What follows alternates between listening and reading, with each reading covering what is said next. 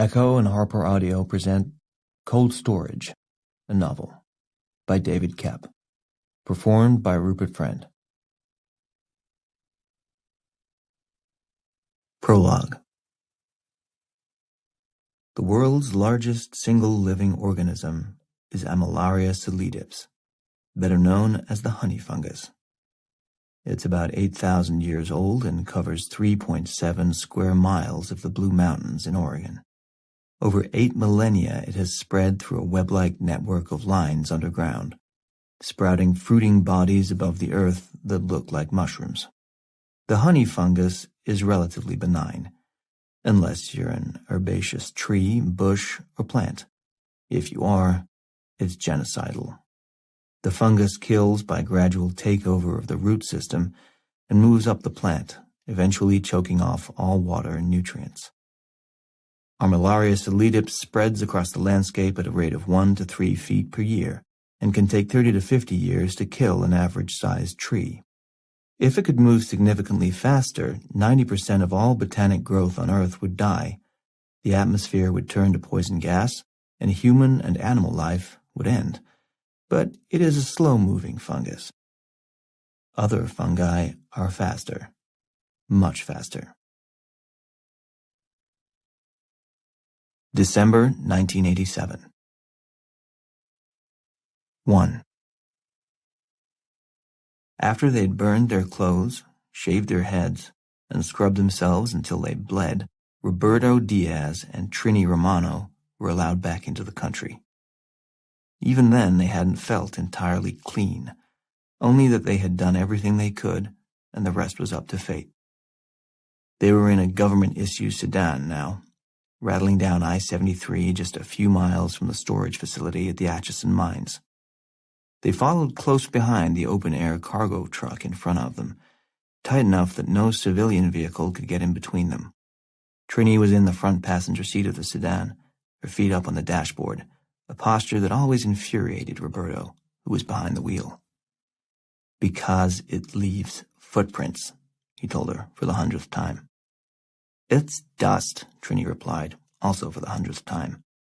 "I wipe it right off, look." She made a half-assed attempt to wipe her footprints off the dashboard. "Yeah, but you don't, Trini. You don't wipe it off. You kind of smear it around with your hand, and then I wipe it off when we return it to the pool. Or I forget and I leave it, and somebody else has to do it. I don't like making work for other people." Trini looked at him with her heavy-lidded eyes, the ones that didn't believe half of what they saw.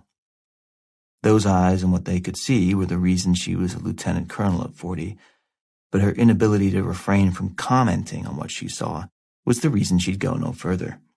Trini had no filter and no interest in acquiring one. She stared at him for a thoughtful moment, took a long drag off the Newport between her fingers, and blew a cloud of smoke out the side of her mouth. "I accept, Roberto." He looked at her. "Huh?" "Your apology, for back there, that's why you're bitching at me. You bitch at me because you don't know how to say you're sorry, so I'll save you the trouble. I accept your apology." Trini was right, because Trini was always right. Roberto said nothing for a long moment, just stared out at the road ahead. Finally, when he could, he muttered, "Thank you." Trini shrugged. "See, not so bad." "I behaved badly." "Almost, but not quite. Seems like pretty small potatoes now." They talked endlessly about what had happened in the 4 days since it had all started, but they were pretty much talked out now, having relived and re-examined every moment from every conceivable angle. Except for this one moment. This one had gone unspoken, but now they were speaking about it, and Roberto didn't want to leave it that way. "I didn't mean with her, I meant the way I talked to you." "I know." Trini put a hand on Roberto's shoulder. "Lighten up." Roberto nodded and stared straight ahead. Lightening up did not come easily to Roberto Diaz. He was in his mid-30s, but his personal and professional accomplishments had raced ahead of his chronological age because he never lightened up. He got shit done. He ticked boxes. Head of class at the Air Force Academy? Tick. Major in the USAF by the age of 30? Tick. Superb physical and mental conditioning with no obvious flaws or weaknesses. Tick. Perfect wife. Tick. Perfect baby boy. Tick. None of this could be accomplished through patience or passivity. Where am I headed? Where am I headed? Where am I headed? Roberto would ask himself. The future was all he thought about, planned for, obsessed over. His life moved fast, it stayed on schedule, and he played things straight. Well, most things. They both just stared at the truck ahead of them for a while. Through the canvas flap over the rear gate, they could see the top of the metal crate they'd flown halfway across the planet. The truck hit a pothole, the crate slid back a foot or so, and they both sucked in their breath involuntarily. But it stayed, settled in the back. Just a few more miles to the caves, and this would be over. The crate would be safely stashed 300 feet underground till the end of time. The Atchison Caves were a limestone mine back in 1886, a massive quarry that went down 150 feet under the Missouri River bluffs.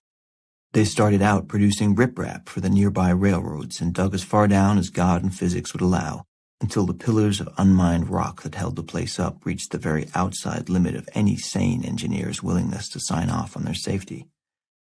During World War II, the empty caverns, now a sweet 80 acres of naturally climate-controlled underground space, were used to house perishables by the War Food Administration, and eventually the mining companies sold the whole space to the government for $20,000.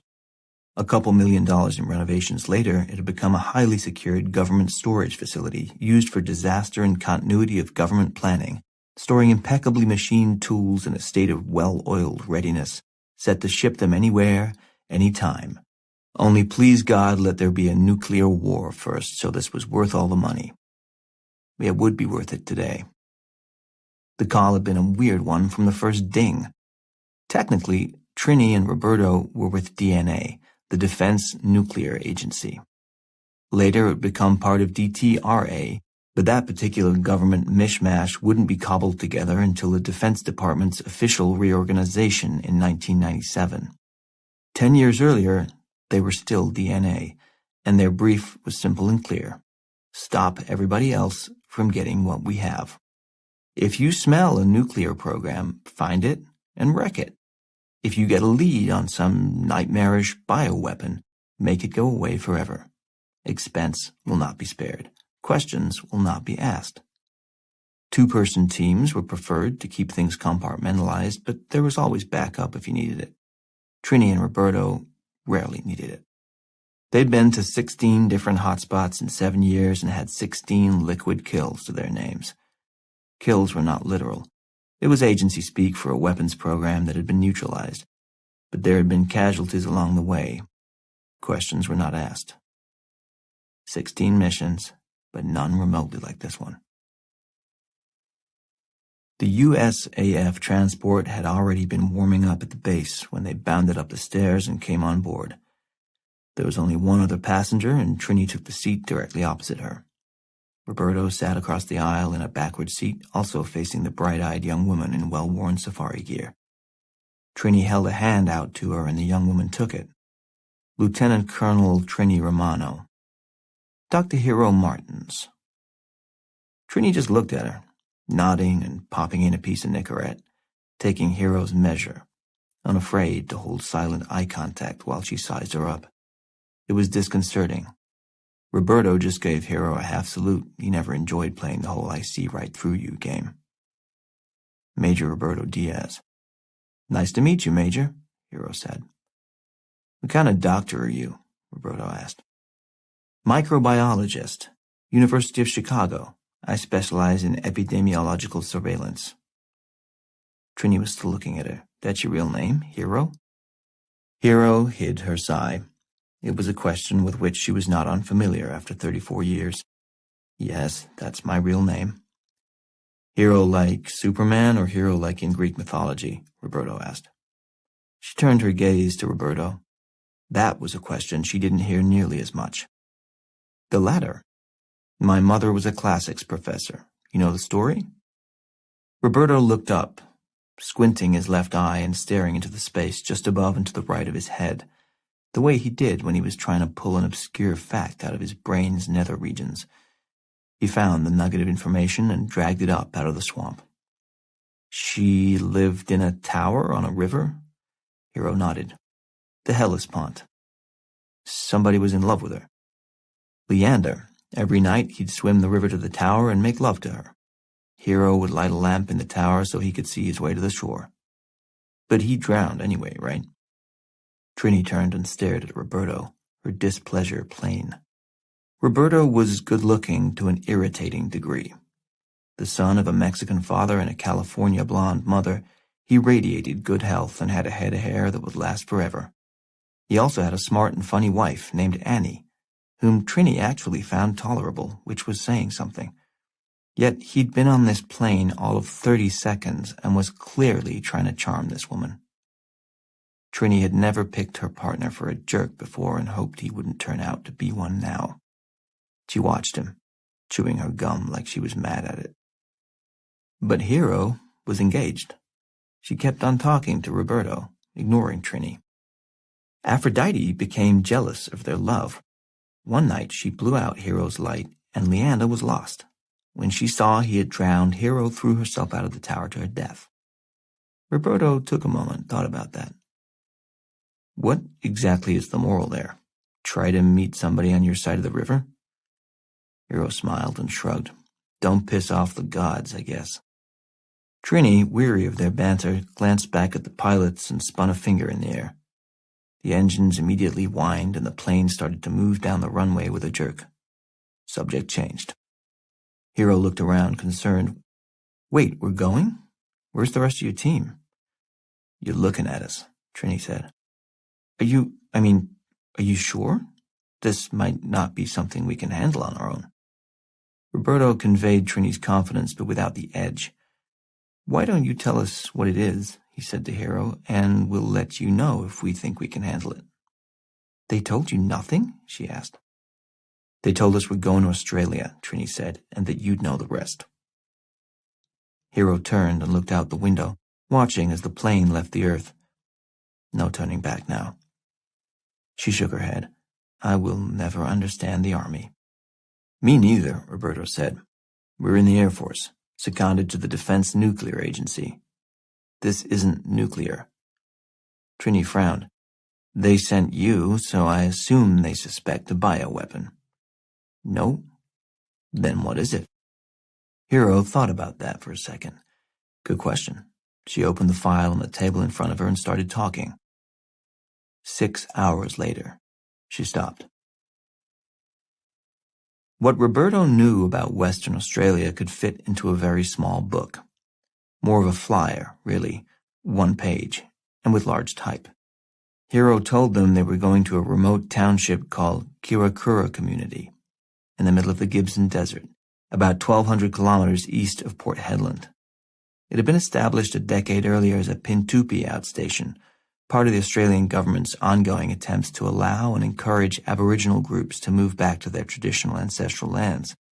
They'd been mistreated and cleared out of those same territories for decades, most recently in the 1960s as a result of the Blue Streak missile tests. You can't very well be living on land that we want to blow up. It's unhealthy. But by the mid-70s, the tests were over, political sensitivities were on the rise, and so the last of the Pintupi had been trucked back to Kirakura, which wasn't even the middle of nowhere, but more like a few hundred miles outside the very outer rim of nowhere. But there they lived, all 26 Pintupi, as peaceful and happy as human beings can be in a stifling desert without power, telephone lines, or any connection to modern society.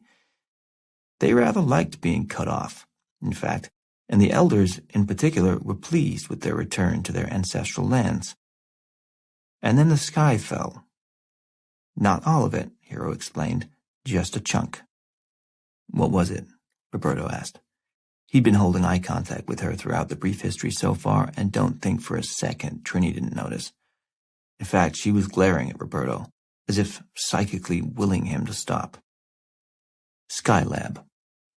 Now Trini turned her head and looked at Hero. This was in 79? Yes. I thought that fell into the Indian Ocean. Hero nodded. Most of it did. The few pieces that hit land fell just outside a town called Esperance, also in Western Australia. Close to Kirakura? Roberto asked. Nothing is close to Kirakura. Esperance is about 2,000 kilometers away and has 10,000 residents. It's a metropolis by comparison. What happened to the pieces that fell in Esperance? Hiro turned to the next section of her notes. The pieces that fell in Esperance had been, rather enterprisingly, scooped up by the locals and put in the town's museum, formerly a dance hall, but quickly converted to the Esperance Municipal Museum and Skylab Observatorium. Admission was $4, and for that you could see the largest oxygen tank from the orbiter, the space station's storage freezer for food and other items, some nitrogen spheres used by its attitude control thrusters, and a piece of the hatch the astronauts would have crawled through during their visits. A number of other chunks of unrecognizable debris were also put on view, including a piece of sheet metal that rather suspiciously had the word Skylab neatly lettered in undamaged bright red paint across its middle. For years, NASA assumed that was all that would ever be found, as the rest of it either burned up on re-entry or is at the bottom of the Indian Ocean, Hiro continued. After 5 or 6 years, they figured anything else on land would have turned up by then or was somewhere uninhabitable. Like Kirakura, Roberto offered. She nodded and turned another page. 3 days ago, I got a call from the NASA Space Biosciences Research Branch. They'd gotten a message relayed through about 6 different government agencies that someone was calling from Western Australia because something had come out of the tank. What tank? The extra oxygen tank, the one that fell on Kirakura. Trini sat forward. Who called from Western Australia? Hiro looked down at her notes. He identified himself as Enos Namatjira. He said he lived in Kirakura and his uncle had found the tank in the dirt 5 or 6 years earlier. Uncle had heard about the spaceship that crashed, so he moved it in front of his house and kept it there as a souvenir. But now there was something wrong with it, and he was getting sick. Quickly. Roberto frowned, trying to piece it together. How did this guy know what number to call? He didn't. He started with the White House. And it got through to NASA? Trini was incredulous. Such efficiency was unheard of. It took him 17 calls and he had to drive 30 miles to get to the phone every time, but yes, he finally got through to NASA. He was determined, Roberto said. He was, because by that time people were dying.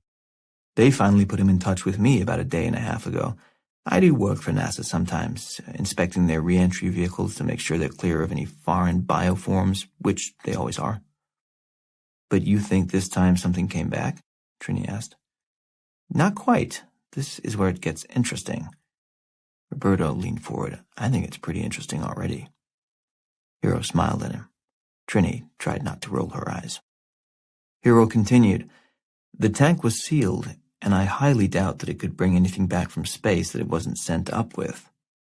I went through all the Skylab files, and on the last resupply it seems this particular oxygen tank had been sent up not for O2 circulation, but solely for attachment to one of the outer pod arms. There was a fungal organism inside the tank, a sort of cousin of Ophiocordyceps unilateralis. It's a cool little parasitic fungus that can adapt from one species to another. Known to survive extreme conditions, a bit like Clostridium difficile spores. You know those? They looked at her blankly. Knowledge of Clostridium difficile was not a requirement in their line of work. Well, they're pernicious. They can survive anywhere. Inside a volcano, bottom of the sea, out of space. They just looked at her, taking her word for it. She went on. Anyway, the sample in the tank was part of a research project. The fungus had some peculiar growth properties, and they wanted to see how it was affected by conditions in space. Remember, it was the 70s. Orbital space stations were going to be the next big thing, so they needed to develop effective antifungal medications for the millions of people who were going to go live up there. But they never got the chance. Because Skylab crashed. Right. So, after 5 or 6 years sitting outside in front of Enos Namatjira's uncle's house, the tank started to rust. Uncle wanted to spruce it up a little bit, make it shiny and new again. Maybe people would pay to come see it. He tried to remove the rust, but it was resistant. According to Enos, his uncle tried a number of different cleaners, finally using a folkloric solution, cutting a potato in half, pouring dish soap on it and rubbing it on the surface of the tank. Did it work? Yep. The rust came off easily and the thing shined up. A few days later, Uncle got sick. He started to behave erratically, not making a great deal of sense. He climbed onto the roof of his house and refused to come down, and then his body started to swell uncontrollably. What the hell happened? Trini asked. From this point forward, everything I say is hypothesis. She paused. They waited. Whether Dr. Martens was aware of it or not, she knew how to tell a story. They were transfixed. I believe the chemical combination that Uncle used dripped through micro fissures in the tank's exterior and landed inside, where the dormant cordyceps fungus was rehydrated. With the potato stuff? Roberto wondered. Didn't sound very hydrating. She nodded. The average potato is 78% water, but the fungus wasn't just rehydrated, it was given pectin, cellulose, protein, and fat, and a nice place to grow. The average temperature in the Western Australian desert at this time of year is well over 100 degrees Fahrenheit. Inside the tank, it's probably closer to 130. Deadly for us, but perfect for a fungus. Trini wanted to get to the point. So you're saying the thing came back to life? Not exactly. Again, I'm speculating, but I think it's possible the polysaccharide in the potato combined with the sodium palmitate in the dish soap to produce a pro-growth environment. Normally, they're both large, boring, inert molecules, but you put them together, you might have some good unpredictable fun. Don't blame Uncle. I mean, the guy was trying to produce a chemical reaction. She was getting warmed up now. Her eyes shone with the intellectual exercise of it all, and Roberto couldn't help it. He couldn't tear his eyes away from hers. And he did? He sure the fuck did. Lord, she swore too. Roberto smiled. But I don't think either the polysaccharide or the sodium palmitate was the underlying change agent. She leaned forward as if telling the punchline to a joke that everyone was absolutely going to love. It was the rust. Fe2O3.NH2O. Trini spit her gum into a tissue and popped in a fresh piece. Do you think, Dr. Martens, that somewhere inside you lurks the capacity to summarize? Hero turned to Trini, her demeanor matter-of-fact again. Sure. We sent up a hyper-aggressive extramophile that is resistant to intense heat in the vacuum of space but sensitive to cold. The environment sent the organism into a dormant state, but it remained hyper-receptive. At that point, it must have picked up a hitchhiker. Maybe it was exposed to solar radiation. Maybe a spore penetrated the microfissures in the tank on re-entry. Either way, when the fungus returned to Earth, it was reawakened and found itself in a hot, safe, protein-rich, pro-growth environment. And something caused its higher-level genetic structure to change. And what? Roberto asked. She looked from one to the other of them, the way a teacher looks at a pair of slightly dim students who refuse to grasp the obvious. She spelled it out for them. I think we created a new species. There was silence for a moment. Since it was Hero's theory, she claimed naming rights. Cordyceps novus. Trini just looked at her. What did you tell Mr. Namatjira? That I needed to check some things and he should call me back in 6 hours. He never did. What did you do then? Called the Defense Department. And what did they do? Roberto asked. She gestured. Send you guys. 2. The next 6 hours of the flight passed in relative silence. As they flew over the western coast of Africa and night fell, Trini did what she always did on the way to a mission, which was to take sleep when it was available. She also never passed an available bathroom without using it. It was the little things. Limit your needs. Hero got tired of looking at Trini's boots on the seat next to her, so when the plane was mostly dark, she got up, climbed over her, and crossed the aisle to Roberto's side. Do you mind? She whispered, gesturing to the empty seat next to him. He did not mind. Not in the slightest. He shifted his legs, giving her room to squeeze through, and she made herself as comfortable as possible, settling to the seat next to him. The ostensible reason for the move was that this new seat would give her a place to put her own legs up, but she could have done that in the other seat, Roberto figured. Maybe the real reason had something to do with the slightly furtive eye contact they'd been making since she'd finished the briefing. But it worked better for him, psychologically anyway, if he assumed the obvious was the case, while knowing full well it was not. The things you tell yourself. The absolute truth was that Roberto was much less than innocent in this situation. He'd felt an immediate attraction to Dr. Hero Martins, and though it was the last thing in the world he would ever act on, he needed to know that the old charm was still there when he needed it. He and Annie had been married for just about 3 years, and it had been a rough start. Work was overwhelming for both of them in the first year. Annie had gotten pregnant much sooner than they intended, and the pregnancy was a difficult one, forcing her to stay in bed for the last 4 or 5 months of it. That's hard enough for anybody, but Annie had been a perpetual motion machine. She was a journalist and accustomed to life on the road. Home confinement felt like a punishment. Then the baby came, and it was, a baby. That was pretty much it for their easy years. Where were the just us years? Where was the blissful early marriage time when we enjoyed our youth and beauty and freedom and each other? And where, as long as we're talking, was the sex, for God's sake? Roberto hated being this particular cliché, the married dude who laments the post-baby sex life wipeout, but still, he was a human male in the prime of his life. It was difficult at this point for him to picture himself and Annie making it to their emeritus years together. Not at this rate. But he loved her, and he didn't want to cheat. So he flirted. He'd never really been good at it when it counted, but something about not wanting it to lead anywhere made it easier. Roberto surprised himself with the ease with which he could talk to attractive women at this point in life, and how positively they responded to him. A stable and unattainable man with a job in his mid-30s was a lot different from a 24-year-old grunt with a hard-on and a tongue tied in knots. It played neatly into Hero's own predilections and preference. Since the end of her overlong, overly tortured post-college relationship with Max, a man-child doctoral student more or less her own age, she'd had a thing about married men. Not a thing for married men. That would suggest a certain amoral craving, doing a thing because it was bad, not doing it in spite of it being bad. No, Hero had a thing about married men, i.e. a personal rule or guideline based on all the obvious advantages, which she had laid out in a notebook one day during an exceptionally dull class on laser micromachining. The advantages were, in order of importance: 1.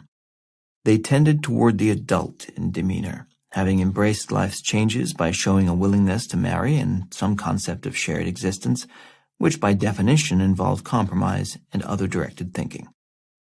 2.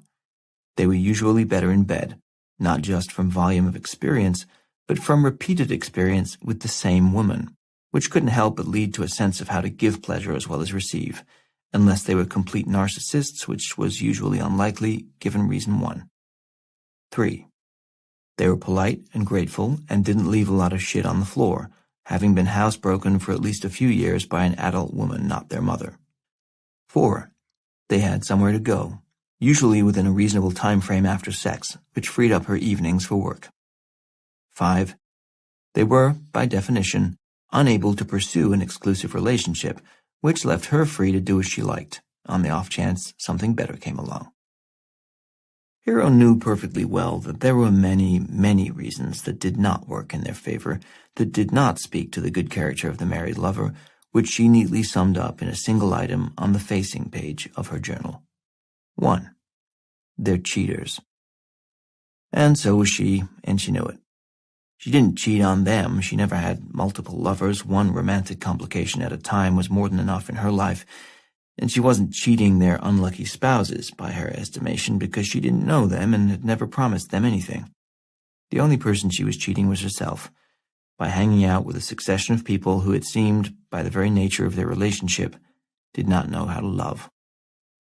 Still, here she was, and here Roberto was, and here they were, possibly headed to their own doom.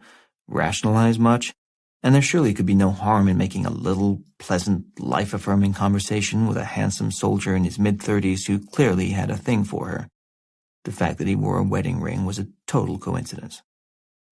While Trini slept, Roberto and Hero stretched their legs out on the seats in front of them, reclined as far as they could, and whispered to each other.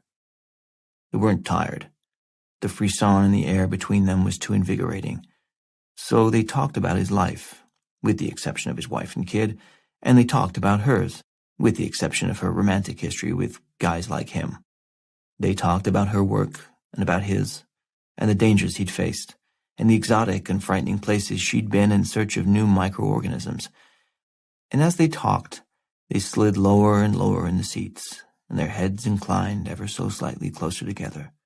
And when the cabin took on a bit of a chill somewhere over Kenya, Roberto got up, found a couple of harsh wool blankets in the storage cabinet nearby, and they snuggled underneath them. Then she scratched her nose, and when she put her hand back down, it was on the seat between them, her little finger brushing against the outside of his right thigh. He felt it, and she left it there. Another 20 minutes went by, another 20 minutes of effortless, breathy talk, none of it with even the whisper of impropriety to it.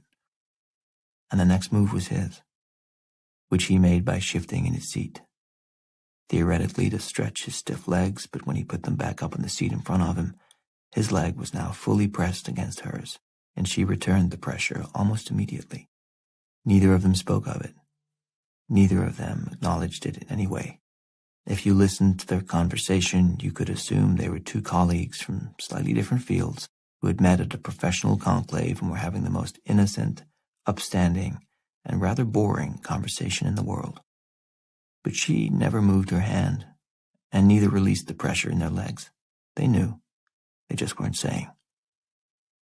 After a while, Hero stretched and stood up. "Bathroom."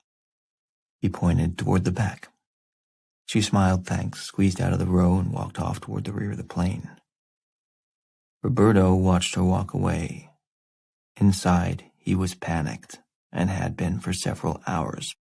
He couldn't quite believe what was happening. None of his relatively innocent flirtations had ever gone nearly so far, and it was like sliding into a mud-slicked hole that he couldn't climb out of. Every movement he made only pulled him deeper in, and when he didn't move, it was worse. Gravity took over and pulled him down. And he liked it. He was angry, not getting what he wanted or deserved at home. Why not this woman, this brilliant, beautiful creature who asked so little of him and found him so fascinating and was clearly genuinely interested in him? Why not? Other than the fact that it was completely wrong. Or maybe it wasn't even happening. Maybe the pressure of her hand and leg had easily explainable and innocent reasons behind them. She probably hadn't even noticed, for Christ's sake, and he was letting his overactive sex drive run away with his rational mind, as usual. Or maybe it was happening, and maybe he wanted it to. Maybe he would get up, wander to the back of the plane, talk to her some more there, and if her eyes happened to linger on his for a few seconds longer than they ought to, he'd kiss her. Maybe that's exactly what he'd do. Maybe that's what he'd get up and do right now. Roberto summoned every bit of resentment he could find, every ounce of righteous indignation he'd acquired over 3 frustrating years of marriage, and he stood up. That's when he felt the hand on his arm. He turned. Trini was awake, staring up at him, the fingers of her strong right hand clamped around Roberto's left forearm. Roberto looked down at her, his face turning into a poorly rendered mask of utter innocence. Trini just looked at him, her penetrating gaze bright even in the dim cabin light. "Sit down, Roberto." Roberto's mouth opened, but no words came out. He wasn't a very good liar, even worse at wholesale invention, and rather than stammer out something stupid, he just closed his mouth again and shrugged an "I don't know what you're talking about" shrug. "Sit down." Roberto did. Trini leaned over and put a hand on the back of his neck. "That ain't you, kid." Roberto felt a hot flush rise in his cheeks, anger, embarrassment, and thwarted desire sending any spare blood to his face on the double. Stay out of it. My advice exactly. Trini kept staring. Roberto looked away. He felt humiliated and wanted to make her feel the same. He turned back to Trini. Jealous? He'd wanted to lash out, and he did. He'd wanted to hurt, and he hit the target. Trini's face fell ever so slightly, less in wounded pride than in disappointment. Trini had been on the other side of her first and only marriage for 10 years already, and the fact that she'd ever married in the first place was remarkable in itself. The marriage fell apart not because of the travel and secrecy required in her line of work, but because of her innate distaste for other human beings. People were okay, she just didn't like looking at or listening to them. She'd been alone for a decade now and liked it. In her mind, she'd always thought of her occasional attraction to Roberto as a purely chemical response to his rather overstated good looks. She liked him fine, she enjoyed working with him, she deeply admired his professionalism and the fact that he felt no compulsion toward small talk, but she'd never had any romantic interest in him whatsoever. He was her co-worker, her incredibly good-looking co-worker. Sometimes even people who don't like sweets admire a piece of chocolate cake. That's what it's designed to do. It's supposed to look good.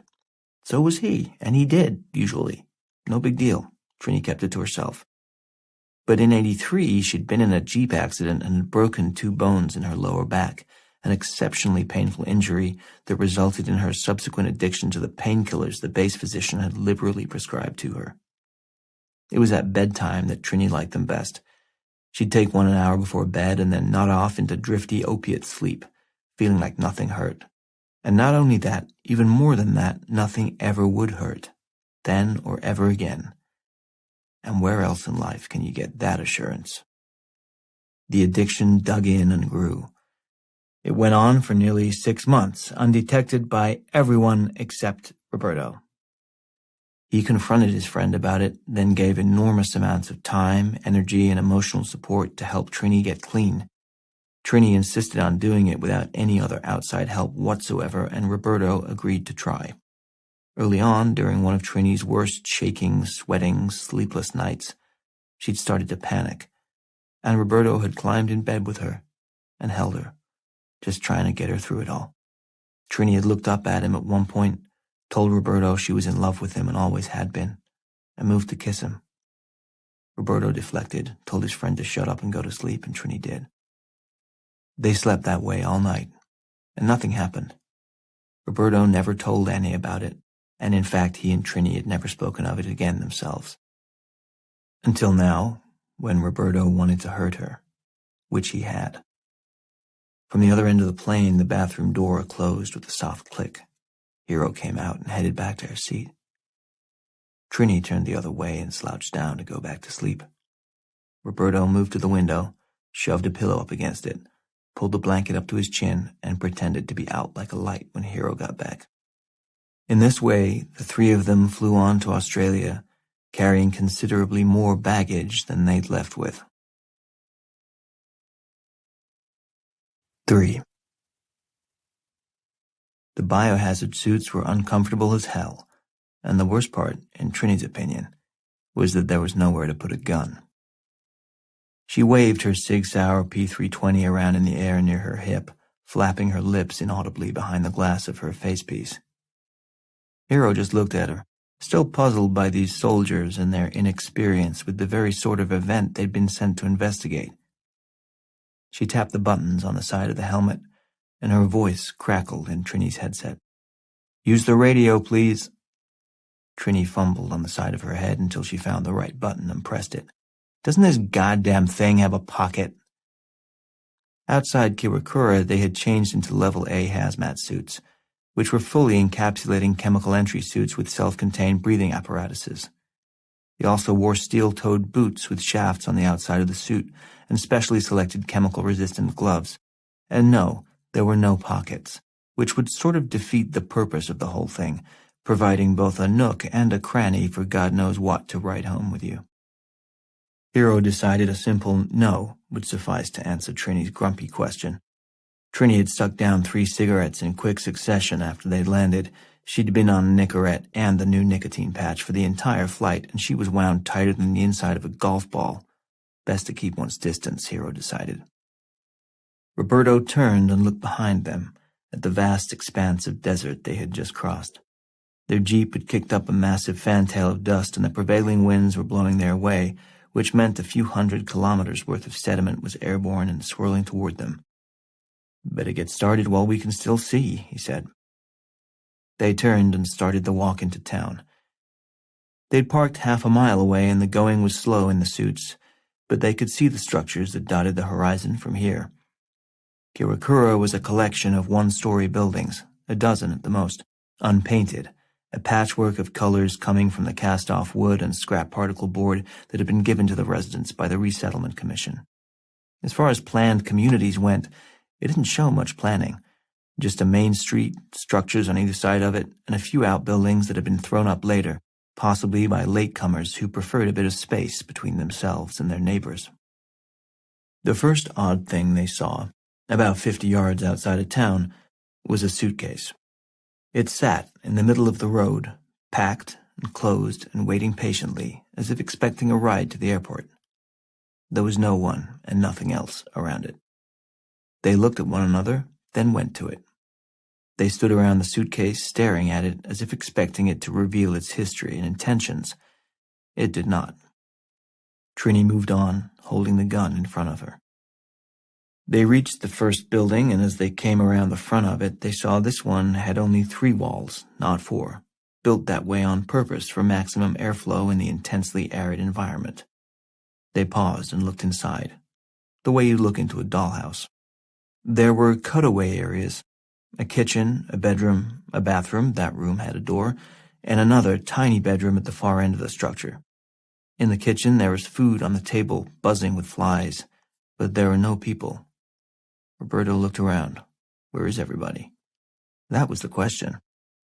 Trini backed away into the street again, turning in cautious semicircles, scanning the place. Cars are still here. They followed her gaze. There were cars, all right, just about one per driveway, a jeep or motorcycle or pickup or old sedan. However the residents had managed to get where they were going, they hadn't driven. They continued on, past what might have been a playground, more or less in the center of town. An old metal swing creaked on its chain, blowing in the wind that now swept the desert sand and dust into town ahead of it. Roberto turned and squinted into the coming clouds. The sand ticked against the glass of his faceplate, and it was hard not to blink, though of course he didn't need to. Another 30 yards and they reached the other side of town. The front door to the biggest house was ajar, and Trini pushed it open the rest of the way, using the barrel of the 6-hour. Roberto gestured to Hiro to wait on the porch, and he and Trini stepped inside, one after the other, in a practiced maneuver. Hiro waited in front, watching their movements through the open door and the dirty front window. They searched the place, room by room, Trini always in the lead, gun in hand. Roberto was the more thorough, and perhaps the more cautious of the two, moving carefully and steadily and never facing in the same direction for too long. Hiro admired the grace and ease with which he moved, even in the cumbersome suit. But she also knew there was nothing to fear in there. Everything about Kirakura so far suggested a ghost town. She was sure of their result before Trini came out a few minutes later and announced it. 14 houses, 12 vehicles, 0 residents. Roberto put his hands on his hips, relaxing his guard a bit. What the actual fuck? That was when Hiro saw what they'd come for. There, at the far end of town, in front of one of the best kept of the very modest houses, was a silver metal tank, its finish recently polished to a bright and reflective shine. I don't think that's from here. They walked toward the tank, wary. The wind swirled harder, and the dust in the air billowed around the houses, rearing up in columns in front of them before dust-deviling back to the ground in a corkscrew and moving on. It was getting hard to see. Stop here. Hiro held a hand out when they were still 10 feet from the tank. She scanned the ground around them as best she could in the billowing sand, then continued on, searching the ground carefully before she placed each step. Walk in my footsteps. They did, following her in single file, careful to place their feet directly into her boot prints as they went. Hiro reached the tank and squatted down. She saw the fungal covering immediately, but only because of her practiced eye. An untrained observer wouldn't have perceived anything more than a greenish patch on the rounded surface of the tank, a bit like oxidized copper. The tank wasn't in pristine condition anyway. It had made an uncontrolled re-entry into Earth's atmosphere, after all. That's going to put a few dents in anything. But to Hero, the unremarkable greenish patch read like a semaphore. Trini looked around them, still with her gun at the ready just in case. She took a few steps toward the house, watching where she walked. She stopped, studying the building, which wasn't very different from the other ones. But there was one thing she noticed. The car. An old Dodge Dart, it was parked at an odd angle to the house, its hood pushed almost right up against a porch pillar. The porch had a low-slung, corrugated roof that bent down at an angle, and from where the car was parked, it wasn't a very big step up from the hood to the roof. Trini looked up, thinking. Back at the silver tank, Hero bent down, pulling her sample case around in front of her. She clicked it open, snapped out a 20 times magnifying lens, and squeezed it to activate the LED lights around the edge of the beveled glass. Through the lens, she got a closer look at the fungus. It was alive, all right, and florid, visibly seething even at this magnification. She leaned as close as she dared, looking for active fragmentation. There was movement there, and she wished like hell she had a more powerful magnifier, but 20 power was the most the field kit carried, which meant she had to get closer still. She looked back over her shoulder at Roberto. Slide your hand through the loop in the suit between my shoulder blades. Roberto looked down. There was a tight vertical flap of fabric sewn into the back of the suit, a handle of sorts, with just enough space to get his fingers through. He did as she asked. Now hold on tight, she said. I'll pull against you, but don't let me go. If I start to fall, give me a hard pull back. Don't be shy about it. Don't let me touch it. You got it. He held on tight. Hero braced her feet just short of the tank, about a foot away from it, and leaned forward, putting the magnifying glass and her mask as close to the surface of the middle of the tank as she possibly could. Roberto hadn't expected her to have quite as much confidence in him as she apparently did, and he swayed a little as she let her weight fall forward. But he was strong and recovered quickly, resetting his feet and holding her steady. The faceplate of Hero's helmet moved to within 3 inches of the surface of the tank. She switched the lens to max magnification and close focus and flicked the LEDs to their brightest setting. She gasped. Through the lens, even at this minimal magnification, she could clearly see fruiting bodies sprouting off the mycelium, stalks with a capsule at the top swelling at their seams with ready-to-spread spores. The mycelium's growth was so fast it was visible. Jesus Christ. Roberto couldn't see around her bulky suit and the curiosity was killing him. What is it? Hero couldn't tear her eyes away. I don't know, but it's huge and it's fast. And heterotrophic. It's got to be pulling carbon and energy out of everything it touches. Otherwise, there's no way it... She trailed off, staring at something intently. No way what? Hero didn't answer. She was fascinated by one of the fruiting bodies. Its capsule was bloating beneath the lens, ballooning up off the surface of the tank. This is the most aggressive sporing rate I've ever... With a sharp pop, the entire fruiting body burst, and the lens of the magnifying glass was flecked with microscopic bits of goo. Hero shouted and involuntarily lurched backward away from the tank. She was more startled than frightened, but lost her balance for a moment and threw her right foot out to the side to steady herself. Her boot squished through something soft before finding solid ground next to the tank, but it was too little, too late. She was past the tipping point and on her way down, right into whatever she'd just stepped in. She watched as the ground moved up toward her in slow motion. And then she was moving upward again. With one strong, controlled tug on the loop at the back of her suit, Roberto pulled her onto her feet next to him. She looked up at him, grateful. He smiled. Careful. A voice called from nearby. Hey! They turned. Trini was standing on the roof of the house about 10 feet above them. I found Uncle. It wasn't much of a climb, even in the suits. First onto the hood of the car, then one big step up onto the porch roof, then a sort of jump with a shoulder roll, and they were all the way up. Roberto went last so he could give Hero a shove up onto the roof if needed, and he was so preoccupied with making sure she didn't fall that he failed to notice the sole of her boot, even when it passed within a foot of his face. He would have had to be pretty eagle-eyed to see it anyway, because there wasn't much of the stuff, but it was there. Near the heel, between the fourth and fifth hard rubber corrugated ridges of her right boot, there was a smear of green fungus she'd picked up when she lost her balance back at the tank. Hero scrambled the rest of the way over the edge of the roof. Roberto flipped himself up to join her, and they walked a few paces over to where Trini stood looking down at something. The wind and dust had picked up substantially, so her view was partially obscured, but Trini knew a human corpse when she saw one. This one was in rough shape.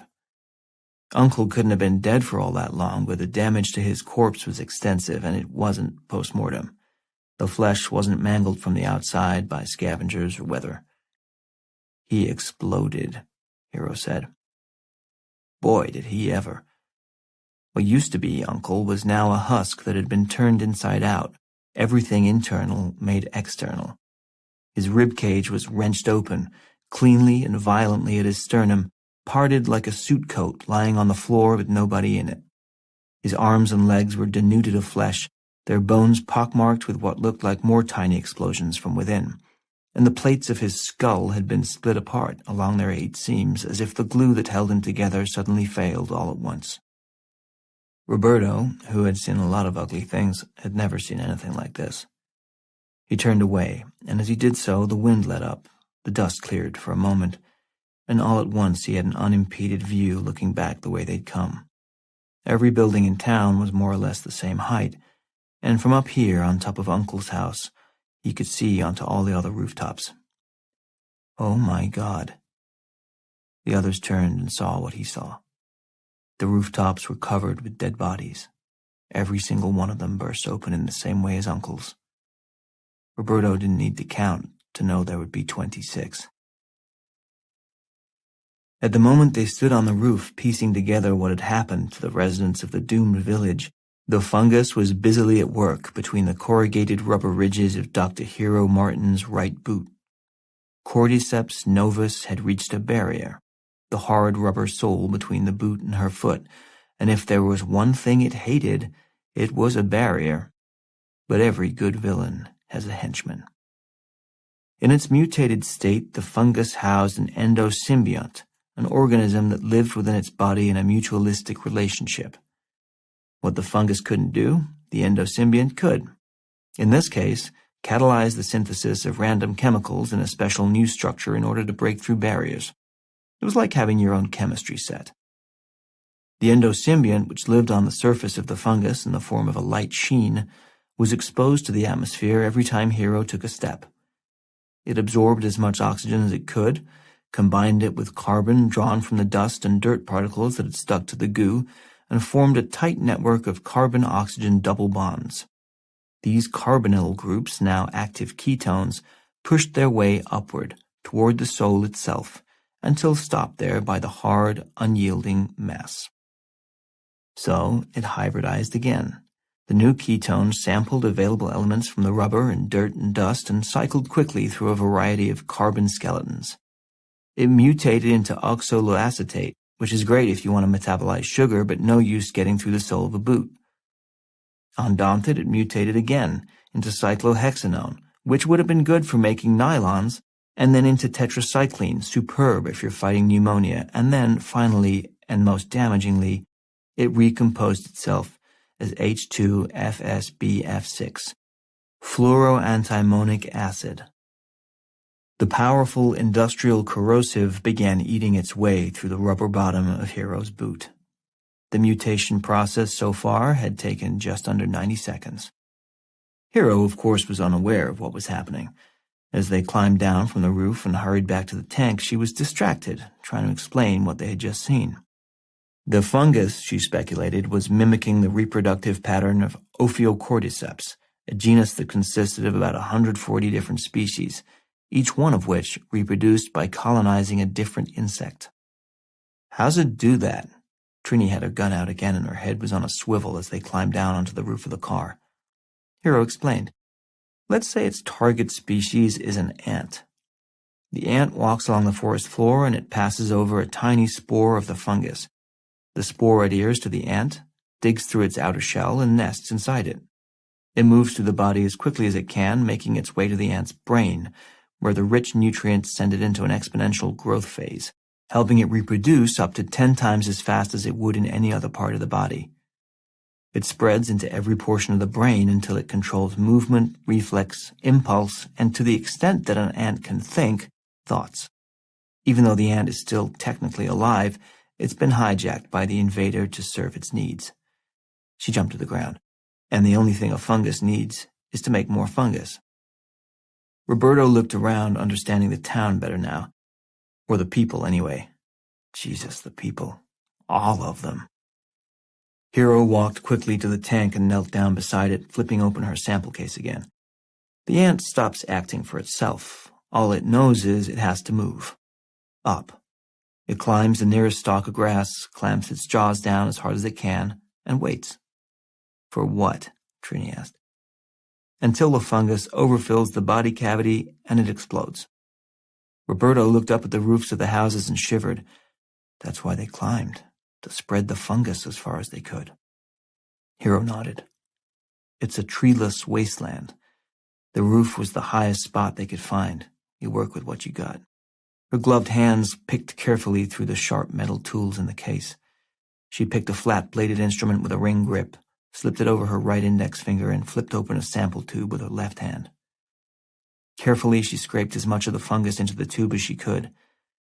It's an extremely active parasitic growth, but that's about all we'll know until I can isolate the proteins with liquid chromatography and sequence its DNA. Roberto stared as she flipped the tube shut with a practiced gesture. You're bringing it back? She looked up at him, not understanding. What else am I supposed to do? Leave it. We've got to burn this place. Go right ahead, she said, but we need to take a sample with us. Trini looked at Roberto. She's right. You know she's right. What's the matter with you? Roberto didn't get scared very often, but suddenly he was thinking about his little boy and about the possibility that he might never see him again. He'd heard having a kid could do that to you, make you tentative, aware that you served some purpose larger than yourself. To hell with the rest of the world, I make my own people now and I have to protect them. Nothing else mattered. Then there was Annie. I have a wife, a woman I love completely, whom I was this close to betraying. And I would like very much to get back and get a head start on making that up to her for the rest of our lives. That's what was the matter with him. That's what he was thinking. But he said none of it. Instead, he said, for Christ's sake, Trini, it has an R1 rate of 1-to-1. Everyone who came in contact with it is dead, every single person. The secondary attack rate is 100%. Generation time is immediate, and the incubation rate is, we don't know, but less than 24 hours, that's for goddamn sure. You want to bring that back into civilization? We've never seen a bioweapon with anything remotely close to this kind of lethality. Which is exactly why it has to be tanked and studied. Come on, man, you know that. This place won't stay a secret, and if we don't bring it back, somebody else will come get it. Maybe somebody who works for the other side. It was a valid debate, and while they carried on with it, the corrosive inside Hero's boot heel continued to work with single-minded purpose. The fluoroantimonic acid had proven to be just the thing for eating through hard-soled rubber, but it wasn't so much digging a hole as changing the chemical composition of the boot itself as it went along. Minor mutations occurred almost in a spirit of experimentation as the strength of the boot's chemical bonds varied. The substance was a nifty adapter, zipping through most of the benzene group till it found the exact compound it was looking for. Finally, it reached the other side of the sole, evolving out onto the surface of the inner boot just beneath the arch of Hero's right foot. Benzene X, it had hybridized so many times at this point that it defied classification according to current known chemical compounds, had opened a door for the fungus, which was so much larger in molecular size, to pass through to the interior of Hero's suit, which is where Cordyceps novus found nirvana. The boot, like the rest of the hazmat suit, was loose-fitting, designed to encourage air circulation to prevent the wearer from overheating. The breathing apparatus contained a small fan for oxygen recirculation, which meant a fresh supply of O2 was continually moving through the inside of the suit.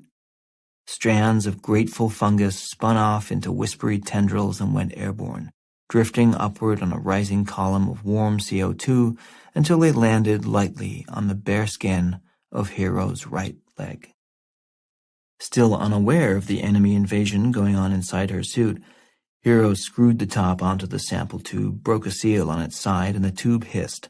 A tiny pellet of nitrogen flash freezing it until it could be reopened in a lab and stored permanently in liquid nitrogen.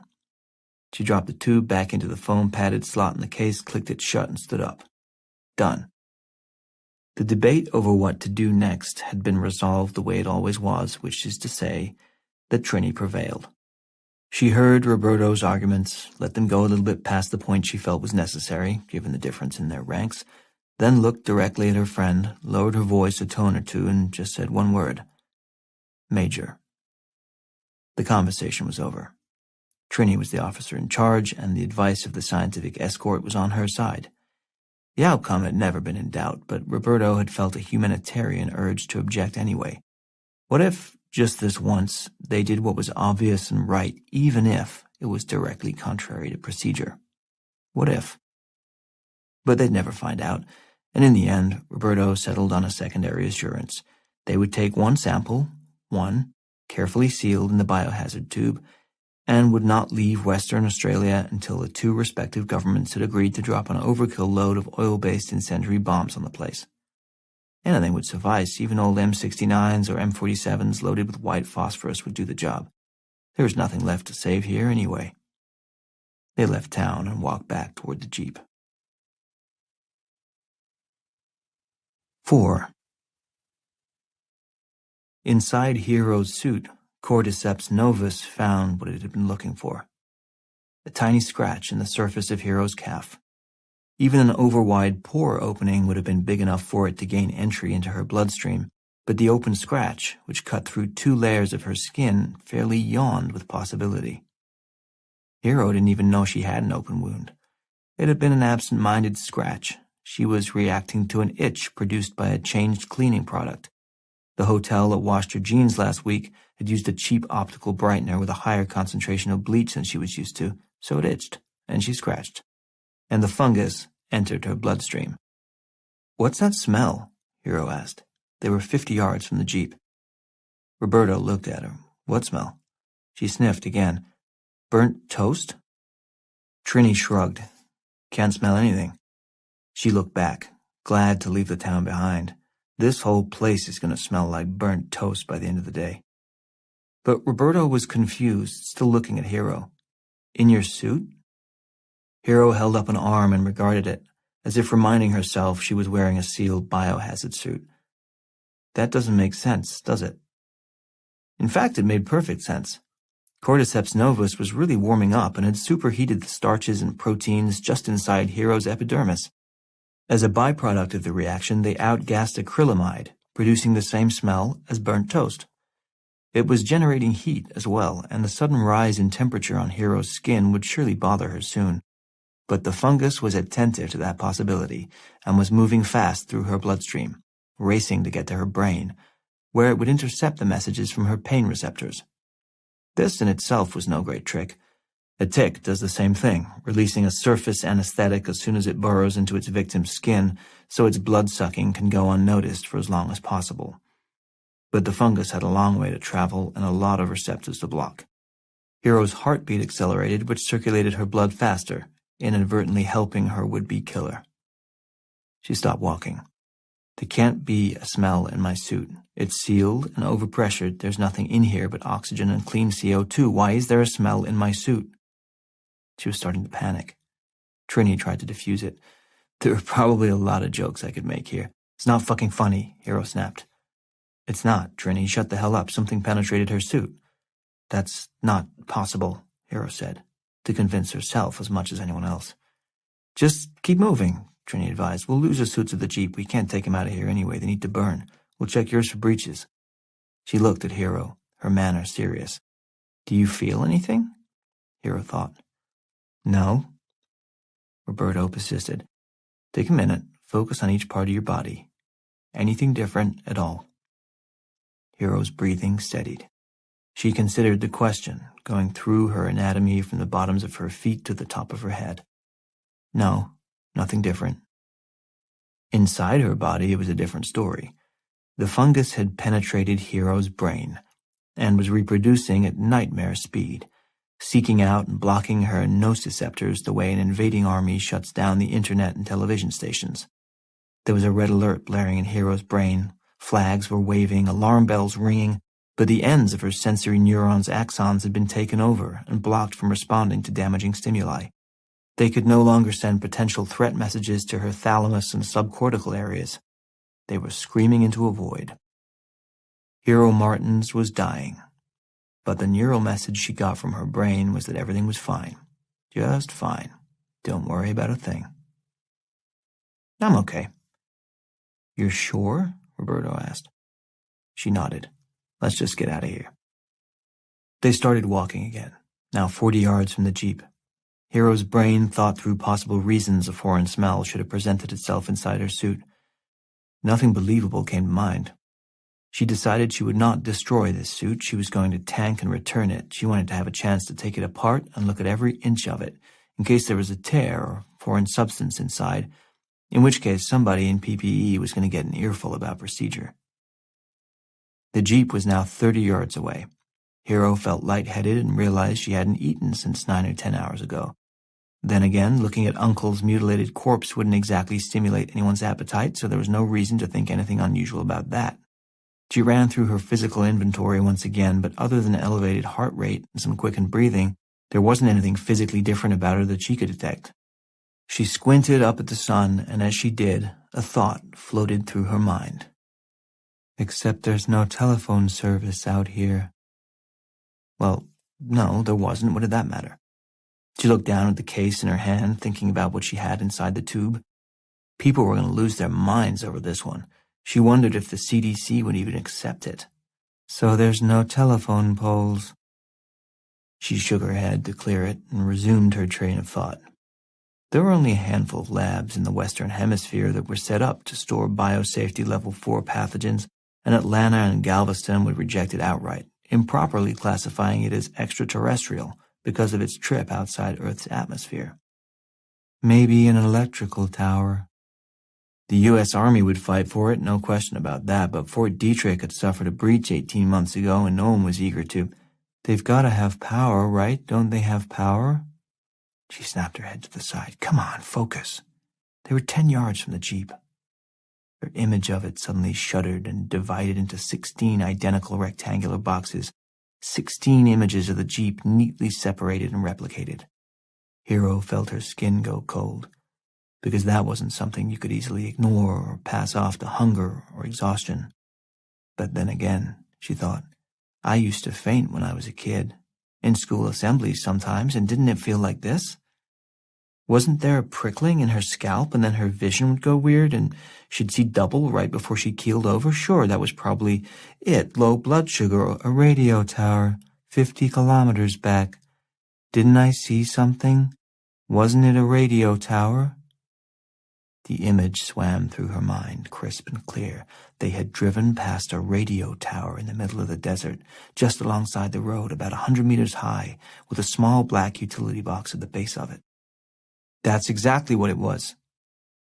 She said that last bit out loud, and Roberto and Trini turned and looked at her. What? Roberto asked. She looked at him. Huh? That's exactly what was.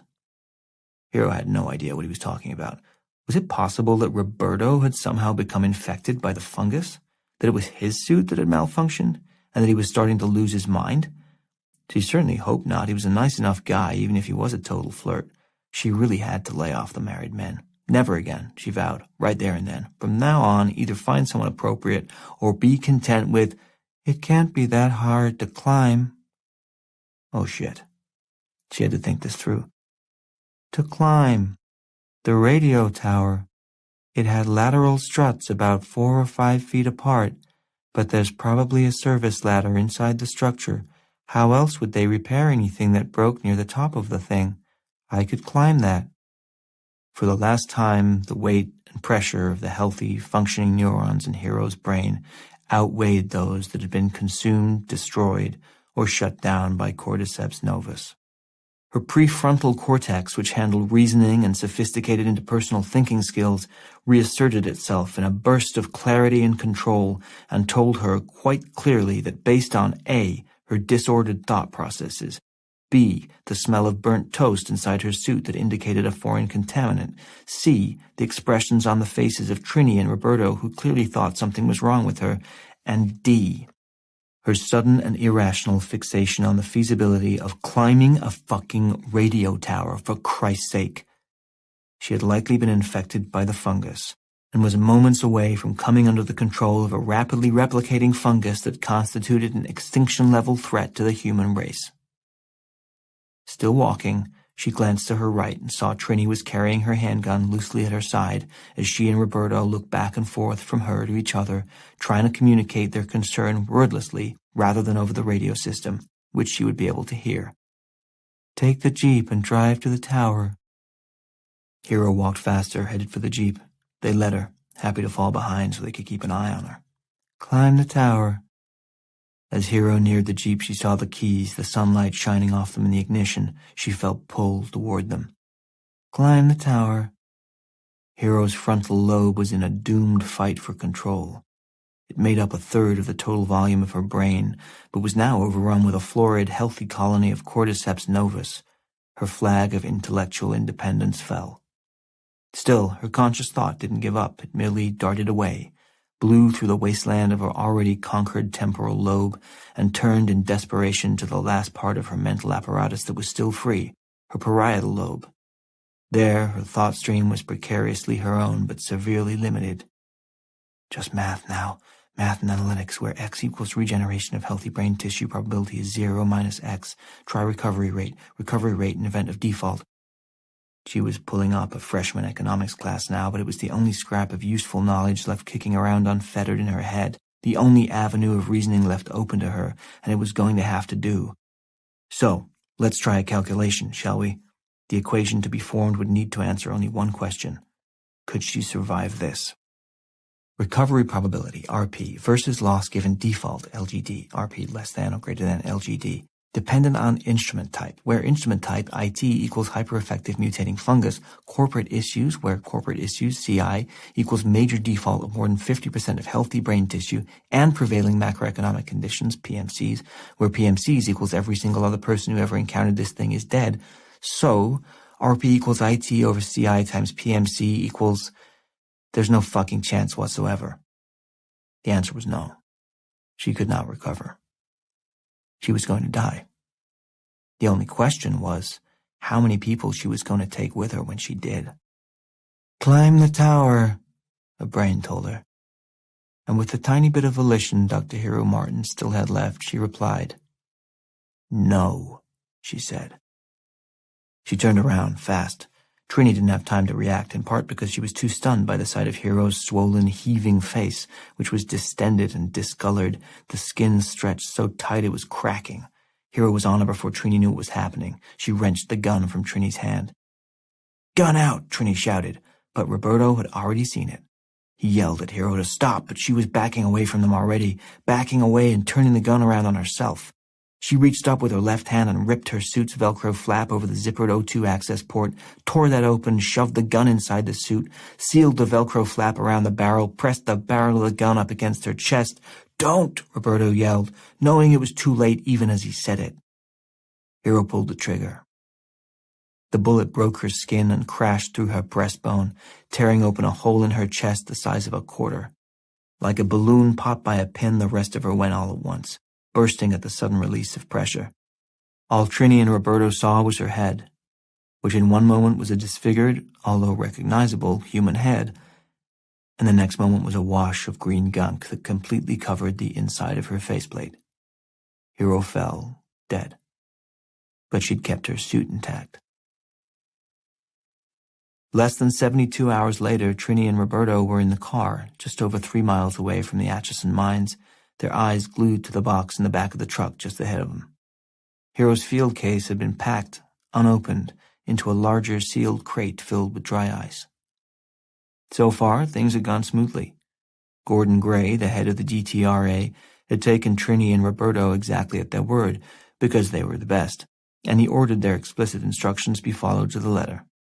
When Gordon Gray gave an order, people followed it. And since all the residents of the town were dead and the land itself held no value, There was no one and no reason to object. The firebombing of Kirakura was agreed to without debate by the respective governments.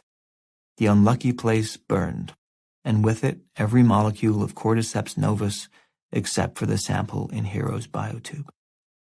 The question of what to do with the tube was tougher to answer. As Hero had speculated, the CDC wanted no part of storing something that had been born, or at any rate partially bred, in outer space. Though the Defense Department was willing, its only suitable facility was Fort Detrick, which was out of the question. The breach there 18 months earlier had triggered a top-down review that was only now entering its second stage, and the idea of cutting short a safety analysis in order to store an unknown growth of unprecedented lethality was not met with enthusiasm. Atchison was Trini's idea. She'd worked with the National Nuclear Safety Administration in the early 80s on weapons dismantlement and disposition readiness, as the idea of nuclear disarmament became politically palatable under the Reagan administration's INF Treaty Initiative. Sublevel 4 of the Atchison mine facility had been conceived and dug out as an alternative to the Pantex plant and the Y-12 National Security Complex, disposal centers that were at capacity already, dealing with outmoded fission devices from the late 40s and early 50s. But as INF negotiations dragged on, it became clear that Reagan's strategy was really to get the other guy to disarm, and Atchison's lowest sublevel sat empty and secure, never to be used. The location was ideal for their needs. Because the mines were uniquely situated over a second-magnitude underground cold spring that pushed near-freezing water up from the bedrock at 2,800 liters per second, the lowest subterranean level at Atchison never rose above 38 degrees Fahrenheit. Even in the unlikely event of an extended power outage, the temperature at which the fungus would be stored was guaranteed to remain stable, keeping it in a perpetual low or no-growth environment even if it somehow broke free of its containment tube. It was a perfect plan. Cordyceps novus was thus given a home, sealed inside a biotube 300 feet underground in a sub-basement that didn't officially exist. As time went by, fewer and fewer people at DTRA came to share Trini and Roberto's alarmist view of the destructive capabilities of Cordyceps novus. How could they? They hadn't seen it. There were no photographic records. The remote town had been incinerated, and the only remaining sample of the fungus was locked away, out of sight and out of mind. People forgot. People moved on. 16 years later, in 2003, the DTRA decided the mine complex was a Cold War relic that could be dispensed with. The place was cleared out, cleaned up, given a coat of paint, and sold to smart warehousing for private use.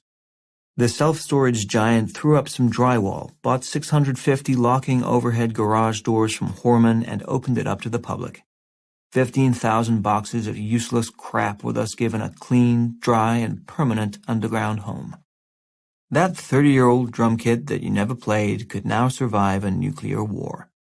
The storage plan for Cordyceps novus was a perfect one, unless, that is, Gordon Gray took early retirement, and his successor decided Sublevel 4 was better off sealed up and forgotten.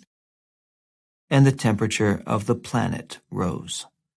But how likely was any of that? March 2019. 5.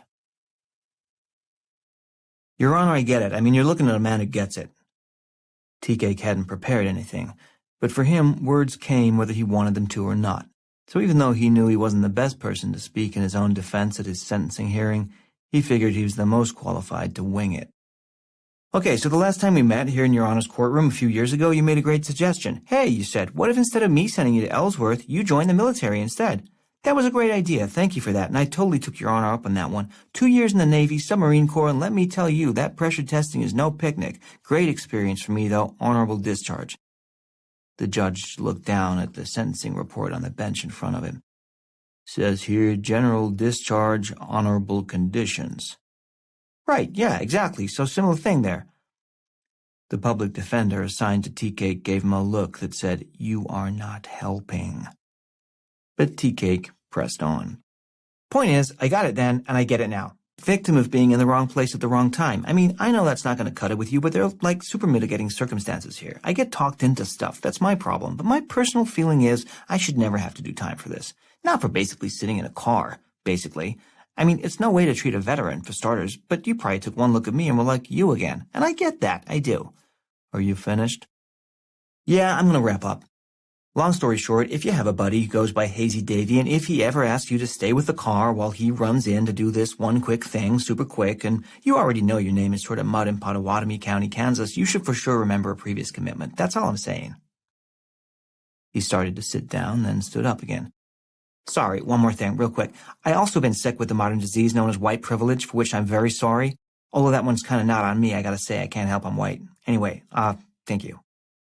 Tea-Cake sat down abruptly and didn't dare glance at his lawyer. He could read a room. The judge put on his glasses, picked up the sentencing report, and said 6 words. Thank you, Mr. Meacham, 19 months. By the time he got out of prison, Tea-Cake's post-high school resume had exactly 2 things on it, a mediocre service record and his stint in Ellsworth Correctional. So the job at Atchison Storage was the best thing that could possibly happen to him, even at $8.35 an hour. Corporate didn't like a lot of employees to chase around, look after, so everybody did 12-hour shifts, 6 to 6, 4 days a week. Tea-Cake was the new man and got nights, Thursday through Sunday. Truth is, he didn't much like the few friends he still had around here, and he wasn't looking to make any new ones unless maybe one of them was her, so saying he'd take the social graveyard shift was no big deal. It might have been the reason he got the job. That and the fact that he had all his teeth, which meant he was reasonably clean.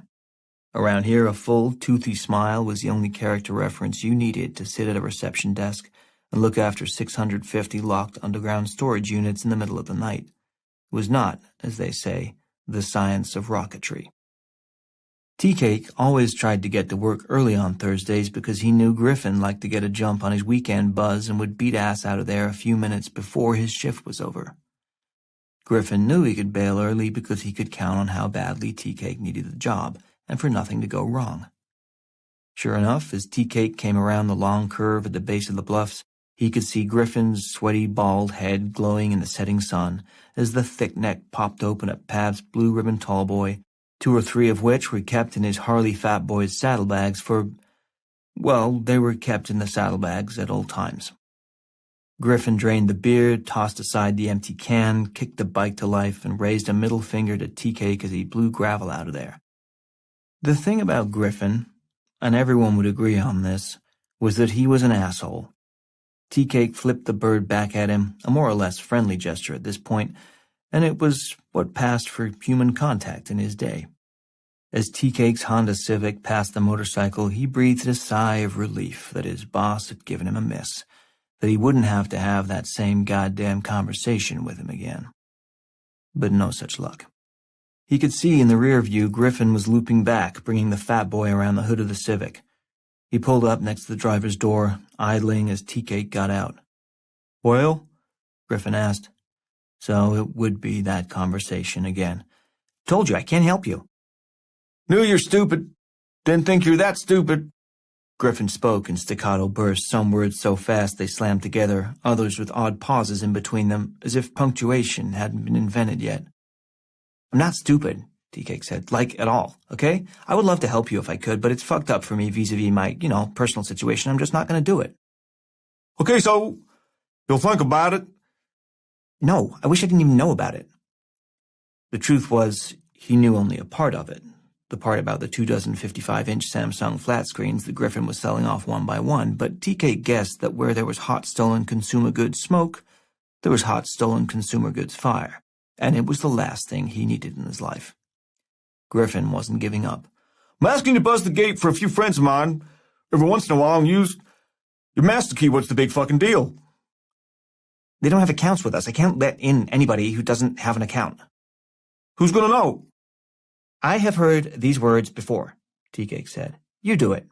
I can't, Griffin shrugged. Why not? Nobody's gonna fucking come in the daytime and I don't work nights. Case closed. Just do it. So you and me don't have a problem. Why do we gotta have a problem? Tea-Cake asked. 'Cause you know stuff and you're not in, and if you're not in and you know, then there's a problem. You know that.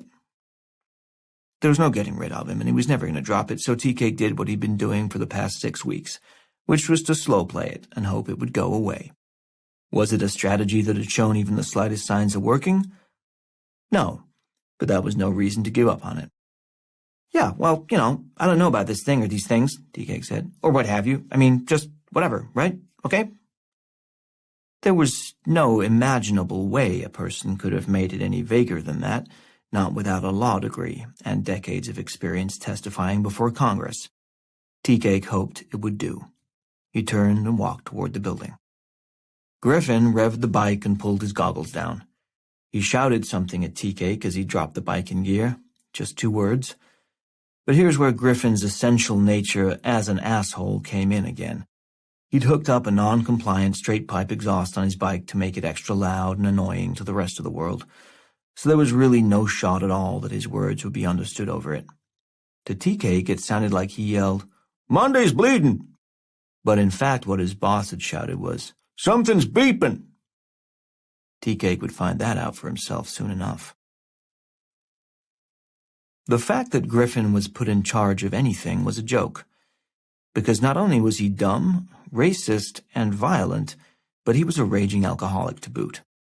Still, there are alcoholics and there are functioning alcoholics, and Griffin managed to be the latter by establishing a strict drinking regimen and sticking to it with the discipline of an Olympic athlete. He was dead sober for 3.5 days of the week, Monday through Wednesday, when he worked the first 3 of his 4 12-hour shifts, and he didn't start drinking until just before 6 p.m. on Thursday. That, however, was a drunk that he would build and maintain with fussy dedication, starting right now and continuing through his long weekend until he passed out on Sunday night. Really, the Monday hangover was the only hard part, but Griffin had been feeling them for so long now they just seemed like part of a normal Monday morning. Toast, coffee, bleeding from the eyeballs, must be a new work week. Griffin was born over in Council Bluffs and spent 6 years working in a McDonald's in Salina, where he'd risen to the rank of swing manager. It was a tight little job, not least because of the tight little high school trim that he had the power to hire and fire and get high with in the parking lot after work. Griffin was an unattractive man. That was just an objective reality. He was thick as a fireplug, and his entire body, with the notable exception of his head, was covered with patchy, multicolored clumps of hair that made his back look like the floor of a barber shop at the end of a long day. But the power to grant somebody the first actual paying job and to provide the occasional joint got him far in life, at least with 16-year-olds, and when he was still in his not-quite mid-20s. Soon enough, the 16-year-olds would wise up and the last of his hair would go and his solid build would give way to what could only be called a fat gut. But for those few years in that one place, Griffin was a king, pulling down $24,400 a year, headed for a sure spot at Hamburger U, the McDonald's upper management training program, and nailing underage hotties at least every other week. Then those little fuckers, those little wise-ass shitheads who didn't really need the job, who just got the job because their parents wanted them to learn the value of work, those little douchebags from over in the flats, they ruined everything. They were working drive-through during a rush when it happened. Why Griffin had ever scheduled them in there together is beyond him to this day. He must have been nursing a wicked hangover, let those 2 clowns work within 50 feet of each other, but they started their smart-ass shit on the intercom. They'd take orders in made-up Spanish, pretend the speaker was cutting in and out, declare today lottery day and give away free meals, all that shit that's so hilarious because real people's jobs don't mean anything, not when you're going to Kansas State in the fall with every single expense paid by mommy and daddy, and the only reason this job will ever turn up on your resume is to show what a hard-working man of the people you were in high school. There they are, your fast food work dues fully paid, just like your $10,000 community service trip to Guatemala, where you slowed down the building of a school by taking 1,000 pictures of yourself to post on Instagram. On that particular day, there was a McDonald's observer from Regional in the parking lot, a guy taking times on the drive-thru and copious notes on the unfunny shenanigans going on in there. The good-looking creep, the smarmy one, not the half-decent red-headed kid who just went along with the bullshit, but the handsome fucker, the one who was sleeping with the window girl in the Docksiders, whom Griffin himself could never get to even look at him. That kid knew the guy was out there. and he sat on that nugget of information for a good half hour until he finally smirked past the office and said, "Oh, hey, there's a McDonald's secret agent man parked out by the dumpster." Griffin was demoted to grill the next day, and he quit before he ended up at the fry station. He had the job at Atchison Storage 3 weeks later, and when the current manager there moved to Leawood to get married, Griffin inherited the $14 an hour job, which, if he never, ever took a week off, meant $34,000 a year and 3 free days a week to get wasted. He also figured he could pull in another $10K in cash for housing the Samsungs and other items of an inconvenient nature that showed up needing a temporary home from time to time. The previous manager had clued him in about the side gig, which Griffin understood was a common perk of the self-storage management community. Hang on to this stuff, let people pick it up, take a cut of whatever it sells for. 0 risk. All in all, it was a decent setup, but not half as good as what it could have been. He could have had a career in management, real management. Sitting at a desk all day so you can help a parade of freaks and hillbillies get access to their useless shit is a hell of a lot different from presiding over a constant parade of job-seeking teenage sluts. But you takes what you can takes. Atchison, Kansas was not a buffet of career opportunity. Despite everything that happened, Griffin's only regret in life so far was that he could never get anyone to agree to call him Griff, or G-Dog, or by his goddamn first name. All the man wanted was a nickname, but he was just Griffin. Tea-Cake punched in behind the front desk. He heard the beep, but he didn't hear the beep. It was one of those things. Whatever the part of your brain is that registers an extremely low-volume, high-pitched tone that comes once every 90 seconds, it was keeping the news to itself for the first half hour he was at the desk. The faint beep would come, it would register somewhere in the back of his mind, but then it would be crowded out by other, more pressing matters. First, he had to check the monitors, of which there were a dozen, to make sure the place was clean and empty and as barren and depressing as always. Check. Then a quick glance over at the east entrance to see if she had shown up for work yet. She had, and to think for a second whether there was any plausible reason to orchestrate running into her. There wasn't. There was also the stink.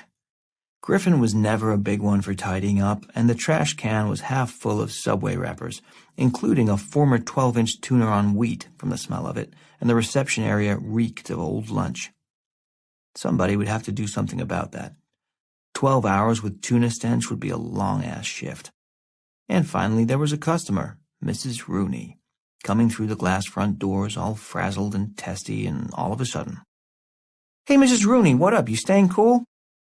"I need to get into SB 211. Tea-Cake was not so easily deterred. "It's hot out, right? Like Africa hot. Weird for March, but I guess we gotta stop saying that, huh?" "I need to get in there right quick." In Unit SB 211, Mary Rooney had 27 banker's boxes filled with her children's and grandchildren's school reports, birthday cards, Mother's Day cards, Father's Day cards, Christmas cards, and all their random notes expressing overwhelming love and or blinding rage, depending on their proximity to adolescence at the time of writing. She also had 42 ceramic coffee mugs and pencil jars made at Pottery for Fun between 1995 and 2008, when her arthritis got bad and she couldn't go anymore. That was in addition to 7 nylon duffel bags stuffed with newspapers from major events in world history, such as coverage of the opening ceremonies of the 1984 Olympics in Los Angeles, and a vinyl Baywatch pencil case that was stuffed with $6,500 in cash she was saving for the day the banks crashed for real. There were also 4 sealed moving boxes, contents long forgotten, so much old clothing that it was best measured by weight, 311 pounds, and an electric metal coffee pot from 1979 that sat on top of the mountain of other crap like a crown. At this moment, Mrs. Rooney had 2 shoeboxes under her arm and that look on her face, so Tea-Cake buzzed the gate that led to the storage units with no further attempt at pleasantries. Let the record show, though, that the heat that day was most certainly worthy of comment. It had been 86 degrees in the center of town at one point. But whatever, Mary Rooney needed to get into her unit right quick, and between her stuff and Mary Rooney, you had best not get. Tea-Cake watched her on the monitors, first as she passed through the gate, then into the Upper West hallway, her gray perm floating down the endless corridor lined with cream-colored garage doors, all the way to the far end, where she pushed the elevator button and waited, looking back over her shoulder twice. "Yeah, like somebody's going to follow you and steal your shoeboxes filled with old socks, Mary." And he kept watching as she got into the elevator, rode down 2 levels to the sub-basement, stepped off, walked halfway down the subterranean hallway in that weird, shuffling, sideways like a coyote stride of hers, and slung open the door on Unit SB-211. She stepped inside, clicked on a light, and slammed the door shut behind her. She would be in there for hours. When you find yourself staring glassy-eyed at a bank of video monitors, watching as a moderately old lady makes her slow and deliberate way through a drab, all-white underground storage facility so she can get to her completely uninteresting personal pile of shit. When you do this with no hope whatsoever that this lady will do anything even remotely interesting, that is the moment you'll know you've bottomed out, entertainment-wise. Tea-Cake was there. And then everything changed. His eyes had fallen on the upper right-hand screen in the corner of the bank of monitors, the one that covered the other guard desk on the eastern side of the facility. Naomi was on the move. The cave complex was enormous and cut right through the heart of the bluffs, so to save the trucks from Kansas City having to drive all the way around Highway 83 to Highway 18 to Highway E, the U.S. Army Corps of Engineers had cut in 2 entrances, one each on the eastern and western sides of the massive chunk of rock. As a result, Atchison had 2 reception areas and 2 people working the place at any given time, although they had different sections to monitor, so running into your coworker almost never happened. Unless you made it happen, which Tea-Cake had been trying to do for 2 weeks now, since the day Naomi started. Her schedule was erratic. He could never put his finger on when she was going to be working and when she wasn't, so he'd tried to just keep an eye on the monitors and engineer a run-in, but it hadn't happened yet. There had been a few times she was doing rounds when he almost took a shot at it, but when she was on the move, he never knew where she was headed, so he hadn't come up with a scenario that would have given him quite the right degree of natural. The place was so big that the only way to make it work would be to check her location and then go into a full-on sprint to get near her while she was still even remotely in the area. It would have been more hunting her down than running into her. There's something about showing up breathless and sweaty for a coincidental bump-in with an attractive woman that is bound to come off as scary.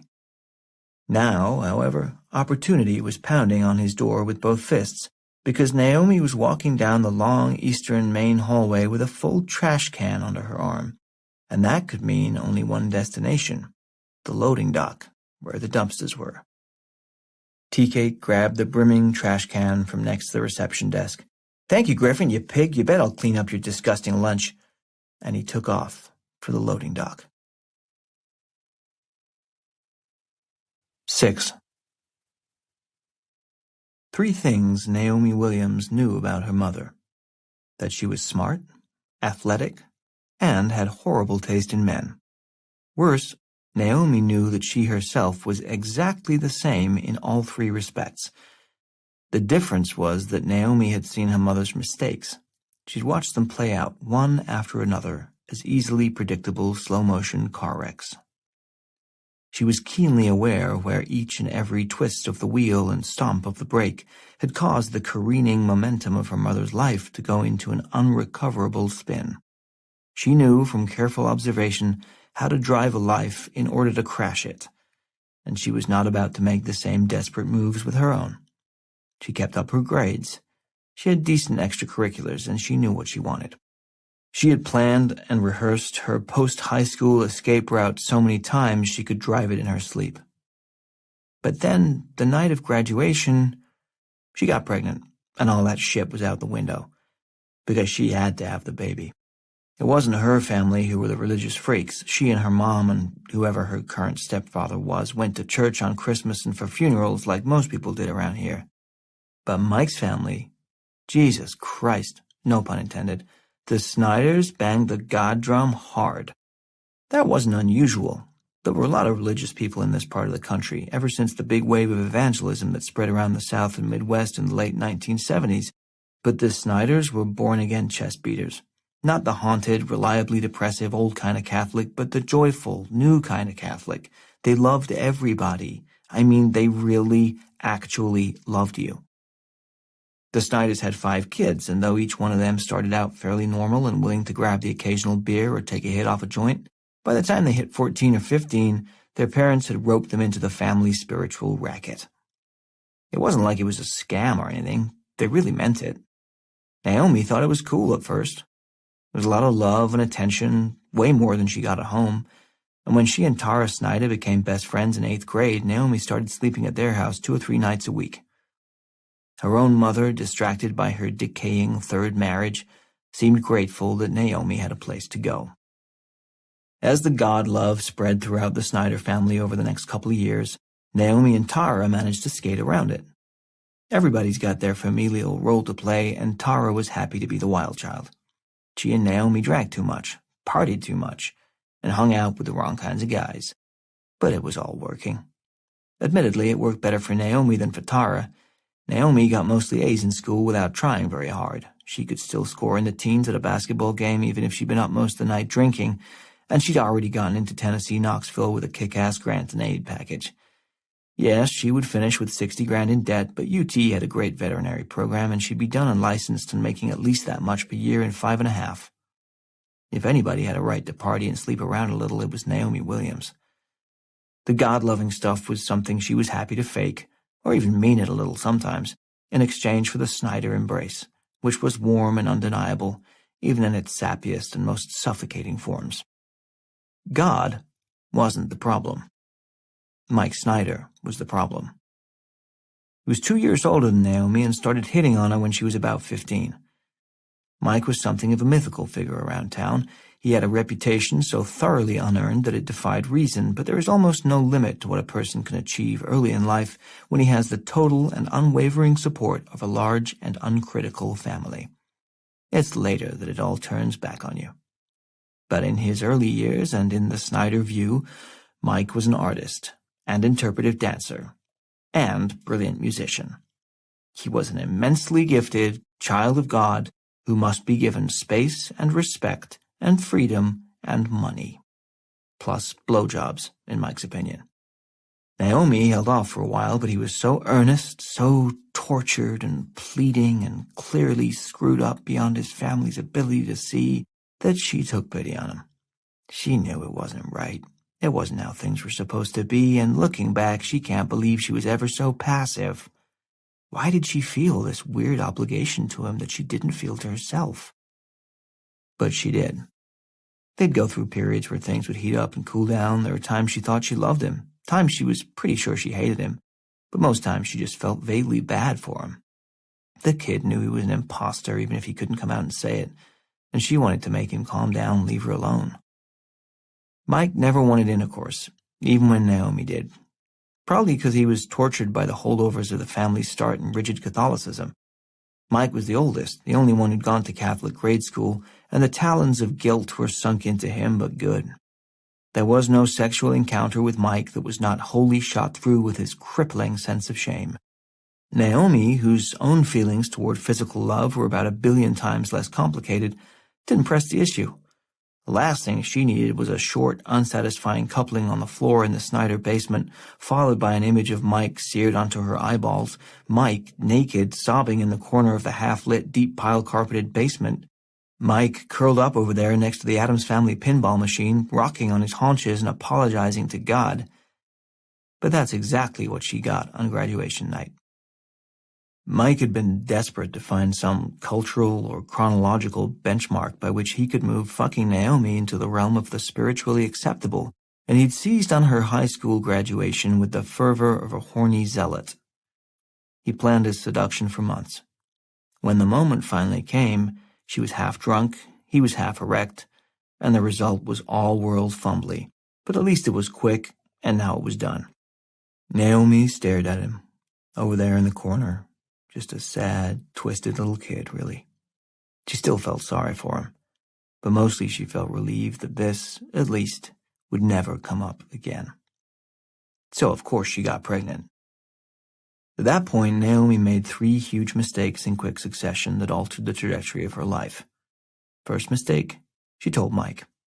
Mike, she told. the uncritically loved artistic genius who was now 20 years old, still living in his parents' house with no job, no plans for school, and no real artistic talent.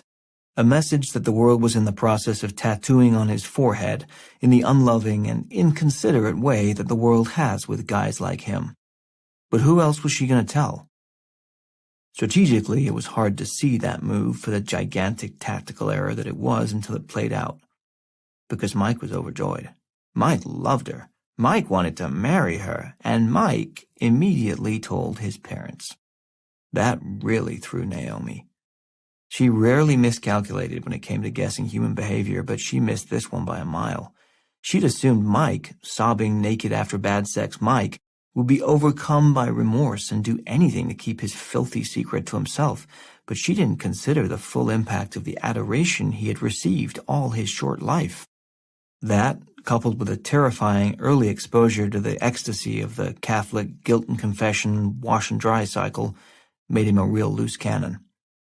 The way Mike saw it, he'd been given a rare gift, the chance to do the right thing, and by God he was going to do it. His parents were similarly overjoyed. They had a couple of sinners to forgive, and it was time to get busy forgiving. The fact that Naomi was one of only a few hundred African Americans in Atchison to boot only made it better. It made them better. Plus, they'd all have a baby to raise. Everybody wins. Mistakes 2 and 3 for Naomi fell fast after that first one, and they were things she failed to do, rather than things she did. She failed to drive immediately to CHC in Overland Park to get an abortion, and she failed to tell Tara Snyder, who would have driven her immediately to CHC in Overland Park to get an abortion. Instead, she allowed the Snyder parents to sit her down and paint a picture of such joyous, multi-generational familial love around the presence of this new young life that it carried her through her first trimester and most of her second in conspiratorial silence. It wasn't until her well-conditioned 18-year-old body finally started to show in the 5th month that she knew for sure and for real that she had made a massive mistake. But by then it was too late to do anything about it. Sarah turned 4 the other day, and Naomi would be the first to tell you that she thanked God she had the kid after all. It was impossible to look at that little face and think otherwise, but that didn't mean Naomi's life was any better because things turned out this way. It was just different. Mike had taken off to join the Peace Corps within a week after the baby was born, and in truth, that was a relief. He'd turned into a real pain in the ass once it sunk in that Naomi wasn't going to marry him or sleep with him ever again. He would have made a lousy father anyway. The Snyders made good on their offers to help raise the kid, but Naomi's hand to God, they were morons, and she ended up living with her sister in a half-decent 2-bedroom in a new development called Pine Valley, which had nary a pine tree nor a valley within its borders. But the apartment was clean and things were okay. Naomi had gotten used to radical changes in her domestic situation with her mom, so what she was most comfortable with was something that was safe, temporary, and had an uncertain future. Boxes checked and all that. She'd started a job and classes at the community college once Sarah was old enough for daycare, and if she played it all just right, she could be done with veterinary school in another 6.5 years. The most painful part of all of it was the part she never told anyone. Naomi Williams didn't like her child. Yes, she adored her. Yes, she felt a deep and uncompromising love for her. But in moments when Naomi was honest with herself, she would silently admit that she didn't really like her kid. Sarah could be the most loving child you'd ever met in your entire life, and also the most hateful, angry, and debilitating. For 2 years after Naomi's father died of a sudden heart attack at age 53, Sarah, just picking up on the concept of death, had brought up the sensitive issue to her young, grieving mother with the painful consistency of an abscessed tooth. Someone would mention fathers and the kid would say, "But you can't ever talk to your daddy again, right, Mama?" Or the subject of parents in general would come up and Sarah would look at Naomi and say, "You only have one parent now, and your other one won't ever come back, right, Mama?" Or shit, people would just mention that they'd called somebody on the goddamn phone and the kid would say, "Your daddy won't ever call you again, will he?" Everybody would wince and laugh and say, "She's trying to make sense of death, the poor thing." But Naomi knew vindictiveness when she saw it. Her own kid didn't like her, and she guessed that was okay because it cut both ways. Yeah, she loved her, but she didn't know. Maybe someday. Right now, she just wanted to keep her head down, grab night shifts at the storage place whenever she could, and put a little more money away. Vet school. That was the prize. Both eyes on it at all times. Naomi dumped the trash in the big bin in the far corner of the loading dock and was turning to head back inside when she almost physically bumped into Tea Cake, who'd just burst through the security door from the other side of the complex, feigning a casual demeanor. "Oh, hey," he said. "You work here?" Naomi glanced down at her uniform shirt, then back up at him. "Doesn't everybody wear these?" He laughed. "I'm Tea Cake." "Tea Cake?" "Nickname." "Clearly," she said. "You must have loved that book." "What book?" Their eyes were watching God. "Never heard of it." "Well, somebody named you after a famous character in it." "Nah, that's not it," he said. "How'd you get the name?" "Long story, fairly annoying." It wasn't like Naomi didn't have time, so she just looked at him, waiting. Her brown eyes. Jesus, he never knew. You couldn't tell from the video. Those brown eyes, they didn't look away, and did she ever blink? Her eyes told him to keep going, so he did. "I was like 16 or thereabouts, or what have you. Me and some of my boys are rolling around. We got the munchies, so we pull into the Kickapoo on 83. Gonna get some Twinkies. I'm last one in, though. They scoop up all the good hostess stuff and whatnot. All they got left is snowballs, and coconut makes me gag, right?" "If you say so." "I do," he said. "For real. Like, it closes off my throat. What's that one dessert? It's got, like, chocolate powder on it. I had it at an Italian restaurant in Wichita, and if you breathe in wrong, you suck up all the powder, and it closes up your throat, and you choke, and you can't breathe." Can't say I've ever had that experience. "Well, it's weird. Coconut's like that for me, but chunkier. Hang on, where was I? I wander sometimes, like verbally." "All the hostess was gone?" "Right. So the only thing left is something called an Aunt Sarah's tea cake. I buy it. I eat it. It's pretty good. So I don't know. Is that a crime? I say I want to go back and get another one. My boys, they think this is some kind of hysterical, funny shit. He wants a tea cake. He wants a tea cake. Hey, tea cake, where's your tea cake? You know, like crazy, brilliant, witty shit like that starts flying around." "Were there any of those marijuana cigarettes that I've heard about involved in this situation?" "I have no idea what you're talking about. Anyway, that was it. I was Tea Cake, and I haven't heard my given name since." "Your parents call you Tea Cake?" "My dad thinks it's a riot." "Your mom?" He shrugged. "Even longer story." She held out her hand. "I'm Naomi." He took her hand, trying not to look at the way her beautiful brown skin folded gently over her knuckles.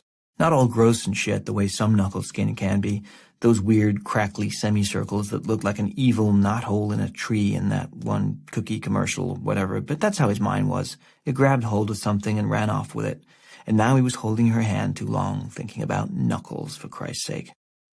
She reclaimed her hand with a light tug. He tried to extend the moment any way he could. "I know you haven't been here long, so if there's anything, I don't know, like that you don't know, whatever, just hit me up, okay?" "Nothing I can think of, but thanks. Guess I gotta go." "Yeah, me too. Super busy. This place, man, always something, except it's never anything." She smiled at him. It was hard not to find Tea Cake moderately charming. She noticed the badly inked snake wrapped around his right bicep, but let it pass without comment. His ink was his business, and she'd seen enough to know where that kind of sloppy tattoo probably came from. He noticed her noticing, and he saw the slight change in the way she looked at him, a tiny lowering of her shoulders, the minutest tilt of the head away from him. It was always the same. If women were smart enough to know him, they were smart enough to not get to know him any better. Shit. Why did he bother? "See you around."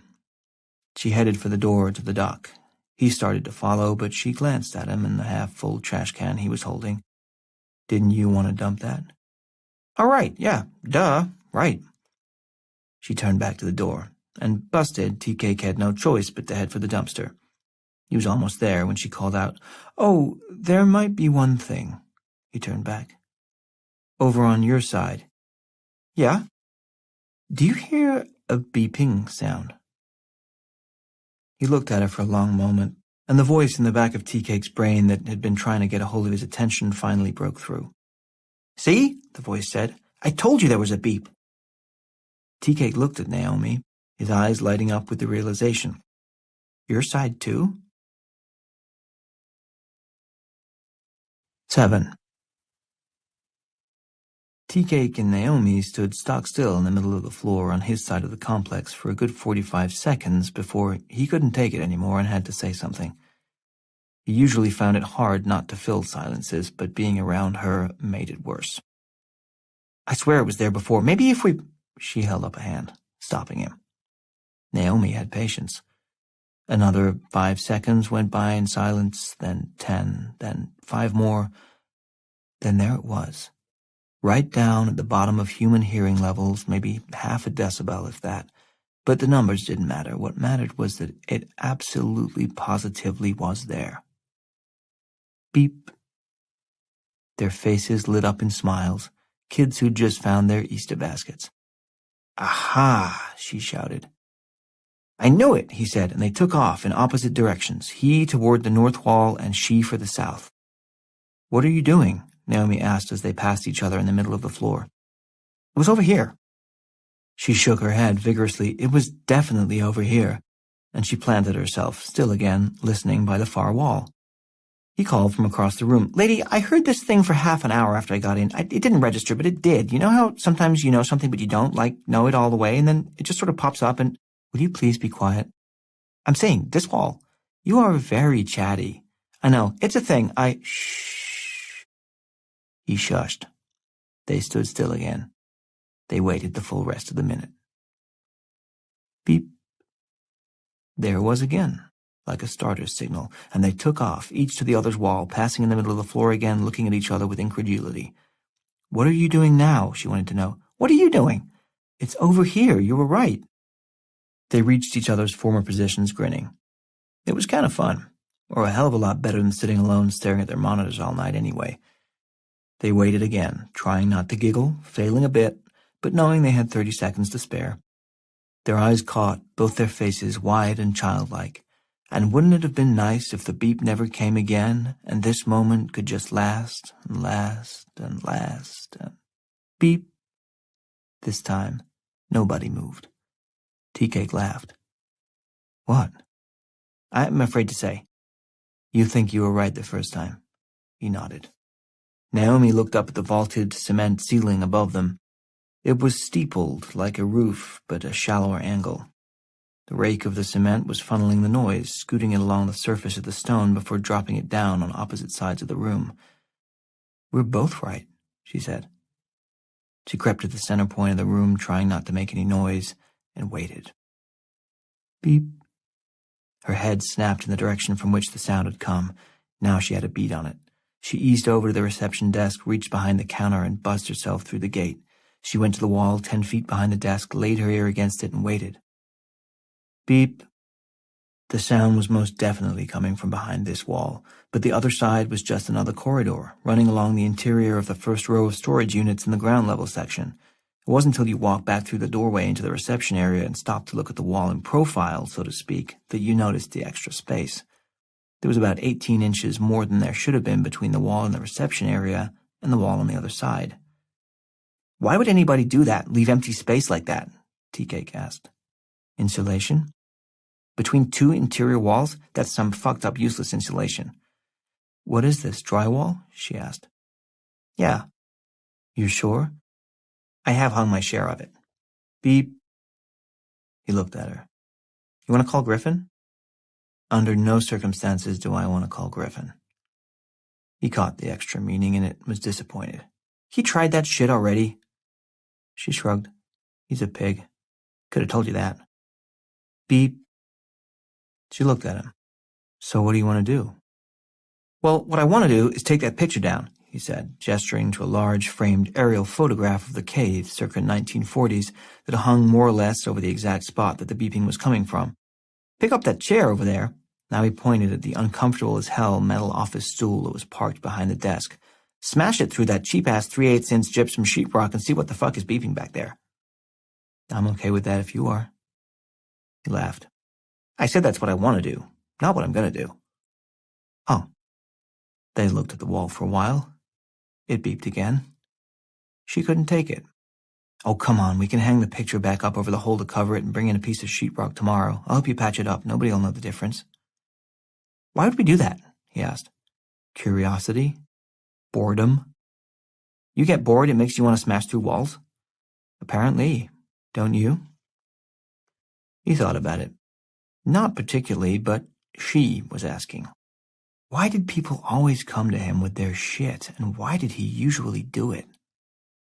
He was going to get on top of that question real soon, but first he ran some quick numbers in his head. 4x8 piece of drywall is $15, he said, plus a roll of joint tape, that's another 8 or 9. I will give you $12, and we can use a sampler can of paint from the paint store. It's easy. Also, we can see a smoke alarm with a dead battery. Maybe, she said, or maybe we see something else. Like what? Well, we don't know, that's the thing. I need this job. You're not going to lose it. No, I have to have the job. I get it, she said. He was getting heated. No, you don't. It's like a condition. I said I get it. I've lived here all my life. I know what a parole condition is. And I know where black and gray tattoos with shitty ballpoint ink get done. Ellsworth, right? I mean, I'm hoping it was Ellsworth. It was. Good, so you're not violent. Now, will you please pick up that chair and throw it through the wall for me? Please? She fixed her brown eyes on him, and he looked into them. The legs were spindly metal, and they went through the drywall easy enough, and the biggest chunk of gypsum came off when he pulled it back out. The real challenge was not to pull too much so they wouldn't have to replace more than one panel. They didn't need the chair after that first blow. They used their hands, carefully tearing away a few larger pieces until there was a hole big enough for Tea Cake to get his head and shoulders through. There was a space back here, all right, about 16 inches of gap between this wall and the far one, and it was dark except for a red flashing light at eye height 3 feet to his left. Beep. It was much louder now, and a tiny light strobed white in sync with the sound. Tea Cake and Naomi looked across the concealed interior wall, checking it out. It was covered with dials and gauges long out of use and cut off from power. They were set in an industrial-looking corrugated metal framework of some kind, painted in the sickly institutional green used back in the 70s because some study said it was supposed to be soothing, or maybe the paint was just cheap. Beep. Both their gazes turned back to the flashing light. There was writing etched into a panel underneath it, but they couldn't quite read it from here. You got a flashlight on your phone? He asked Naomi. She dug her phone out of her pocket, turned on the flashlight feature, and shined the beam through the hole, but they still couldn't read the words underneath the panel. Hang on to the thing, Tea Cake said. He put one foot on the stool, grabbed the edges of the hole, and hoisted himself up and through without waiting for a response. The stool pitched and started to fall. Naomi caught it, but not before it had knocked Tea Cake off balance and dumped him upside down into the space between the walls. I said hang on to the thing. Yeah, I didn't say okay. Traditionally, you want to wait for that. Tea Cake sneezed 6 times. When he recovered, he looked up from his semi-inverted position and saw Naomi's hand holding out a Kleenex through the hole in the wall. He looked at it, impressed. Who has a Kleenex in this situation? Thank you. He took it and blew his nose. He offered the soiled Kleenex back to her. You can go ahead and keep that one, she said. Can you get up? He shimmied himself into an upright position and scooted sideways down the wall through the tight space, moving toward the flashing panel. Shine the light over there, he said. She did, moving the beam onto the panel beneath the blinking light. He read it. NTC thermistor breach, sub-basement level 4. From the hole, she turned her light on him. He winced. Could you get that out of my eyes? Sorry. Thermistor what? NTC thermistor breach. There's a whole bunch of stuff back here. She moved the light back onto the board, and he looked up and down it where a number of other monitors and displays were stacked. Airtight integrity, resolution with a plus sign that's like underlined, plus or minus. Okay, plus or minus 0.1 degree Celsius. Naomi kept the light moving, and he read the stamped letters under each of the deactivated gauges and displays. Cold chain synchronicity, data logger validation, measurement drift ratio, LG internal, LG probe, LE1 probe, LE2 probe, LD internal. Jesus, there's like 20 of them. He turned back to the gauge right in front of him as it beeped and flashed again. But this is the only one that's flashing. NTC thermistor breach. Yeah, you know what that means? She thought a moment. A thermistor is part of an electrical circuit. There's two kinds. The positive kind, their resistance rises with temperature, and the negative kind, their resistance falls if the temperature goes up. So it's a thermometer? No, it's a circuit that's reactive to temperature, like a thermometer. It's not a thermometer. He turned and looked at her. What are you, all sciencey and shit? I wouldn't say and shit, but I take a lot of science. Prerequisites for vet school.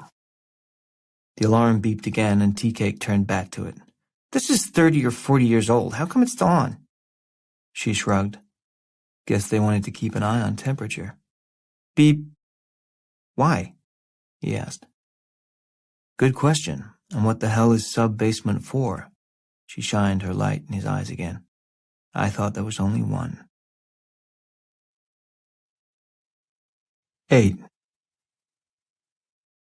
Mooney had been driving around with the bodies in the trunk for 2 days, and they were starting to reek. At first, he'd been able to pretend the smell wasn't there, or that it was the brewery on the other side of the river, or maybe it was that weird syrupy smell that had been blowing in and out of the river valley for the past couple of years, or even that it was he himself, just smelling like a man during a heat wave, as one does in these complicated climactic times we live in. But he knew it wasn't any of that.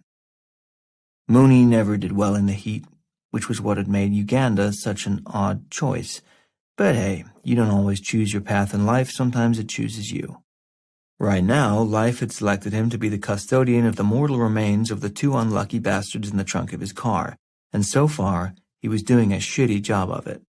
A final goddamn resting spot was harder to find than you'd think once you'd ruled out all the official channels, for obvious reasons, garbage dumps, out of respect for the dead, and any place that smacked of future housing or commercial development, for fear of eventual disinterment. That didn't leave a hell of a lot of Potawatomi County open to surreptitious burial, and Mooney was starting to wonder if the whole car wasn't going to have to end up in the river when he saw the ad for the self-storage place on TV. The first and most obvious thought that crossed his mind was that he'd buy some kind of airtight vault, seal them both up inside it, wheel the thing into the smallest possible unit they had, lock the door, toss the key, and never think about it again. But on his first scouting mission out to Atchison Storage, earlier this afternoon, the smell had really started to settle itself into the metal and fabric and fiber of the car, and he just didn't see anything made by God or man that would hold that stench in forever and ever, except for Mother Earth herself. Plus, there were the storage bills. $49.50 a month? To hell with that. He'd buy a couple gallons of gas and torch them in his parents' backyard first. He'd turned around in the driveway and was on his way out of the eastern side of the storage place when he saw the wooded glade, up on the hillside near the crest of the bluff. Immediately, he knew the 2 rotting corpses in the trunk had just found their personal Valhalla.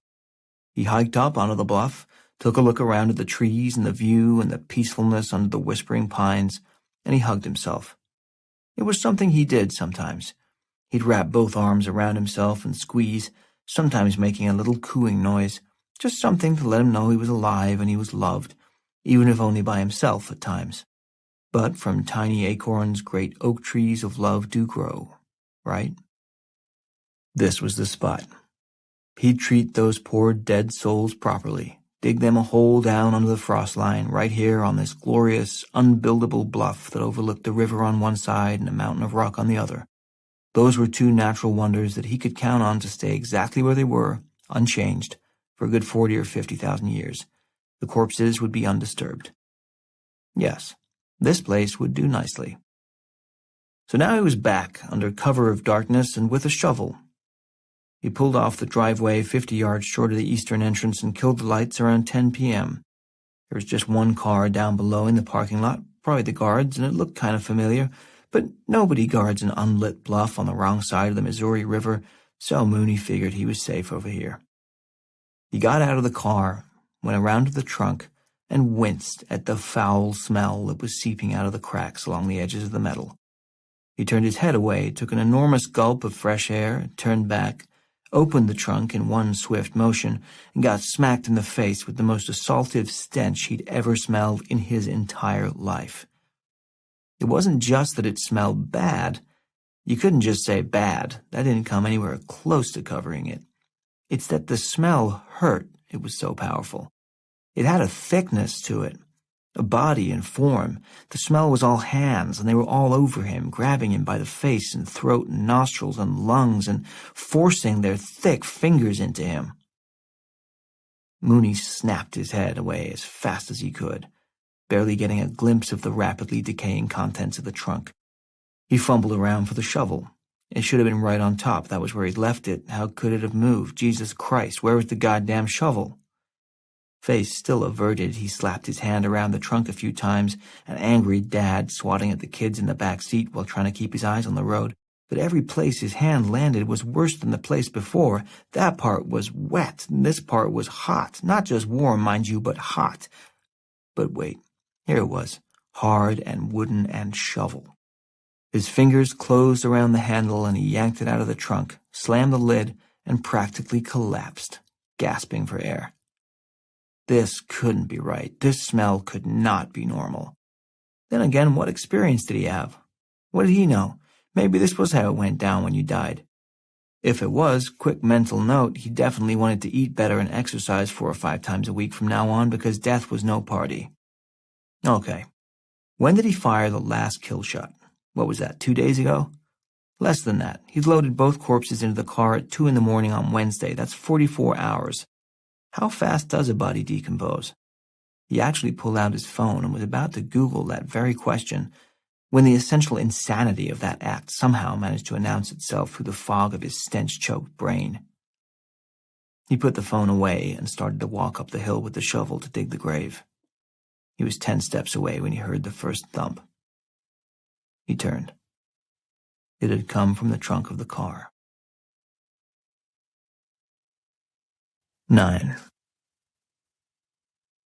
Tea-Cake knew from bitter experience that your head could only get so small. Everything else can squeeze, suck in, twist around. People can get pretty sideways when they want to or have to, but with your head there was no negotiation. Tea-Cake had direct knowledge of this from the fence that had run along the back of his high school. At the edge of the fence there was a pipe, set just a few inches too far off the brick facade, that left a 9-inch gap between the school building and freedom. Determined weed smokers used to be able to get off the bus in the morning, cruise through the front doors of the school, sign in for homeroom, and split out the rear fire doors before the handles got changed for the day. Totally legal, by the way. From there, it was just a matter of a shoulder shimmy, a gut suck-in for Big Jim Schmittinger, and a willingness to scrape the shit out of both ears as you popped your head through to the other side. If you did all that, boom, you were loose in the open field behind the school building where you could blaze away in peace. The size of his skull was the main reason Tea-Cake, as toasty a burnout as you would ever find, actually managed to swing a 3.5 GPA in high school. His head was just too goddamn big to get through the fence. So Tea-Cake never got high during the day. It does wonders for your concentration. Some of the math and science even stuck, and when he joined the Navy, he remembered just enough of it to qualify for duty on a ballistic missile sub. It was a plus. At least he had the same bunk every night. Nothing he did manage to learn about Lord of the Flies, though, was of use in his present situation, where his great, big, fucked-up head had done him in again. Stuck, he called out to Naomi from the space between the walls. "What about Vaseline? You got any Vaseline?" "Do I have any what?" "That greasy shit you put in your lips. Get me out of here."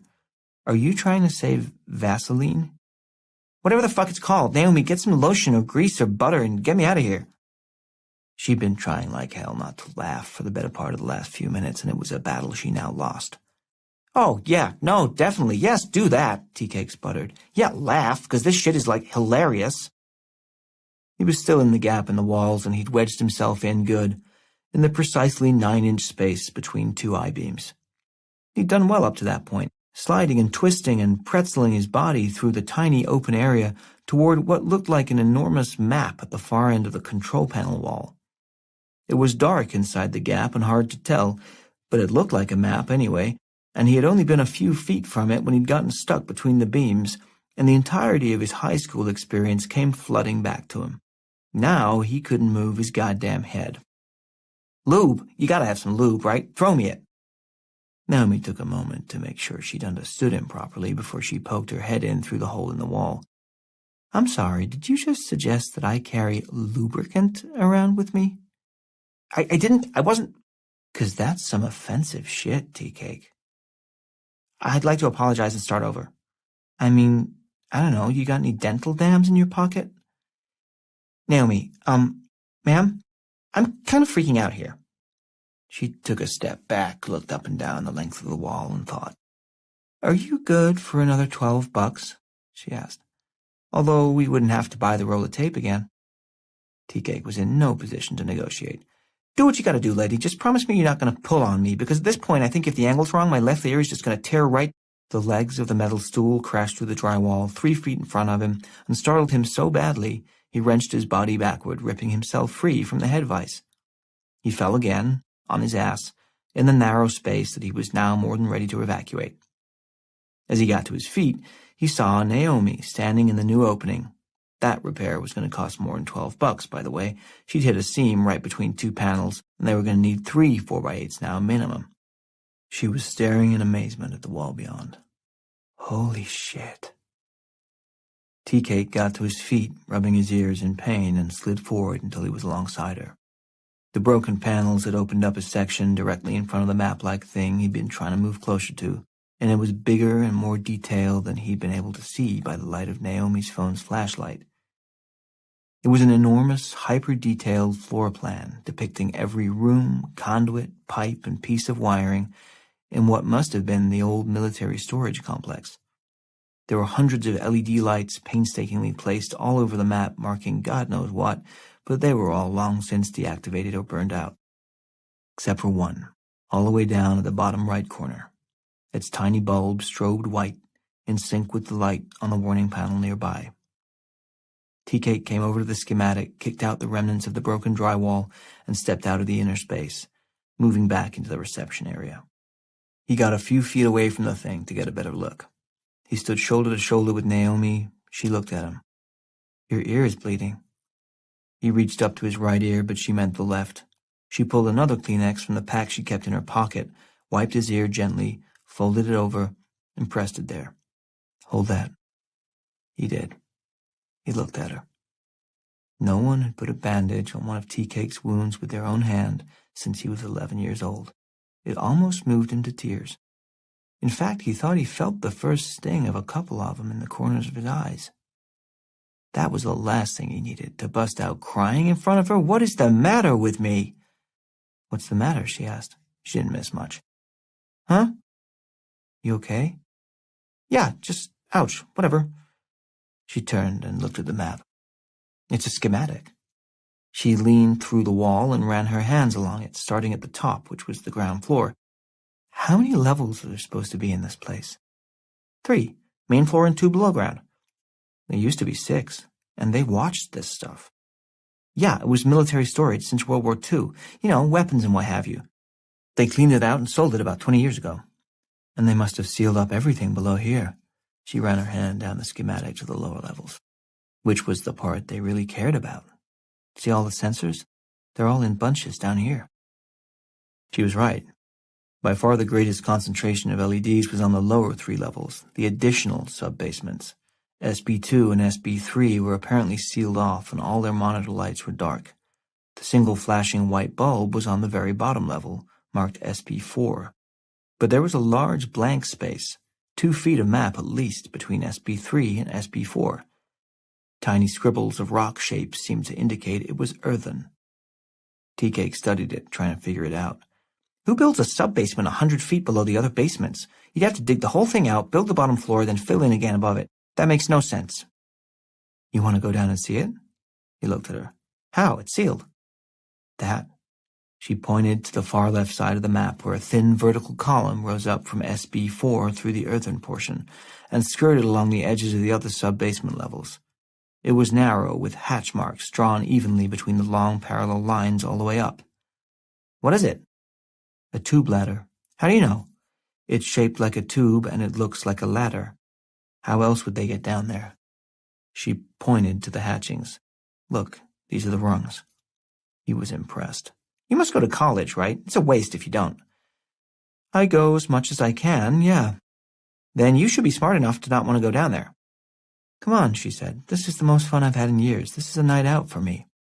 Jesus, that's depressing. You don't go out? Not really. What about just, for a beer? I don't drink, he persisted. Not even for one beer? That would be drinking. You never go out for one beer? This is getting off the point. But he was determined. What about a coffee?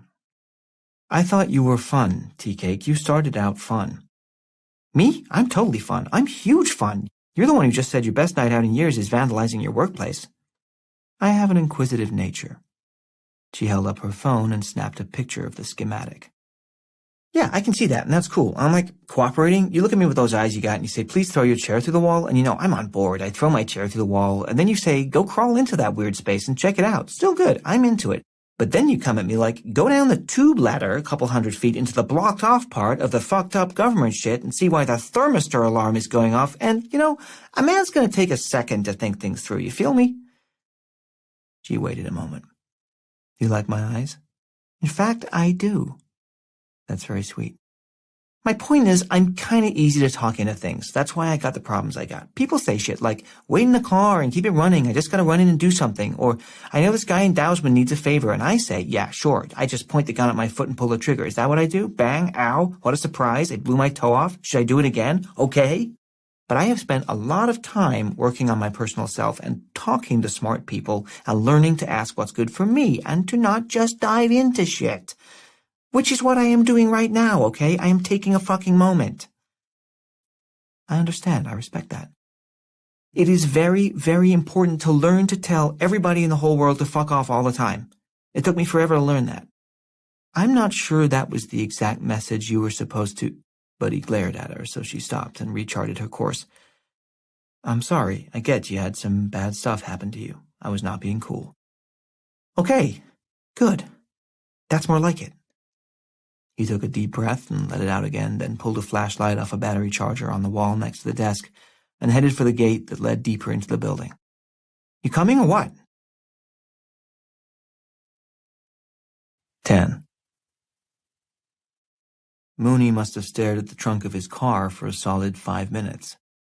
The thumps would come in bursts, just one or two, randomly, then a whole furious burst of them, till it sounded like half a dozen Dutchmen in there with wooden shoes were clogging on the inside of the metal trunk lid.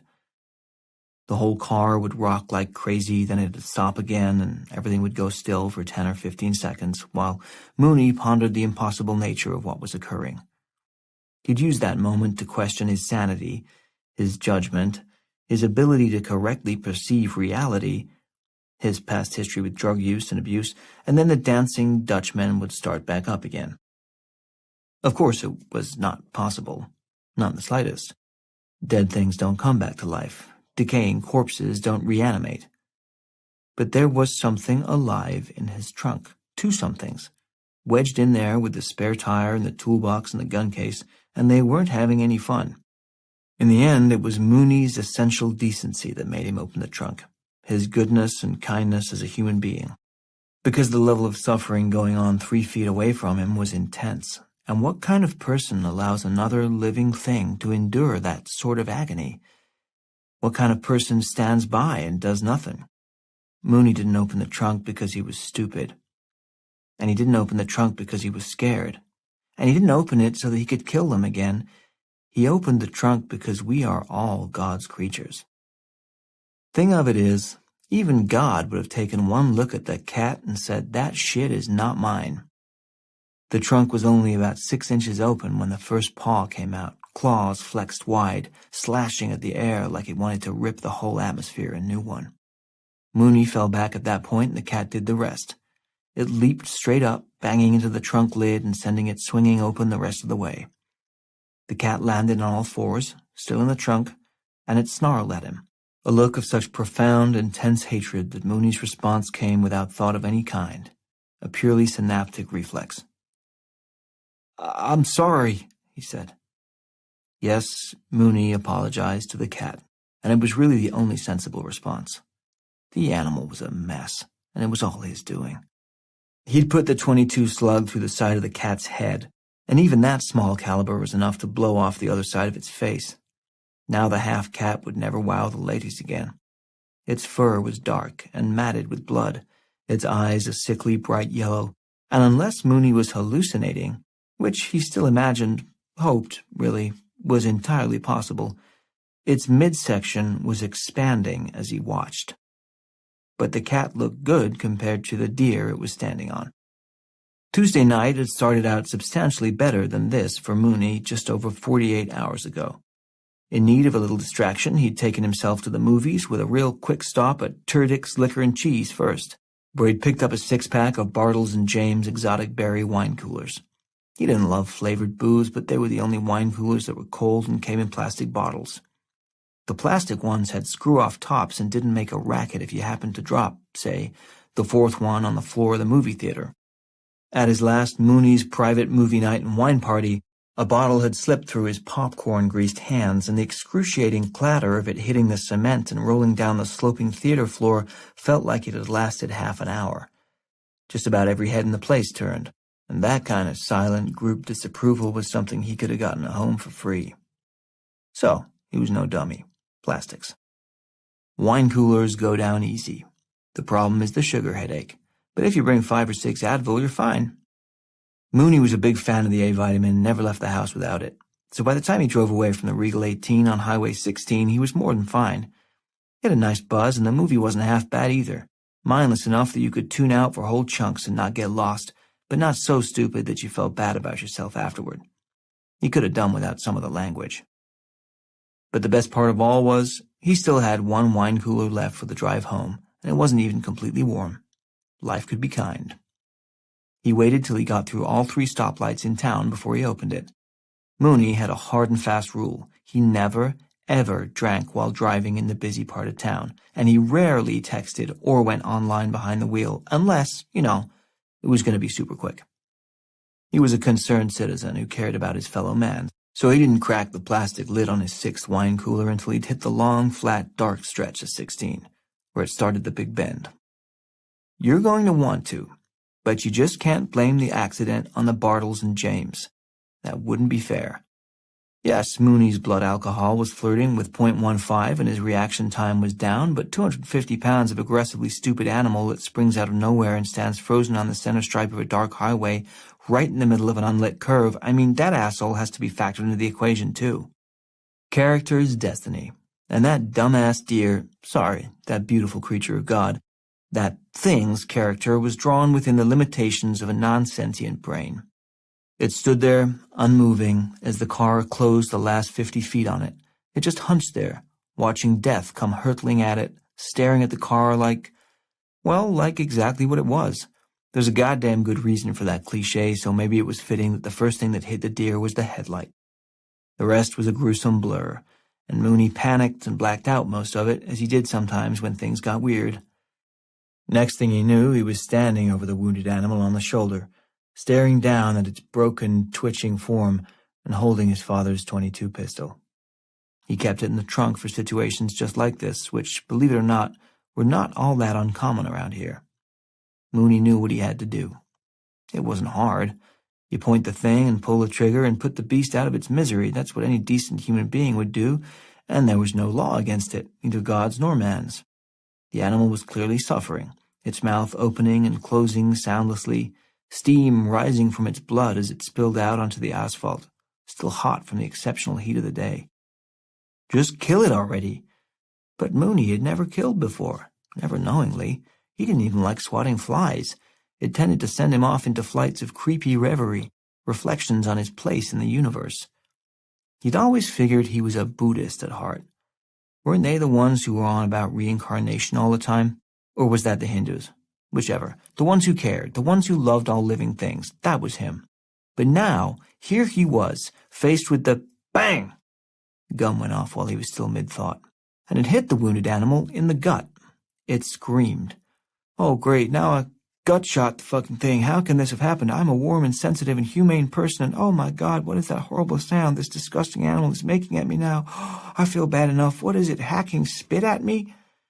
And Mooney filled with some other feeling, not guilt, not tortured reflection, not the milk of human kindness, but a new one for him.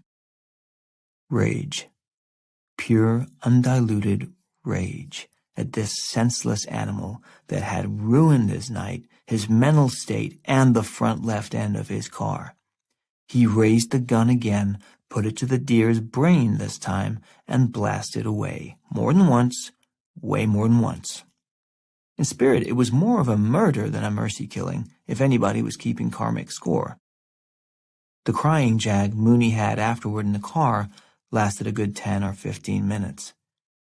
Truth is, it felt pretty good as guilt flooded through his veins again. It was at least a familiar feeling, much better than the out-of-body experience he'd been having before that. Now, what to do? You can't leave a dead deer by the side of the road with 3 broken legs, a bullet in its stomach, and 4 more in its head. That's sick. Mooney needed time to think, which meant that deer had to get off the shoulder of the road and into the trunk of his car. The sight of Mooney, 180 pounds and half in the bag, trying to get a dead, gangly, 1/8 ton deer into the trunk of his car would have made for some pretty brilliant silent comedy.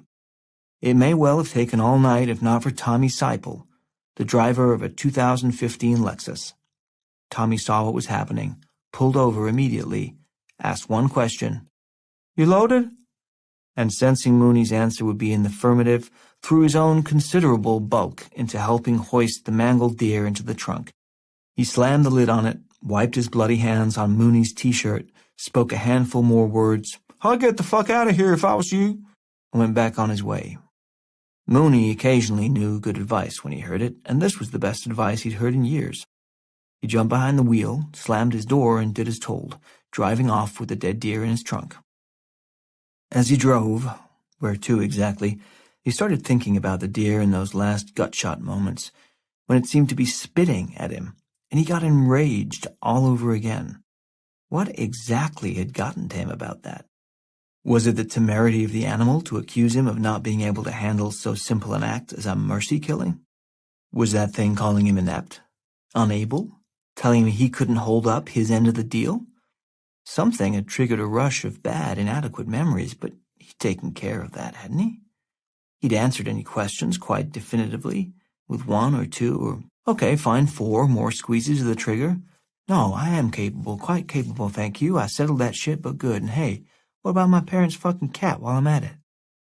Mr. Scroggins was 14 years old and had been sick for the last, say, 12 of those. He was a diseased and expensive pet. The bills from the animal hospital were about $400 just since the beginning of this calendar year. Though his father would have taken out a second mortgage to keep that ugly cat in the world, Mooney knew the toll the financial strain was taking on his mother. Plus, come on, life couldn't be any kind of fun for Mr. Scroggins either, all riddled with disease and shit. Mooney was headed home with a dead deer in the trunk, a loaded .22 that he knew how to use, and a head full of righteous killing fury. He liked it. Mr. Scroggins was executed down at the public lake access boat ramp, where the shot might not be heard. Mooney tossed him in the trunk with the mangled deer, and so began the 44-hour odyssey of manly pride and horrified remorse that eventually brought Mooney to the grassy knoll here at Atchison Storage. All he wanted to do was give these 2 innocent dead animals the Christian burial they deserved. But now Mr. Scroggins was alive again, standing on top of the once dead deer in the trunk of the car, and he seemed royally pissed off. The deer, whose mortal injuries had been far worse, flailed all 4 legs at once, trying to stand up in the trunk, but its broken limbs collapsed underneath it. Mr. Scroggins staggered off him, but caught himself on the rear lip of the trunk and clung there, hissing. It had probably been a long ride for these 2, and they were sick of each other. Motivated by something other than normal locomotive powers, the deer vaulted itself out of the trunk. It fell flat into the gravel, its legs splaying outward, cracking again. There had to be a couple new breaks in there somewhere.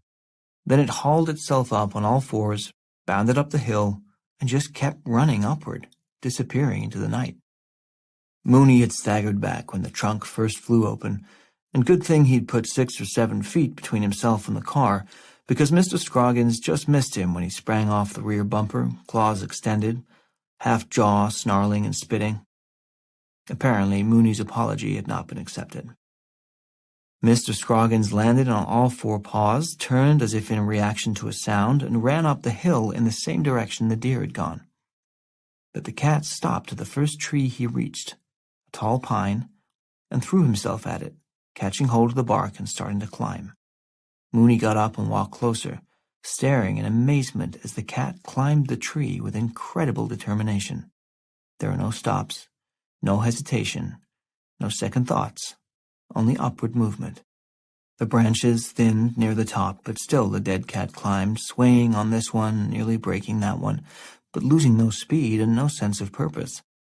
He reached the top of the tree, the trunk spindly up there, but still strong enough to hold an 8-pound cat, possibly 7.5 after recent events. Mr. Scroggins finally stopped at the top when there was nowhere else to go. He paused and took a look around as if to make sure that this was it. There really were no new mountains to climb, not for him anyway. Satisfied, he opened his mutilated jaws as wide as they would go. He turned back to the thinning central trunk of the tree, to its tippy top, and snapped his head forward, impaling himself on the treetop. He squeezed with a furious might and indignation, sinking his fangs into the bark as far as they'd go, clamping himself down there.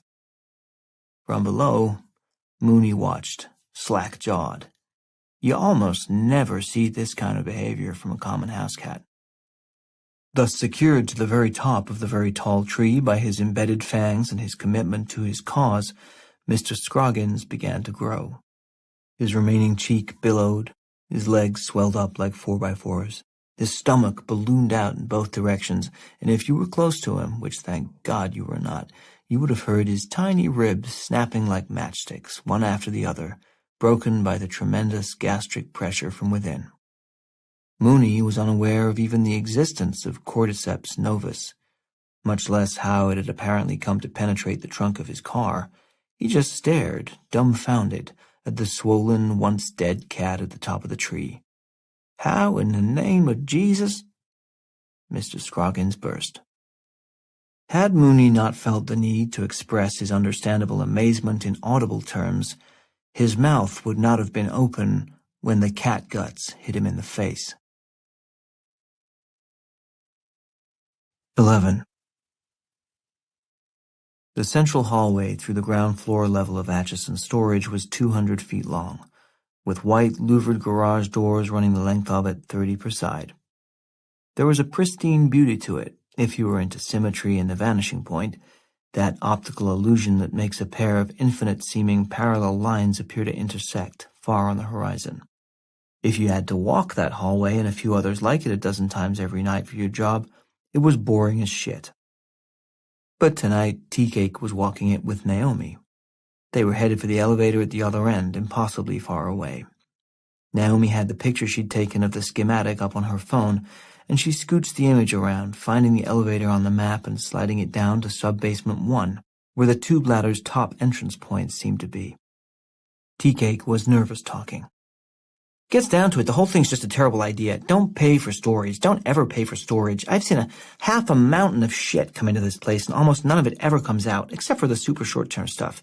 People pay anywhere from $40 to $500 a month, depending on the space and the climate controls, and it's all for garbage they 100% do not need.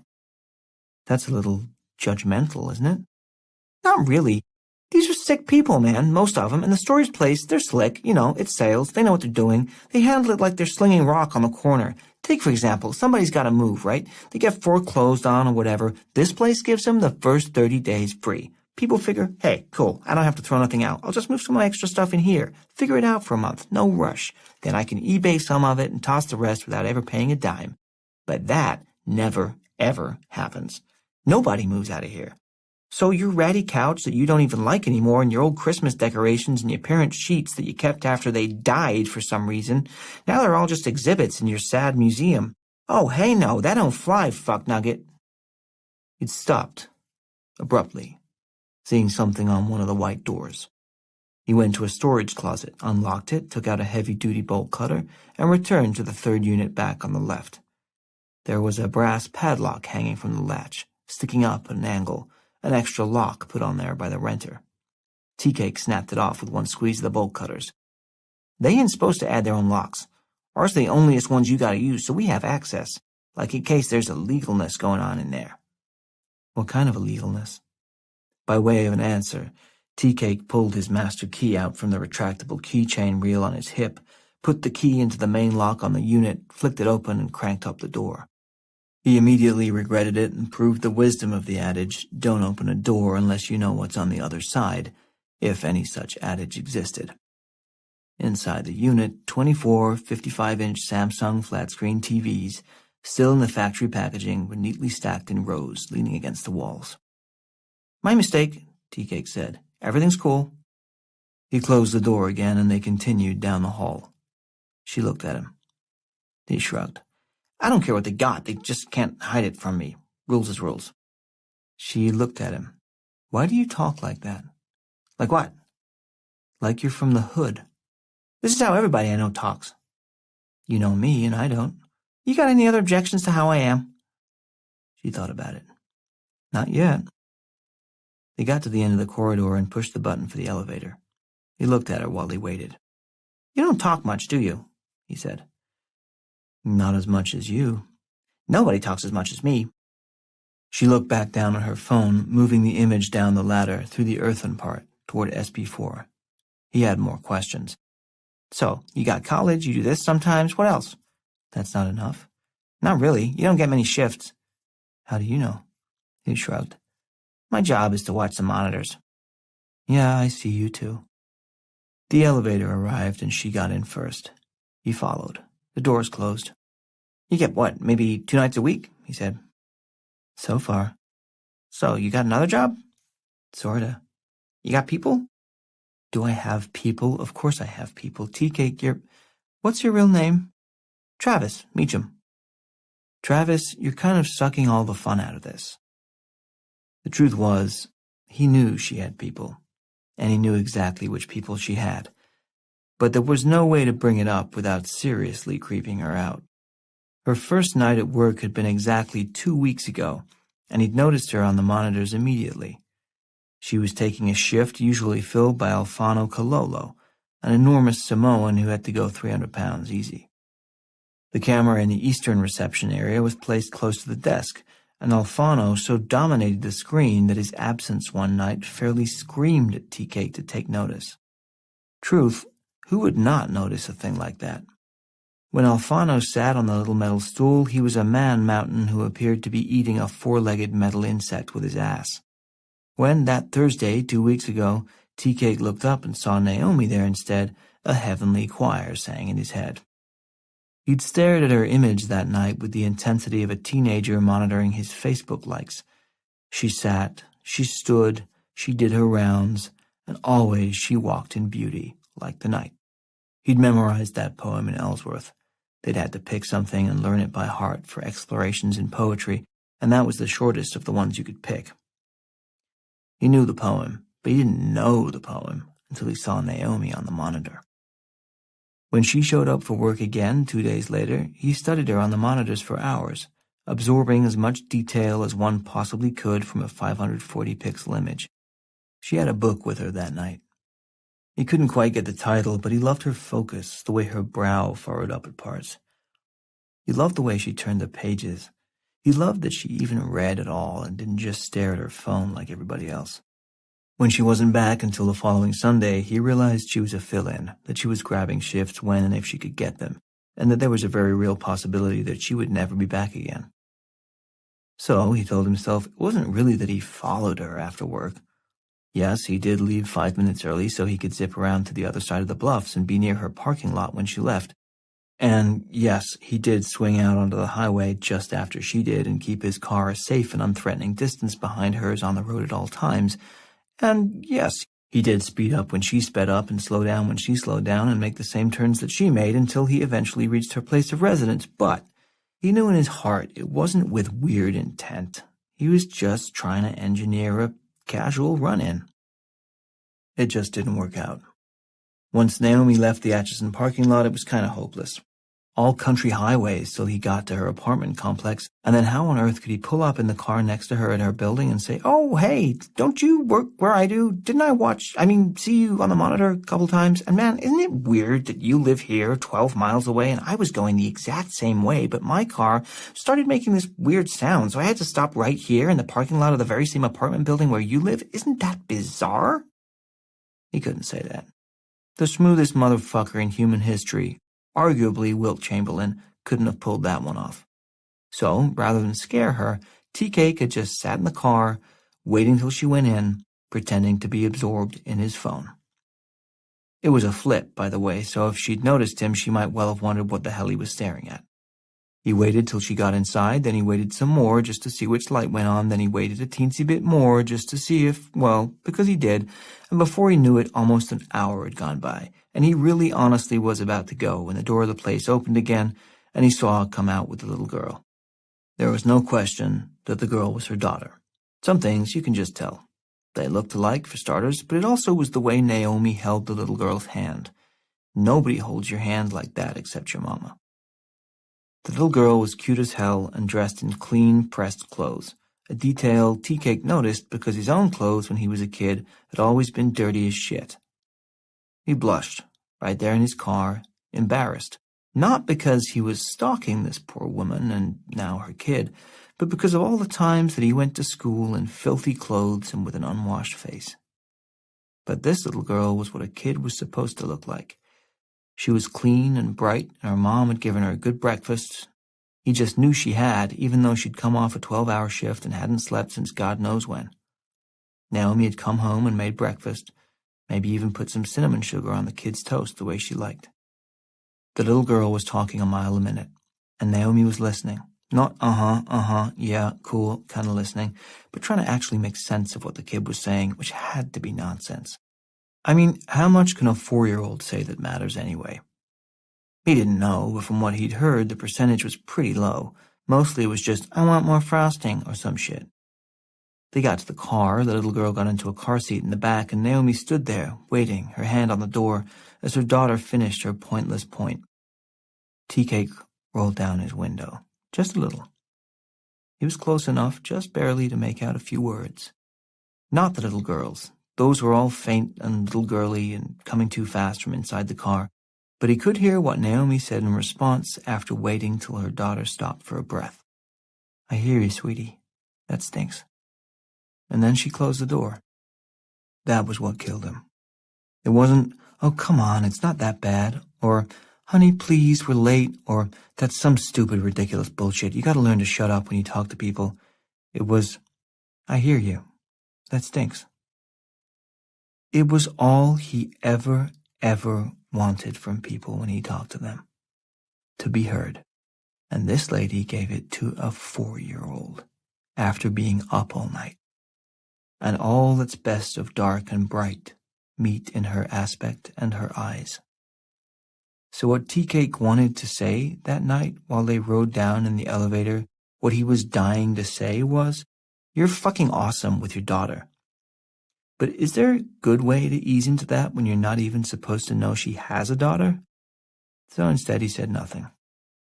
The elevator door slid open. Sub-basement 1 was supposed to be the only sub-basement, and it had never occurred to anybody to question the need for the number. SB1 looked just fine on the elevator keypad, as good as any other number. The facility's history as a government installation wasn't a secret, so finding out there had once been other, lower levels wouldn't have been much of a surprise had anybody ever bothered to think about it. But to find out there were 3 of them, and they were connected by an elaborate series of sensors and alarms to a control panel that had since been walled up behind the reception desk, that would have raised a few eyebrows. According to the schematic, the top entrance to the tube ladder was located at the end of a short, dead-end hallway about 100 feet from the elevator bank. Naomi reached the end first, stopped, and turned around in the white-painted cinder-block space. There was nothing there that suggested an entrance. In fact, the opposite. Everything about this space said, "This is the end." There were 3 larger storage units on each side of the hallway, the big 200-square-foot jobs that were mostly used by factories storing overstocks, But there was no door or hatchway or obvious entrance of any kind except for a small, narrow cabinet between two units marked Staff Only.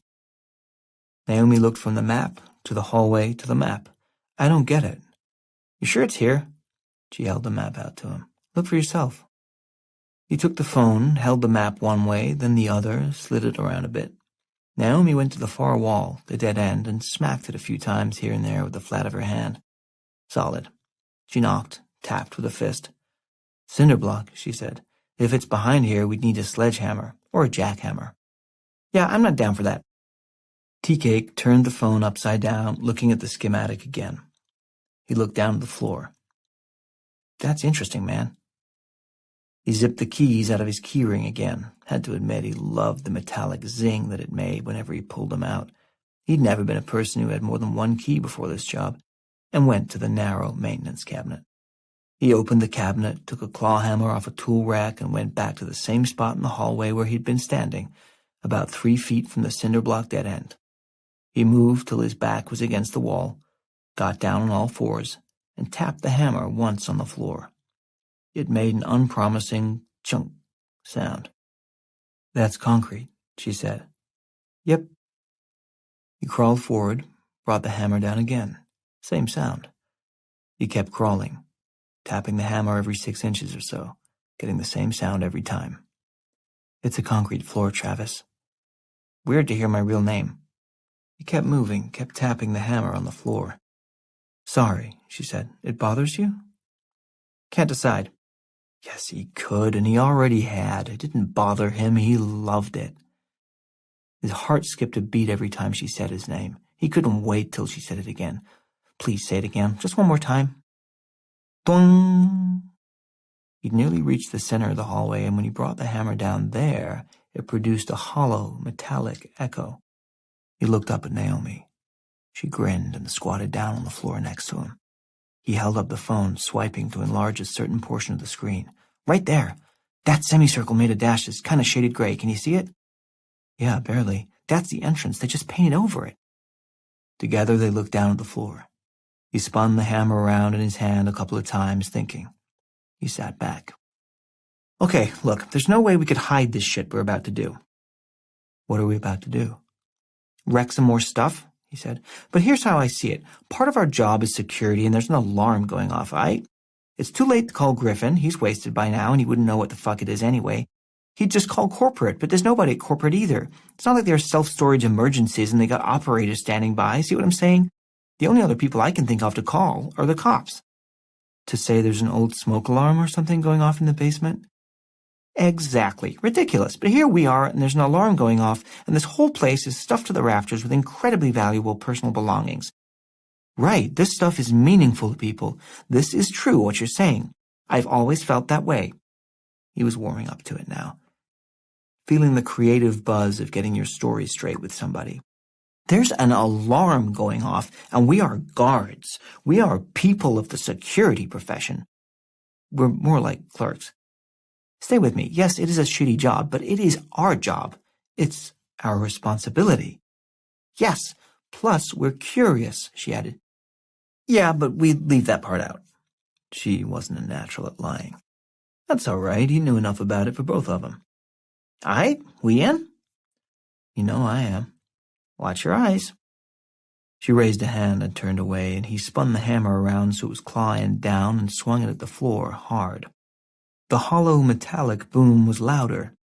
There was definitely something down there, and it wasn't cement floor. Chunks of dried paint flew. He swung again 2, 3, 4 times in quick succession, and more paint flecked away. On the last blow, a 2-inch square section flew off and gave them a good look at the unfinished surface beneath. There, under several layers of long-dried, oil-based semi-gloss gray floor paint, were the unmistakable metal dimples of a manhole cover. 12. It had been 5 or 6 years since Roberto Diaz had gotten a call in the middle of the night. It was a fluke that the phone even rang on his bedside table. Since retirement, he'd gotten in the habit of turning the thing off around 9 at night and not turning it back on again until he'd had at least 1 cup of coffee in the morning. He'd been much happier ever since. Mellower, anyway. Annie couldn't quite get there with her devices. She always left her phone on in case one of the kids needed anything, but their youngest was 28, so chances of that were slim. Still, she liked to check the New York Times in bed first thing after she woke up to see if the world had improved in the last 8 hours. Strangely, it never had, but Annie was not one to give up hope. Tonight, Roberto had forgotten, left his phone on by accident, and it's funny how the old reflexes kicked in when the thing rang shortly after midnight. He was wide awake before the echo of the first ring had even faded, had his hand on the phone by the time the second ring started, and was sitting up with both feet on the floor when he answered. "Hello," he croaked. Whoops, no voice. Not quite the old reflexes. He cleared his throat and tried again. "Hello? Roberto Diaz?" It was a woman's voice. "Speaking. I'm calling about the 1978 Plymouth Duster for sale." He didn't answer for a long moment. "Mr. Diaz?" "Give me 5 minutes." He hung up and set the phone back down on the dresser. He just sat there for a few seconds, thinking. He regretted the second glass of wine at dinner, but other than that, he didn't feel much of anything at all. That's how you knew you were good, when the call didn't change anything emotionally. He counted a few breaths, stayed cool, and let the Buddhist mantra he'd discovered in his early 50s float through his mind. I'm here now. He wanted a cup of tea before he called back. Annie turned and looked at him over her shoulder, squinting into the dark. Who's that? My other wife. How can you be funny right away in the middle of the night? It's a gift. She fumbled around on her night table, feeling for something and not finding it, knocking a few things around. He looked at her. What are you doing? Looking for my glasses.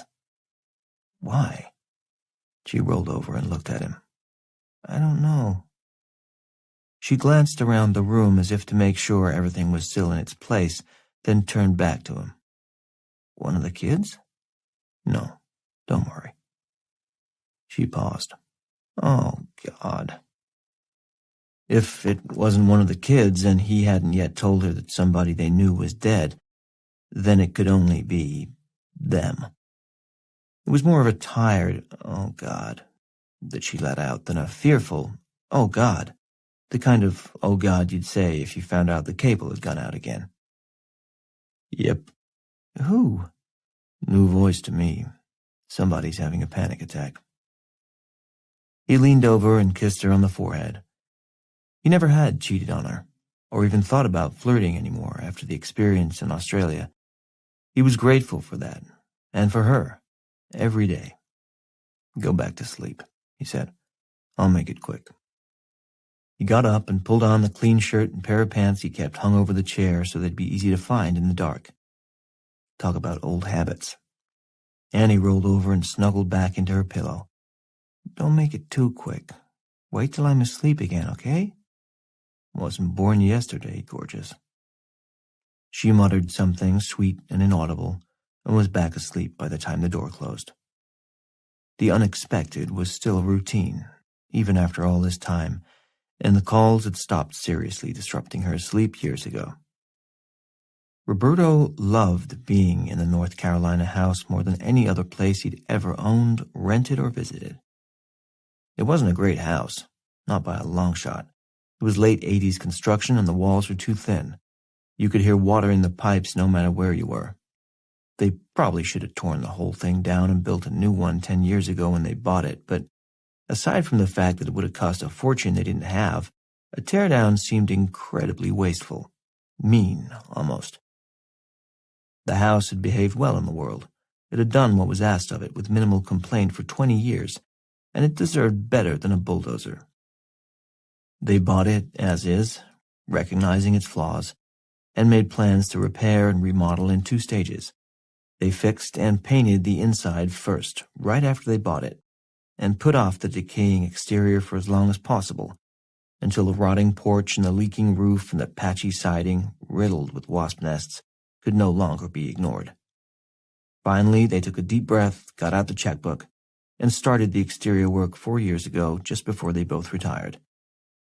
They ran out of cash with half the roof and none of the porches done.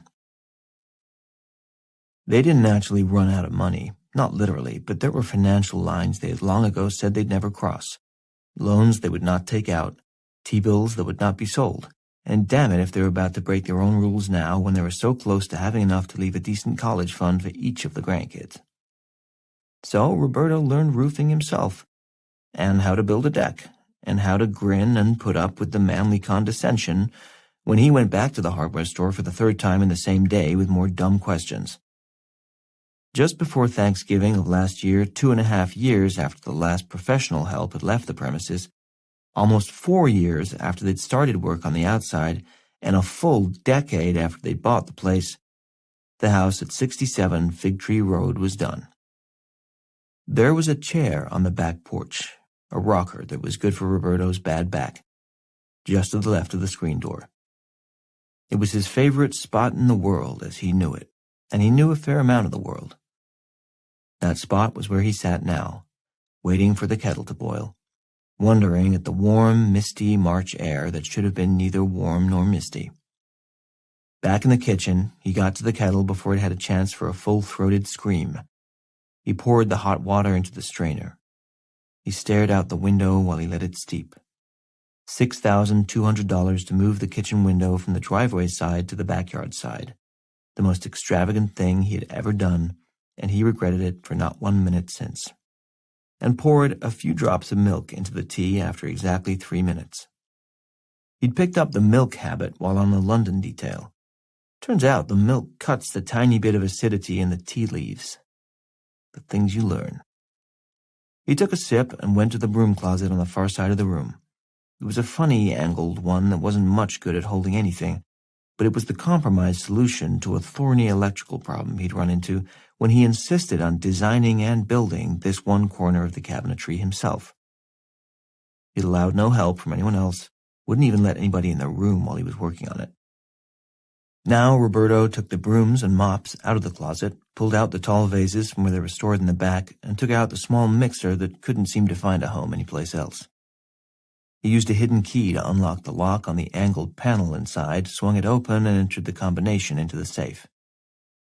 He felt a tiny surge of adrenaline when he threw the safe handle and it made that solid, satisfying, clunking sound. It wasn't excitement, far from it, but something more like self-preservation, the old system gearing up in case it was needed. Fight or fight. The safe was small. It didn't need much in it, just a few currencies and passports that were probably expired by now. It wasn't a proper run box anymore, just a place to put the secure phone and the snow globe. The one they'd bought at a gas station in Vermont. The slightly cheesy one they couldn't resist because it had 3 kids sledding inside it, 2 girls and a boy, like theirs. He took out the emergency phone, turned it on, and the screen showed the dull red outline of a battery with a big red line through it. Roberto was surprised it even had that much juice in it. He grabbed the cord, plugged it in by the sink, and looked out the window, drinking his tea while he waited for it to charge up. After a while, the phone binged and turned itself on. He looked at it for an extra moment, not thinking much, but not grabbing it either.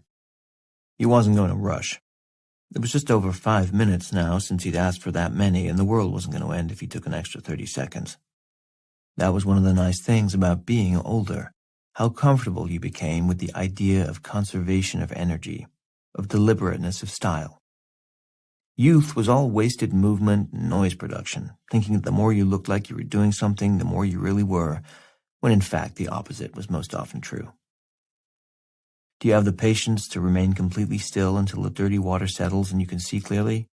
Not if you're under 50, you don't. When he was ready, Roberto dialed.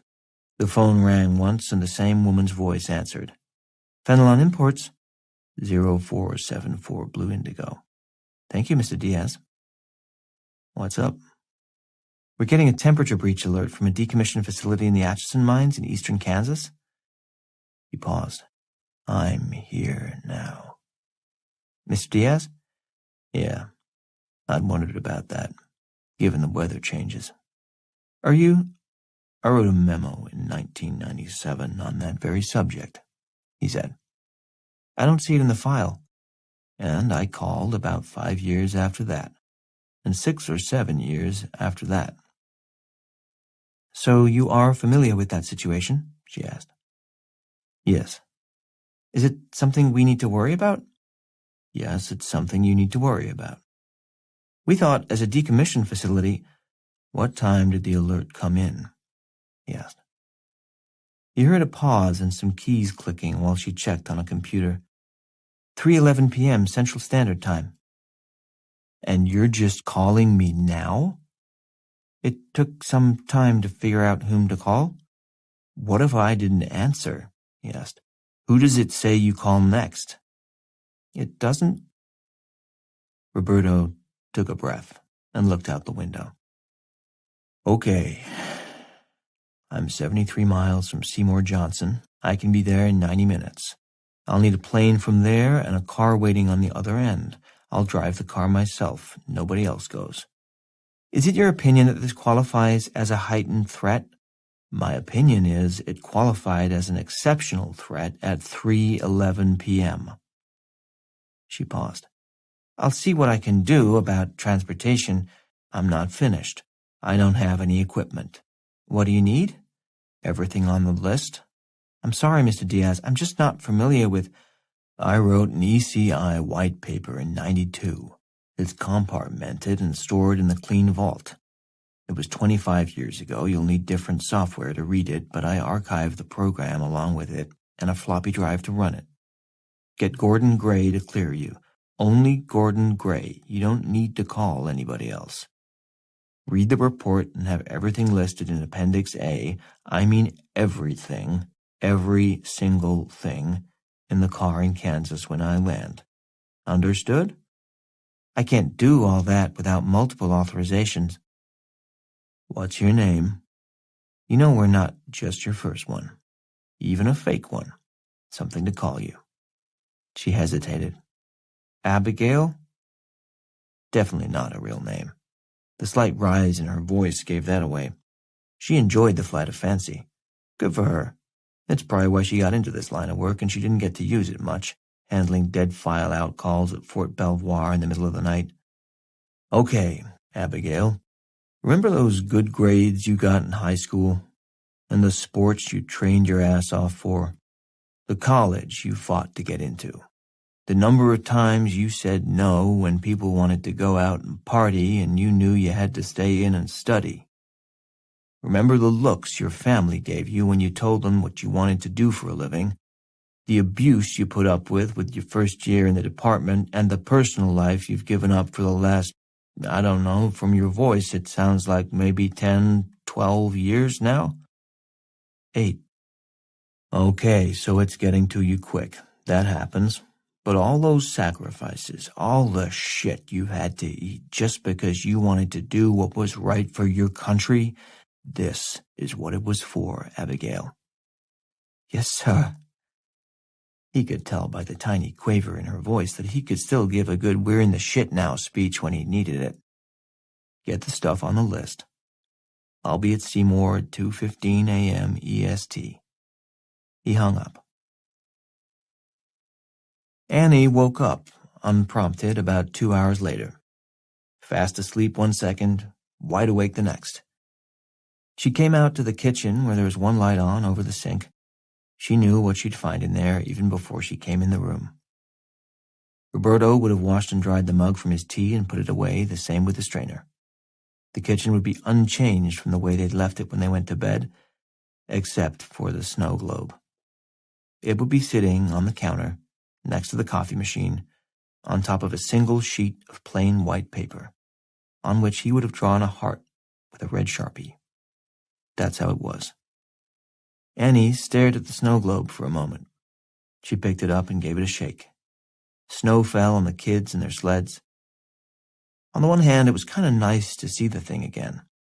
It had been more than 3 years since it had been out of the safe.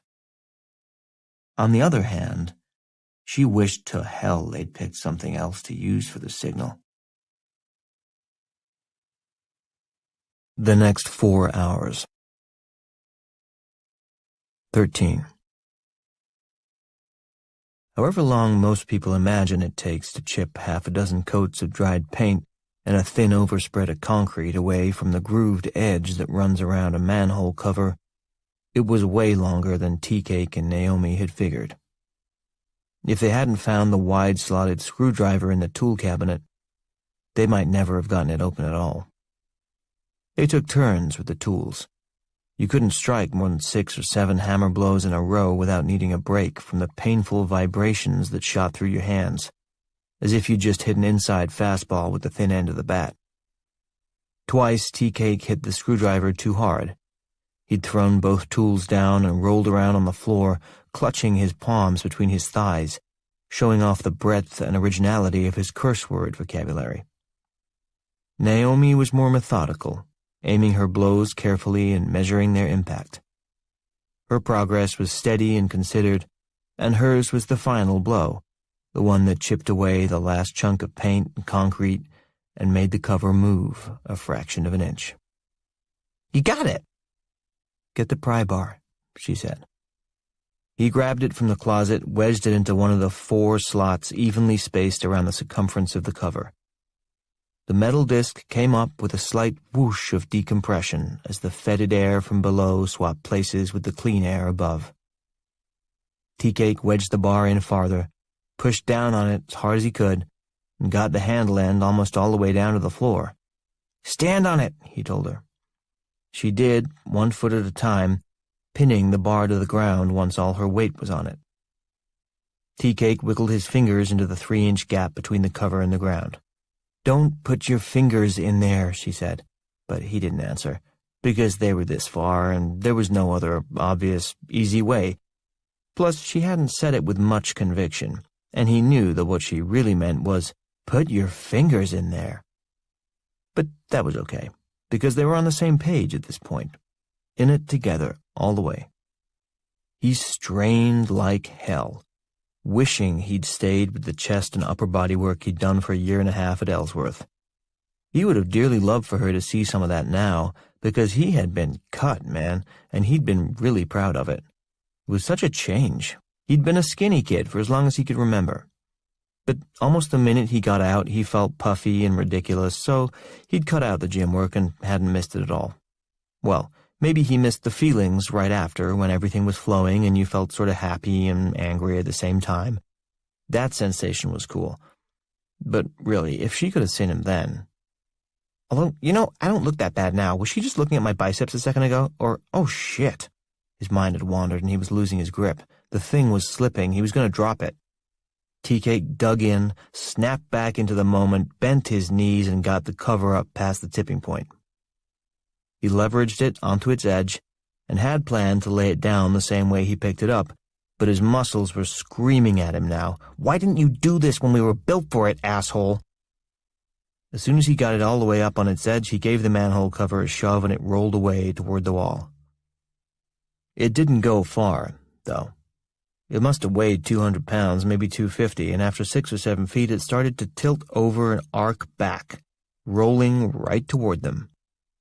They danced out of the way, absurdly, as the thing chased them for a few feet, pissed off at having been awakened from its comfortable slumber.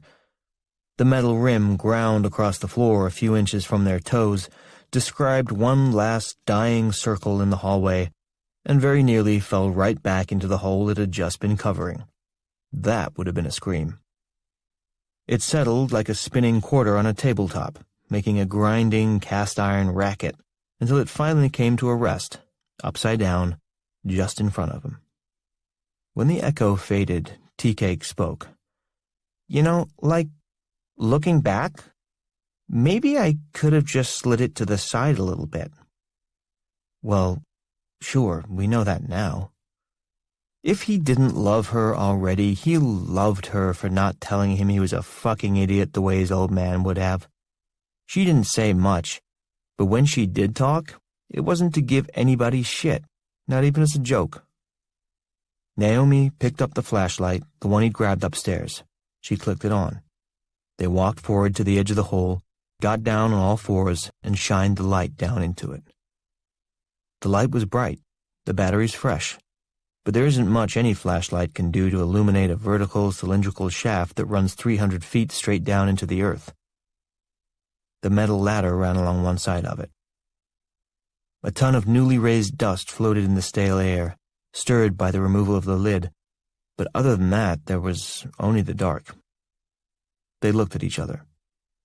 Neither one of them wanted to back down, and neither wanted to go first. "Climb 50 feet down and then we talk again?" she proposed. "How many rungs is on that ladder?" She shined the light down at the corrugated metal rungs and estimated 50, probably. Why? I don't know. I was hoping it would help. She shined the light down into the hole again, playing it around the edges this time instead of straight into the black.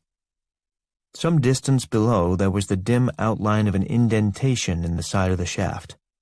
Too far away to see clearly, but there was at least something there, some kind of goal. "Okay, look, let's go to that thing." "What thing?" "Over here." She gestured for him to come around to her side, and he did, moving up against her on the floor. His leg touched hers, just barely, but he was keenly aware of it. She traced the light beam around the edges of the indentation. "There, what is that? 30 feet, maybe? We'll climb down to that, see what it is. And then what?" "Then we'll talk. If it's cool, we keep going. If it isn't—" He waved off the rest of her sentence. "I get it." He took the light from her, swung his legs around, and started to climb down into the hole. "You don't have to go first." "I'm a gentleman. I'll go first and shine the light up so you can see." "You have to admit," she said, "so far this is cool." "So far, I have to admit this is cool." "You really think so?" "No, I'm just repeating what you told me I had to say. See you in 30 feet. She laughed, and he started down into the shaft. Climbing with one hand was harder than he thought, but he was so afraid of dropping the flashlight, he didn't even try to use the other. One hand holding tight on the light and the other clamped in a death lock on the vertical bar of the metal ladder, he broke a sweat within 10 or 15 rungs, more from fear than anything else. Then his mind got the best of him. It started to wander, as it did, and he thought about falling. First a foot slipping off a rung, then his shin banging into it, the painful stretch of tendons as his legs split apart, both hands flailing at the bars, maybe one or two fingers snapping, trying to support his falling weight as his body gained momentum. And then the moment of detachment, the cartoon suspension as his hands flailed at empty space and his feet popped free. Would he scream? Or would he go silent? Would all sound drain away as his eyes popped wide and his mouth opened in a horrified, perfect, round O shape, making a soundless plea for help as he began to drop into the darkness, 100, 500, 1,000 feet straight down until he hit the cement floor at the bottom, feet first, his legs accordioning into his body, the long bones slamming upward into his internal organs, his femur or tibia or whatever the big one was, slicing up through his intestines, piercing his heart and driving itself up into the base of his skull. Official cause of death: man killed by own leg bone. Then another scenario occurred to him, one in which he did not fall free. In this chain of events, one foot wouldn't slip away clean, it'd get hung up in the rungs instead. He'd fall, but his body would flop over backward, bending at the left knee, and he'd hear the ligaments on both sides of the kneecap pop as it wrenched at an unnatural angle, bearing weight and torque it had never been designed to withstand. In this version he'd scream, all right, shriek like a wounded animal as he hung there, his shredded knee holding him upside down, head banging against the metal rungs beneath him. The flashlight would slip from his hand and fall, the beam throwing crazy, bouncing light over the inside of the shaft as it dropped, finally smashing to bits on the floor far below. Naomi would shout from above and try to save him. She'd climb down 3 rungs, loop one arm in, and lean down as far as she could, flailing for tea cake in the near-total darkness. But she'd miss his outstretched hand and lose her own grip. Now she'd fall, and she would fall clean, down 3 feet and right into tea cake. Their combined weight would dislocate his knee and break the tibia of his trapped leg. In both versions, the tibia lost big, and the fractured leg would slither formless through the rungs of the ladder. They'd both pull free. The ending would be pretty much the same as before. It wouldn't be the fall that did it so much as the sudden stop at the end. Except this time Tea Cake would land upside down and the cause of death would be changed to man falls on head, while hers would read, woman dies from hanging out with moron who climbed down a dark vertical cement shaft with one hand.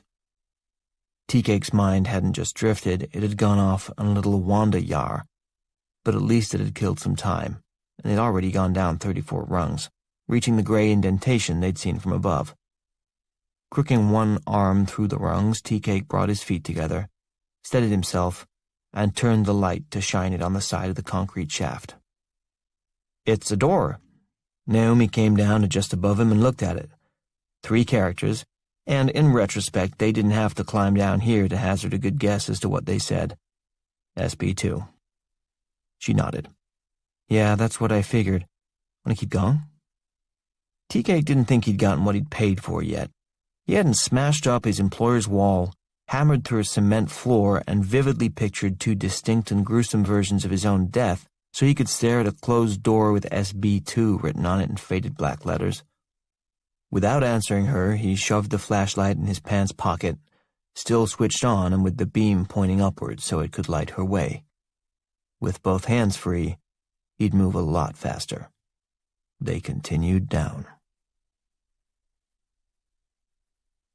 14. After Mooney had thrown up onto the gravel behind the tailpipe, after he'd hacked and spit and blown his nose till it was raw inside, after he'd used the dirty beach towel from the back seat to clean every speck of cat gut off his face, he was able to think straight. Sort of. He couldn't get a handle on the whole thing because it was ungraspable, but he'd at least managed to calm his breathing and get his heart rate down to almost normal levels, and to stop squealing, "God, Jesus, oh, Jesus, God, what the fuck," or close variations thereof, every few seconds. As soon as he was clean, a powerful thirst overtook him, and he was relieved to see the lone remaining wine cooler was still mostly full, the cap only loosened in the moment before he hit the deer. He picked it up out of the exotic berry puddle it had made on the passenger side floor mat and finished it in one long gulp. It was warm now, which made the liquor feel stronger, and stronger was what he needed. A little courage washed through his brain, a familiar feeling, but different too. He could feel himself becoming stronger, calmer, better. He was also becoming a walking dispersal mechanism for Cordyceps novus. Mooney was the 28th human being to be infected by the fungus, but there was an important difference between him and the others. Bartles and James, like many wine coolers and wine products in general, uses the maximum amount of sulfur dioxide permitted by FDA regulations as a preservative. SO2 is one of the most effective antimicrobials on the planet, and is highly antagonistic to growth. In its gaseous form, SO2 can be lethal to any air-breathing creature, and is in fact the leading cause of death in a volcanic eruption. It's the poison gas that gets you, not the lava. But in liquid form, and in the right concentration, SO2 can be quite helpful. It not only prevents invasive microbial growth in human digestive systems, but it can actually clean and preserve a glass wine container itself during both the fermentation and the storage process. Mooney's last bottle of exotic berry, aside from being tasty and intoxicating, was also a superb growth inhibitor. Whereas the fungus's takeover of its previous human victims had been a blitzkrieg, in Mooney's wine cooler besotted state it was more of a slow and steady infantry assault through mud. The invading army of Cordyceps novus was going to win. Mooney was going to lose. But it would take a while. Having unwittingly bought himself a few extra hours on the planet, he stood back from the car to review the events of the previous couple of hours. There was a lot to review. The deer had been dead. There was no question about it. Same for Mr. Scroggins. The cat was missing half a face and skull. The notion of him surviving that kind of mutilation was laughable. That could only mean that something otherworldly was going on, something unholy. Whatever, the universe was a fucked up place with lots of shit he'd never understand.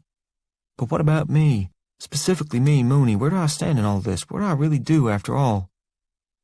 Mooney had an analytical mind, sometimes, so he put it to use. What's the worst that can happen to me? Yes, I hit a deer. Yes, I pumped it full of lead. And yes, I killed a sick cat, but none of these were crimes. Burying them on somebody else's privately owned land probably was, but he hadn't done that. He hadn't had a chance.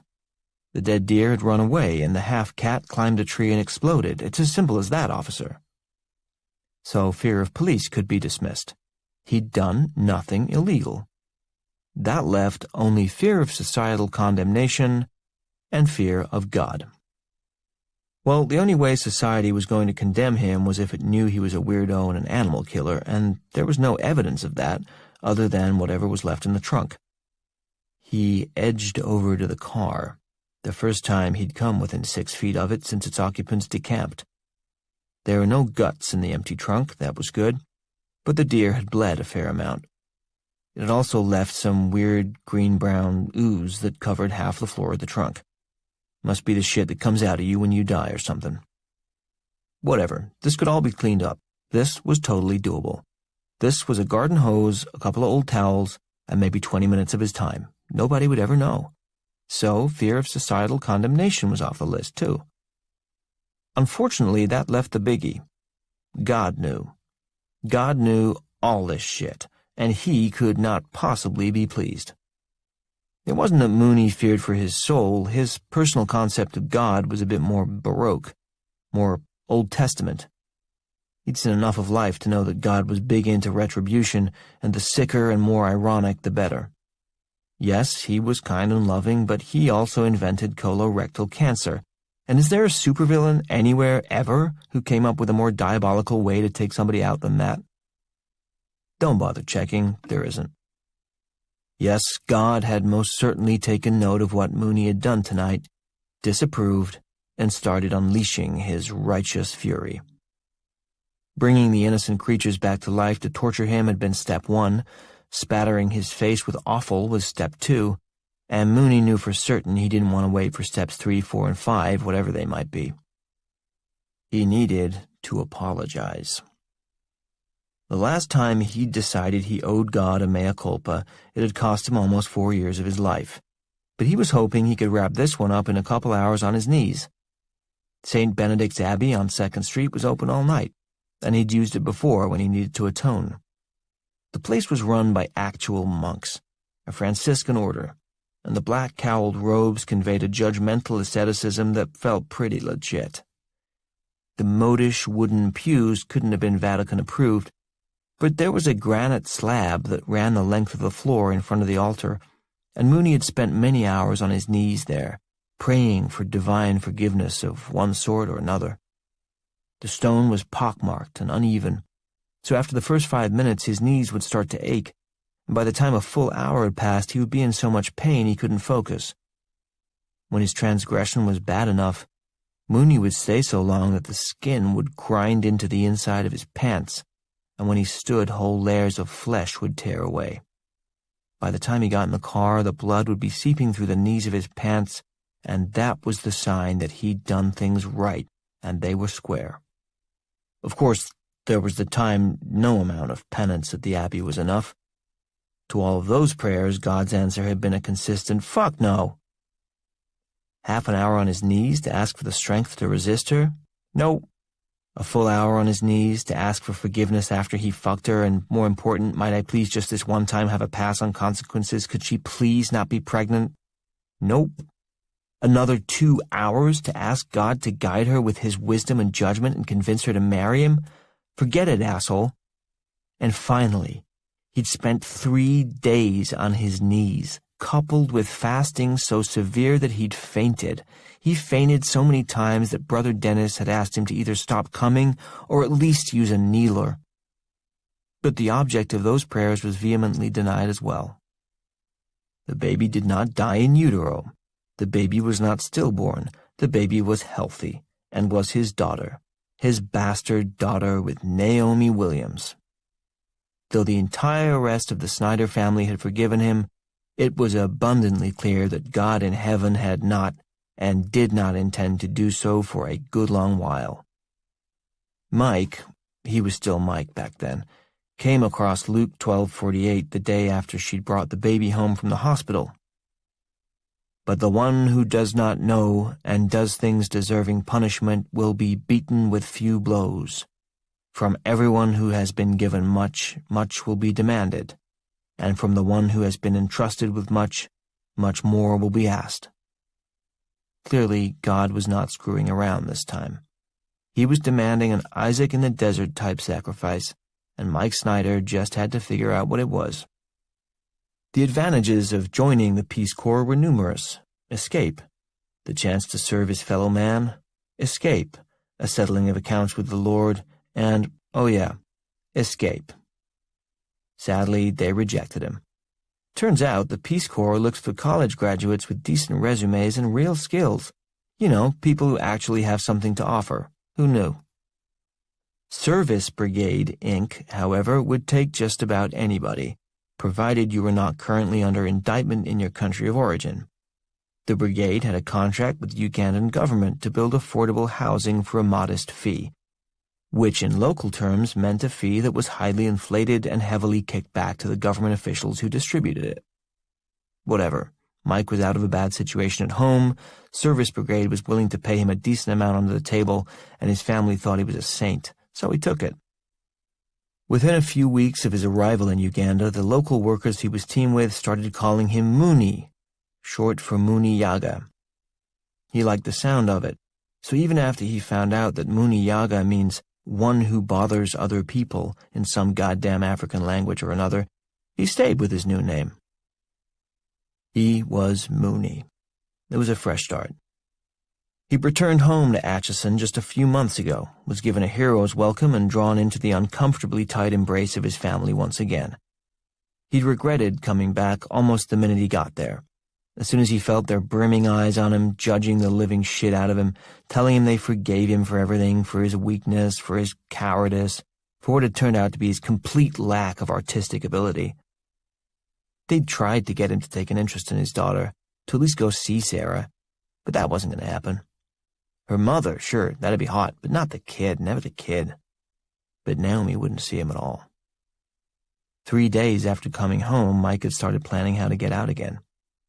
Maybe he'd meet his buddy Daniel Mafabi back in Budadiri, where Mafabi had worked out a sweet deal with the Ministry of Works and Transport to build schools all across the country at double cost. There were a lot of Ugandan shillings sloshing around the budget since Nakadama took office, and Mike knew the people who knew the people. Another couple of years over there and he'd be sitting on enough cash to split on his family for good, to never ever have to hear that they'd forgiven him again. But God was another matter. Those eyes followed him wherever he went, so tonight he needed to get his ass to St. Benedict's, make his apologies, and call this awful night to an end. He got in the car, turned the key, and it clicked. Of course. He tried again. Not even a grind, just a click. Dead starter. He got out of the car and slammed the door as hard as he could. It bounced open, so he slammed it even harder, then kicked it square in the middle, leaving a good-sized dent. One more thing for the insurance report. He looked around, assessing the middle-of-nowhereness of it all. The car at the bottom of the hill caught his eye again. It was parked near the entrance to the storage place, just under a mercury vapor light that lit up the parking lot. In the yellowy haze of the light, he could see the rear end of the car, a 10-year-old Toyota Celica. It rang a distant bell somewhere in his mind. He started walking down the driveway toward the car, and as he got closer, he saw a sticker on the back left bumper. Closer still, and he could make out what it said.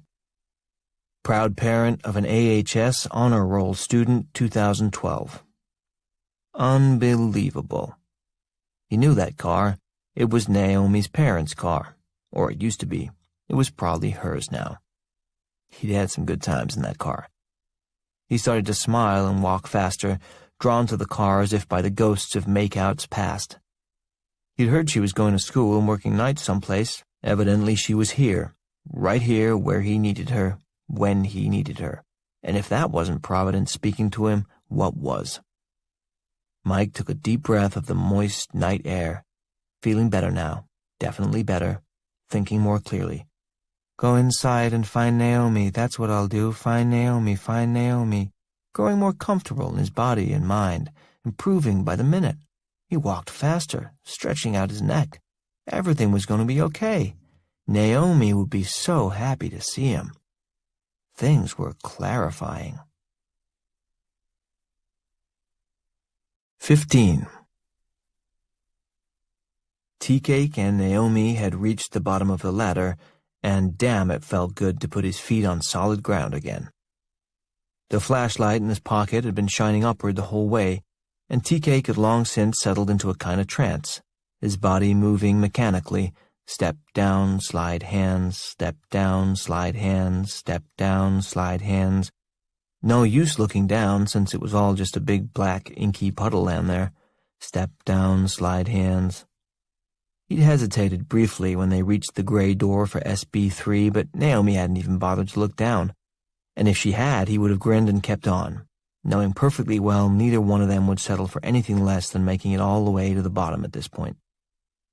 So they'd continued on. And that's when the climb got long, really long. From the schematic, he would have guessed the lowermost floor to be about 100 feet below SB3, but now that he thought about it, that section of the drawing had been broken by a jagged line with a space through it, which must have meant a whole lot of earth was left out. Step down, slide hands, keep going. His mind had gone for a little stroll, a pleasant one this time, since the only thing that was illuminated in the area was above him, and the only thing he could see clearly up there was Naomi's backside. He refrained from calling it or thinking about it as her ass. It was her backside, and it was a very nice one. But hang on, that's exactly what he was trying not to think about, out of respect. He wondered what they would do if they went out on a date, since she didn't drink. Truth was, he didn't like alcohol as much as he used to. It made his moods unpredictable. He'd get mad when he shouldn't, happy for no reason, and wasted people bugged him more as he got older. Plus, there was the waking up in the night. He couldn't sleep 12 hours at a time like he could even a few years ago. Too bad. He missed those days, but he'd noticed the mornings when he was 100% clear-headed were kind of cool. So, okay, that's all right, but when people don't drink or get high, like, what do they do around here? He imagined the two of them jacked out of their minds on coffee, but who wants that? And then he pictured them working out together, and she was very sweaty and glistening. Man, was she put together tight. And whoops, hang on, things were headed off in that direction again. So then he saw them taking her daughter to the movies. And maybe the kid got scared at one point and jumped in his lap, and he'd say, "That's okay, you're okay, kid. Turn your head away, hide your eyes, and I'll cover your ears. I'll tell you when it's safe to come out. I'll protect you." And Naomi would look over at him and she'd smile. He was good with kids. He didn't mind them after all. Maybe he could actually... In the end, he did fall, but it was only one step. His right foot hit bottom hard. He hadn't seen it coming. He lost his balance and his left slipped off the last rung. He oofed, Naomi turned, and he reached a hand up to help her. "Careful." She took his hand, he helped her off the last rung, and they stood together at the bottom. It was colder down here. Maybe 60 degrees, and surprisingly humid. He pulled the flashlight out of his pocket and shined it upward, till the light disappeared into the endless black tunnel now above them. He turned it toward the door in front of them. It was another gray indentation, but this one was bigger than the others, heavily reinforced with a series of bars and levers, and had a black stencil spray-painted across it. DTRA access only. "What's DTRA?" he asked. "Let's find out." She pulled out her phone to Google it. No signal. Shocker. He thought. He looked at the door, which was more like a submarine hatch, crisscrossed with a complex latticework of steel slats, all joined together at the corners and leading to a large black handle. Pull on the handle, the hinged slats pull against each other. The door opens. "You want to do it?" she asked him. "I'd really like to know what those letters stand for." "Me too." "I get the feeling I'd like to know more." "What if it's don't touch radiation, asshole?" "Yeah, that would be some amusing shit," he said. "I'm cool if you want to just go back up." Yeah, like that was going to happen. He reached for the handle, but she put her hand on his arm and caught his eye. "I mean it." He looked back at her and thought about that for a nanosecond or two, and really, could things have been going any better at this point? There was a kiss moment coming, there had to be, or at least a gripping each other in fear moment. And he wondered, these kinds of moments with a woman like Naomi, did he think they grew on fucking trees? Not in the barren, rocky ground that had been his love life, they didn't. The seeds of romance had found no purchase there since, oh God, the middle of high school. No, he was not going back up. They were going to finish this. The handle moved so much more easily than he thought it would. The door-opening mechanism was a work of engineering genius. You gave one gentle pull on the black bar and the rest of the pieces glided about their business, each tugging on the other with just the right amount of force at precisely the correct angle. Even after decades of disuse, the high-quality metal had not yielded to rust, even in the humid environment. The dozen moving pieces struck up the music in their symphony of movement, and 8 deadbolt locks pulled out of the recessed metal slots in the door jambs where they had rested for the last 30 years.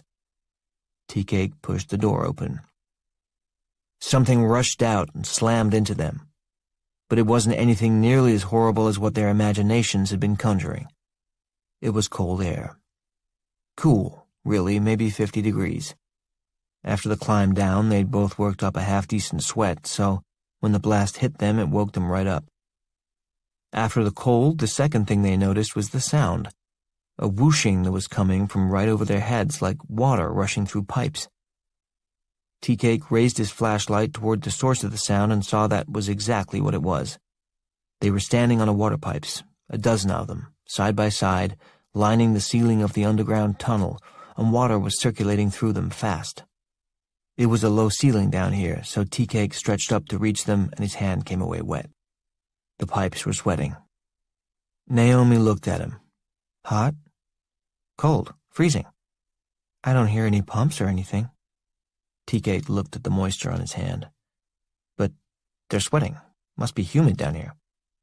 It is, I can feel it. Why would it be humid underground? He asked. Can I see that? She meant the flashlight. He handed it to her and she shined it around the place. They were in another long tunnel, a mammoth, concrete-lined underground space. She looked up at the pipes, rushing with water. Where's it coming from? She asked. Like an underground cold spring? Guess so. From the far end of the corridor, they heard a familiar sound. Beep. The goddamn beep again, accompanied simultaneously by a pinpoint of white light, a super bright strobe about 20 yards away. Naomi turned and looked at him. Dude, we are so close. Beep. He took the light back. I carry this. He started down the hallway, shining the light in front of him, following the pipes as they went. She stayed close. The beeping got louder, the strobe brighter as they moved toward it. Farther in, they could make out the shapes of other doorways. It wasn't just a long tunnel, but another level of a storage complex. There were half a dozen doorways on either side of the corridor, all heavily reinforced steel with the same kind of complicated locking mechanism as the entry door had.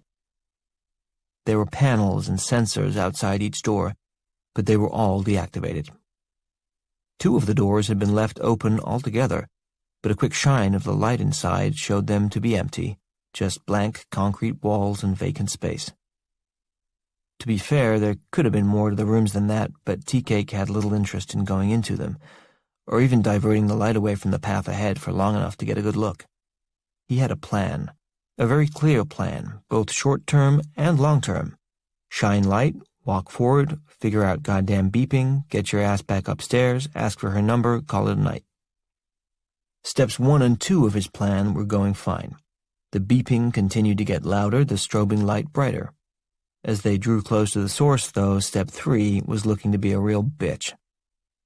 They slowed to a stop at the last door on the right, where there was a vertical display panel similar to the one they'd seen upstairs, but more detailed, and covering only the room beyond this door. Many of the sensors and indicators had been deactivated, but there was one that still worked, and it was going off now.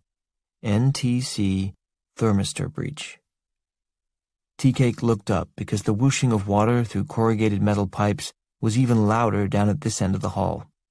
He shined his light up at the ceiling and saw that the pipes, all of them, made a right turn just over their heads and went directly into this room, through half a dozen specially cut holes in the thick concrete outer wall. Beep. There was only one door left. Tea-Cake and Naomi looked at each other. To open or not to open. She spoke first. "No, I'm good. Me too." They turned to get out of there at almost exactly the same moment, like a couple of synchronized swimmers. Enough is enough. Although he had to admit that was fun, of course he'd thought something awful was going to happen. But what do you know? It didn't for once. And no, they still didn't know what was defrosting, but they knew enough and they both felt alive, and he was definitely getting a phone number out of this. That's when they heard the squeaking. It had been there all along, they just didn't pick it up until the moment they turned away from the door. It was the squeak of an animal. Or many animals. Tea-Cake swung his flashlight beam over toward it fast, and the light fell on a lump of fur on the floor a few feet behind them. It looked just like that at first, a chunk of mohair or animal hide. But this thing was moving, writhing on the floor. They edged closer, in spite of themselves, the flashlight's pool of light getting smaller and brighter as they drew up on the thing. There was a lot of movement there. The center of the object was fairly still, but all around its edges there were irregular shapes moving independently, stretching and snapping. They were rats' heads. There were a dozen of them, arranged in a rough circle around a tangled mass of ropey cartilage in the center. It was like staring at an optical illusion at first, trying to figure out what in God's name this thing could be. It was a rat.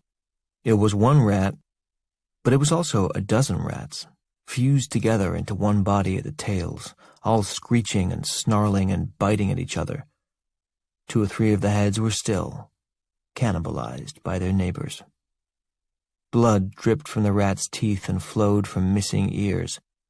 The pile of snarling rodents was bound together at their conjoined tails by a strange, greenish sap that had oozed over them. Tea-Cake expressed his feelings. "Jesus fucking Christ!" Naomi was repulsed, but also fascinated. "It's a rat king." "A what?" "A rat king. It's a... well, that." She gestured because there were no words that could take the place of one quick look at the horrific thing. They wrote about them in the Middle Ages during the Black Plague. People thought they were a bad omen. "No shit, it's a bad omen. It's called a fucking rat king." Naomi leaned in to get a closer look. There was an intellectual detachment to her. She was going to make a good vet if she ever got that far. She could look at pain and deformity and see the clinical side of it rather than the emotional one. Tea-Cake had no clinical side. He was all feeling and freak out, so he kept his distance. How do they get like that? Nobody knows for sure. Their tails get knotted and stuck together, like from pine sap or something. She looked around and picked up a long piece of scrap metal from the floor nearby. She prodded the massive fused tails. If they found a dead one of these, they used to preserve it and put it in a museum. "Yeah, well, that one's not dead. Would you get the fuck back, please?"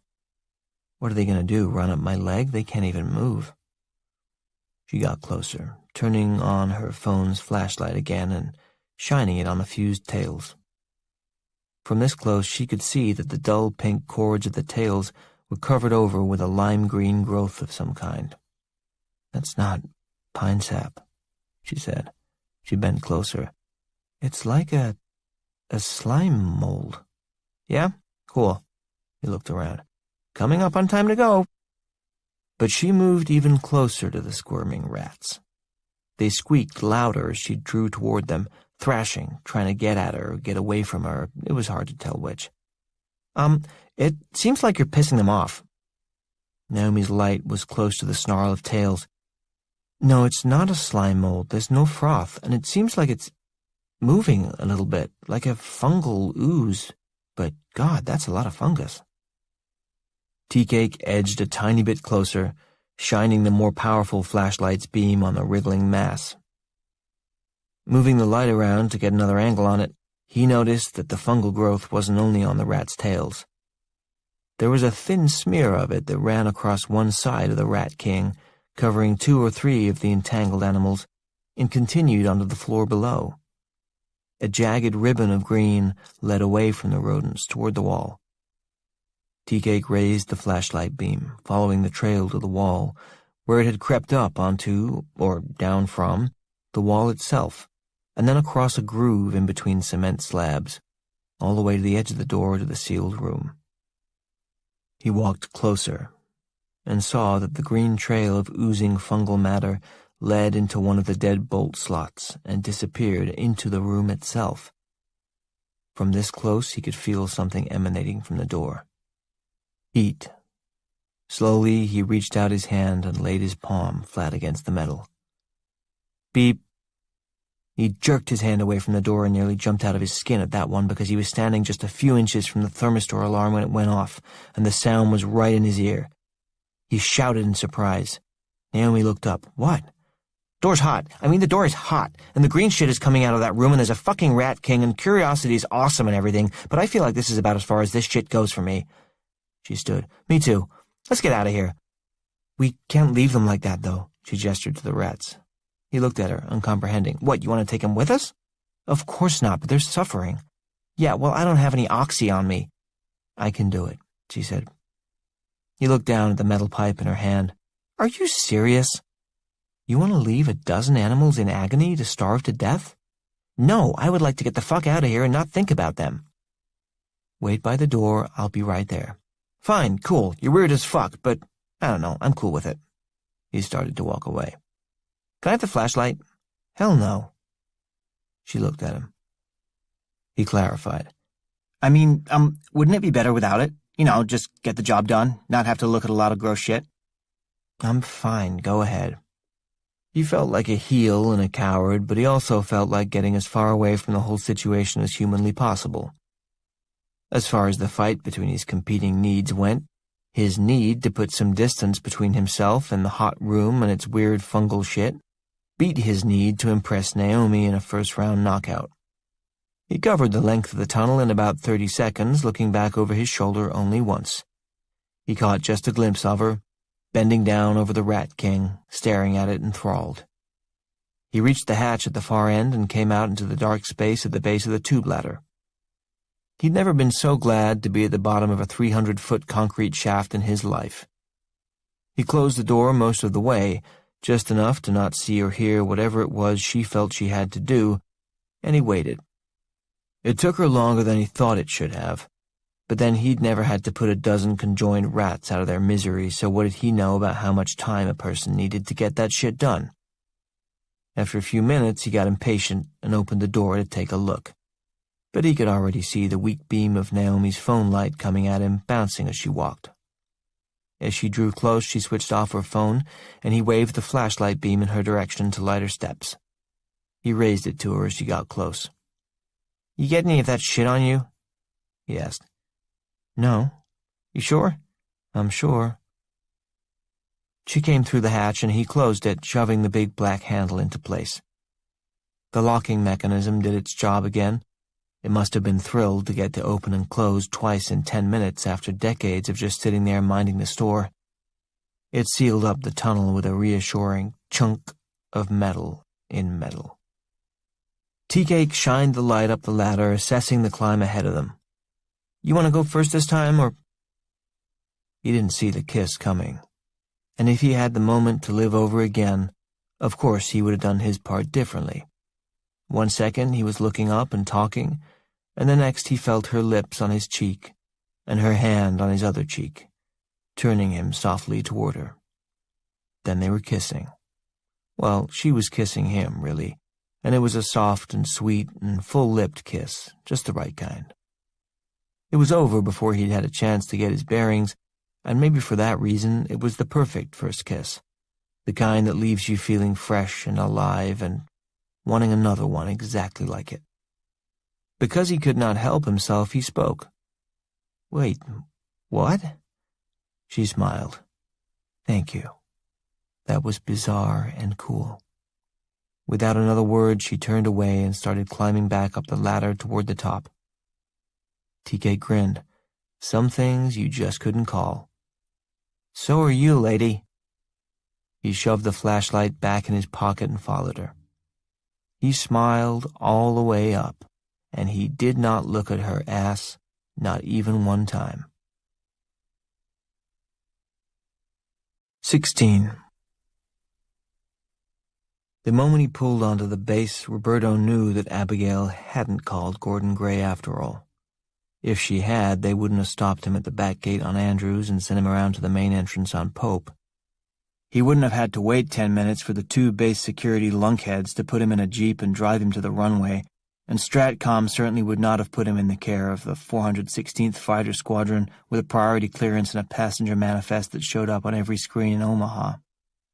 Gordon would have moved with speed and with stealth. Roberto would have taken off 15 minutes ago on an already scheduled flight of the 916th Air Refueling Wing. Just another retired officer hitching a free ride west to see the kids.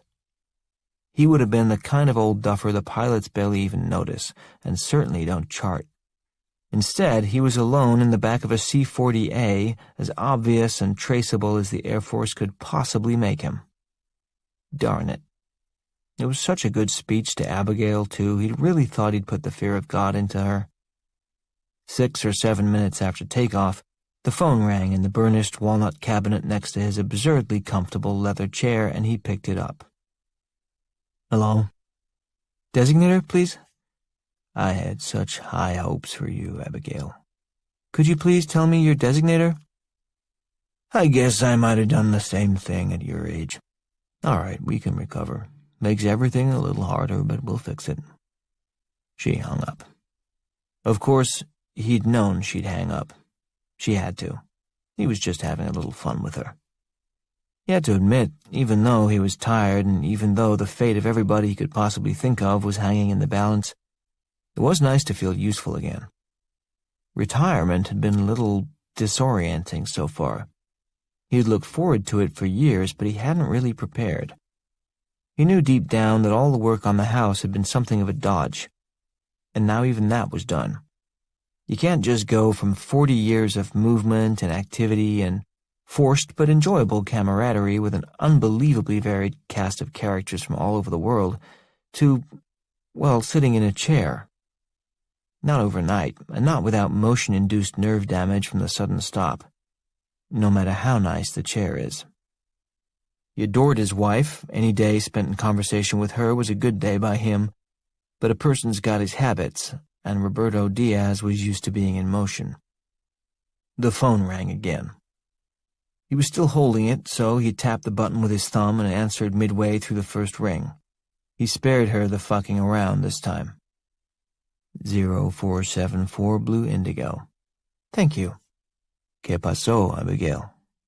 I was very specific.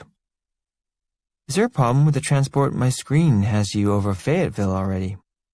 You didn't call Gordon Gray, he said. He was unavailable. Of course he's unavailable. It's 2 a.m. Everybody's unavailable until they aren't. You found me. I'm sure you could have. Mr. Gray passed away in January. His brain processed that statement in 3 distinct steps. The first 2 were achingly familiar, because they'd happened so often over the past 10 years. Step 1 was the absorption of the information. Gordon Gray was dead. The man who had once refused to cross a casino picket line out of moral principle was gone. Gordon, Roberto had said at the time, you're drunk as a skunk, you're gambling with your rent money, you just broke a guy's nose because he stepped on your foot, and you're in Las Vegas. Why exactly are you making a stand here? Gordon had just smiled at him and shrugged. I'm full of contradictions. There were 1,000 other memories, most of them far less benign, but that was how he always chose to remember Gordon, as a pretty amusing bundle of non-matching character traits. Now that particular molecular combination of soul and folly no longer existed. Once Roberto forgot about that endearing moment in Las Vegas, it would be gone into the ether. It would never have occurred. That was step 1, the sudden and vertiginous emptiness of death. Step 2 came close on the heels of that feeling, and it was compassion. He was sad about the hole that Gordon's death must have left behind with his family, his friends, his brothers and sisters in arms. Roberto now had some people to belatedly console, a few phone calls to make. And that was what brought on step 3, which was an entirely new thought, one he hadn't had with any friend's death till this moment. Roberto had the grim feeling that he'd just moved into a new phase of proximity to death, because no one had called him to say Gordon's dead. When you're young, the reaction is, "Holy shit, so-and-so is dead, can you believe it?" Then you get older and start glancing at the obituaries to see if there's anybody you know in there. But that stage doesn't come as a surprise because every middle-aged person you've ever met tells you they do that. Then, when you're older still, starts the sad litany of phone calls coming in as nature's snipers starts picking off your friends and family one by one. You buy a funeral suit, and then a couple of different ties for it so you don't have to wear the same thing every time. You get used to all that. But this was brand new.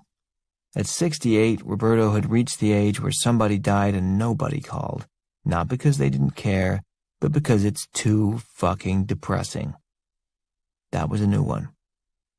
He didn't say any of this to Abigail. To her, he said, "I see." "In January," she repeated. "Who did you call instead?" A man's voice answered for her. "Thank you, Belvoir. You can clear the line." Roberto kicked himself for imagining they'd been alone on the line. Only a few years out and his edges had been dulled already. There was a faint click as Abigail disconnected, and Roberto could hear the colonel breathing on the other end. "Hello, Roberto." "Hey, Jarabek. How's that rash?" "Your wife said put some cream on it. It's fine now." Why did men talk like this to each other? Why not just agree to meet up and punch each other in the face until they felt better about things? Jarabek went on, enjoying the role reversal. When Roberto had retired, the colonel had moved up, and that was the spot from which he looked down at this time. "I thought you put this one to bed 30 years ago." "Apparently it woke up," Roberto said. "Sounds like a broken thermistor to me." "That would be nice to think." "I'll be frank with you, Roberto. You're on that airplane as a gesture of respect to Gordon Gray. No other reason." Again, why the fuck had no one called to tell him Gordon was dead? People sucked. "Threat assessment and sober report. That's what I want, and that's all I want. Clear?" "Gotcha," Roberto said. "Hey, you got a cell number for Leffler?" "See, you're saying that to irritate me, Roberto, and I understand. I would do the same thing. This is the sort of jocular back and forth I so enjoy with you. But I'm not kidding around. This is going to go quietly and quickly. Assess and report, no off-the-book stuff." "Phil, I'm fucking with you. It's probably nothing. I'll check it out and go home. And by the way, you're welcome. I'm not exactly on the clock anymore." Jarabek took a moment, deciding whether or not to trust him, and opted for some of both. "I know that. Thank you for making yourself available." "You should probably take me off the file." "I will do that. Keep in touch." The phone went dead. Roberto held it for a moment, thinking. He looked out the window at the lights of Charlotte down below off to his right. Broken thermistor, my ass. Fuck that guy. Off the books was exactly where he was going. He'd be on the ground in Kansas in less than 2 hours. That would make it tight. But if Trini answered, he had an outside shot at it. The trick would be coding the call, and he certainly couldn't do it on the plane's phone. He reached into his flight bag, took out the MacBook Air his son Alexander had given him for Christmas. "Too much. Makes everybody uncomfortable. Tone it down, Alexander." And turned it on. The plane's Wi-Fi signal was half decent, and he called up Tor2Web without hitting a DoD net nanny, for a stroke of luck. John Dunim and the other 2 or 3 other .onion rerouters he knew were already dead. The dark net had pretty fast-moving currents, and he wasn't surprised to see he was already out of date. He was trying to think of next steps when something in his jacket pocket buzzed. It was the satellite phone, the one he'd taken out of the safe back in his kitchen. He looked at the screen, didn't recognize the number. He made an educated guess. "Abigail, I can talk for 2 minutes." It was her. Roberto was genuinely delighted. "I think you have the wrong number," he replied, and hung up the satellite phone, which was most certainly monitored. He tapped a few keys on the laptop, accessed a deep beep site he trusted, thank God that one was still there, and leached into the first number with at least 10 nodes of encryption that scrolled by. He called her back, and she picked up on the first ring. "I'm on my personal cell in the ladies' room." He could hear the echo of her voice off the tile. "I take it you read my white paper." "I did," she said. "And you believed it. What do you need me to—" She stopped, and he could hear that the door to the bathroom had just opened. Someone had come in. Roberto took over. "Okay, I'll talk, you listen. Even with encryption, airplane Wi-Fi won't be secure enough for the conversations I need to have, so you'll need to make the calls for me. Find a reason to get yourself out of there on the double. Go buy a burner and call a former agent named Trini Romano. I'll repeat that name before I hang up. When she answers, tell her Margot is under the weather." "Margot is under the weather? I'm sorry to hear that." Still with a stilted voice. She wasn't alone in the bathroom. "That's it. Then tell her what you know. She'll help you with the list, even number 7, especially number 7. We're under 2 hours, so you have to move fast." In the background, he heard a toilet flush. He continued, "Text your burner number to me through a Mixmaster, and I'll call you when I'm rolling." Water ran in the bathroom. Someone was washing her hands. Abigail sighed. "I understand, Mom. I just think it's kind of soon after your knee replacement." Roberto smiled. She was pretty good, all things considered. "I'm dying to know why you decided to believe me, but that can wait. Doesn't matter, I guess." He could hear the bathroom door open and close again. Abigail's tone changed. "Is it as bad as what you wrote in the report?" "Every bit. And none of the people who understand that are in power anymore. If Jarabek is not going to bed, he'll keep an eye on things, and he will not be helpful. But believe it or not, I've done all this before." "Including item 7? He didn't answer that. Trini Romano. He hung up. 17. When Tea-Cake was 14, he fell in love for the first time. Patty Wisniewski was 17, and he never really had much of a shot with her, but he'd started hanging around with seniors when he was a freshman, thanks to his overpowering sex drive. Like any 14-year-old boy, Tea-Cake had powerful erections, and he followed his dick wherever it led him. One day, it dragged him to auditions for the school play, of all places.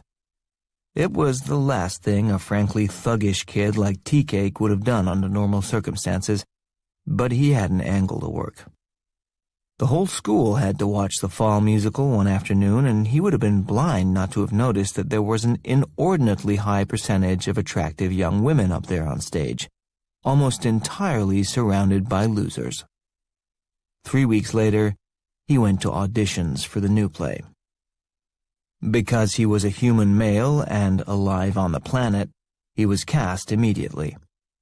It was some shitty old play about a bunch of actresses sitting around a New York City apartment waiting for their big break. He barely knew the name of it then and certainly couldn't remember it now. He played Frank the butler and had exactly 2 lines. "Shall I call a taxi, Miss Louise?" And in the second act, the kicker. "Taxi's waiting, Miss Louise."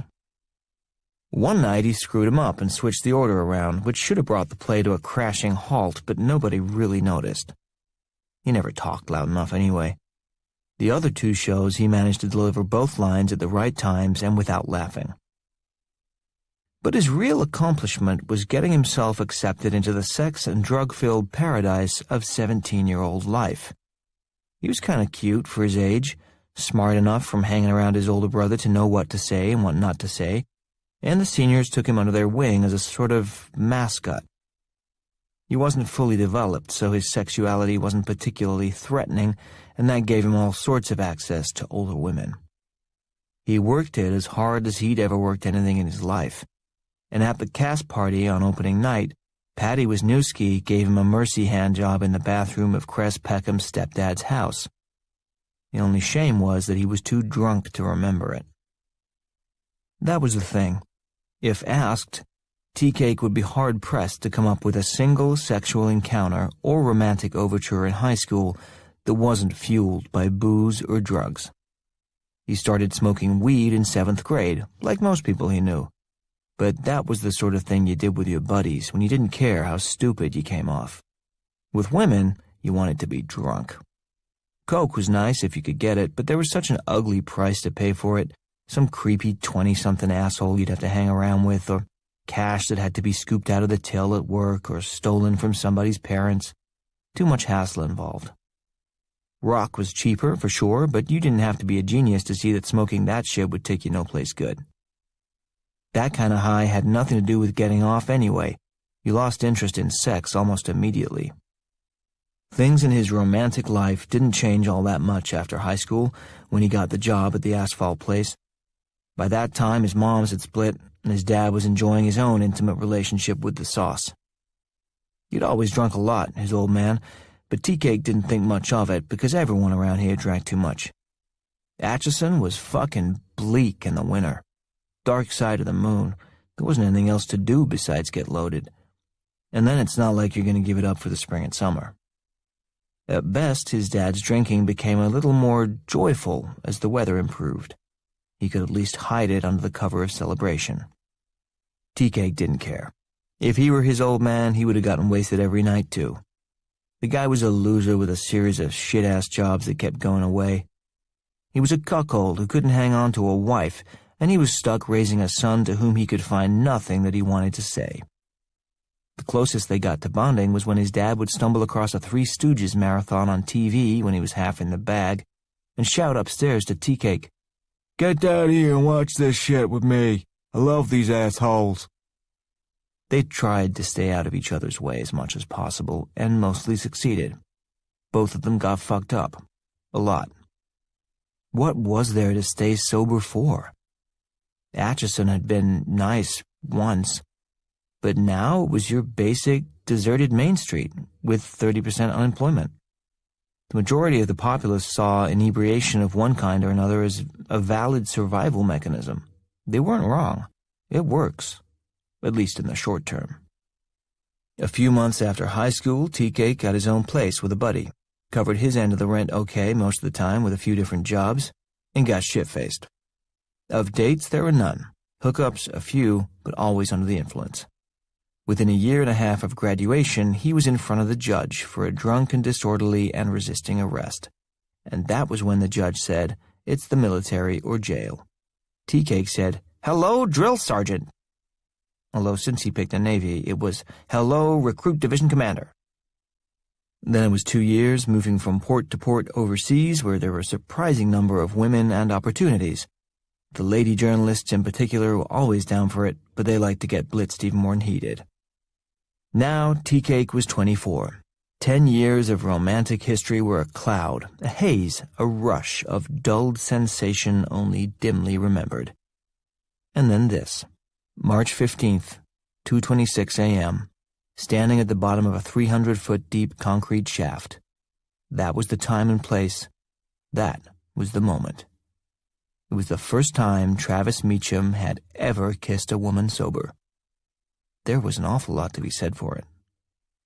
For Naomi, the kiss was a momentary impulse that had been building for several hours.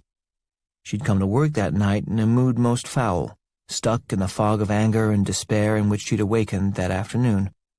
She'd had a shift the night before, making this a rare and welcome 2 shifts in a row, which meant a better paycheck, but worse sleep. After a night shift, she'd come home, get Sarah ready, and take her to school. And with any luck, she could be in bed by 8:30 a.m. That meant about 5.5 hours of sleep because she had to be back at the school to pick her up at 2:50. That was on a day with no classes for herself. A year ago, she would have been able to put Sarah in the after-school and not have to pick her up until 4:30. Luxury. But the school lost its federal grant for that program at the end of last year. Now the after-school was called Extended Learning Opportunities, and it was run by a for-profit group that charged $40 a day. That was half a day's after-tax wage for Naomi and made no economic sense whatsoever. She might as well not do the extra work. Point is, today she woke up tired at 2 in the afternoon, and the last thing she needed was for one of the dark moods that had haunted her for the past several years to come roaring back. But she knew the moment she opened her eyes that the black dog had returned. That was Naomi's private nickname for the depression that periodically engulfed her, and this thing was no friendly Labrador. It was a mangy, skeletal cur, all bones and teeth, and when it came, she could see it loping at her out of the woods, tongue lolling off to one side, yellow eyes fixed on her. The black dog would stick around, on average, 3 or 4 days. Sometimes there'd be a day of false hope in the middle, a day when she'd feel okay and assume it had gone back into the primordial forest where it lived. But no, the mutt had only been hiding, the better to screw with her head, and it would come back to finish its run of despair the following day. She knew she was impossible to be around during those periods, but she didn't care. It was everyone else's fault anyway. They were the ones who'd called the dog in the first place. How, exactly, she did not know, but rationality was in short supply when she was in a mood. She learned after a few years that the best thing was to just stay away from people as much as possible during those times. To hide in her room, curled up on the bed with the door shut. "If you can't be a pleasant part of things," her mother used to say to her when she was little, "then you need to go somewhere else and leave us alone." That was before her mother decided that she herself could not be a pleasant part of things and went somewhere else for good. So the black dog had followed Naomi to work that night, and had stuck around until the moment she started talking to Tea Cake. That hadn't ever happened before. No one person could make the darkness go away. Hell, 50 of them couldn't. But Tea Cake had. She'd sensed it the moment they started chatting on the loading dock. She'd gone with him to check out the beeping sound, in part because she was curious, but also because being around him made her feel better. The black dog in her mind had skittered away back into the trees and disappeared further and further into the forest the longer she talked to Tea Cake. Why? He wasn't impossibly sexy, and he wasn't impossibly smart, and he was, not to put too fine a point on it, an ex-con. But he made her laugh, and he kept the dog at bay. Whatever that mysterious thing was, Tea Cake had it, and Naomi wanted to be around it, at least for tonight, to see if it was real. So, yes, a kiss is just a kiss. But this one meant something to both of them. Ground had been broken.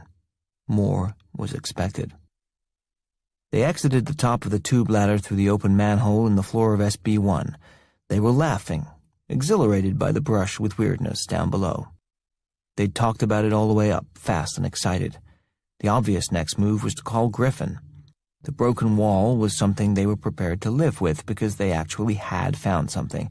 There was a real problem down there, and it would likely involve the police and corporate and God knows who else.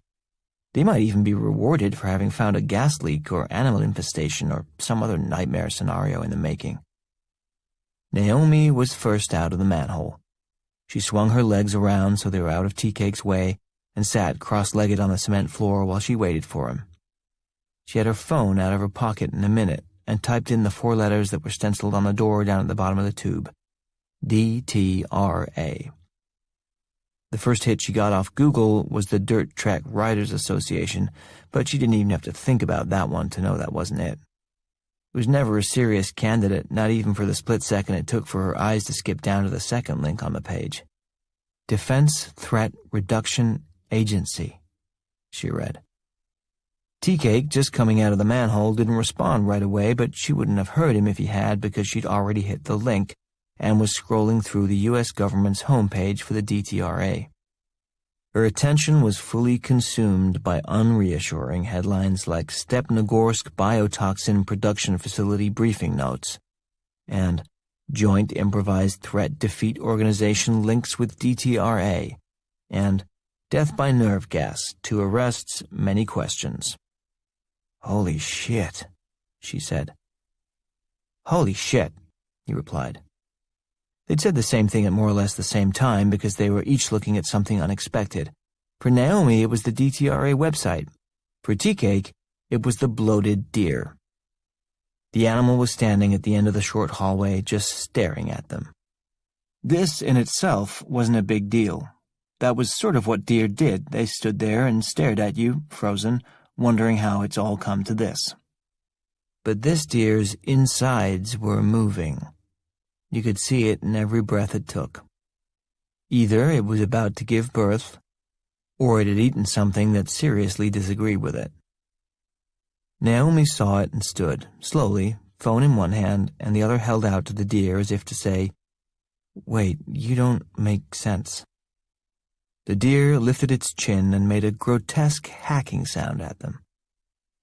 Tea Cake climbed out of the manhole slowly and stood next to Naomi. "What's the matter with it?" he asked. "It's sick, distended belly." The deer took a couple of steps toward them, hacking some more. Tea Cake picked up the pry bar he'd used to open the manhole cover. "Don't," Naomi said. "Tell it not to come any closer." She looked at him. "Like I talk to animals?" "Wait a minute," Tea Cake said. The deer froze again as if obeying him. Tea Cake thought. So, okay, sick deer staring at them. But this sick deer was in an underground storage facility, all the way down in sub-basement 1. There's only one way it could have gotten to SB1. The elevator. How the fuck did it get down here? The deer cocked its head suddenly as if called, then turned around and trotted back toward the mouth of the hallway, throwing a look back over its shoulder to hack at them one more time. It rounded the corner, only a bit unsteady, considering deer hooves were not at all made for concrete, and then clattered off and out of sight, its steps echoing off the walls. Tea Cake and Naomi glanced at each other, but neither one needed any convincing. They followed it. They came around the corner but were falling behind the thing. It had picked up to a trot and was just now turning a second corner at the far end of the hallway. They walked faster. It turned a final corner, and this one came to a dead end at the only elevator. The deer trotted toward it. Tea Cake and Naomi slowed, approaching it warily. What do we do once we catch it?" he asked. "I don't want to catch it," she said. "I want to help it get out of here." The deer reached the elevator doors at the far end and stopped, looking back over its shoulder at them. Tea Cake walked even slower. "I'm not getting in an elevator with that thing." At that moment, the elevator doors binged and slid open. The deer turned, as if fully expecting that, click-clacked its way into the elevator, turned back around to face them, and swear to God it glanced up at the floor numbers as the doors slid shut. Tea Cake and Naomi stared. Tea Cake spoke first. "The fucking deer just took the fucking elevator." Naomi looked around as if seeing the walls on either side of her for the first time. What the hell is this place? 18. Consider the night the deer was having. After the animal's execution by Mike's handgun at the side of Highway 16, it had gone through a period of blackness, from which it abruptly awakened in the trunk of a car with a lunatic, half-faced cat standing on top of it. Cordyceps novus, having pulled off the seemingly impossible migration into the trunk of the car, had spent more than 8 hours marinating inside the helpless creature's brain. The fungus had gone to work to repair damage from the bullets, in the process rewiring neural connections to alter the animal's behavior. The amygdala was expanded. The frontal cortex was inhibited. All the animal's basic instincts, eat, reproduce, run away, had been subordinated to the primary goal of helping the fungus sporulate and disperse. The deer didn't have much in the sense of wonder, so it had no interest in trying to puzzle out how a pathogenic mutating fungus that had been stored in a sealed subterranean environment ended up above ground in the trunk of a '96 Chevy Caprice in the first place. Still, it's a question worth asking. By the early 1990s, the Cordyceps novus sample that had been recovered in Australia and stored at Atchison was brutally unhappy. When you have one biological imperative and that imperative is thwarted, it gets pretty depressing. But even though the temperature inside the biosealed tank was 14 degrees below zero and the fungus was nearly inert, 14 below zero is still a lot warmer than absolute zero. And nearly inert is not at all the same thing as completely inert. Deep underground, sealed in a tank that was shut in a box that was locked in a crate, the fungus continued its pattern of consumptive evolution, albeit slowly, given the temperature and the inhospitable chemical composition of the stainless steel tube itself. Manganese and aluminum were abundant in its makeup, but they were of almost no use, given their non-reactive nature. A full 16% of the tube was chromium, which was actually a growth inhibitor for Cordyceps novus, so that was a downer, and carbon, which was what the fungus truly craved, made up a scant 0.15% of its chemical surroundings. The fungus did grow, but barely. Still, time marched on. By 2005, after almost 20 years of ceaseless effort, the fungus had managed to transform and occupy an area of the tube a few microns square. Through that tiny opening, the fungus trickled out into the larger storage container in which the tube rested. It picked up a little nourishment from the polyurethane foam in which the tube was nestled. At least poly had more than 2 reactive hydroxyl groups per molecule. A fungus could work with that. But it wasn't until it made its way through the portable sample kit's outer shell in late 2014 that Cordyceps novus hit its digestive stride. Because the outer box, the big one, the crate Roberto and Trini had watched so carefully in the back of the truck 27 years before, was made of carbon fiber, superfood. The fungus was out of containment and loose in the sealed room at this point, but still slowed by the underground temperature. Slowed, not stopped. The powerful cold spring, fed by the deeper undercurrents of the Missouri River, had spent most of the 21st century warming up along with the rest of the planet. The river surface got hotter, the spring got hotter. The ambient temperature inside sublevel 4 had risen 7 degrees since the fungus had first been incarcerated, and the temperature only went up as the fungus produced its own chemical reactions. Its conquest of the sealed room was completed by midsummer of 2018. The fungus oozed through the wiring in the wall in the autumn of that year and spread into the main corridor of SB4 in November. An unusually cold winter delayed its growth briefly, but when a record-breaking heat wave hit in early March of this year, Cordyceps novus got the few extra degrees it needed to crank up its metabolic machinery. It had infected organic matter again for the first time since its birth in Australia. That was when it found the roach. The American cockroach has several impressive evolutionary characteristics, besides its ability to survive a nuclear winter. One is that it can live without its head for up to a week.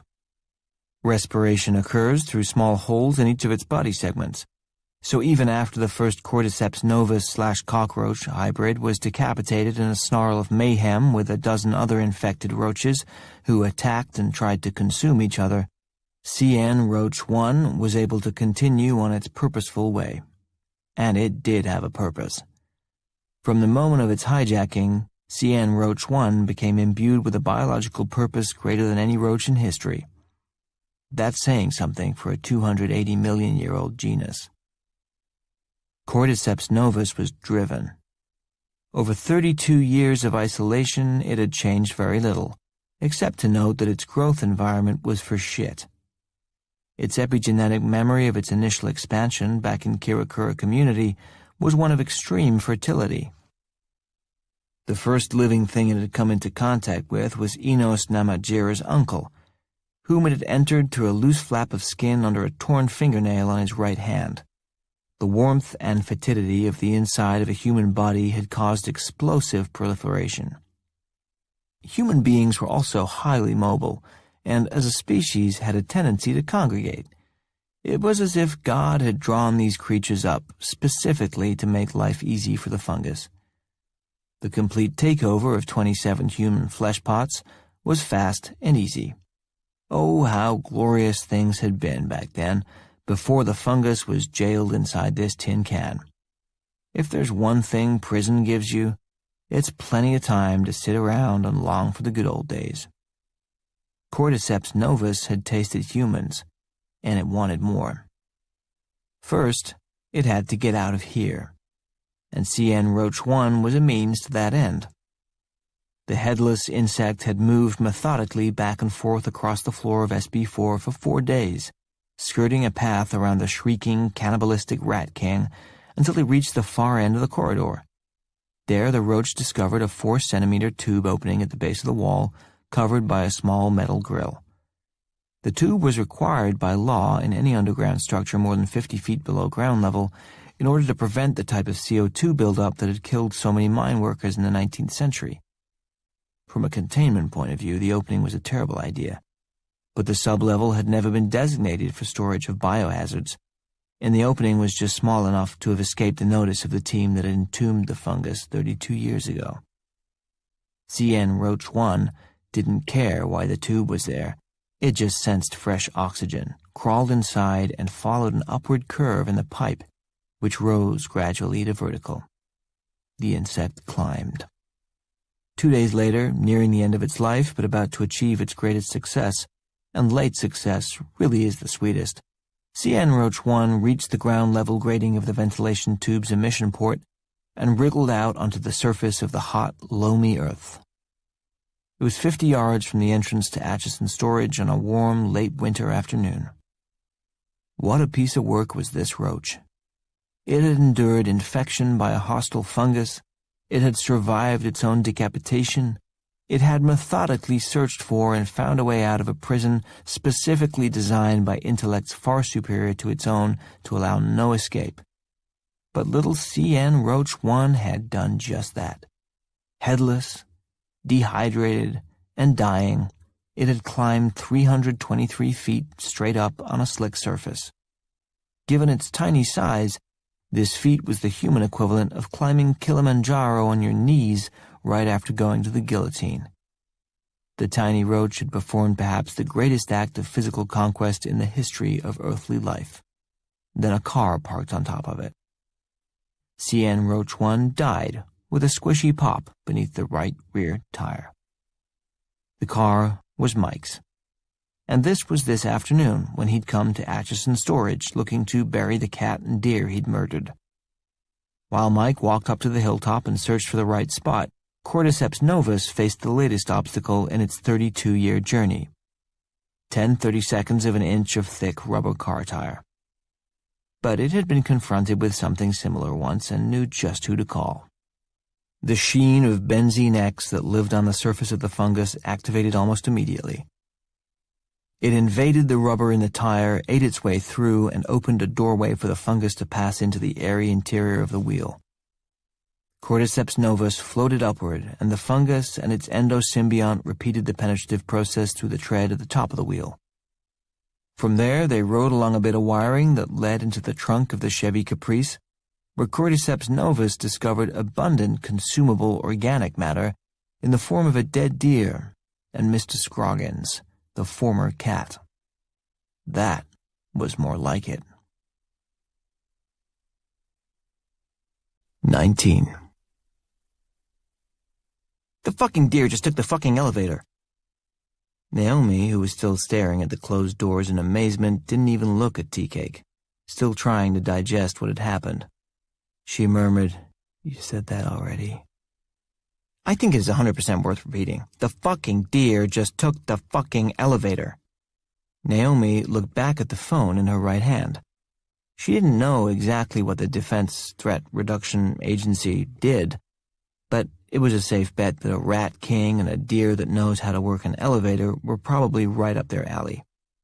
She turned her phone around and showed him the website.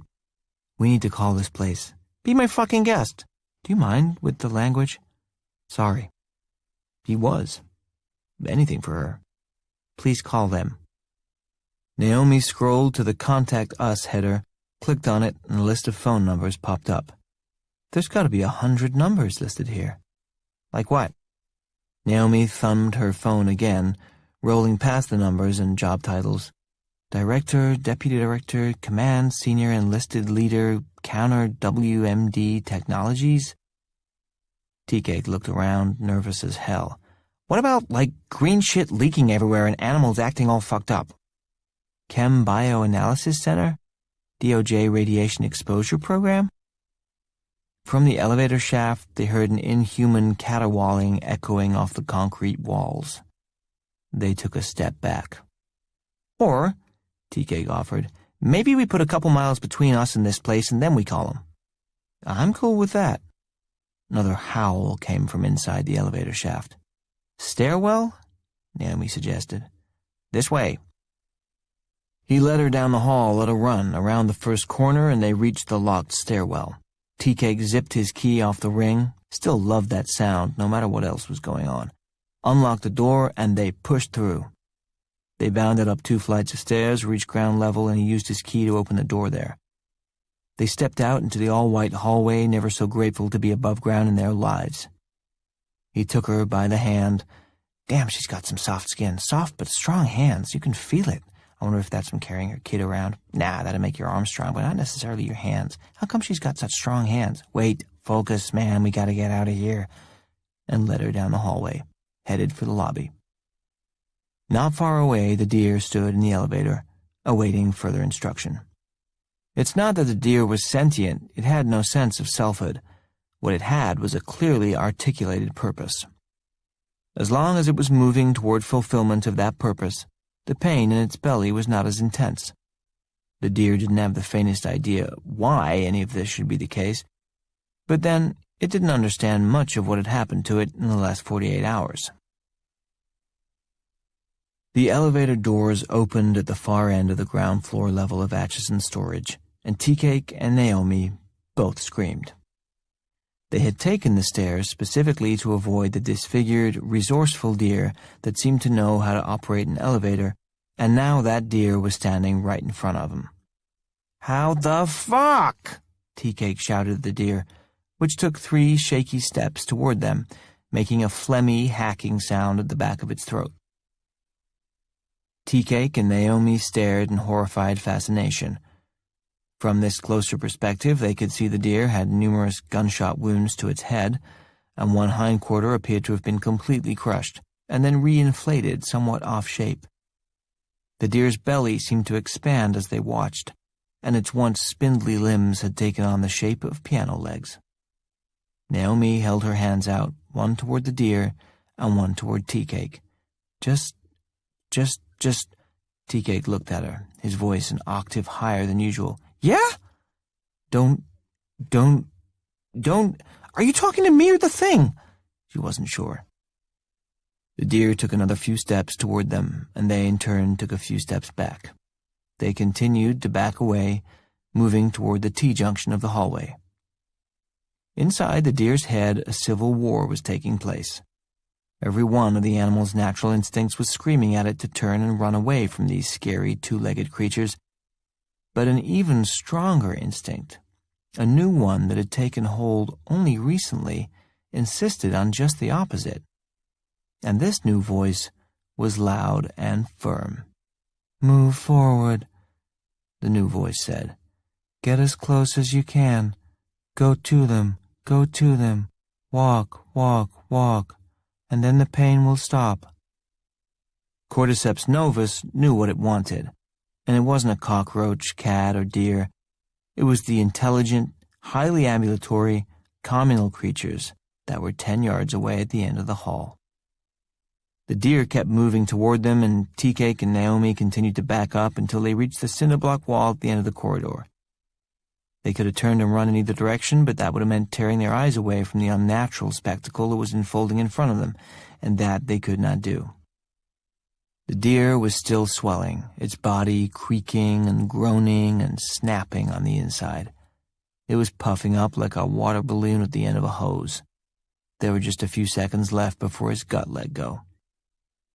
Naomi and Tea Cake were directly within its spatter radius and didn't realize how close they were to a certain and painful death.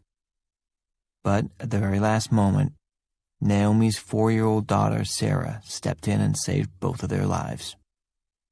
For the last 3 months, Sarah had been deep in the throes of a Willy Wonka obsession. Sarah, and therefore her mother, had watched the 1971 version of that movie, in whole or in part, more times than Naomi cared to count. Sometimes Naomi was awake, actually watching it with her daughter. Sometimes she was asleep, dreaming it, or folding laundry in the other room, the audio bouncing off the walls and into her head. Naomi knew every line, every lyric, every part of it by heart, and the parts she knew best were the parts that scared Sarah, the parts where she needed her mama to come over and sit down and pull her onto her lap and stroke her hair and tell her it was all just pretend. Naomi didn't mind. She actually liked her kid best of all in those moments, because those were the times she felt like a halfway okay mother. The scary parts of Willy Wonka were some of the most peaceful moments of Naomi's life, which of course made her feel guilty. Does my kid have to be terrified and clingy in order for me to be happy? Well, no, but sometimes it helps. What mattered now was the part of the movie that scared Sarah the most, when Violet Beauregard stole the 3-course dinner gum and began to swell and blow up into an enormous blueberry. Sarah would cover her eyes and scream in panic, "She's gonna pop! She's gonna pop! Mama, she's gonna pop!" The deer was going to pop.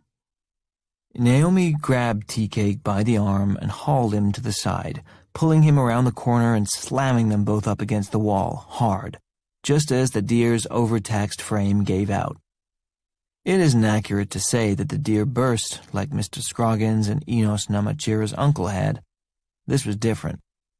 1 second the deer stood there, swollen nearly to round like Violet Beauregard, and the next second the deer was not standing there. But the ceiling, floor, and walls of the hallway were painted with thick, foamy green fungus. Naomi held Tea Cake pressed firmly against the wall, inches out of the line of fire, safe behind their blast shield when the goo flew. There was a second there where Tea Cake could look into her eyes from up close without coming off as creepy. A second where it was just gratitude and connection.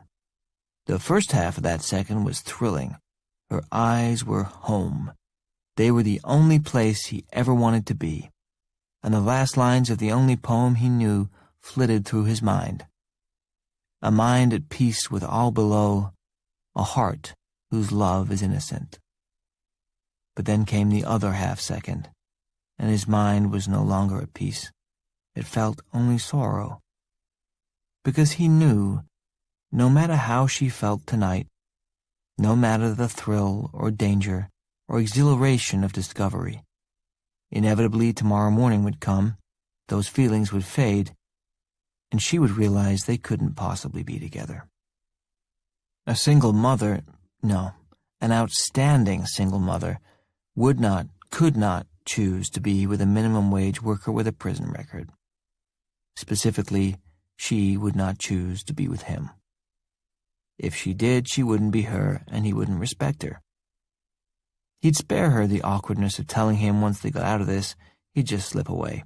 She wouldn't know why, but maybe she'd know he'd saved her the trouble. From around the corner, they heard the elevator doors open again, and the sound of footsteps on the hard cement floor. What now? Naomi pulled back from Tea Cake, and they looked at each other in confusion and alarm. Still hidden around the corner, they stayed silent, gesturing to each other. Her furrowed brow and cocked head asked, "Who the hell is that?" And his upturned palms and quick shake of his head answered, "Like I know?" The footsteps drew closer and louder. They were definitely human, but there were no other workers in the place at this hour, and neither one of them had buzzed anyone in. Tea Cake called out from around the corner. "Hello?" He tried to sound authoritative, but stayed where he was, hidden from view. The footsteps paused, then started walking again. They heard a soft gush as the feet must have hit the edge of the wet carpet of fungus in the middle of the hall and kept coming toward them. Naomi's turn, louder. "Who is that?" The footsteps stopped again, but only for a second before they resumed, faster, splatting through the fungus. They were just around the corner now. Tea-Cake and Naomi backed up a few feet into the middle of the hallway, a safe enough distance away to still turn and run if they had to. A man came around the corner and stopped, staring at them. It took Naomi a moment to comprehend the weirdness of what she was seeing. Mike? Mike pulled back his lips and showed his teeth, which was not at all the same thing as a smile, but it was the best he could do. "Hi, honey." Tea-Cake looked back and forth between them, 3 legitimate questions in his mind. He elected to skip 2 of the more mundane ones, "You guys know each other?" and "Honey?" and move immediately to the more mysterious issue. "You were in the elevator with that thing?" he said to Mike. Mike turned his head as if noticing Tea-Cake for the first time. "I was in the elevator with that thing." Tea-Cake looked at Mike, then at Naomi. "He's your weirdo." But he pressed on, turning back to Mike. "So, you pushed the buttons." Mike blinked. "I pushed the buttons. A deer can't push buttons." Tea-Cake squinted. He had an odd conversational style, this guy, and he ended every sentence with that weird half-open mouth, like he was trying to smile, but his lips kept getting stuck to his teeth. "What are you doing here, Mike?" Naomi jumped in. "What the hell happened to that thing?" She pointed to the mass of goo that Mike had just walked through, then looked back at him, noticing the sleeves of his shirt were soaked red with blood that oozed out of a series of long, jagged cuts running up the length of both arms. "And what the hell happened to your arms?" That was way more interrogation than whatever was left of Mike's brain could handle. He'd been feeling pretty good outside, especially when he saw Naomi's car and realized there was another human being in the immediate vicinity. Not just any human, but one whom he knew and could get close to. "That's something I should do, right?" he asked the feeling in his head. "That's something I should do right away, isn't it?" "Oh, yes," the feeling told him. Cordyceps novus, after the failure in Australia and the limited success with Mr. Scroggins, had lost interest in height as a prerequisite for contagion and had now seen the wisdom of lateral mobility. "Yes, get as close to them as you can as soon as you can. Yes, please." So, Mike had moved. He was confident he had a purpose, which was more than he'd been able to say for a long time. The locked front door of the storage facility hadn't deterred him. He'd found a side door with a glass panel in it, smashed it with a rock, and wriggled through. The broken glass didn't hurt that much when it sliced up his arms, and when he landed on the other side of the door and stood up, he'd been delighted to see the deer through the broken window, standing at the edge of the woods 10 yards away, staring at him. Mike was thrilled. He'd felt bad about the deer for 2 days, but there it was, alive. And somehow he knew this. It was on his side. He'd opened the door, held it wide, and the deer trotted inside the building. Together, they walked the halls of Atchison's storage for a good 20 minutes, looking for Naomi but not finding her, or anyone else for that matter.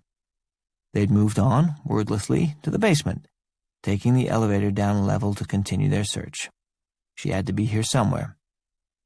Mike and the deer had the same imperative. "Find a human and infect it. Repeat as many times as possible until you're dead."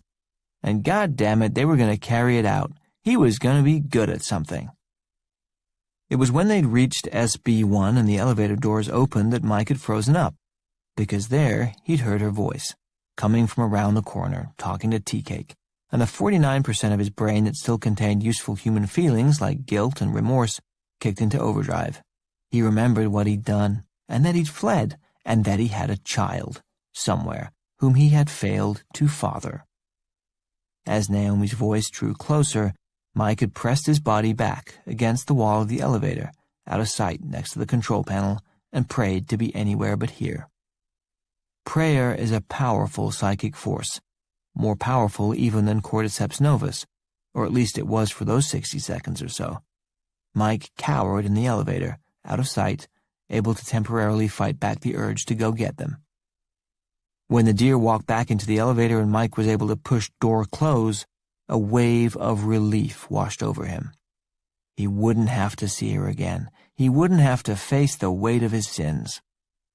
They'd reached ground level, and the deer, "God bless you, you beautiful, intrepid creature," had strode out of the elevator toward the pair of humans, swelled up, and done its level best to coat them in fungus. But it failed.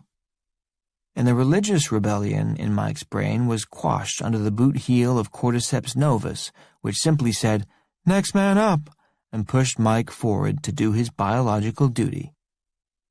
Now Naomi waited for him to answer her questions. Any of them, really. He blinked, just looking at her. Tea-Cake tried like hell to figure this out. "You okay, man?" he asked Mike, but Mike just opened his mouth and then closed it again. Tea-Cake turned to Naomi. "You know this guy?" "Yes." She hesitated because she hated saying it. "Yeah?" Tea-Cake was waiting. "He's my kid's dad." Mike opened and closed his mouth 3 times, clicking his teeth. Tea-Cake took that in, then turned back to Naomi. For real?" Mike moved toward Naomi. "Open your mouth." She took a step back. "What?" Tea-Cake stepped in front of her, holding a hand out to Mike, palm out. "Whoa, dude, what kind of shit are you talking? What's the matter with you?" Mike opened his own mouth wide, as if stretching out his jaw muscles, then clicked his teeth at Naomi again. "Open your mouth." Of all the unpleasant things Naomi had seen and heard tonight, this was perhaps the unpleasantest. What the hell was wrong with her that she had ever given this jerk the time of day, much less conceived a child with him? Why was he now heaving his stomach in and out like a cat trying to bring up a hairball? And why was he reaching around behind his back? Tea-Cake had been around guns in the military and spent his fair share of time on the rifle range, but mostly he saw a lot of movies, and he knew there was only one reason to make that gesture ever. It wasn't because you had a sudden itch at the top of your butt crack. While Mike sucked his gut in and out and closed his right hand around the handle of the .22 he'd shoved into the waistband in the back of his pants, Tea-Cake studied the geography. Mike was between them and the exit, but just behind them was the open hallway that led to units 201 through 249, and at the end of that was the jog to the right. Maybe that would buy them enough time. Some units had deadbolts on the inside, and they both had phones, so maybe... Mike wedged words in between the heaves. "Open, heave. Your, heave. Mouth, heave."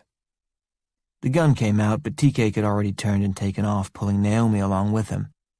The vomit that Mike finally succeeded in dredging up from his gut spewed a good 8 or 9 feet, but fell short, splatting on the cement in the spot they'd just vacated. Tea-Cake and Naomi turned the corner as Mike raised the gun, fired a shot at them, and took a chunk out of the cement block near their heads. Neither one of them had ever been shot at before. It was not enjoyable. They raced down the corridor, no words, just flight, and could hear the anguished, angry cry of Mike as he chased after them. The only way out of the building was back the way they'd come, back where the guy with the gun and the barf and the exploding deer were, so that wasn't happening. Tea-Cake's mind did the mental math and didn't like the numbers, not one bit. These hallways were long, and wasn't nobody could outrun a bullet. He'd be willing to take his chances if it were just him. What were the odds that pukey weirdo could actually land a shot on a moving target while running? But that wasn't a risk he was willing to take with Naomi's life. He took the next corner hard, pulled them both to a stop in front of Unit 231 to 232, a sweet combo unit 8 feet wide and 16 feet deep. He zipped the master key up off his hip, flicked the lock open, and yanked the door up a couple feet off the ground. Naomi knew the only option when she saw it. She dropped to the floor and rolled into the door, into the darkness on the other side. Tea-Cake didn't open the door any farther. He didn't want to in case he had to close it quickly and lock her in, which he was fully prepared to do. If Mike had been rounding the corner already, he would have done it and fought the fucker one-on-one, gun or no gun. When he looked back, the hallway was clear, though Mike's semi-human cries of rage were coming this way fast. Tea-Cake dropped to the floor. As he hit the ground, he saw Mike's feet come around the corner. They were only about 10 feet away, and he heard the sharp cracks of 3 wild gunshots and the clang of bullets hitting metal. Tea-Cake's view of the feet spun over, upside down, as he rolled under the door and into the storage unit. Then the feet were right outside the door, and Mike's hands were reaching down to rip the overhead door open the rest of the way, and Tea-Cake knew he'd miscalculated just by a few seconds, but it was enough. He'd fucked this up. He was in no physical position to get up and pull the door down before Mike succeeded in ripping it open the rest of the way. Shit, great plan, asshole. He'd led them straight into a dead end, a sealed storage unit. They were cornered. But Naomi was on her feet already. Of course she was. She'd leaped to her feet as soon as she'd come through. She was up and braced and had both hands on the door's center handle. She got leverage on you, motherfucker, Tea-Cake thought, as she put everything she had into it and slammed the door down so hard the clang echoed all the way down the hall. Mike howled in agony, his hands crushed underneath the metal lip of the door, pinned there for a moment. Naomi pulled it back up 3 inches, not out of sympathy, but just to let him get his sorry-ass hands out of there. Mike yanked them back. Naomi slammed the door again, and Tea-Cake, now on his feet, threw the metal locking pin at one end of the door, then darted over and threw the pin on the other. The two of them stood in the pitch dark for a few seconds, breathing heavily, listening, while Mike yowled and raged in the hallway outside. He banged on the metal with both fists. It rattled and clanged. He fired another 6 gunshots at it, and dimples bloomed on the inside of the door as bullets slammed into the thin metal. Mike kicked it, then he tried like crazy to open it again. Light from outside streaked underneath as the door lifted and fell, but it would only rise a 1/2 inch, and the steel pins at either end had no intention of ever giving more ground than that. Tea-Cake spoke first, still out of breath. "So that's Dad, huh?" "I know, right?" Outside the door it went quiet. They waited. After almost a minute, they heard footsteps as Mike walked away. They waited another 30 seconds, then they both pulled out their phones and the screens lit up their faces. Tea-Cake looked at his first. "Griffin called me 11 times. "Do you really give a shit right now?" she asked. "Yeah, I need to keep this job." "You've mentioned." She squinted at her phone, which was still showing the DTRA website. "There's a number for a place called Fort Belvoir." "Fort Belvoir? That's an army base. Should I call it, or the cops?" Outside the door, they heard the faint patter of footsteps approaching again, fast. Someone was running straight toward them. The footsteps abruptly stopped as the someone launched himself into the air. There was a split second of silence as he sailed toward the door, and then the corrugated metal shuddered with a tremendous vibration as he slammed into the middle of it, denting it inward ever so slightly. But the door held fast. They could hear Mike's body crunch to the cement floor outside, and he let loose an animal cry of frustration, a shriek that sounded unlike anything produced by human vocal cords. Tea-Cake looked at Naomi. "Yeah, call the fucking army." 20. The runway rushed up at him, and Roberto stretched one last time. He'd moved around as much as he could on the flight, but at 68 his body stiffened up a lot quicker than it used to, and in surprising areas. "Wait a minute, I pulled a muscle in my ass? How does that even happen?" He and Annie talked about it all the time. They'd started to strain muscles in odd places, or trigger back spasms by doing formerly uncontroversial things like, standing up, or opening a jar of peanut butter. That was the last thing he needed tonight. Some pop-up infirmity to slow him down, and 30,000 people die as a result. The plane landed and taxied toward the far hangar, the one the airstrip at Leavenworth saved for visiting dignitaries and emergencies. "Thanks a lot again, Jarabek. Way to keep it all low profile." Roberto couldn't wait to get off the government plane, drop his cell phone in a Faraday bag to block signal detection, and fail to call in for a good 4 or 5 hours, until this was sorted. Sorted. He'd picked up that expression in London, too, and always loved it. Sorted. Handled. Dealt with. Everything put in its proper place. quietly and efficiently, like a clerk in an office. Well, this one wouldn't be quiet, but it would be thorough as hell if all went according to plan. Permanent. Sorted. He looked out the window and saw the open doors of the far hangar. The lights were on inside, but it appeared to be empty, just a large expanse of gleaming floor. There was a van parked in front and a figure in a dark coat standing beside it, a cloud of smoke curling up above the person's head, backlit by the fluorescence inside.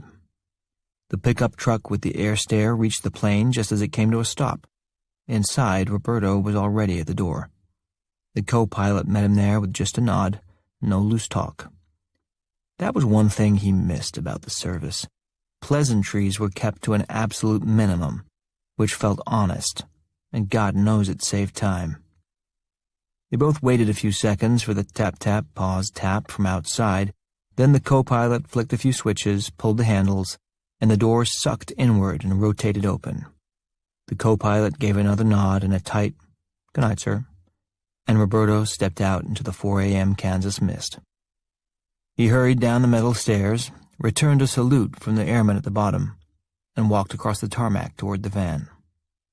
He closed the distance between himself and Trini, and each of them was struck by how much older the other one looked. He hadn't seen her in 15 years, which meant Trini was in her 70s by now. Her health habits had never been good, and they had not improved, judging by the bright red glow at the end of the Newport Menthol King she was inhaling. The cigarette didn't stand a chance. Roberto reached her and stopped. He looked around the empty tarmac. No base security escort? Told him to buzz off and go back to bed. And they did. She nodded. "I'm persuasive." She went into a hacking cough and held up a finger. "Hang on." Roberto waited until she finished. "How is it possible you're not dead yet?" She shrugged. "Too mean." She turned, opened the driver's door, got in, and slammed it shut. Roberto walked around, eyeing the boxy white Mazda minivan with disdain, and got in the passenger side. He settled into the white, fake leather passenger seat. "Cool wheels. This is your personal ride, right? You don't expect me to drive it." Trini shook her head and put it in gear. "Oh, you're a real beauty." She hit the gas, cut the wheel, drove right through the open airplane hangar, and came out the far side. She took a left and headed for the Pope Avenue exit from the base. "Seriously, Trini, I'm concerned. Didn't you get lung cancer about 10 years ago?" "I do not have lung cancer, you inconsiderate prick, and I never have. I have emphysema, which is completely different and 100% survivable." She took another drag on her cigarette. "Could you at least open a window?" She opened his, and it sucked all the smoke right past his face.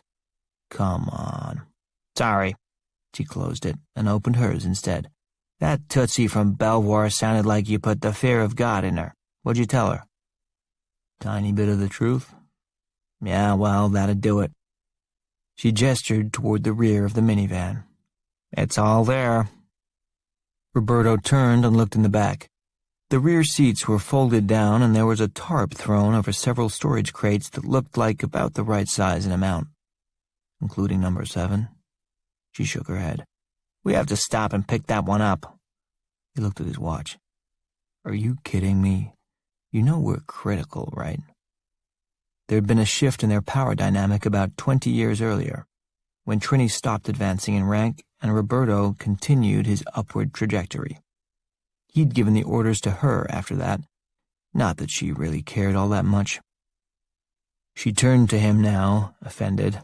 "The balls it takes for you to complain. 2 hours ago I was asleep, now I'm driving you around at 4 a.m. with half a dozen contraband items that could get me sent to prison for the rest of my life." "So what would that be, like 3 or 4 days?" She laughed until she hacked so hard she almost had to pull over. He smiled at her. "Do you miss it?" "Like crazy." "Which part?" She gestured back and forth between them.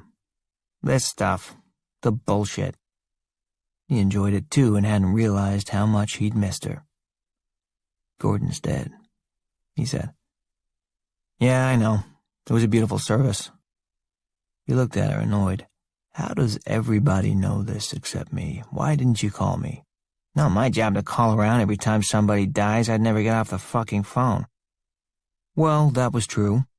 Roberto looked out the window for a moment, trying to remember the last time he'd seen or talked to Gordon, but he couldn't call it up. He returned to the present and turned back to Trini. You know, you actually look pretty good, kid. I look like hell, fucker, and you know it. You look great. Sorta over-the-top handsome as usual, like a Mexican Ken doll. I picture you with no private parts. Don't picture that. What should I picture? Why do you have to picture anything at all? She shrugged.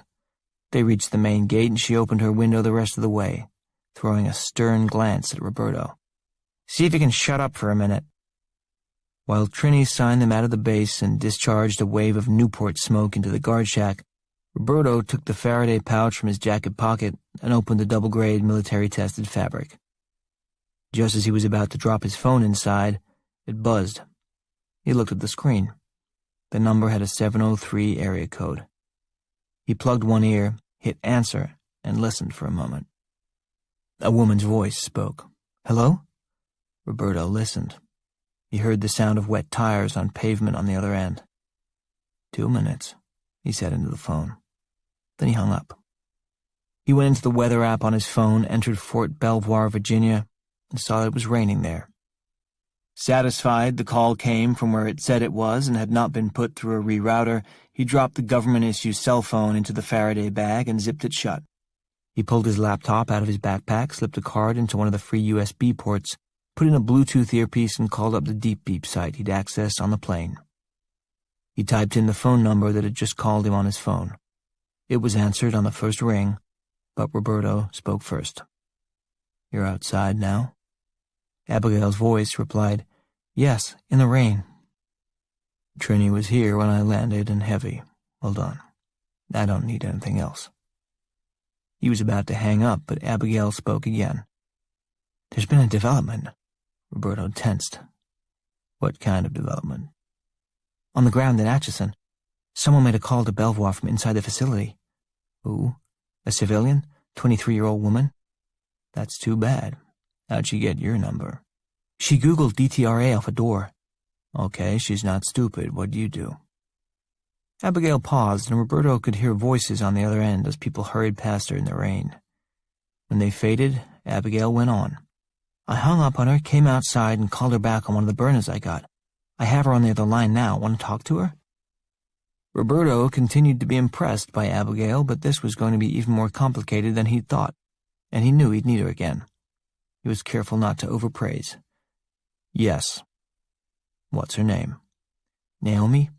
Toss your burner into the back of a moving truck when we're done and text me a new number. Will do. Hang on. Roberto waited. Trini looked at him and inclined her chin. What's up? He covered the phone's mic with his thumb. Civilian, inside the mines. Trini winced. I hope she's enjoyed a full life. The connection worsened, and the frightened voice of a young woman came through Roberto's earpiece, trying hard to sound authoritative. Okay, who is this now? Hello, Naomi. My name's Roberto. I'd like to talk to you about what's going on. Okay, why did that first lady hang up on me? Because she cares about your situation and wants to see it resolved in the right way, like I do. In the background, Roberto could hear shouting, a man's voice, something along the lines of, Ask him what the fuck is going on, or words to that effect. I hear someone there with you. What's his name? Travis, we're security guards here. Okay. Could you do me a favor and ask Travis to shut up while I'm talking to you? Her voice was fainter as she turned her head and said, He says you should shut up. Then a pause, some mumbling, and she spoke into the phone again. We have a serious problem here. There's this virus or a fungus.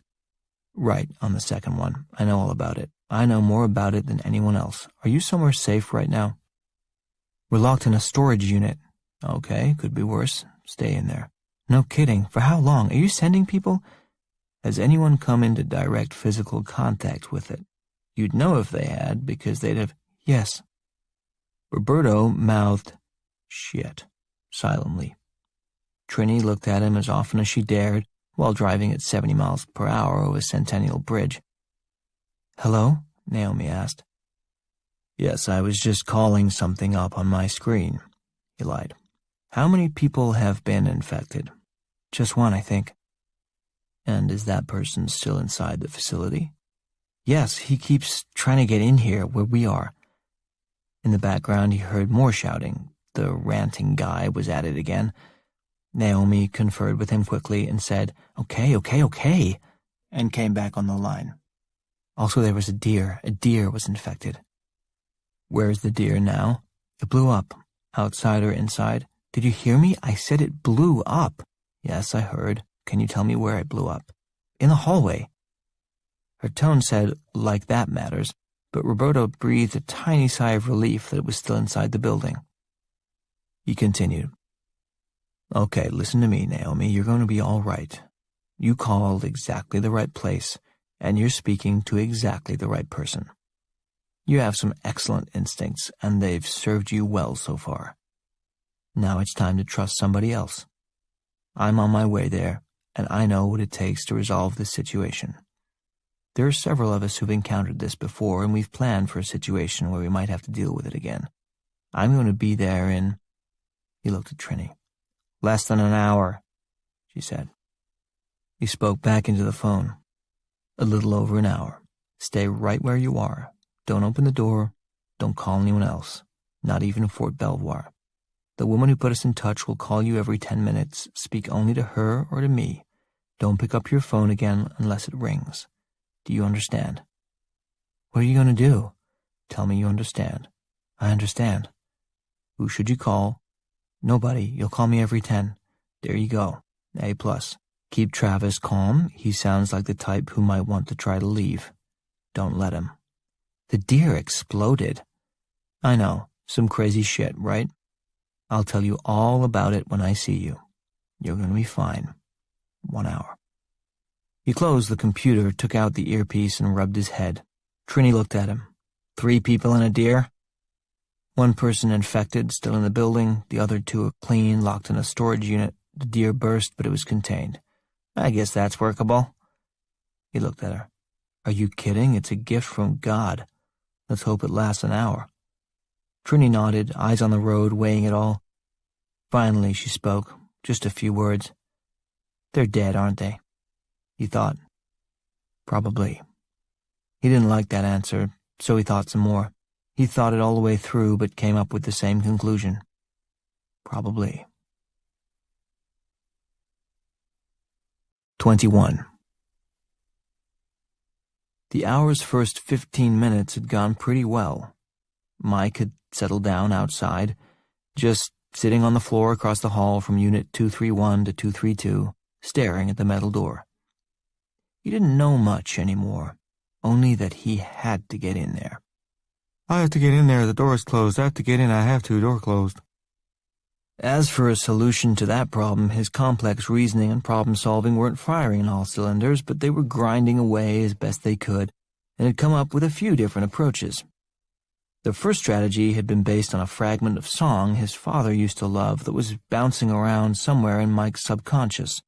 Something about throwing yourself against a wall, but that strategy hadn't worked out very well. He'd likely separated his shoulder when he crashed his body into the metal door, and for sure he broke 2 fingers underneath himself when he fell to the cement. The pinky finger on his right hand stuck out at an angle Mike had never seen before, but he didn't give it much thought. He didn't have the thought to spare. Have to get in, door closed, get in. Strategy number 2 involved more vomit, this time by lifting up the garage door a crack and trying some target-specific barfing through the half-inch space underneath it. But the appeal of that approach had been dimmed by the sensory memory of his fingers, which had been crushed beneath the door when Naomi had slammed it down, and he never tried it. Strategy number 3 was, as they say, still in development.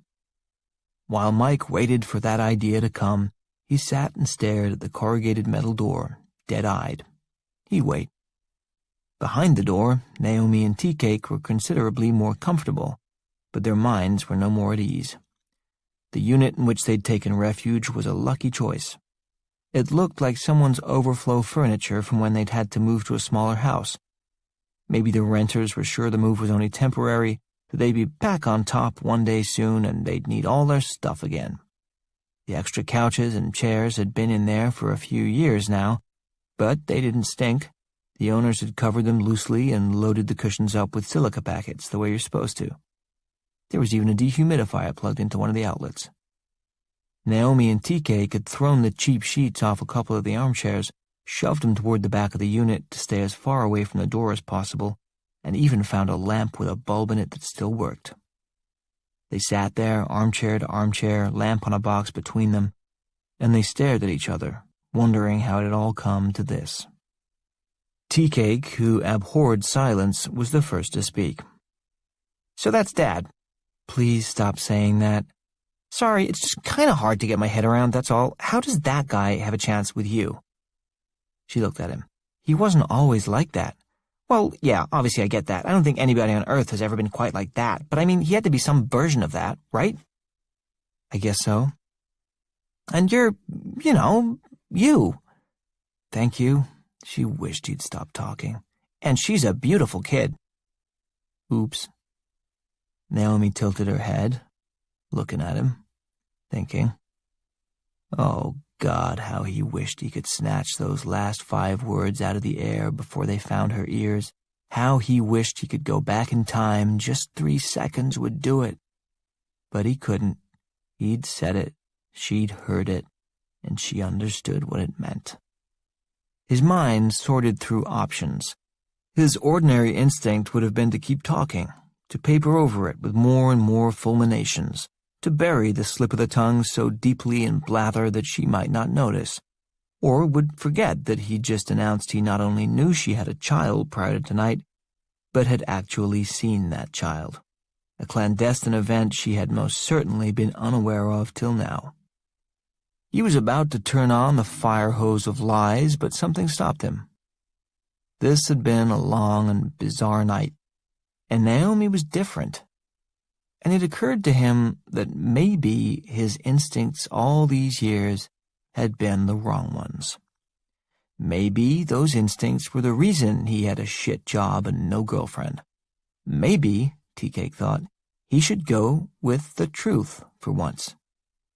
Maybe he should admit an unpleasant reality before it became impossible to do so. Maybe he should speak frankly and self-deprecatingly and forthrightly as soon as it was necessary. He could actually show a little fucking class for once, he thought. Maybe he could speak with such charm and grace, such wit and style, that this moment, this admission, this candor, might actually win her over, rather than drive her away. "I followed your ass home one morning. It was fucked up, sorry." Or, he could do it that way. Naomi's phone buzzed. She picked it up immediately, glanced at the number and answered. "Hello?" She paused, listening, staring at Tea-Cake. She continued the perfunctory conversation, her eyes pinning him to his chair the whole time. Yes. Same as 10 minutes ago." "No, he hasn't tried." "I assume he is. We haven't heard him walk away." "Yes? Okay." She hung up. Tea-Cake tipped his chin for information. "She say anything new?" "No." "So, are they getting here soon or what?" He made an exaggerated show of checking the time on his phone, profoundly grateful for the change in subject. She'd forget. Maybe she forgot already. He kept talking. 45 minutes from now? "So, okay, it was around 4 when you talked to the guy, so..." "You're a flip phone guy." She hadn't forgotten. He sighed. "I apologize, Naomi. I do dumb stuff sometimes. I didn't... Shit." "In the parking lot of my building, right? About a week ago? Staring at your flip phone. You saw me?" "Yeah, I saw you. I knew you looked familiar tonight, but I couldn't figure out where I saw you before. I should have got it when you pulled your phone out. Nobody has those anymore." "I'm sorry, Are you a stalker, Travis?" "No, I swear, because that's creepy. I know. I apologize. I never did that before. I would hope not." I just wanted to talk to you, and then I got in a jam, and I didn't know how to get out. I am sorry." She looked at him for a long moment, analytically, as if evaluating every piece of him, dissecting his entire character based on the look on his face in that one moment. Finally, "Okay, don't do it again." And it was done. He was stunned. This was not how he'd expected this to go. She was letting him off the hook. She was really, truly, for serious letting him take a pass. She wasn't repulsed or any shit like that. He'd told the truth, and it worked. He smiled, and for nearly a full minute, the two of them had forgotten where they were and what was happening. Then they heard it. It was faint and far away, but it was so deep and down low that it vibrated through the entire cement and metal building. The overhead door rattled in its tracks ever so slightly. They both looked at it and then at each other at the same time. "Is this what it sounds like when the cavalry arrives?" Tea-Cake stood, almost involuntarily. "They're here!" Naomi checked the time on her phone. This didn't feel right. "I don't think so." On the other side of the metal door, Mike had heard it too. It'd be impossible not to. It was louder out here, the brrrrap echoing off the cinder block. The dull roar was getting louder fast and coming from outside. There were vehicles approaching. Mike knew that much, and vehicles meant there were people in them, and people meant grouping and spread and migration. That was all good and much easier to deal with than the metal door that made his whole body hurt just from looking at it. "I don't have to get in there after all. Don't have to. Other people." He turned and walked away down the corridor, toward the sound. Outside the entrance of the building, headlights swept down the driveway and splashed across the front facade. There were 9 lights in all, a pair from the black half-ton pickup and one each from the 7 Harleys, which were the ones making all the noise. Griffin's Fat Boy, outfitted with the straight-pipe exhaust, was the loudest of them all, so loud that even his fellow riders would have told you that it was a little over the top. You know, dude, there are other people in the world. Griffin banked the bike around in a semicircle by the front door, got off, tossed his goggles over the handlebars, and spit in the gravel. He'd been drunk for nearly 10 hours at this point, which wasn't that big a deal for him, but along with the weed he'd smoked and the half-pound beef burrito he'd wolfed down around 2 a.m., things were starting to repeat on him a little bit. Even a fat gut has its limits. The other Harleys rolled to a stop around him, and the drivers got off one by one. Cedric, Ironhead, Wino, Cuba, Garbage, and Dr. Stephen Friedman. Dr. Friedman, like Griffin, was the sort of person who was impossible to nickname. Nothing seemed to stick, ever. There was just something about him that screamed Dr. Stephen Friedman, and so Dr. Stephen Friedman he remained, a reasonably nice dentist who liked to ride and wear leathers. Shorty and the Rev got out of the truck. Most of them were in various stages and types of inebriation, with the exception of Dr. Friedman, who had his 18-month chip, and Shorty, who was straight edge. The night had started innocently enough at Griffin's rented house, a sparsely furnished 2-bedroom ranch style near Cedar Lake that was down a long driveway at the end of a cul-de-sac. The neighbors were far enough away that they didn't complain about noise, and Griffin didn't care what happened to the place or what you did. You could get wasted, pass out, score just about anything you wanted, and Griffin had 55-inch curved Samsung Premium Ultra 4K TVs in the living room and both bedrooms, all 3 hooked up to bootleg cable, which meant nobody ever had to fight over what to watch. They'd come to the storage place at 4 a.m. because of the TVs. After 5 months of sitting on a stash of 24 hot Samsungs, Griffin had finally sold half of them tonight. It hadn't been easy. He'd been working on this group since midnight, and it wasn't until he brought out the last of his meager supply of Coke and passed it around that they all agreed to give him $100 each and take a TV home tonight in the Rev's truck. That was 1 TV for everybody and 5 for Garbage, who thought he could unload them to his buddy in the electronics department at Walmart for sale out back. That would be pretty hilarious, as Griffin was pretty sure the Walmart resupply depot in Topeka was where the TVs had come from in the first place. But he knew better than to ask questions. Griffin had agreed to store and sell the stolen TVs back in October and had grown to hate the things. They retailed for $799 and were supposed to be this big deal when they came out, but then nobody gave a shit that the screen was curved, or that it was 4K or LED or Ultra any of that shit, because you could get almost the same TV anywhere for half the price and the picture looked exactly the same. The deal Griffin and the guy made was that they would split any sales Griffin could make 50-50, which meant that tonight, for his troubles, he would clear all of $600. It was barely more than the cost of the storage unit for the 5 months he'd had it, but at least he wouldn't be underwater anymore, and he'd be halfway out of this problem. He'd arrived at the storage place angry. He must have called that little turd tea cake a dozen times in the past hour to tell him he was on his way with some serious people, and if tea cake knew what was good for him, he'd piss off to the other side of the complex and not see things he'd wish he hadn't. But the kid never answered his phone. The shithead had apparently gotten the message, though, because as Griffin stomped to the door, he could see the front desk was unoccupied. But then he froze, passkey in midair, when he saw the wall. His already bulging eyes bulged out even farther. There was a hole in the wall behind the desk. 2 holes, as a matter of fact. Big ones. Messy, 4-foot-wide gashes in the drywall. Griffin's entire bald head flushed crimson, hot blood rushing into it. "What the fuck, that little shit? What the fuck? He wondered. He swiped his card through the reader, the door buzzed, and he stormed inside. He hunched like a boxer getting ready to throw a punch, and stalked over to the desk, staring at the holes, aghast. Ironhead stepped up beside him. "Oh, Griffin, your shit's fucked up. What kind of place you on here?" "I'm gonna fucking rip him a new one. What the fuck did that little fucker do to my fucking place of business?" Cedric and Garbage seemed to think it was kind of funny. Ironhead hopped over the desk, drawn by the blinking lights behind the wall. "There's a whole bunch of electronics and shit back here. What is this?" Dr. Stephen Friedman stepped up next to Griffin, sober and sympathetic. "Looks like you have some personnel problems, Daryl."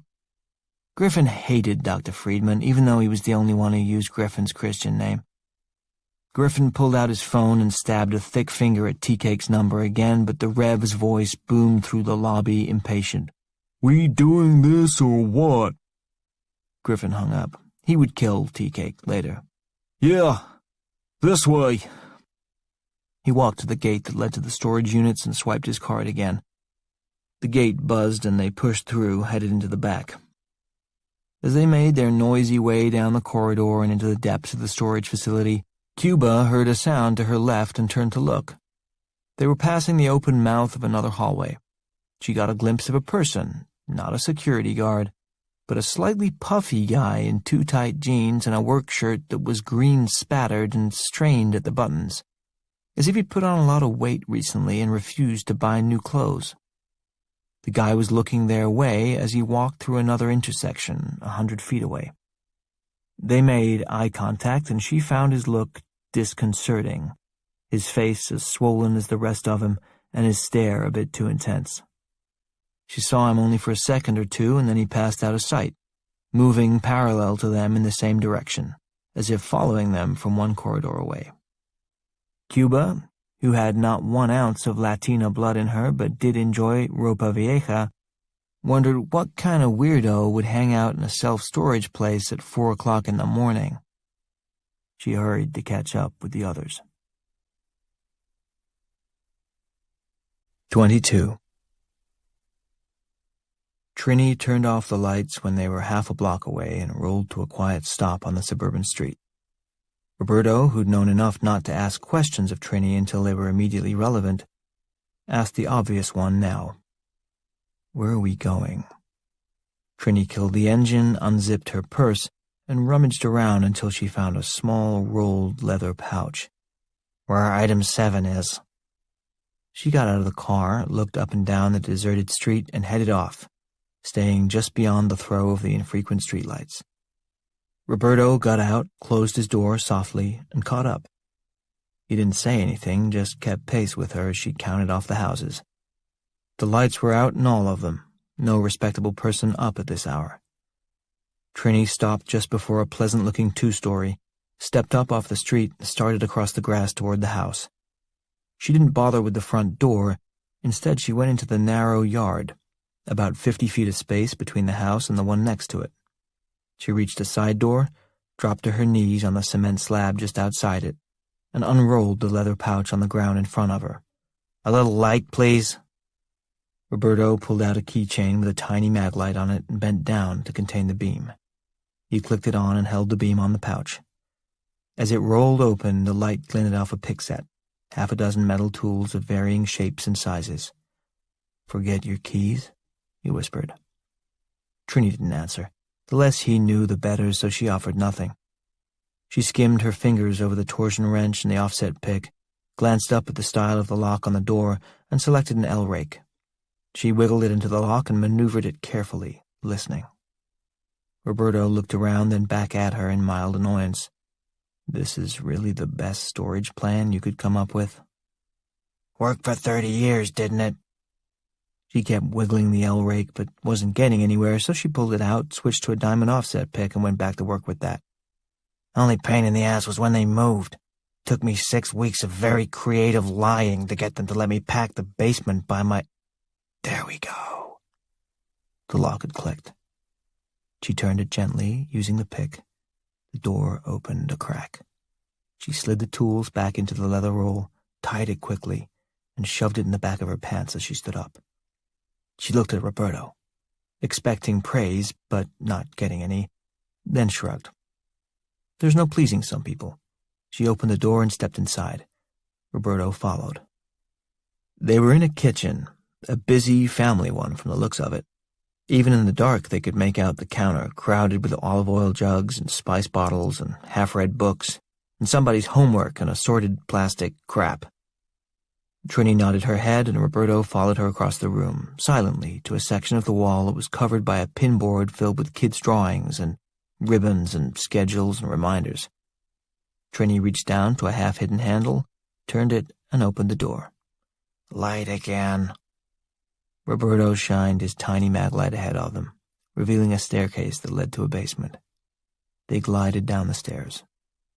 He kept his light on this time, shining a path ahead of Trini as she moved through the half-converted downstairs space, past the ratty sofa and the broken, permanently reclined recliner, around the bumper pool table and to another door at the far end of the room. She turned the handle and pushed into an unfinished storage room.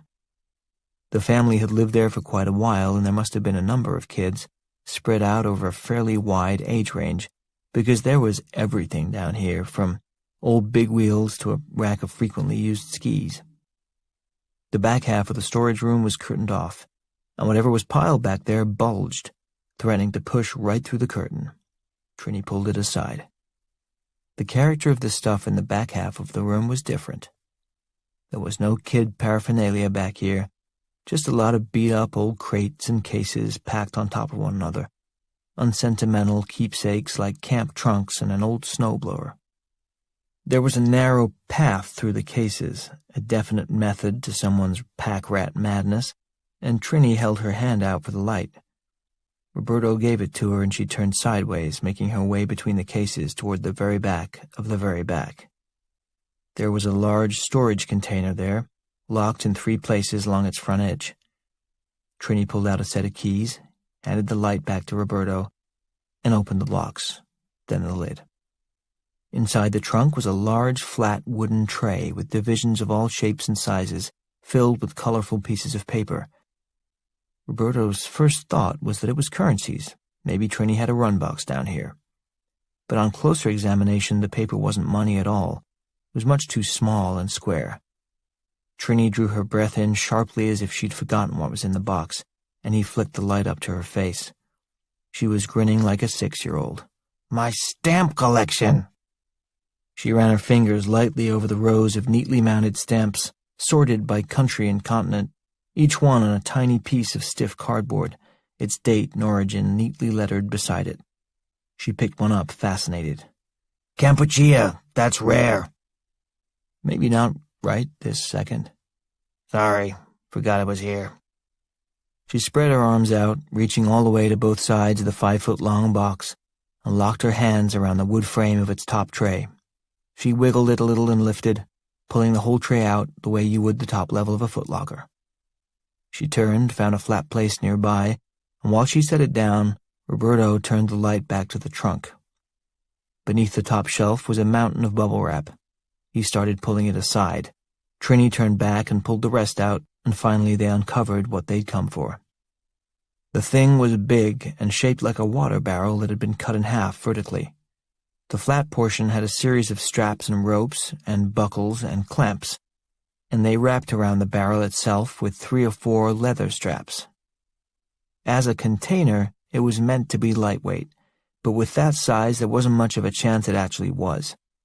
The exterior was covered in a light-colored canvas with some kind of hard shell underneath. It was exactly as Roberto remembered it from 30 years ago. He wasn't sure why he'd thought it would be any different. Looks old. Trini shrugged. So are we. We still work. True, but they were human bodies, meant to age and decay and malfunction from time to time, and the half-barrel backpack was a T-41 Cloudburst, a selectable-yield man-portable nuclear weapon. If Trini's or Roberto's body broke down, they'd die, and a few people would cry for a while. If the T-41 broke down, everybody within a 10-mile radius died. The T-41 was a product of the Operation Nougat tests in the early 1960s, after Eisenhower had first authorized and implemented the concept of battlefield nuclear weapons. Subsequent models were refined and deployed throughout the late 60s, most of them to various Western European hotspots. The idea behind the weapons was that they could be used to stave off a Russian invasion. They were to be delivered where needed by U.S. Army Greenlight teams, elite squads of soldiers specially schooled in the care and activation of portable nuclear weapons. The weapons were designed so that they could be carried behind enemy lines by a 1- or 2-man squad, set with a timer or radio detonator, and used to destroy strategic locations such as bridges, munitions dumps, or tank encampments. They could also be delivered by parachute or into water, or buried to a depth of up to 20 feet, although detonation was significantly less reliable than when accompanied by a technician. The T-41, like most of the W-54 series of Special Atomic Demolition Munitions, SADMs, could be adjusted to a yield as low as 10 tons or as high as 1 kiloton, which was enough to destroy either 2 city blocks or the entirety of the country of Liechtenstein. In the latter circumstance, the safe escape of the Greenlight team was highly in doubt, and the soldiers who had taken the job had been told to view it as a kamikaze mission. This particular T-41 had been built and deployed in 1971 for use in the Fulda Gap in West Germany. Strategically critical for most of the modern era, the Fulda Gap contains 2 corridors of lowlands through which it was feared Soviet tanks might drive in a surprise attack on the Rhine River Valley, their entrance to Western Europe. To prevent a drawn-out tank battle, the idea was that a single T-41 would remove the threat in a controlled burst of destruction. Nuclear weapons, in those early days, were viewed by some in the Pentagon as just bigger and more effective versions of conventional bombs. By 1988, sentiment had changed. The INF Treaty had taken firm hold, and the last 300 SADMs were removed from Western Europe, decommissioned, and dismantled. Except for this one. For 3 years after confirmation of the success of the Kirakura firebombing, Roberto, Trini, Gordon Gray, and 2 other cohorts in the DTRA had been on a fruitless and frustrating quest to warn their superiors of the need for a contingency plan should Cordyceps novus ever escape its confinement beneath the Atchison mines. The nature of the storage facility was ideally suited to a controlled detonation of a nuclear device, they'd argued. With proper planning and placement, they could closely limit loss of life. Even an underground nuclear blast would be impossible to conceal, they granted. But after all, this was a break-the-glass scenario that would likely never have to be used. Still, shouldn't they be ready for it? Rebuffed or ignored at every turn, they had finally taken matters into their own hands. As disarmament activities swept through Western Europe, they falsified movement records within the Joint Elimination Coordination element. And 30 years later, here it was, the contingency plan, in a box in a basement, underneath Trini's stamp collection. Roberto started to lift the unit out of the crate and felt a twinge in his back. He stopped immediately. Don't push it, moron. Bent his knees, straightened his torso to vertical, and lifted. The T-41 weighed 58 pounds, heavier than he expected or remembered. He set it on the edge of the crate and looked up at Trini. Hold on to that for a second, will you? She reached out and steadied it. He turned around and squatted down, facing away from it. He looped his arms through the straps, tightened them as much as he could, exhaled, and stood up again. He could feel it in his thighs already. This thing was heavy, and he was not the man he used to be. Okay to go. She turned, shined the light on him, and laughed. What? He asked. The shit we get ourselves into. Keeps retirement interesting, he said. After you. They headed off back to the other side of the curtain in the unfinished storage area, around the bumper pool table, past the broken recliner, and to the stairs that led to the kitchen. She was on the 4th step up, and Roberto had his foot on the very first one when the basement fluorescents all switched on. They froze, momentarily blinded. They looked up, wincing at the light, and could make out the silhouette of a man at the top of the stairs, a guy in boxer shorts and a Kansas City Chiefs t-shirt, pointing a shotgun at them. Roberto's mind flicked through options and found none. Not with this refrigerator strapped to his back, and not in this position, second up at the base of a flight of stairs, facing a guy who already had the drop on him with a 12-gauge. For the first time in a long while, he searched his mind, instincts, and experiences, and came up with exactly nothing. He said. The guy at the top of the stairs sighed. He pulled the gun back, looking at Trini. Mom, really? Trini smiled. Hi, sweetie. She looked him up and down. You look heavy. It was true, Roberto noticed. That t-shirt was a little clingy in the paunch. The man came down a few steps, cautious with the shotgun and even more careful with his voice, keeping it low. What are you doing? Trini continued up the stairs toward him, and Roberto followed. Oh, just grabbing something, she said. Out of your hair in 2 seconds. Remembering she wasn't alone, she turned around. Sorry, Anthony, this is my friend Roberto. Roberto came up another step, reaching a hand past her to shake. We met. I think you were about 3 years old. Anthony took it reflexively. Uh-huh. He turned back to Trini. Janet would kill you, and me. Trini made a zipping motion across her lips, gestured up the stairs, and Anthony turned. He trudged back upstairs, reached the kitchen, and stepped out of the way, letting them pass. He couldn't help but see the enormous, military-looking thing Roberto had strapped to his back, but he just rolled his eyes and looked the other way. He went to the kitchen door and opened it, showing them out wordlessly. Trini turned back to him when they got outside. Maybe Thanksgiving? Maybe. I'll work on it. Love you, sweetie. Love you too, Mom. The door closed softly. As they made their way back across the darkened lawn to the minivan, Roberto couldn't take the silence. It seems like he turned out nice. Yeah, good kid. Roberto looked at her as they approached the van. I'm just wondering. Yeah? Well, the, location that you chose to store this. What about it? The children? Trini rolled her eyes. Oh, come on, it's not like they know how to activate it. Jesus, you're overcautious. Roberto dropped it. Trini was Trini, and that's what he liked about her. 10 minutes later, they were parked outside Trini's house, her work done. Roberto was behind the wheel now, item number 7 in the back. He'd been on the ground in Kansas for 32 minutes. Trini gestured, pointing down the street. Turn right here, second left after that. You hit the on-ramp in about half a mile. It's a straight shot up to 73. How long to Atchison? 25 minutes. You sure you don't want me to... She cut off, going into a hacking cough that sounded painful. Roberto looked at her. The night had drained her almost completely, and they both knew there was no way she could or should go with him. I'll be okay, he said. You still got it, you know. She shook another cigarette out of the box and lit it. You will try to get those 2 out, won't you? He thought for a moment. I don't know if I can. Try. Okay?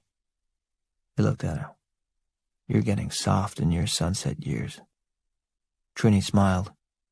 Sun's already down, Guapo. The fireflies are out. She took a deep drag off the cigarette and blew out a big, billowy cloud. It swirled and wrapped around her head in the still night air. Roberto reached a hand out the window and rested it on her shoulder. She tilted her head toward it, grateful for the human touch. You call me up any time you want, he said. I'll sling all the bullshit you can handle. She smiled. That'd be nice. 23. Mary Rooney had fallen asleep on the daybed in her storage unit hours ago, and might well have slept there all night if it weren't for Mike's gunshots. It wouldn't have been the first time she'd spent the night in good old SB 211. In fact, she'd found that lately it was the only place she slept well at all anymore. She'd started with short naps every once in a while, just taking a few extra minutes to spend with her lifetime of memories. But once she'd moved the daybed out of the guest room at home and into storage, things got awfully cozy in here. The naps got longer and longer. Where else was it completely peaceful? Where else could she be surrounded by her loved ones' things, and where else did she feel as safe? Certainly not in her apartment, with the ill-advised roommate she'd taken in at the assistance of her kids, who were worried about her living alone. Mary had come in today with the last of Tom's things, a couple of shoeboxes filled with his mementos and certificates of meritorious service from his time on the force. As she'd set about putting it all in its proper bin, the walk down memory lane became exhausting, and she'd laid down and drifted off. She was awake now, that was for sure. The first report from the 22 had done the trick. This place was an echo chamber, and there was no mistaking a gunshot. Mary had sat up, wide awake for the next half-dozen shots, which fully answered the question, did I dream that? No, she had not. Someone was shooting out there from somewhere above her. Who the hell was robbing a storage facility in the middle of the night, and why were they killing people to do it? It made no sense to her at all. Or maybe she thought it was one of those crazy mass shooters you see all the time, but that made even less sense. Didn't they want to kill a lot of people? Wasn't that sort of the whole point? She'd never seen more than 2 people in this place at a time. Mary had sat stock still for the next 15 minutes or so, not daring to leave her locked storage unit, but there was no way she was going to be able to go back to sleep either. When the roar of the motorcycles echoed from outside, she'd heard voices in the hallway, a lot of voices, and she'd started trying to come up with a plan. Staying in here all night until the situation resolved was probably the best idea, but what if there were people in danger? What could she do about it? A better question, what would Tom do? She looked at her husband's things, sorted and piled so neatly and lovingly on the metal and particle board storage racks she'd ordered off Amazon and assembled all by herself. She tried to put Tom in her shoes, because Tom would definitely do something. 24. Nearby, Tea-Cake and Naomi had been sorting through plans of their own ever since they'd heard the sound of the Harleys. They'd heard Mike's footsteps as he headed off down the hallway, apparently drawn by the sound himself. Tea-Cake had come to a conclusion about it all that he was unwilling to be moved off of. This is like some kind of zombie shit. Naomi was feeling more reasonable. Okay, first of all, zombies are not real. Zombies are real. Zombies are 100% real. No, they're not, Travis. That's TV. That's movies. Yes, and some really fucking excellent TV and movies, I'd like to point out, but that's not what I'm talking about. Zombies are totally real. They're based on this shit in Haiti. It's like common knowledge or whatever. It's dead bodies they make into slaves with magic. I cannot believe you don't know that. And you want to be a vet? She looked at him. Do you actually believe that's what's going on here? Haitian magic? What? Fuck no, I'm not an idiot. He's getting impatient. So, what is your point? I said this is like some kind of zombie shit as opposed to exact zombie shit, which I understand is, like, not a thing in Kansas, okay? Whereas, that is to say, in reality here tonight, there is some growing green fungus and a rat king, an exploding deer, and a dude that wants to throw up in your fucking mouth. He made a gesture that said his point was proven. Right. And the thing, whatever it is It's spreading. It wants to spread. Call it whatever you want, but the thing is in here, in this building, and it wants to get out there into the world. So what are we going to do about it? 20 years from now, when you and me are sitting around the fire and our great-grandchildren are asking us what we did way back in the great big zombie war, what are we going to be able to tell them? She opened her mouth to speak, but he held up a hand to stop her and kept talking. And yeah, I know my math doesn't add up on the great-grandchildren thing, so don't even start. She wasn't going to quibble with his math. She'd been about to point out that he had just assumed they were going to have children together. But that seemed beside the point. And kind of sweet, anyway, so she let him keep going. We gotta go out there and stop that dude before he throws up in somebody else's mouth. Why do we have to do it? The guy on the phone said he'll be here in 20 minutes. Yeah, and who is that exactly? He asked. A guy on the phone who talks a big game? A lady at Fort Belvoir who had to hang up on you and call you back on her cell phone? Why would she do that? These are fucking amateurs, man. They're just as scared as we are. I don't know why, but they are. Now, if you talk to Colonel Dick Steele or whoever, and he said there were half a dozen Sikorskys flying in here with missiles armed and playing Don't Fear the Reaper on big speakers, I'd maybe wait around and let that happen. But I don't think we have time to sit here hoping a couple freelancers show up and don't get eaten before they get out of their own car. We gotta go out there and do something. The debate bounced back and forth for another minute or two. Tea-Cake had by now played Griffin's messages and knew it was him and his low-life biker buddies who had arrived, probably to pick up the stolen merchandise. It was all Tea-Cake's fault, of course, because he'd been unwilling to bend the rules, yet another example of doing the right thing and getting screwed because of it. But he and Naomi finally agreed that Griffin and his friends, though admittedly detestable, were human beings and didn't deserve to die. Or, if they must, it would be great if they didn't spread a deadly fungus to the rest of the world on their way out. They agreed that starting with a phone call made sense. Tea-Cake hit callback on Griffin's last incoming call to him and waited. The phone rang twice before Griffin answered. He was talking before the phone got to his mouth, so it picked up mid-sentence. You fuckwit, you ever ignore my calls again, I'll fucking fire you. You think there's some kind of fucking game? I promise you it. And then his voice faded away again as he lowered the phone and hung it up, also mid-sentence. Tea-Cake looked at the phone. Wow. What? He's just such an asshole. I'm always kind of taken aback. He hung up. Tea-Cake nodded and called again. It went straight to voicemail. Tea-Cake lowered his phone, stumped. I have to admit, I did not see that coming. Did he sound all right? Well, he sounded like a jerk-off, so I guess it was him and he's all right. Let's get to him before your friend does. He's not my friend, she said, indignant.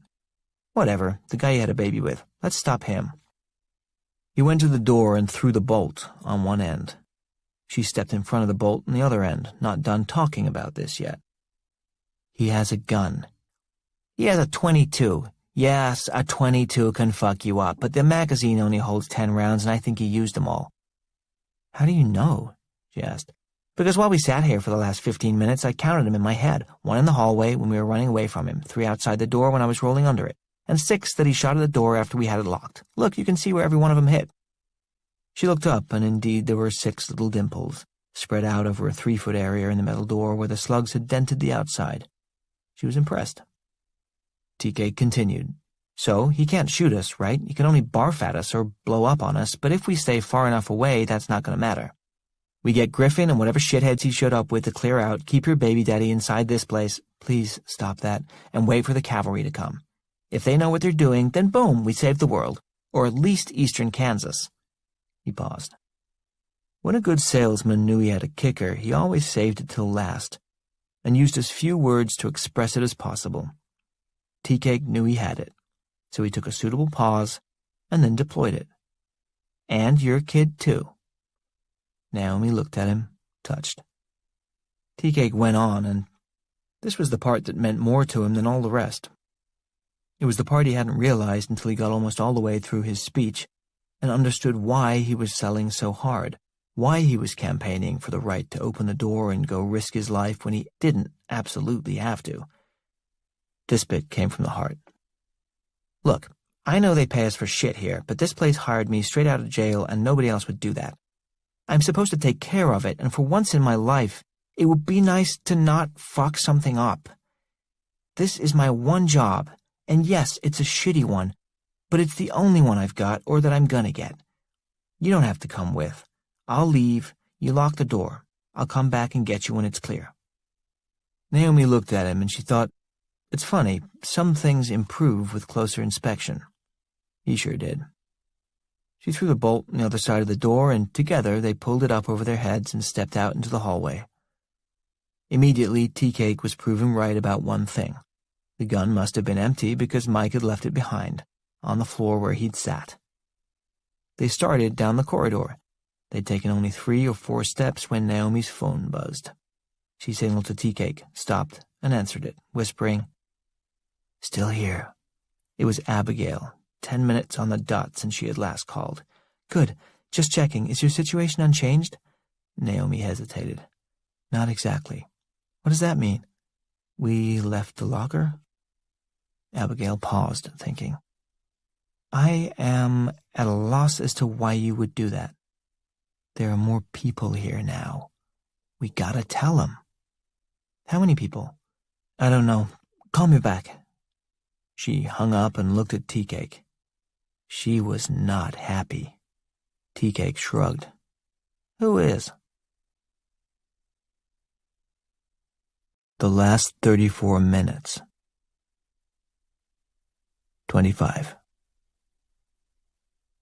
The loading of the Samsung boxes had gone pretty well so far, but was taking longer than Griffin wanted. The renegotiation had slowed everything down. After all the work of finally selling these bozos on the TVs, that prick Ironhead had tried to lower the price to $75 at the last minute. And it wasn't like he did it quietly either. Everybody heard, and everybody wanted the same. Ironhead was good at this. They didn't call him Ironhead just because of the bike he rode. He worked in sales at IRT, and negotiating was second nature to him, so he waited till they were standing in the unit, took one look around at the overstock, and knew he had Griffin over a barrel.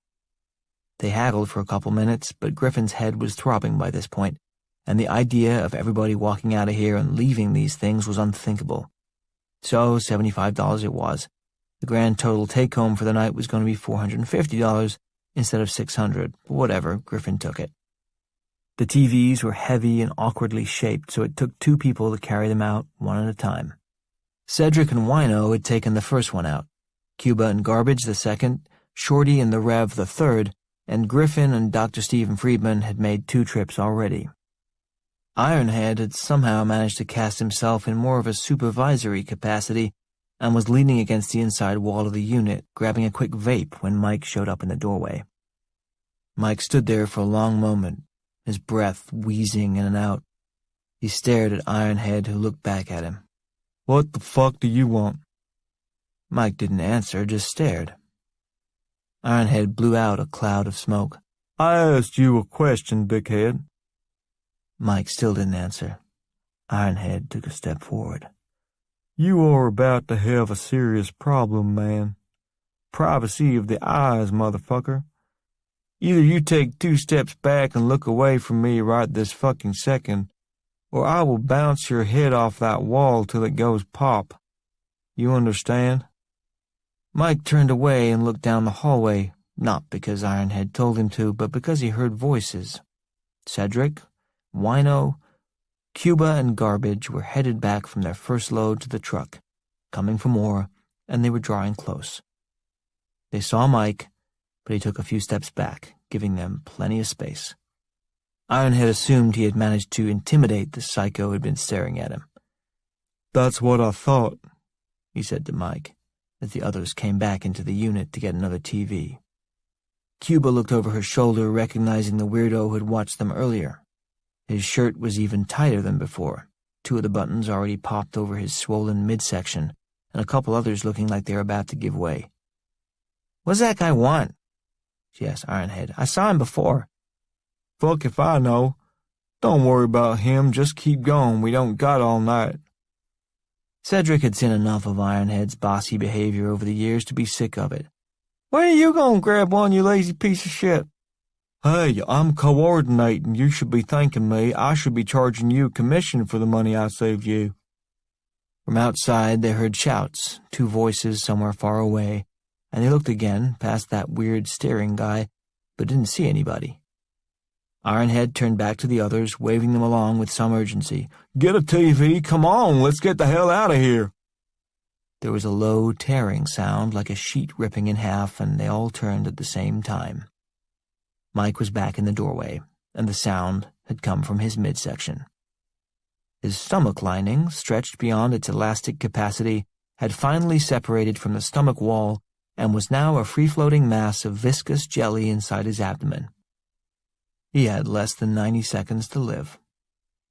Jaws dropped open, but only Ironhead managed to get a couple of words out.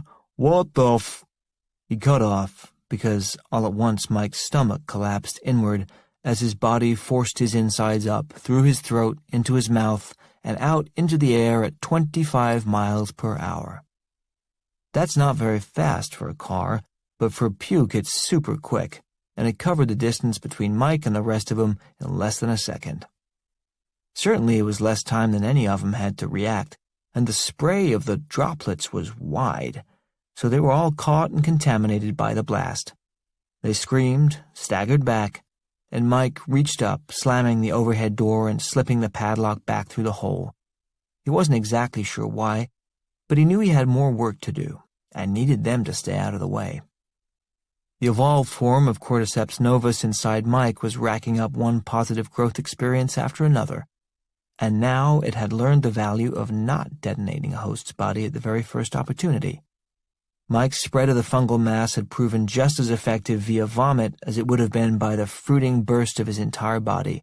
Plus, it had the additional advantage of leaving him somewhat intact and mobile for at least another 60 seconds. The fungus was an excellent student. It learned. From inside the storage locker, Mike heard shouts and screams, but they were contained. They just needed to stay that way for a minute or two. Mike didn't have much left inside. He was consuming and expelling himself rapidly, and he had to make sure that what little there was left of him went to a good cause. The other humans. He turned toward where the shouts had come from. Less than 2 minutes earlier, Naomi and TK had come out of the storage unit. Naomi had answered Abigail's call, hung up on her, and they'd pressed on, making their way cautiously down the corridor. Naomi's phone buzzed again, but she ignored it this time, hit the button on the side, and sent the call to voicemail. From up ahead, they heard voices. Tea-Cake moved to an intersection, leaned around the edge, and looked down the next hallway, where he knew Griffin kept the storage unit with the stolen TVs. The unit was about 50 feet away, and he could see the door to it was wide open. Mike was standing in the open doorway, looking inside, and Tea-Cake could see shapes inside the unit, 4 or 5 people.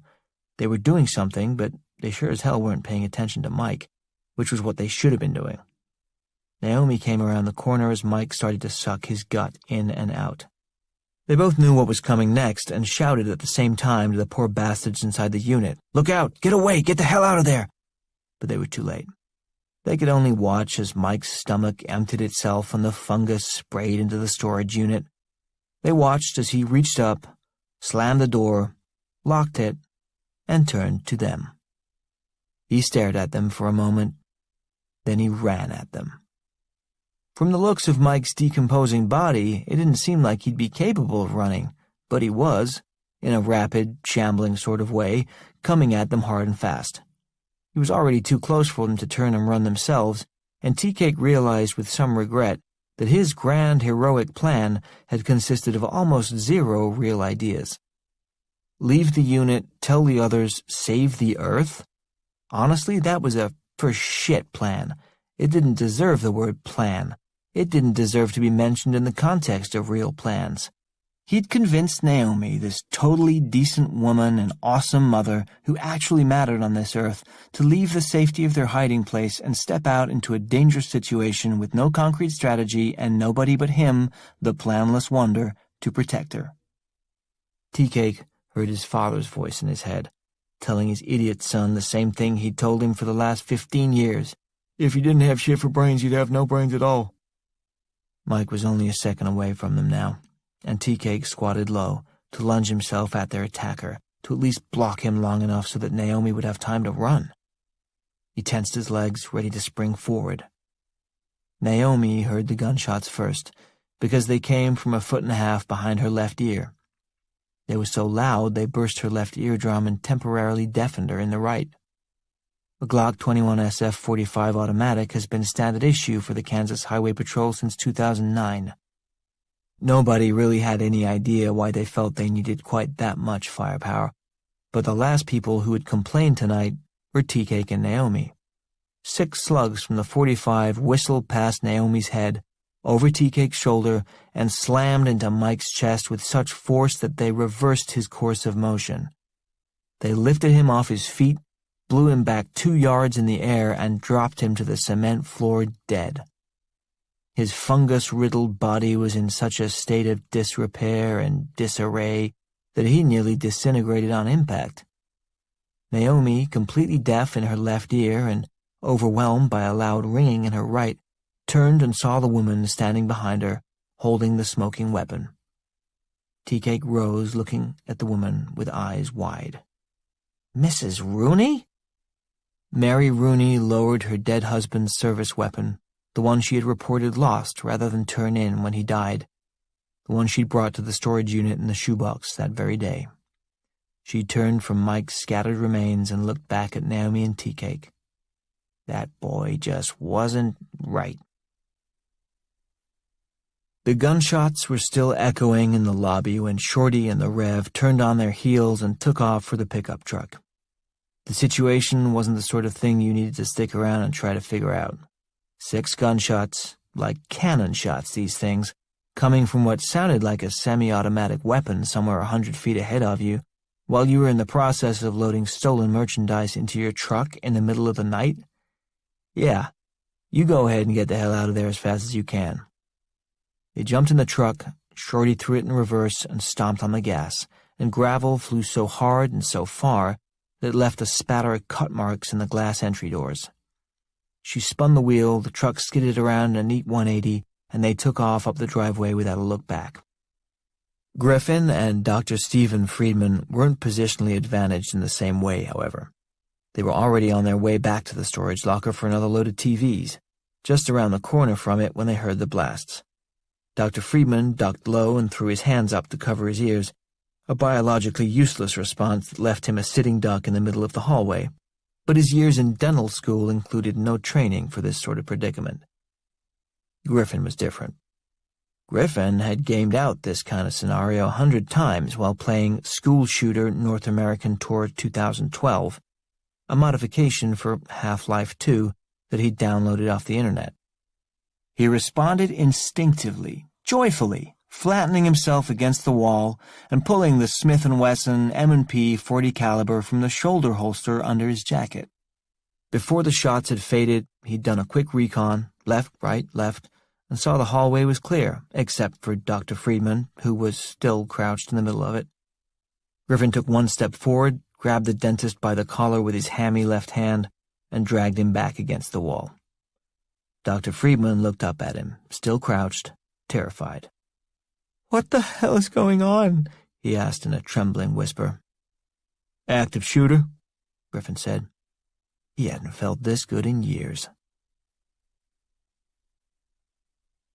26.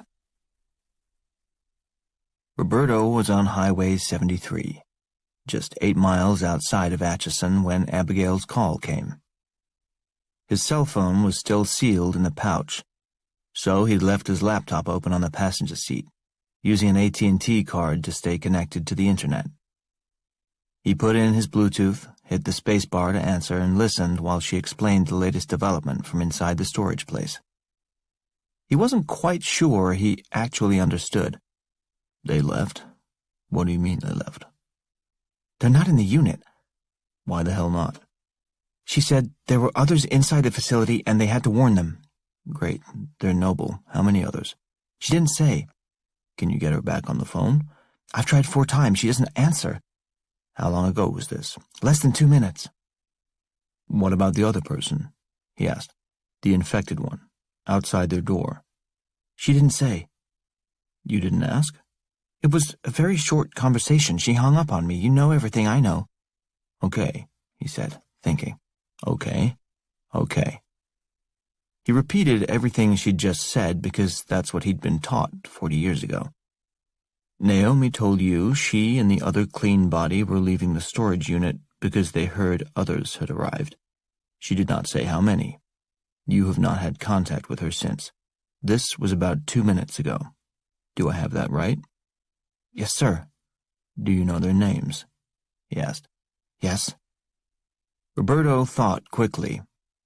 Damage assessment, diminishing returns, risk versus reward, evaluating the rotten situation and deciding on the least rotten course of action. He had an idea, but it meant widening the circle. Could help, but it would have to be a cloudless night. He put down his window, stuck his head outside, and looked up. The sky directly overhead was clear, a brilliant canopy of stars. Okay, they got lucky on the weather. He put the window back up. I'm going to need some aerial help, he said into the phone. There was a pause on the other end. I don't see how that's possible. Anything's possible, Abigail. Some things are just more possible than others. I don't have those types of resources. I know exactly what kinds of resources you do and do not have, okay?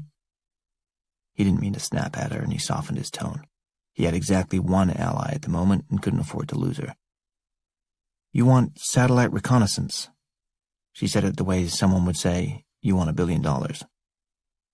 I want a global hawk directly overhead at 10,000 feet, but we'd never get one here from Edwards in time. I'll settle for a keyhole. A 10-minute redirect would do it. That would require Attorney General approval. Yeah, if we were going that route, but we're a little more informal on this one. You're crazy. Operationally, I mean. You're almost delusional. No, I'm ambitious, Abigail, and so are you. Come on, who do you know at the NRO? The National Reconnaissance Office handled coordination of surveillance satellites and dissemination of data within and among the NSA, CIA, FBI, and Homeland Security. I don't know anybody there, she said with irritation. Can you please lose the attitude? I'll be on site in 9 minutes. He looked down at his speed and saw he was over 80. He lightened up on the gas. There was another pause on the other end of the line, then Abigail's voice came back, still tentative, but he could almost feel her mind engaging with the problem. My friend Stephanie dates a guy at the ADFE. The Aerospace Data Facility East was located just on the other side of Fort Belvoir and was the operational hub of reconnaissance satellites all over the world. See? Roberto said. You see what you can do? But I'd have to wake her up. He'd have to be on duty. We'll need a few things to break our way, no question. I'll call you back. Wait, he said. Have you ever met this guy? No, I saw a picture of him once. Who's better looking, him or Stephanie? I don't know. Do we really have time for that? Abigail, goddammit. He was getting tired and seriously cranky. Please just answer the question. Who is better looking? Stephanie is gorgeous. She's way out of his league. That's our first break right there. Wake her up. You have the coordinates already. I need eyes overhead in 5 minutes. If any infected people leave that place, I need to know how many there are and where they go. Got it? Got it. And get me some personal information on both of the people inside that place, the clean ones. Work history, favorite ice cream, whatever you can come up with. I might need it. Understood? Understood. Abigail hung up to get to work. Roberto pulled out the earpiece and closed the laptop. He allowed himself a tiny sigh. This was sort of, possibly, maybe, going to work out. He'd forgotten how many people he knew and how good he was at getting the best out of the ones he didn't. Wrinkles appeared and he ironed them out. There's just no substitute for experience. You take a lifetime of acquired skills, season it with the wisdom of age, throw in some good instincts and reflexes. You can't learn those, you have to bring them to the party, and you got yourself a pretty damn effective operative. Hell, maybe he never should have retired in the first place. He'd be there in 8 minutes and have this resolved within the hour. He smiled. Then the cop popped his lights. Roberto looked up into the rearview mirror, a familiar sinking feeling in his stomach. The cop was so close behind him and the flashing red cherries so bright they stung his eyes. He looked down at the speedometer. The needle was pushing 90.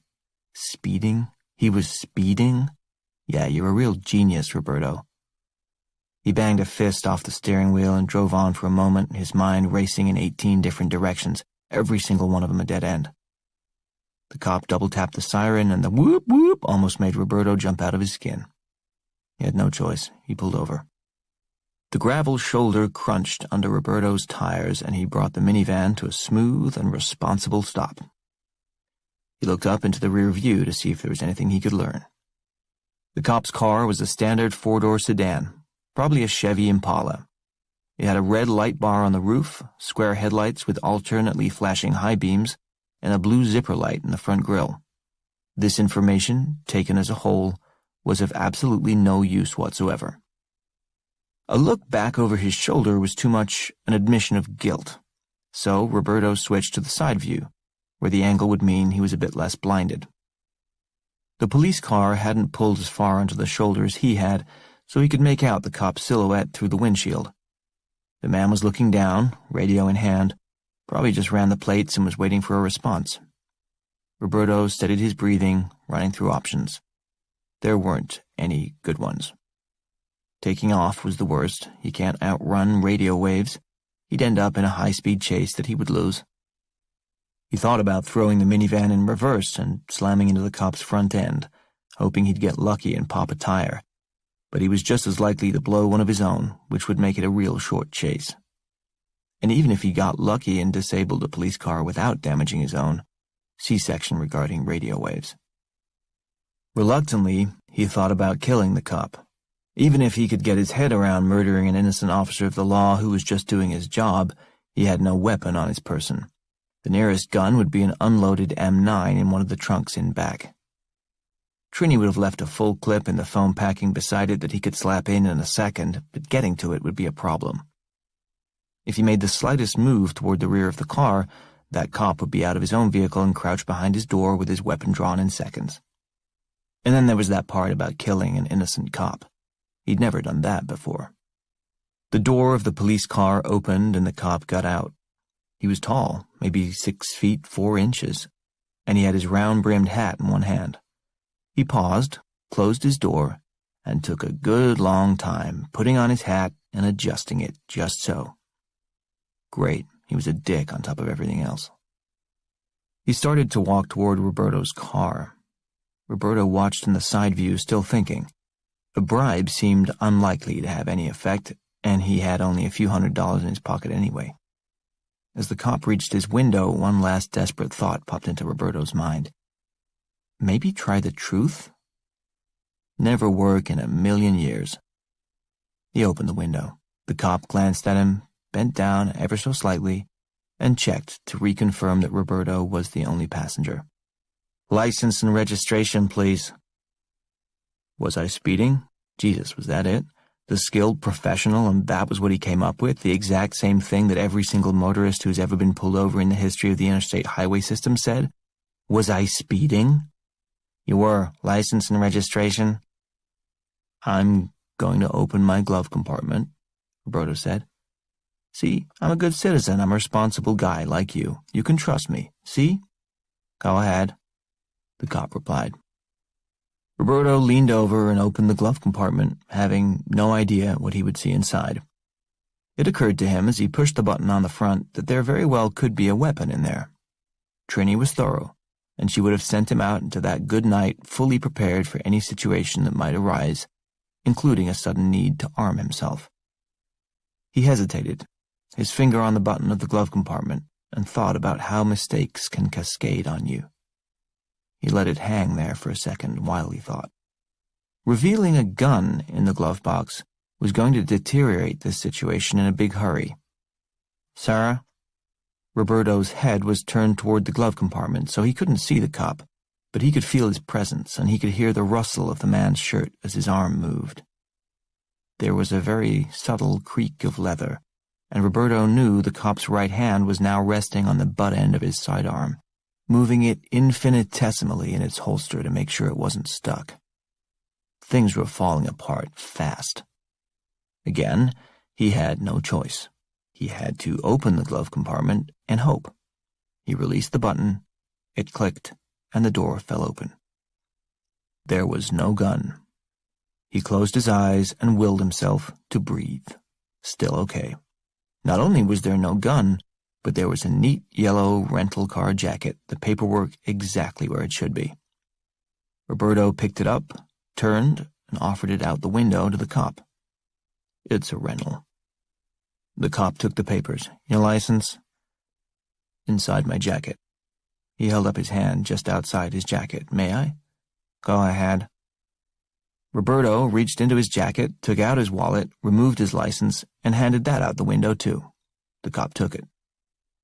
Roberto waited while the cop inspected the documents. If Trini had rented the car in her own name, he would have some explaining to do, but that was the least of his problems at the moment. That one he could talk his way out of. He looked at the dashboard clock. He'd lost 3 minutes already. He needed to be rolling in another 2, or the satellite window he'd asked for, which he had no reason to think Abigail was even going to be able to open, would be closed by the time he needed it. How could everything be so much worse now than it was just 180 seconds ago? "Thank you, Mr. Diaz." Roberto heard a slight pause and the tiny bit of spin the cop put on his last name. Tried to think about whether that casual racism would help or hurt matters, and concluded it made no difference. The policeman handed him back his documents, saying nothing about the rental car registration. Damn, Trini was a star. She'd even put the car in his name. Roberto took the papers. As the cop turned his focus from the documents to the inside of the car, his gaze stopped abruptly on the back.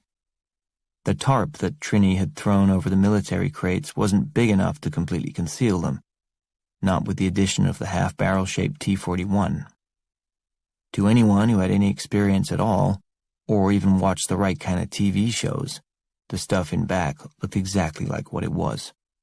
Crated weapons. The cop pulled a flashlight from his belt and clicked it on. He couldn't look in a trunk without permission or cause, but he could sure as hell look into a car through an open window. Roberto glanced up at the cop, taking advantage of the momentary distraction to size up his opponent.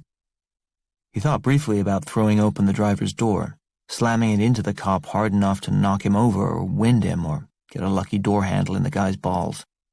If that went his way, he'd keep his momentum going, lunge out of the door, disarm the cop, and pop him twice in the head with his own gun. That was a lot of ifs, and most likely it ended with Roberto dead by the side of the road, or stuck in a Kansas jail cell while a plague-like fungus ravaged the land. So, not so good, that one. But then he saw the tattoo. Because the cop had to keep his right hand near his weapon at all times, he'd pulled the flashlight with his left and had to reach across his body to shine it into the back of the car. The warm weather meant he was wearing his summer uniform, a short-sleeved, light blue shirt that cut just below the biceps. His arms were big, worked, and as the cop moved his arm around with the light, the sleeve slipped up over the curve of muscle, revealing an extra 4 inches of bare skin. Roberto saw the thick black X tattooed there, meant to fall just above the line of the uniform, discreetly kept under the fabric.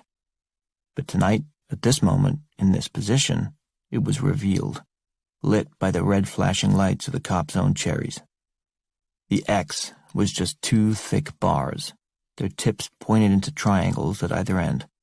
Nothing fancy, nothing colorful, just black ink. But Roberto was reasonably certain it was a Southern nationalist flag symbol.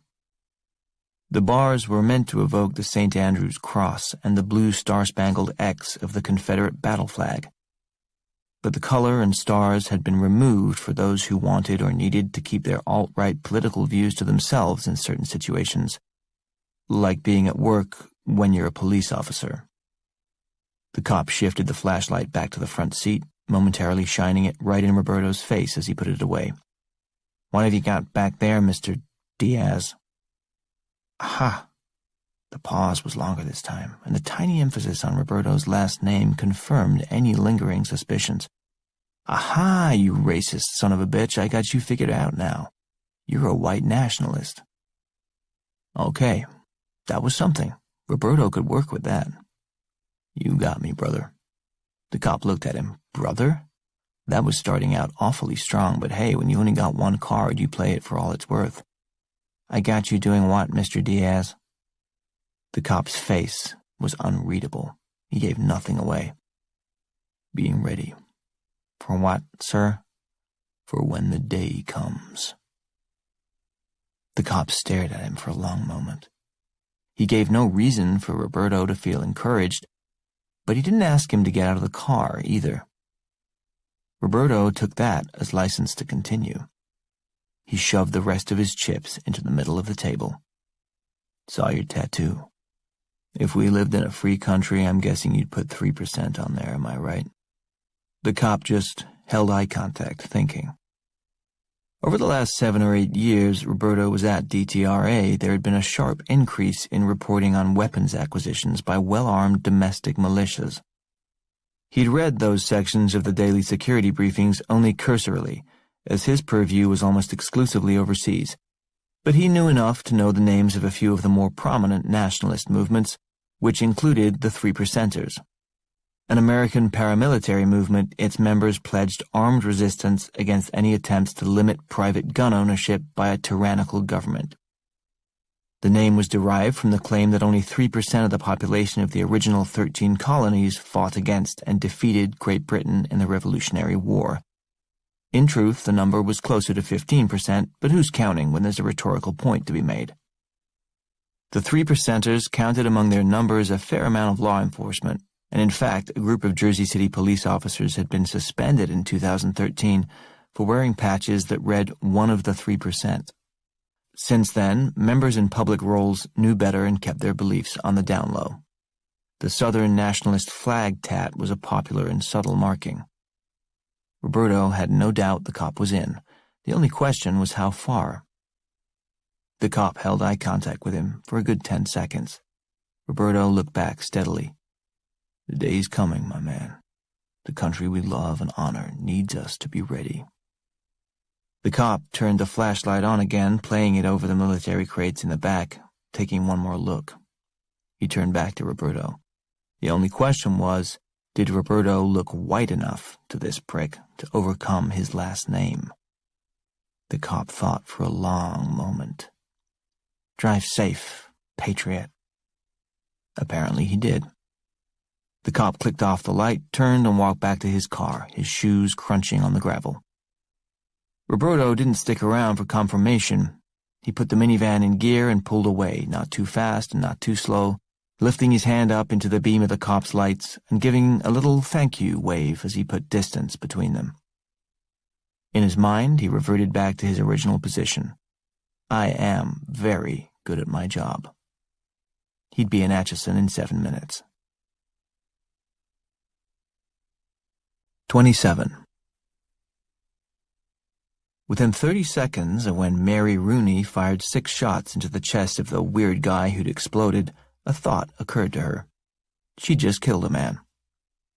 The unreal fact that he'd burst in a haze of green goo was less relevant to her than the objective reality of her situation. She had committed murder. Okay, possibly manslaughter, depending on how you slice it, and he had been running at them at the time. But he was also clearly unarmed, and she was holding a weapon that, in the law's eyes, had been stolen from the state of Kansas. You didn't have to be a legal scholar to know this would not hold up well in a courtroom. Naomi was doubled over, holding her ears in pain, some blood seeping between her fingers. Tea-Cake turned to Mrs. Rooney, eyes wide. "Mrs. Rooney, Jesus, thank you, God, where the hell did you get that?" he asked, all at once, his eyes fixed on the smoking cannon in her hand. "I have to get out of here," she said. No, you're fine, you're cool, you had to. This guy, he's infected with, this horrible zombie shit. There was this deer that blew up and weird shit in the basement, and he was trying to barf on us, and—" She was just staring at him. He trailed off, hearing how he must sound. "You're right. You gotta get out of here." From around the corner ahead of them, they heard voices, low and muttering. Tea-Cake thought he recognized Griffin's guttural grunting. He turned back to Mrs. Rooney, took her by the shoulders and talked fast. "Not the front. Go back that way. Turn right twice. Go out the side door." He pointed to the gun, still in her hand. "Dump that in the river." She didn't move. From around the corner, Griffin raised his voice. "I'm armed, motherfucker!" He was full of bravado, but Tea-Cake could hear the quaver in it. He turned back to Mrs. Rooney. "Go!" "Thank you," she said. She took off in the direction he'd indicated. You hear me? Griffin shouted again. I'm all loaded. I'm coming in strapped. Tea-Cake turned and shouted back, Griffin, be cool, man. It's me, Tea-Cake. Griffin yelled, I got a gun, shithead. Tea-Cake bent down next to Naomi and pulled her hands gently from her ears. Naomi looked up at him. Her whole head hurt, but the left side had a strange numbness to it, a total disorienting silence that felt like a weight.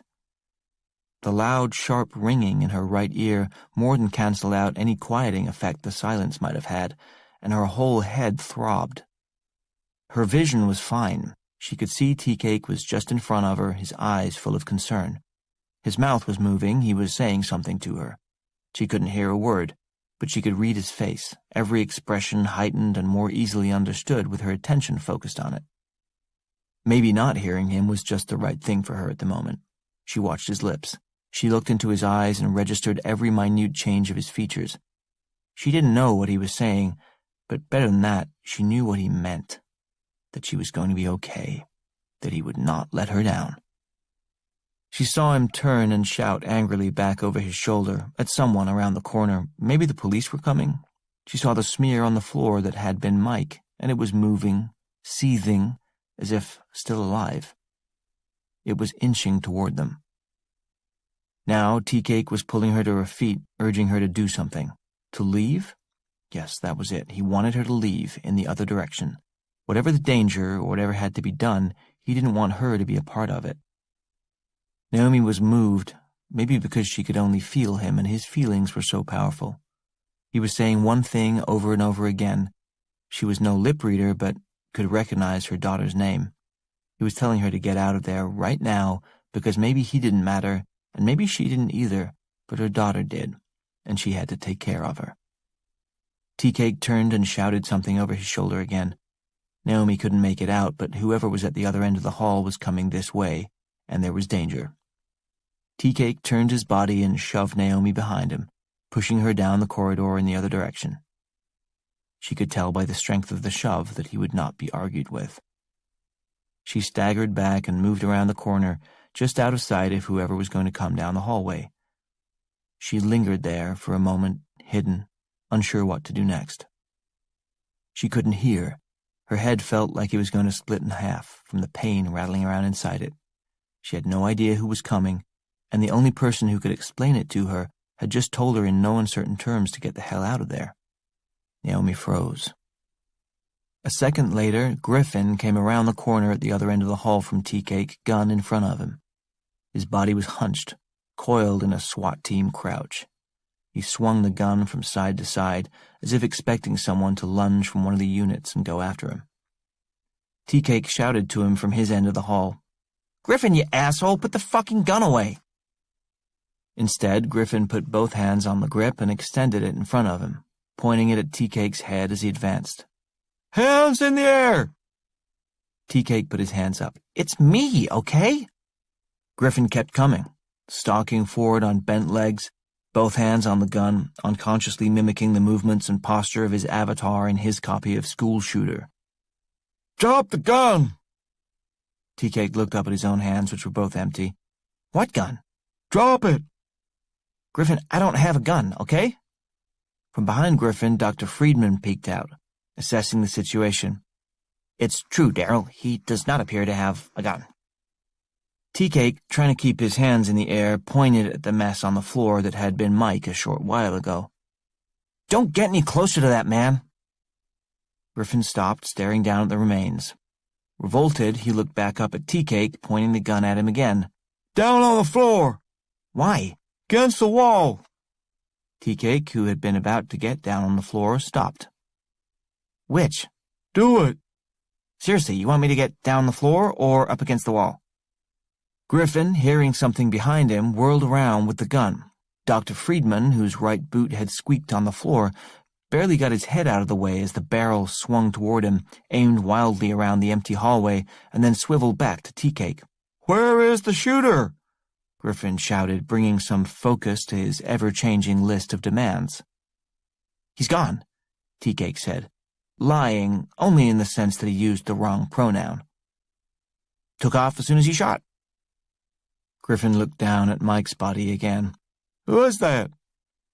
That's what I'm trying to tell you, Tea-Cake said, taking a step forward. Don't come any closer. Tea-Cake sighed and stopped. The night had been weird, then exciting, then terrifying, and now, with Griffin in the mix, it was just annoying. I don't know, he got some kind of disease or something. It's contagious. It'll kill you. The fucking army's coming, or at least some guy who knows the army, or can I put my hands down or what? You called the cops? Yeah, sorta. DTRA. What the hell is that? Before Tea-Cake could answer, a sharp banging sound from the right startled Griffin, and he swung the gun around again. Dr. Friedman dove out of the way faster this time, doing a good job of not getting his head shot off, and Griffin pointed the gun at the storage unit right next to them. What's that? Voices from inside the unit, more fists pounded on the door. Griffin recognized them. Ironhead, what the fuck are you doing, man? The voices shouted some more, the door rattled and banged, and Griffin noticed the lock hanging unlocked in the hasp. It was enough to hold the door closed, but it wasn't clicked shut, so if the door rattled long enough, it was bound to be dislodged. Griffin turned the gun back on Tea-Cake. What'd you lock him in there for? I didn't. That guy did. He pointed to Mike's residue. Griffin frowned, his reptilian brain trying to process it all. Keeping the gun on Tea-Cake, he moved toward the locker. Tea-Cake took a step forward. Don't, man. Griffin stopped, swinging the gun back on him. Why not? They're infected. Dr. Friedman stepped out of Griffin's shadow, recognizing he might have some role in this conversation after all. Infected? With what? I don't fucking know, Tea-Cake said, his patience nearing an end. Bad shit. For last time, will you put that fucking gun down already? Griffin squinted at him. There was a dead guy on the floor, his friends were all locked in a storage unit, and Tea-Cake was the only one in the hallway. No, he would not put the fucking gun down, no goddamn way. He took 2 steps back from the storage unit, gesturing with his gun from Tea-Cake to the door. You open it, he said. Tea-Cake looked at him. There was no reasoning with this lump. He looked over at the door. He saw the lock dangling in the hasp, clicking against the sides of the metal loop as the people inside the storage unit continued to pound on the door, demanding to be let out. No fucking way, he said. No! Griffin shouted, taking a step forward with the gun.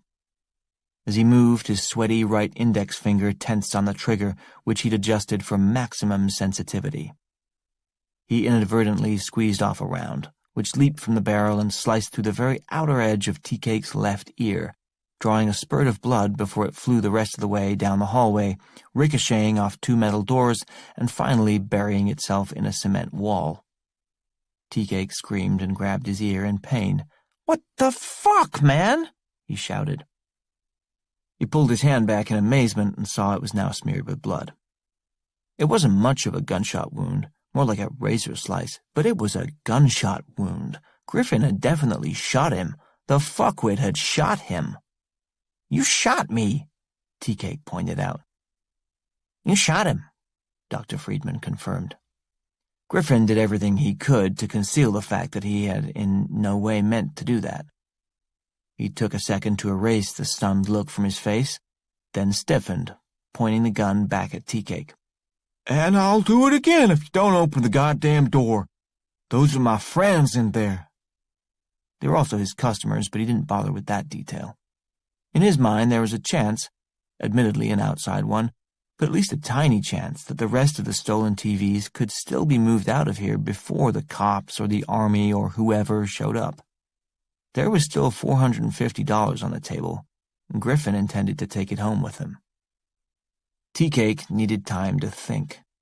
He wiped the blood from his ear on his pants and walked forward toward the door as slowly as he could.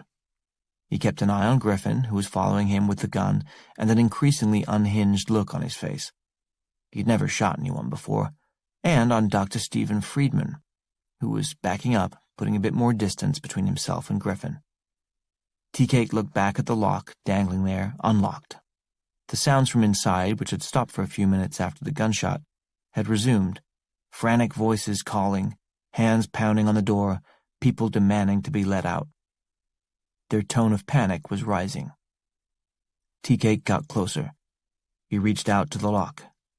He closed his fingers around it. From the other end of the hallway, a woman's voice cried out. "Hey, Griffin!"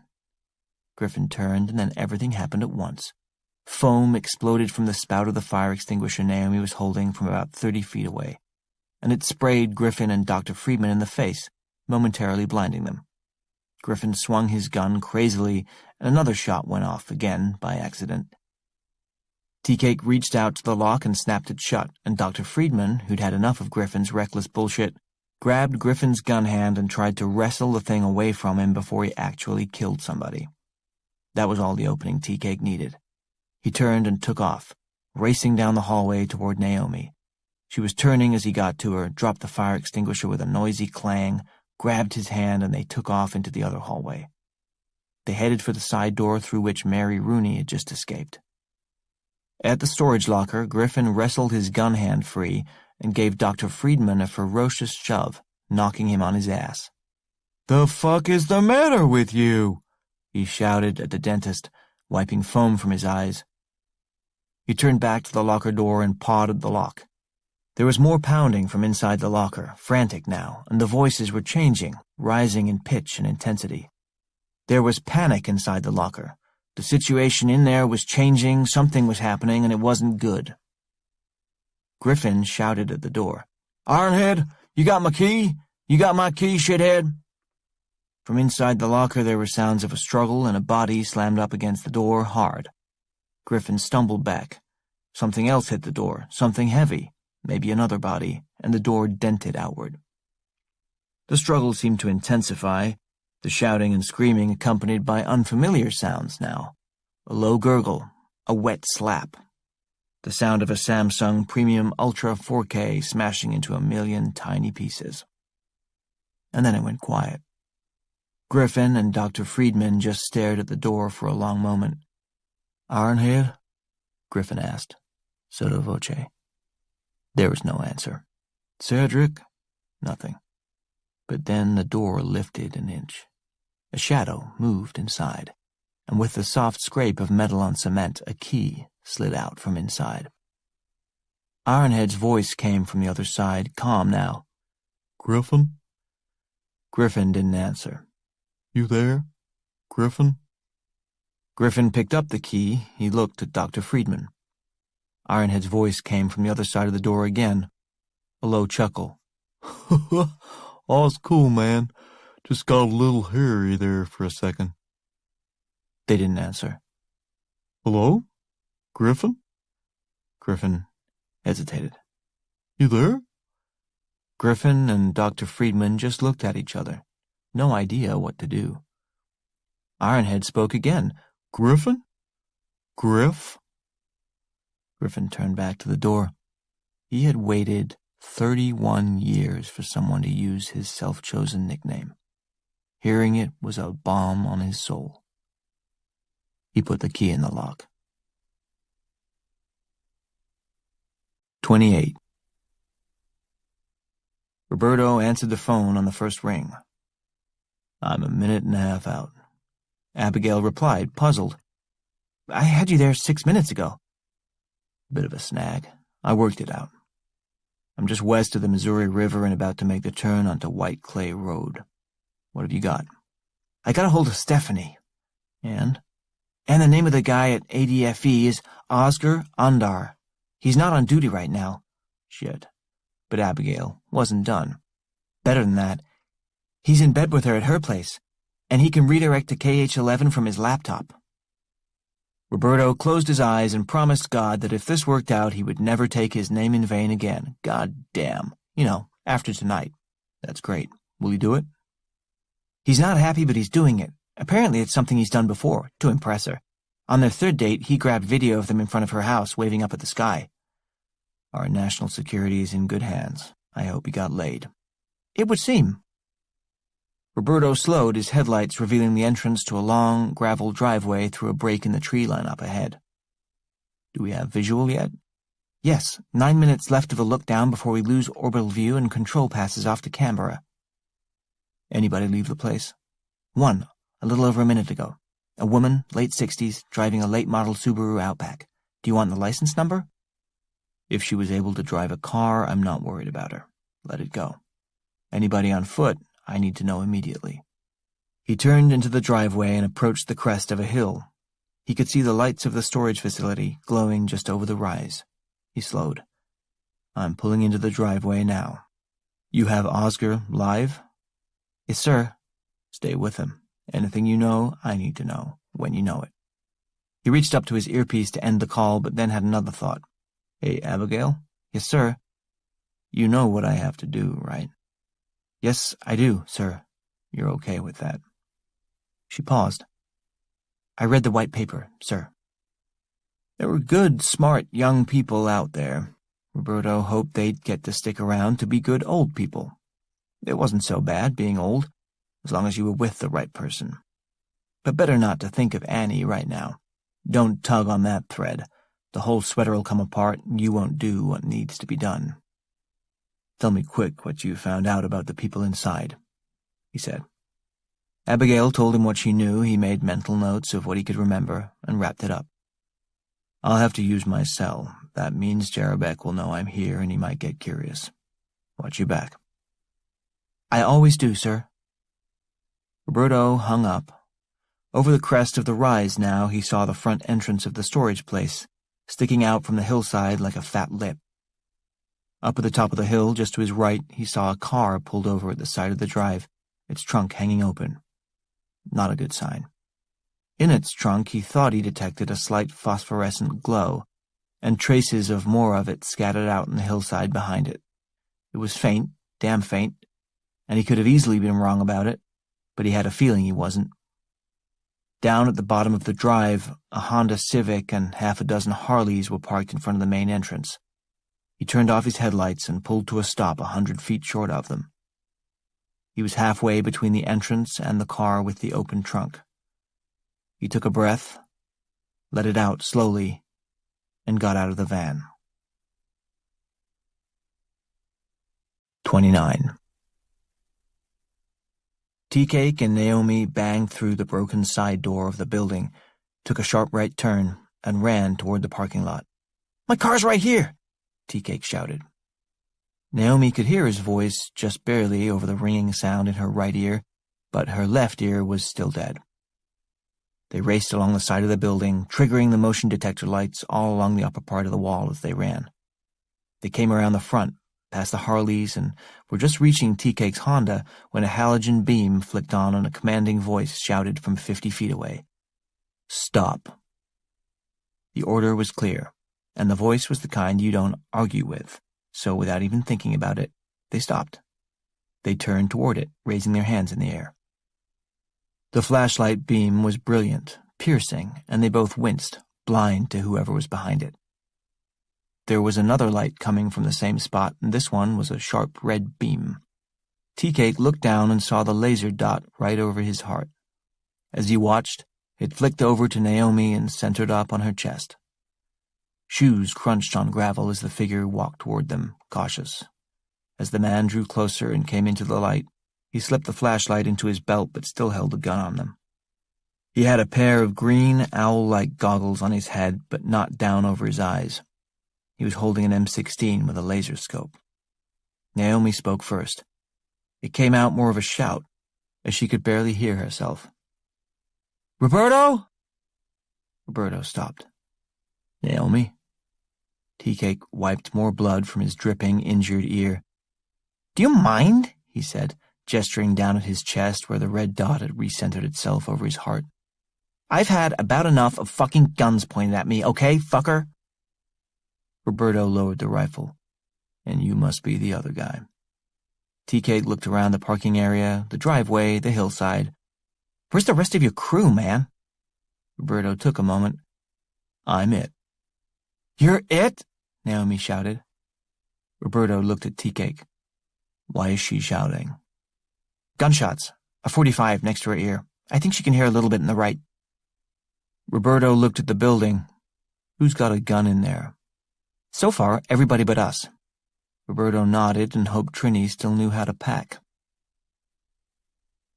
What was especially sweet about the minivan was that Both the side doors could slide open electronically, and the back hatch went up too. Tea-Cake had been singularly unimpressed by the white Mazda when Roberto first led them toward it. "You gotta be kidding me, they sent one guy and he's in a fucking Hyundai or whatever?" But he'd come around as soon as the doors opened and he saw the array of military crates inside. The first one Roberto opened held one of the hazmat suits, neatly folded, with its dead-faced helmet staring up at them like a scream mask. The next several cases were standard Navy SEAL gear: a tactical vest, K-bar knife, Heckler & Koch machine pistol, sniper rifle, half a dozen breaching charges for removing iron doors that might stand in the way, and a surprising number and variety of MREs. Trini was a mom, and she worried about people getting hungry.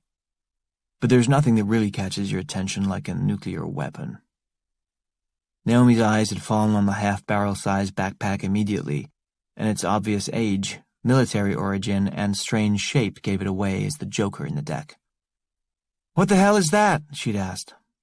But Roberto declined to answer right away, arming up instead. Given all that had transpired in the past 4 or 5 hours, they required very little bringing up to speed. Roberto told them what he knew about the fungus, and they were already perfectly aware of its lethality. After Roberto was satisfied that they were both uninfected, there was a brief period of debate, during which he unconvincingly offered them the chance to leave. But that argument had collapsed under the weight of reality. There were now as many as 7 infected humans inside the storage facility. The 3 of them out here, 3 of the only people on the planet who had seen Cordyceps novus in action firsthand, were the ones who truly understood the need to eradicate it right here and now. And Roberto couldn't be in 2 places at once. The only way to pull off his plan was with someone upstairs, making sure no infected bodies left the building, while the others went back down to sub-level 4. "Back downstairs?" Tea-Cake asked. "Are you crazy? To do what?" Roberto reached in and pulled the pack forward, feeling his back twinge again. How long would it take him to learn that leaning at bizarre angles and trying to move heavy weights was a bad idea from an orthopedic standpoint? This time he felt the pain shoot out from his sacroiliac and radiate all the way down his right leg, a hot, searing feeling that reached his big toe. The muscles of his lower back, having voiced their objection, released their hold on his spine after a few seconds, but their point had been made. Roberto bent his knees and dragged the pack carefully to the edge of the cargo area. He stopped and thought for a long moment. There was no escaping reality. He could bob and weave for as long as he wanted, but eventually it was going to punch him in the face. He decided to stop dancing with it. He turned and looked at Tea-Cake and Naomi. "You're going to have to place the device." Naomi, who had most of the hearing back in her right ear, picked up that part clearly. She stared down at the half-barrel shape. "What kind of device?" she asked. "Think of it as a big bomb." "How big?" Tea-Cake asked. Roberto gave it to them straight. 0.3, 5, 10, or 80 kilotons. It has a selectable yield. Naomi closed her eyes, her fears confirmed, but Tea-Cake went through the motions of pretending he had not seen that one coming. "It's a nuke? A fucking suitcase bomb?" "No, it isn't a suitcase bomb," Roberto said, irritated, as he strapped on the tactical vest. "There's no such thing as a suitcase bomb. What kind of invading ground force carries suitcases?" "Dude, you know what I mean. It's a—" Roberto cut him off. "Yes, it is." He turned to Naomi. "You asked if we had a contingency plan. This is it. You saw how that fungus spreads, how fast and how far, and how lethal. A group of us have spent 30 years thinking about this. Precautions have been taken. Arrangements were made. This is the only way." Tea-Cake looked at Naomi, who seemed calm, but he couldn't believe what he was hearing. "You're going to kill everybody in eastern Kansas."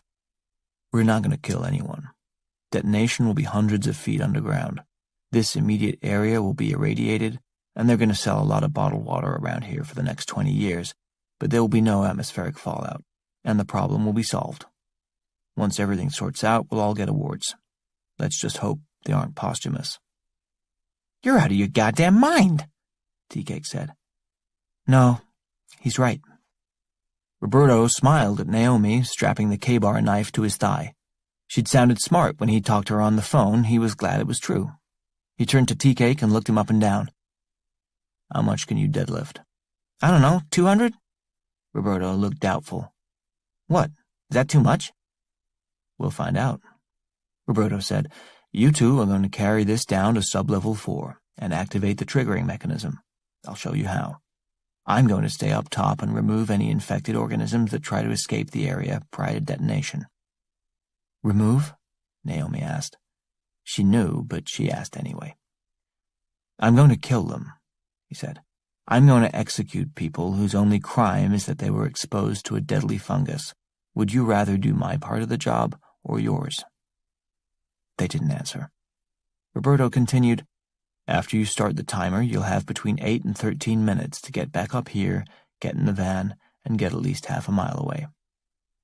8 to 13? Naomi asked.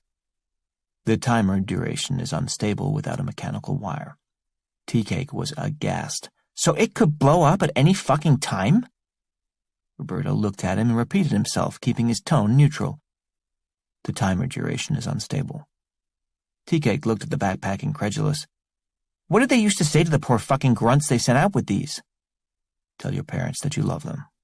And they still did it? Blew themselves up? No, Travis. No one did it. These were never used. You would have heard about that in school, but people were willing to do it because they thought the future of the world depended on it, which it does, right now. He picked up the Heckler & Koch, slapped a fresh magazine into it, and straightened, using every inch of his height advantage over Tea-Cake in an attempt to inspire. E3 Seaman Meacham, you're what I've got right now, and frankly, it's more than I expected. You were on a ballistic sub, so you're no dummy, and you know at least the fundamentals if you weren't too stoned in recruit training. I suspect you're a much better soldier than the general discharge honorable conditions they gave you. Come on, Squid, why don't you prove it tonight? Travis looked at him stunned. How'd you know? We had your first names and your place of business. These aren't state secrets. He turned to Naomi. I know you've got a child at home, Miss Williams, but that pack is 58 pounds, and Travis can't get it down the tube ladder by himself, not safely. Can you shoot a gun? She nodded, sort of. Roberto took a Glock 19 from an open case, loaded it, and turned it around, offering it to Naomi handle first. Travis will have his hands full, so you'll watch both your backs. You've got a 12-shot magazine, a trigger safety here, and a thumb lock over there. You need to flip both of them to pull the trigger. Once you've pulled, each shot requires another pull, but the safeties won't re-engage unless you take your finger off the trigger. Got it? She nodded, taking the gun. She'd never held one before and had always hated them on principle. She still did. I'm not going to fire it, she said. You will if you need to, Roberto replied. I doubt it, she said. Roberto continued. When you put somebody down, you aim for the chest. It's the biggest target. Wait till they get close enough and you won't miss. 2 shots in the chest, then once they're on the floor, another one in the head. No more than that. That's 4 people per clip. Count your shots. If you get below 3 shots left, you change clips, understood? She nodded. Roberto looked at them. You two may have started the night as minimum wage security guards, but you're ending it as a green light team. America's finest. Now put on the suits. 30. At that moment, there existed on Earth 4 distinct colonies of Cordyceps novus, each with its own chromosomal characteristics, growth rate, and ambitions for expansion. Deep underground, in sub-level 4, the original colony, or more accurately, the original American colony, remained in a multiplication phase, though its growth had plateaued since its expansion into the hallway outside the cell in which it had first escaped from the biotube. In terms of organic nutrients, the rats it had infested and fused together were far and away the most abundant source of fuel, but that had been exhausted. The Rat King mass was already in stasis, the precursor to decay and disintegration. A tributary of growth was making its way across the dry cement floor toward a puddle of water beneath one of the sweaty overhead water pipes that made up the cooling system, but it hadn't reached it yet. Once it did, it was hard to predict the fungus's reaction, since it had never encountered water in its pure form before, only as a component of a human body. Safe to say it was going to like it, but it wasn't there yet.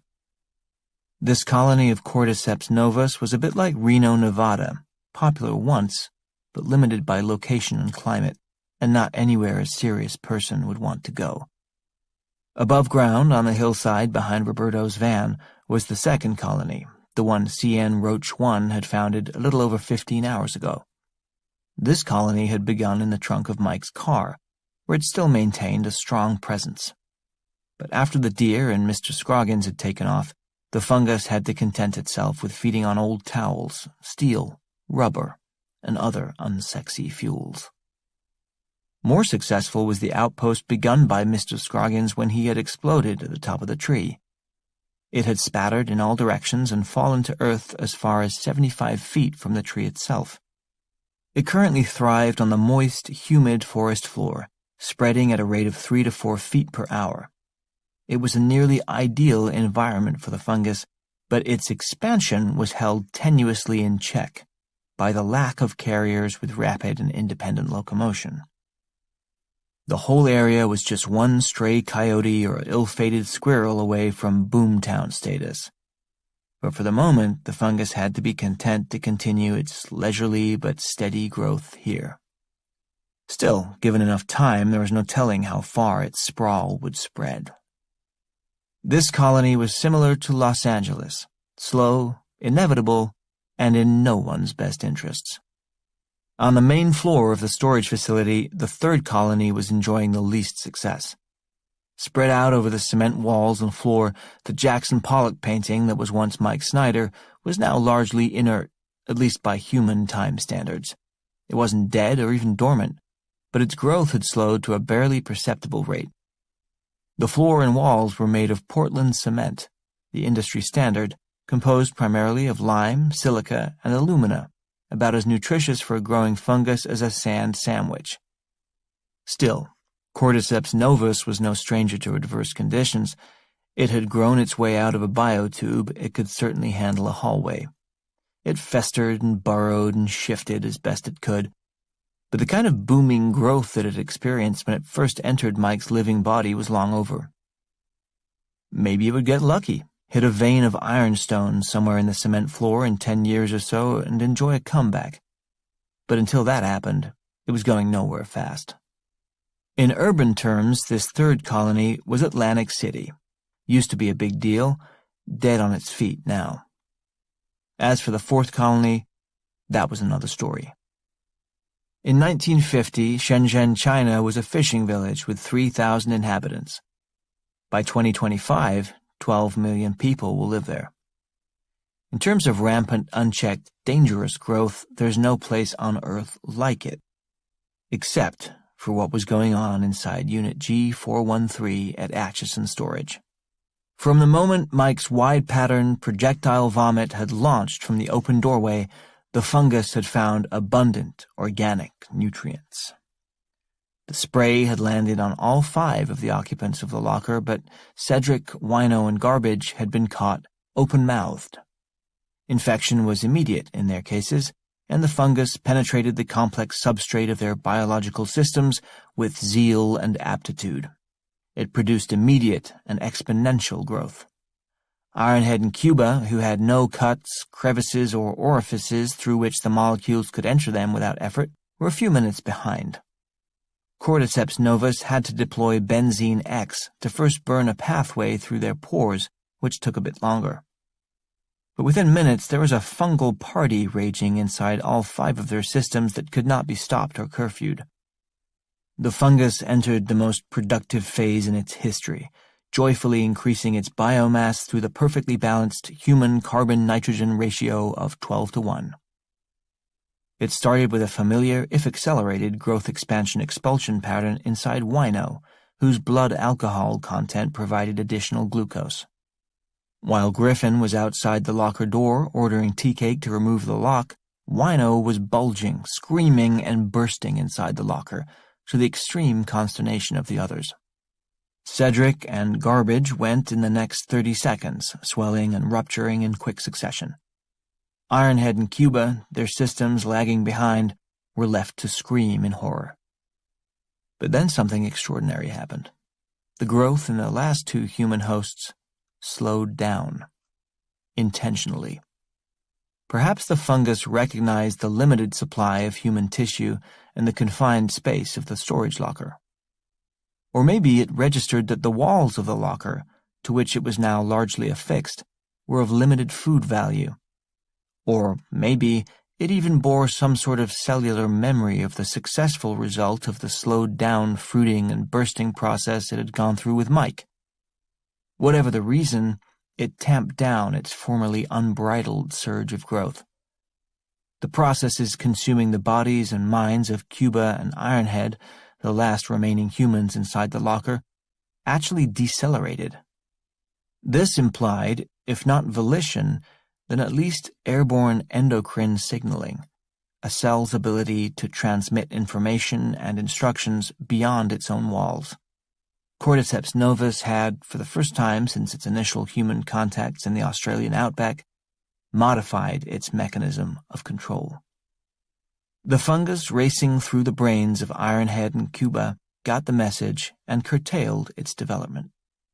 Their brains were allowed to retain a measure of autonomous control, but the fungus wiped out massive portions of their amygdalas, home to their fear and panic centers. As a result, they thought everything was okay. They thought they were still in charge. "All's cool, man," Ironhead said through the door to Griffin. "Just got a little hairy there for a second." Griffin turned the key in the lock and unlocked the door. 31.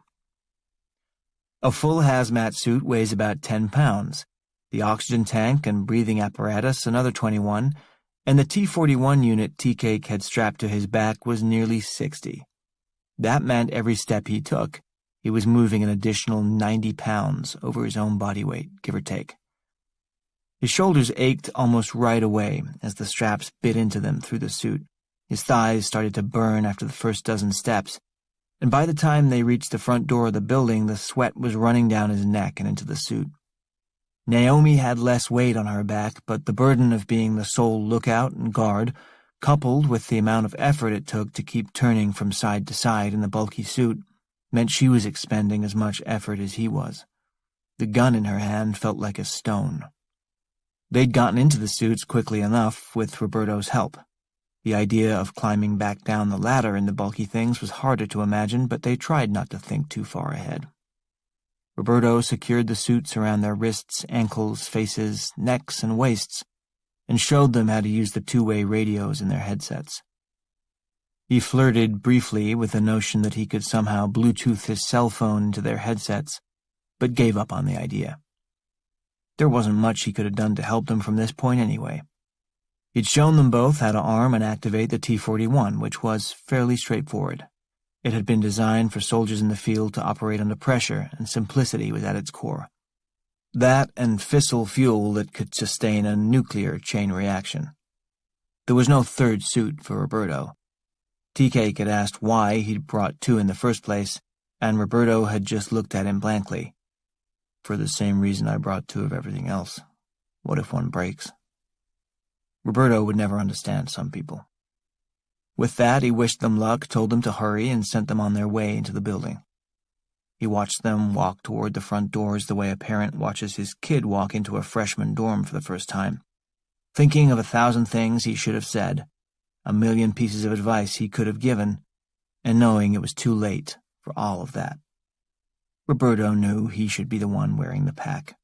He knew it should be him carrying it down to sub-level 4 himself, and, if necessary, waiting there with it to ensure successful detonation, the way he and Trini and Gordon had planned and discussed 30 years ago.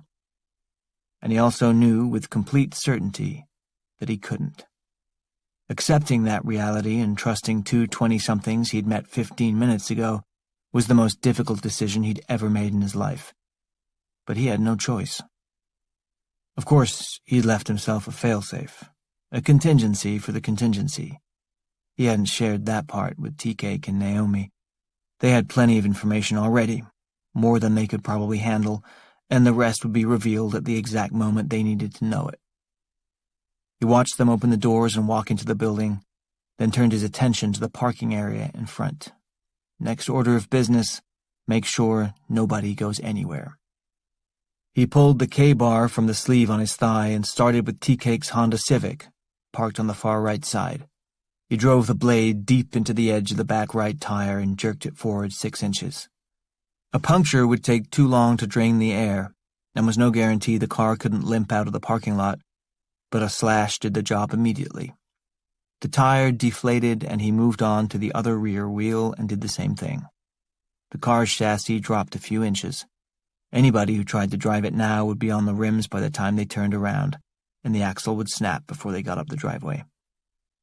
The Harleys were easier. He only had to stab and slash one tire on each bike. They maybe could have limped out of the lot with a flat rear, but a flat front would break the fork.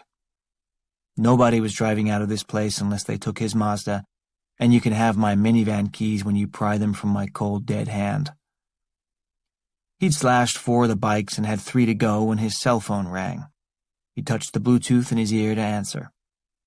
"You have incoming," Abigail said. Roberto straightened sharply and turned around. "Where?" "Around the corner of the building. 10 seconds. Mail. Moving fast. Major heat signature." Roberto turned, taking a few quick steps to his left, toward the front door, far enough to clear the sight line between him and the eastern edge of the building. He pulled the machine pistol from a holster on his hip and flipped the safety off with his right thumb.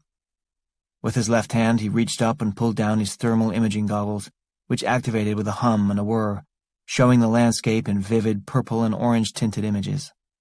He didn't need the goggles for light. There was plenty to see by, and more streamed around the corner of the building as the motion sensor lights went on, triggered by whoever was running toward him. What Roberto needed was heat detection. When he'd first put on the goggles and looked at the hillside, the bits of fungus scattered there had glowed a warm red, and traces of that same red were visible in the open trunk of Mike's abandoned car. There was live growth in those areas, and the chemical reactions of the growing fungus gave off heat. If he could see the heat, he could avoid contact with the fungus and could get a quick read on whether a human being was infected. It would be pleasant to avoid killing innocent people, if possible. Roberto's eyes stung at a sudden blast of harsh yellow inside the goggles, every last cone in his retinas getting a wake-up call at the exact same moment. He hadn't fully adjusted when the figure came barreling around the corner of the building, looking less like a human being through the goggles than a blazing, burning, white-hot chunk of melted iron. That answered the infection question. "Get this shit off of me!" the figure screamed. Roberto didn't pause to wonder how the man in motorcycle leathers had come to be completely covered front and back in mutating fungus, yet still remain in possession of his faculties. He just aimed the machine pistol, pulled the trigger, and put 5 rounds in the center of Dr. Stephen Friedman's chest. A Heckler & Koch machine pistol has a short recoil action, meaning the barrel moves back sharply, rotates the link, and causes the rear of the tube to tip down and disengage from the slide. It's a hard, jerking motion, and its effect on the shooter is usually mitigated by putting a stabilizing hand on the front handle. Because he'd had so little reaction time and he needed his left hand to pull down and activate the goggles, Roberto had been forced to fire the gun with one hand. That in itself was no big deal. All it meant was that his right elbow needed to be snugged up against his right hip to reduce uncontrolled movement. He'd made that firing maneuver dozens of times in the field and at the range. But he'd never done it at the age of 68. His body absorbed the first 3 recoils without incident, but on the 4th one his back rebelled. The spasm was sudden and fierce, the low back tissues seizing up and sending a red alert throughout his nervous system. The recoil from the 5th shot, which Roberto's brain had already ordered before he could countermand it and remove his finger from the trigger, finished the job. A blinding pain lit itself on fire in his back and lower extremities, and Roberto's legs went out from under him. He collapsed, hitting the ground just a second after Dr. Friedman did, the difference being that the dentist's problems were over for good, and Roberto's were just beginning. He landed on his side and rolled helplessly onto his back, staring up at the stars overhead. He knew immediately, the way you know, that he hadn't just pulled something, he'd torn it in half. Could be ligaments, could be tendons, or maybe he'd ruptured a disc. Whatever it was, it didn't matter. What mattered was that he couldn't move. 32. A few minutes earlier, outside Unit G413, Griffin had removed the lock from the hasp on the door, turned the handle, and swung the overhead door open. He and Dr. Friedman both recoiled, involuntarily falling back a few steps. The visual was bad enough. There were 3 dead bodies in there, or at least their barely recognizable remains, but what had overcome them was the stench. Intense chemical reactions give off intense odors, densely packed clouds of fetid molecules that invade the nasal passages and cling to the olfactory sensors. The rancid waves of smell that rolled out of the storage unit were dense and alive. They overwhelmed all other senses for a moment. The now highly mobile Cordyceps novus, hitchhiking aboard the bodies of the people once known as Ironhead and Cuba, stepped calmly out of the unit and smiled. "What up, Griff?" Ironhead asked. Cuba winked at Dr. Friedman. The uninfected stared at the infected with horror. Though Cuba's and Ironhead's outward expressions were calm, friendly even, there was no mistaking their sickness. A strange color had seeped into their faces, and the telltale swelling of their abdomens had begun, albeit more slowly and smaller, since the fungus had modified its takeover approach. Still, there were vast and rapid changes occurring in the victims' body chemistry, and beneath the skin of their faces, necks, and hands there was movement, a seethe, a roiling of their bloodstreams that was visible to the naked eye. Dr. Friedman, who had seen a lot of rotted gums and decayed molars in his day, had never seen this. He staggered back, screaming. Afraid to turn his back on Ironhead and Cuba, he failed to notice he was moving directly toward Mike Snyder's remains, which were now a viscous, slippery coating on the floor and wall of the hallway behind him. Dr. Friedman hit the edge of the slick, and his feet went out from under him. He fell, spinning, and landed face down in the murk of green. He screamed again, lifted his hands, and stared in terror at the excited fungal residue there. He whipped his hands around in the air, trying to shake the clingy substance off, but it held fast. He slapped his hands back down, right in the middle of it, to push off the floor and stand up. His right hand slipped out from under him. He fell back down, onto his side, rolled over onto his back, and thrust himself back up on his feet. Now covered front and back in fungus, Dr. Friedman looked up at Griffin and the others, eyes wide, mouth agape, struck mute.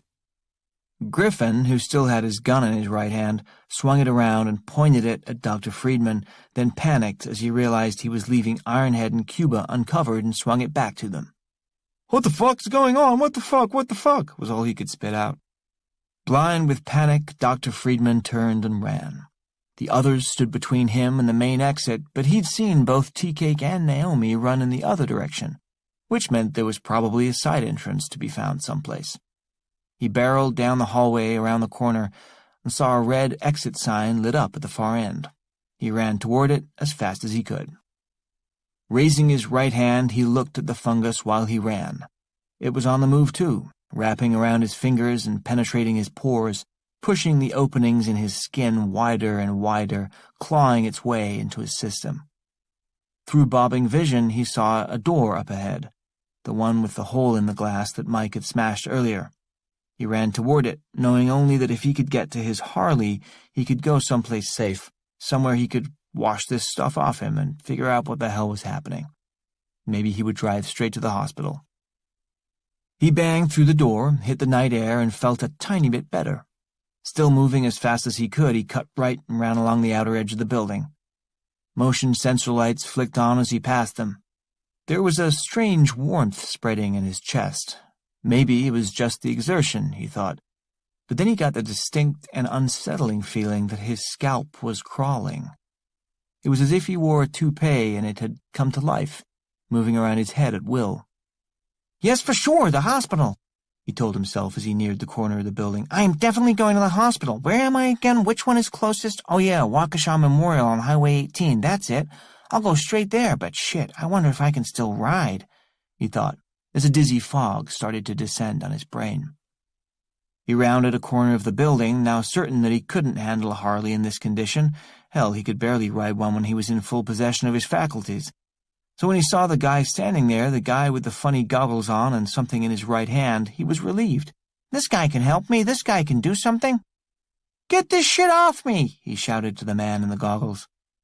Then the something in the guy's right hand spat fire a few times, something heavy and hot slammed into the dentist's chest, and he started to fall. "That's weird," he thought as the ground came up at him. "I get that I've just been shot, but why is the guy with the gun falling, too?"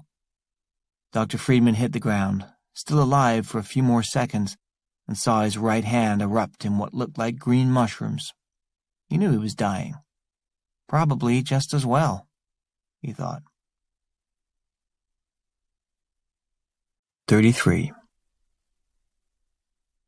Tea-Cake and Naomi were halfway down the tube ladder when Tea-Cake realized he was going to have to get the rest of the way there, mostly blind. It was too bad because their entrance into the building and move to the elevator had gone more smoothly than they'd anticipated. Hearing the shouts from the hallway near Griffin's storage locker, they'd cut to the left, gone down a parallel hallway, and made it to the elevator without incident. Tea-Cake had insisted on going down the ladder first because the T-41 was a son of a bitch on his back, and his legs were trembling with lactic acid before they got to the first rung. He was by no means confident he was going to be able to make it all the way down without slipping and falling, and the backpack was so large it was pressed firmly up against the wall of the tube. If he fell and Naomi was below him, he would take her all the way down too. Couldn't let that happen. Everything about the suit made the climb down difficult. The gloves were clunky, and his hands moved around inside them, which made his grip on the ladder uncertain. Shifting his weight from one rung to the next required full concentration and a bit of luck. The pack scraped along the wall as he went down, producing friction that slowed him and made every movement harder than it needed to be. But worst of all was the clouded mask. The effort of lugging the extra 90 pounds that far had been grueling, and he was sweating profusely by the time they started down the ladder. The sweat wasn't the problem. That was just uncomfortable. But the inside of the plastic shield was fogging up from his labored breathing. The suit's oxygen recirculating system had been designed with some amount of condensation in mind, but not this much. The designers had never anticipated a full-body workout while wearing the suit, and the heat and CO2 that Tea-Cake was throwing off were more than it could compensate for. "I can't see," he said to Naomi through the radio. "What?" she replied. "I can't see," he shouted into the mask. Great, he thought. One of us is blind, the other one's deaf. This should be a breeze. Naomi, indeed, had problems of her own. Climbing down with two hands had been difficult enough with no suit, but now she faced all the same obstacles as Tea-Cake, plus she was clutching a fully loaded Glock 19. She'd had to climb every rung with her left hand while her right held the gun free. That meant her left arm, her weaker arm, had been doing all the work, and it already burned so badly she almost couldn't feel it. And then there was her hearing. She was still deaf in her left ear, and the ringing in the right, though it had abated, intensified whenever the radio frequency was activated. It was as if the suit was deliberately trying to mute everything Tea-Cake said, raising the level of the ringing to obscure his words, then going back down when he was silent. But his second shouted, "I can't see," had gotten through. Clearly enough, anyway, and she shouted back, "Why not? Sweat, fogged up, can you?" "Yeah, mostly." "How much farther?" he asked. She paused, wrapping her left arm through the rungs of the ladder, bending her torso back and to the right as much as she possibly could, and strained her eyes all the way to the edge of her mask. "About 50 rungs, maybe less." "Okay." He kept climbing down. Naomi's left arm shook violently, and she knew she'd have to take a chance and switch gun hands. She pulled her right arm up and reached behind the rungs to pass the gun to her left. It clanked against the rungs, and she lost her grip on it. Her hand lashed out, pinning the gun against the wall. She was no longer holding it, she was just sort of trapping it there with pressure. Tea-Cake must have heard the clank, and he asked her something in the headset, but it was lost to her under the ringing sound. She ignored him, eyes focused on the gun, still held tenuously up against the cement wall of the tube. She stretched out the fingers of her left hand, got one of them through the trigger housing, and pulled her right arm free. The gun spun over, upside down, held up only by her left index finger. She readjusted her grip on the ladder, now with her freed right arm, and slowly withdrew her left from behind the ladder. She closed her left hand around the handle of the gun and moved that arm free of the ladder. Blood flowed through her left biceps again, washing away enough of the built-up acid to give her some amount of relief. She closed her eyes, grateful. She looked down. Tea-Cake was about 10 rungs below her. She continued her descent. 34. Flat on his back, Roberto stared up at the sky. This is why, he thought. This is why I didn't take the backpack, in case this happened. God, I hate being right all the time. There weren't as many stars out as before. Heavy clouds had blown in and obscured them, making the night darker. He looked up at the heavens and wondered if the satellite look-down window was still open, if the thing was somewhere overhead right now. Were Oscar Ondar and his girlfriend, Stephanie, watching him at this very moment on Oscar's laptop, sitting up in bed, wondering why the hell the guy who fired the gun was just lying there on his back not doing anything?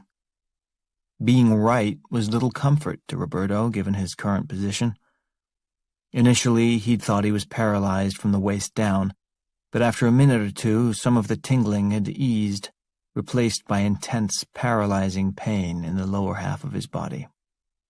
Getting up was out of the question, as were crawling, rolling, and any other form of locomotion he could think of. He was on his back with his head near the front door of the building, and if he turned it to the left, which was only possible with its own unique hell of shooting pain, he could see Dr. Friedman's dead body on the ground 5 or 6 feet away from him. Okay, Roberto thought. Okay. He counted breaths to steady himself. I'm here now. I'm here now. He was still wearing the thermal imaging goggles, and he could see that the dense amount of thick fungus on the dead man's body was very much alive and quite industrious. The churning ooze was already moving off the corpse to explore its environment, but it seemed to have slowed as soon as it hit the gravel on the ground beneath them. Slowed, but not stopped. Roberto heard a chirping sound from nearby, and his eyes searched the area around him. His Bluetooth had been knocked out when he hit the ground, and lay about 5 feet from him, lighting up with a soft blue glow as it rang. It would be Abigail calling in to say, "What are you doing, man? Why don't you get up?" But getting himself 5 feet across the gravel to answer a phone call was beyond his capabilities. Roberto turned his head again, this time craning it backward, digging the back of his skull into the gravel as hard as he could and rolling his eyes up, to get a look at the entrance to the building. It was upside down, but he could see it. The lights were on inside, and he could hear screaming and shouting. No one appeared to be coming out, at least not yet, and he wasn't sure what he would do if they did. He looked down at the ground and saw the machine pistol just a foot away from his right hand. A foot, 12 inches. That was maybe possible. He dug his fingers into the gravel, summoned himself, and clawed toward it. His upper body moved 1.5 inches, and he screamed in agony. His vision blurred and doubled, and he felt himself nearly pass out. But then it cleared, and he was 1.5 inches closer. He raised his eyes, looking at the 3 still operative Harleys leaning on their kickstands, awaiting their riders. Nobody leaves. Roberto dug his fingers into the gravel again, repeated the motion, screamed again, and felt the darkness nearly descend. Nearly, but not quite. 9 inches to go. He would get to the gun or pass out trying. Back in the hallway outside G413, Griffin had pivoted from Dr. Friedman as soon as the dentist had disappeared around the corner. He pointed the gun at Ironhead and Cuba, swinging it wildly from one to the other. Stay the fuck away from me! The fuck away from me! Stay the fuck— he'd managed to spit out, though they were making no attempt to advance on him. Cuba raised her hands and spoke first. Easy, man. Yeah, come on, Griff. Ironhead chimed in soothingly. We're all in the same boat here. Griffin looked at the locker behind them, its walls, ceiling, floor, and TV boxes covered with pulsating globs of fungus. What boat? What the fuck kind of boat? What fucking boat are you fucking talking about? What the fuck is going on? Ironhead took a step forward, his hands up, palms out, and his tone calm. Definitely some strange what-have-you taking place here, my friend. I know. You weren't even in there, man. That was horrible, Cuba added, and she meant it. It's okay, her brain told her. Everything's fine. Better if you all just get out of here. What do you say we all get out of here? She suggested. Yeah, no shit, we're leaving. You first, Griffin said, gesturing with the gun. You go ahead of me. Sure, man, no problem, Ironhead said. He turned and looked at Cuba and nodded his head toward the entrance and started walking that way. She fell into stride beside him. Ironhead was cool. Best he'd felt in a long time. That dude behind you is crazy, his brain told him. Don't do anything to upset him. He doesn't know up from down. Let's just go. They kept walking. As they reached the corner, Griffin looked back over his shoulder at the mess in the hallway and the greater mess oozing out of the storage locker. Forget figuring out what was going on. None of it made any sense. He just wanted to get gone. He turned back to the front and watched Ironhead and Cuba as they walked ahead. There was something on the backs of their necks, or in the backs of their necks, maybe. The skin was mottled and moving, pulsating from underneath. He didn't care what they did once they got outside, but for himself, he was getting on his fat boy and putting as many miles between him and this place as he possibly could. If anybody got in his way, they were going down. Ahead of him, Ironhead and Cuba were calm.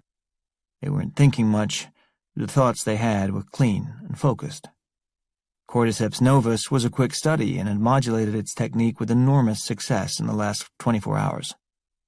The singular urge to climb that had been effective as a means of escape from Sublevel 4 had proven less useful in the case of Mr. Scroggins, who blew his guts at the top of a tree for relatively little payoff. Mike Snyder, on the other hand, had proven the vastly superior dispersal possibilities available in lateral movement, and the mini-colonies of the fungus that had sprung up in human beings needed only to find others like themselves to ensure maximum spread and reproduction. Though it can't think in those terms, or think at all, per se, a fungus knows what works and what doesn't, and it pursues the former as vigorously and completely as it disregards the latter. Climbing houses and trees was out. Spreading further into the human population was in. Ironhead and Cuba were completely at peace, focused on one goal: leave. Go to town, their brains told them. Right out of here and into town, where more people are. They rounded another corner. Up ahead, the fluorescent lights of the lobby were visible. They headed toward them. 35. The floor of the sub-basement thunked into the bottom of Tea-Cake's boot. Didn't see that last step coming this time either. He stepped off the ladder and wedged himself back against the wall of the tube as far as he could get, but it wasn't far enough to clear any room for Naomi to join him. "Hang on," he said into his helmet. Naomi winced at the screech and crackle in her ear and couldn't make out the words, but she caught the meaning. She stopped and turned, looking down.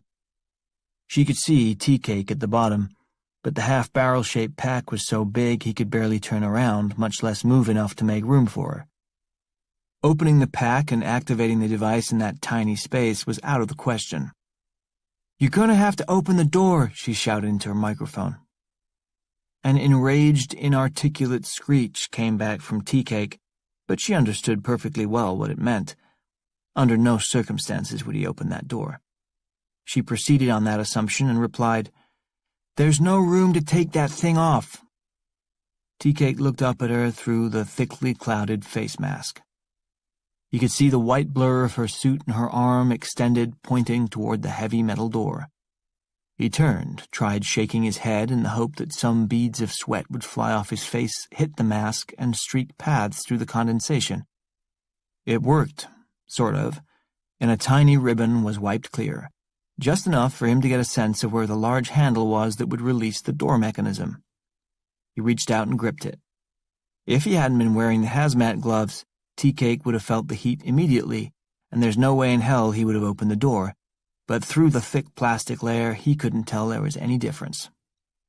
On the other side of the door, the situation had changed radically in the past 10 minutes.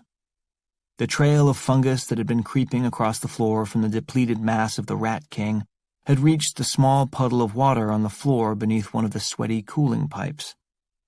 Throughout its entire history as a species, Cordyceps novus, in all its mutated forms, had never run across pure H2O.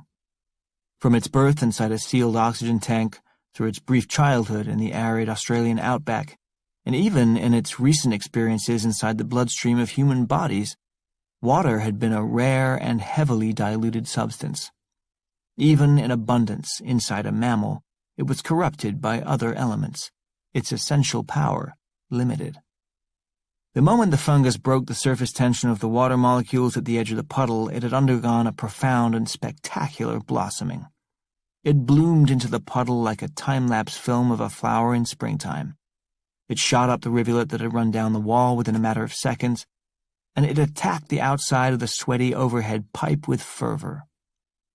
It grew along the length of the pipe in both directions, sprouting and dripping onto the floor in great gobs of living organism.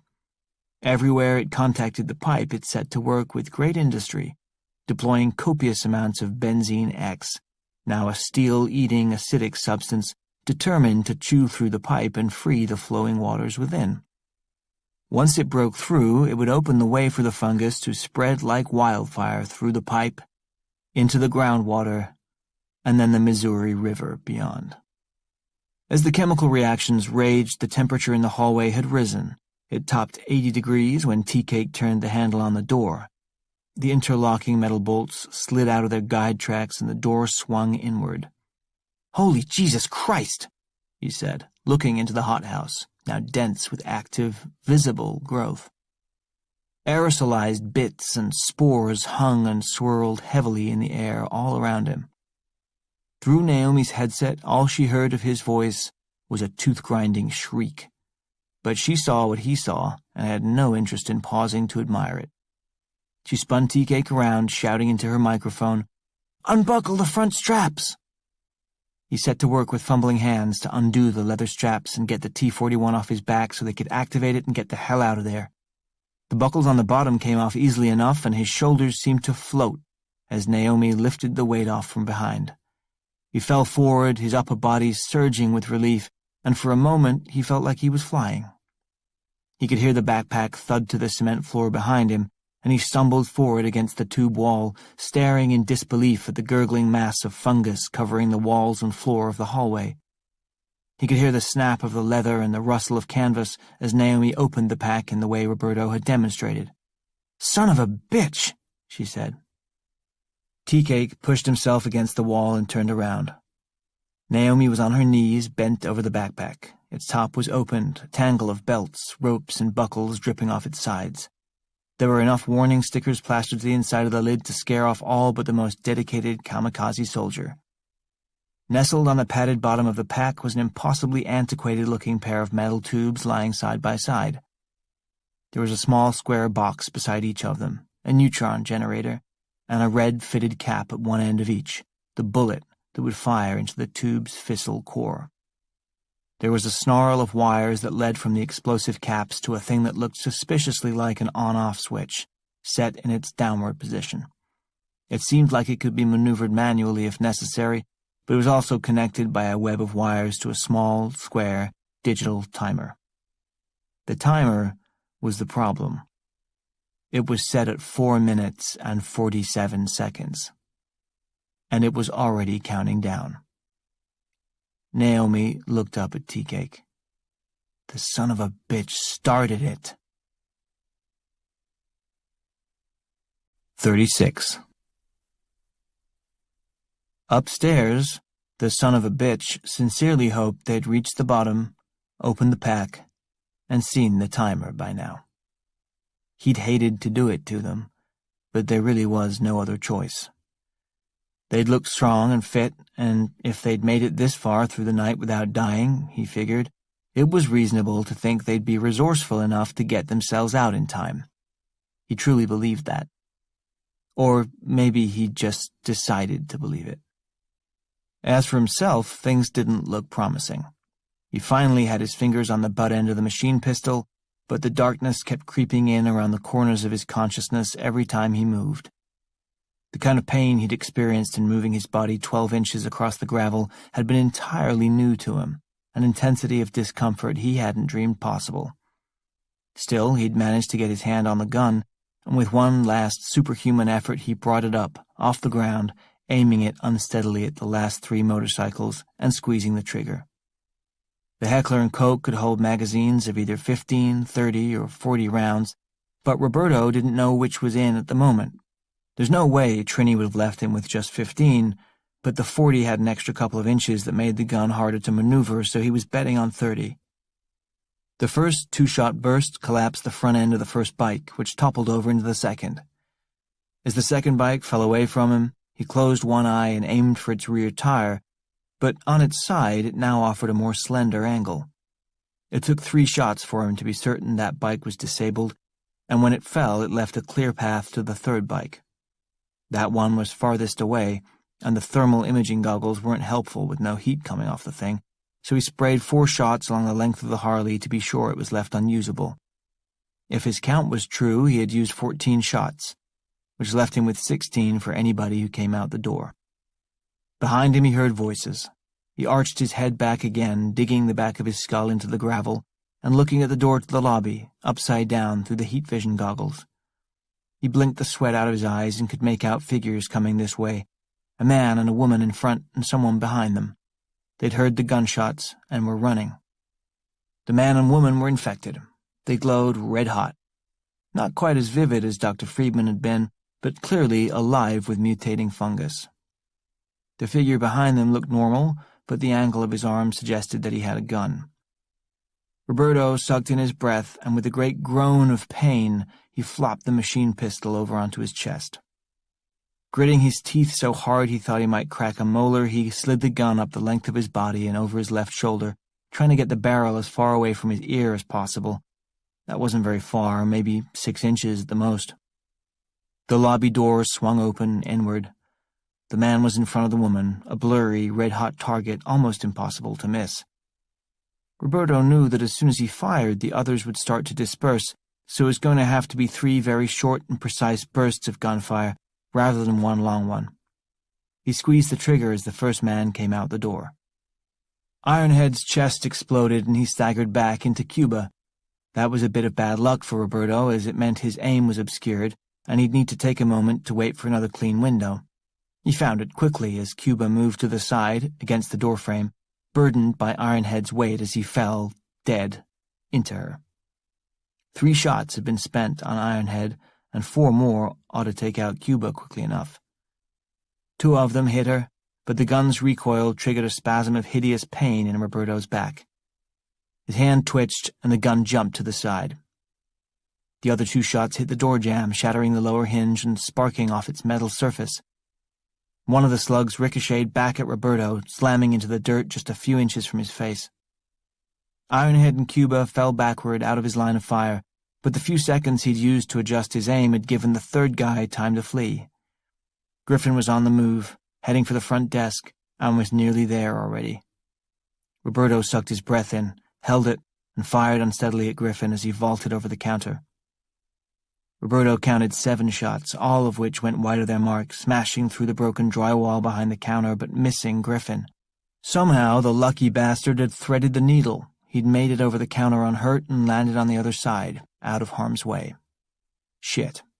Roberto had just used, to the best of his knowledge, 28 shots, which left just 2 in the clip.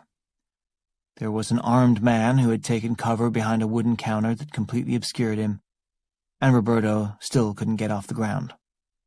The situation was less than ideal. Roberto blinked as something pattered onto the lens of the goggles. He looked up at the sky, and a few drops of water appeared in his field of vision, accompanied by a low rumble somewhere in the distance. It was starting to rain. Hearing a sound from his left, Roberto turned and looked over at the body of Dr. Stephen Friedman. The green globules of fungus were swelling outward off his dead flesh, ballooning up as the raindrops hit them as if activated. Cordyceps novus greeted the rain with unbridled joy. The fungal mass, re-energized, dripped off the dentist and moved, expanding across the gravel driveway on the light carpet of water that the rain was laying down. It moved toward Roberto.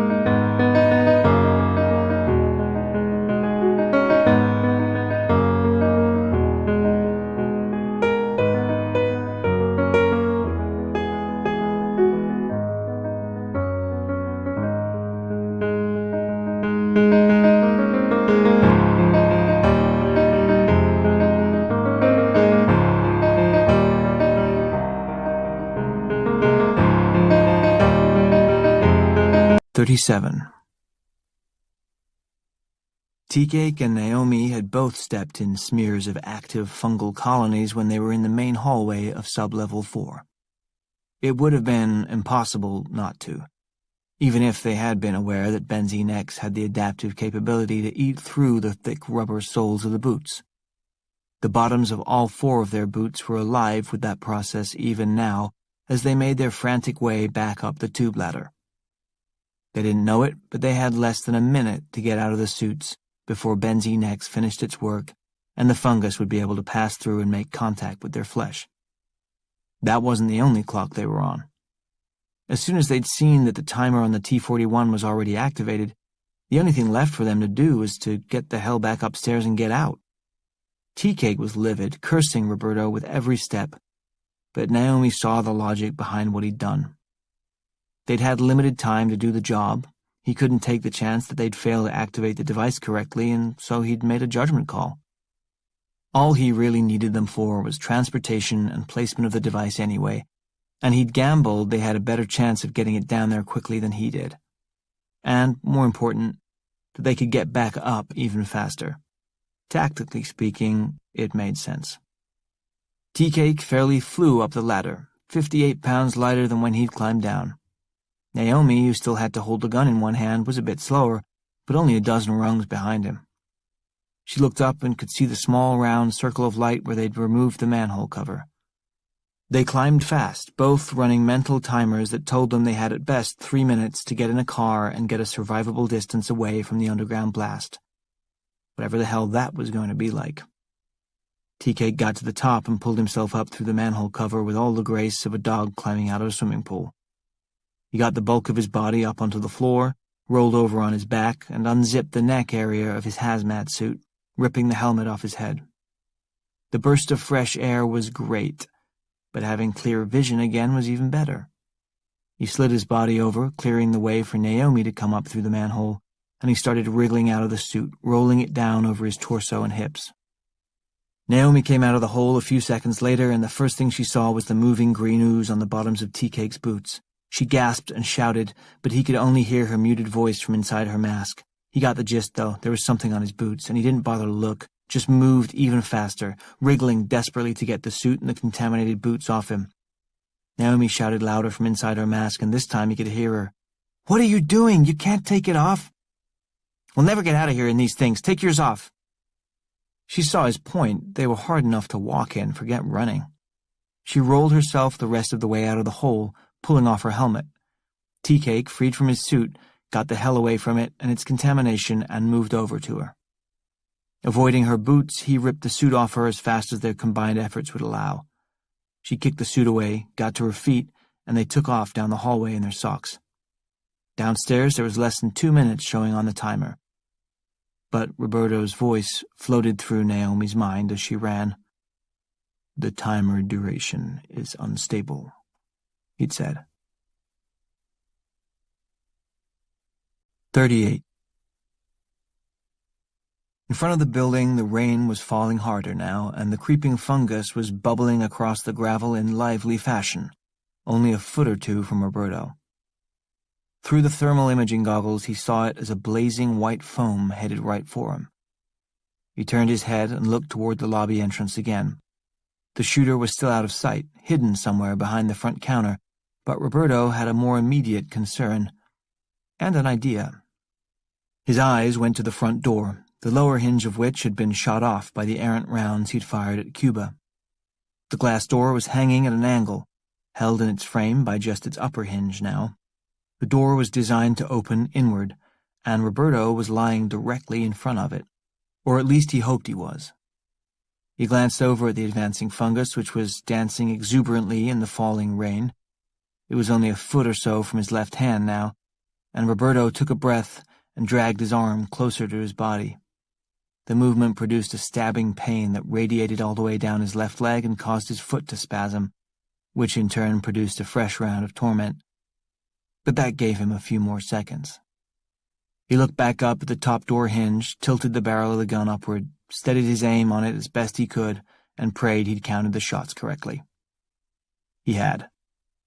The 2 remaining rounds tore into the metal of the top hinge, blasting it off the doorframe, and the glass door fell over like a domino straight toward him. Roberto closed his eyes as the heavy door whooshed downward, slamming into his body hard.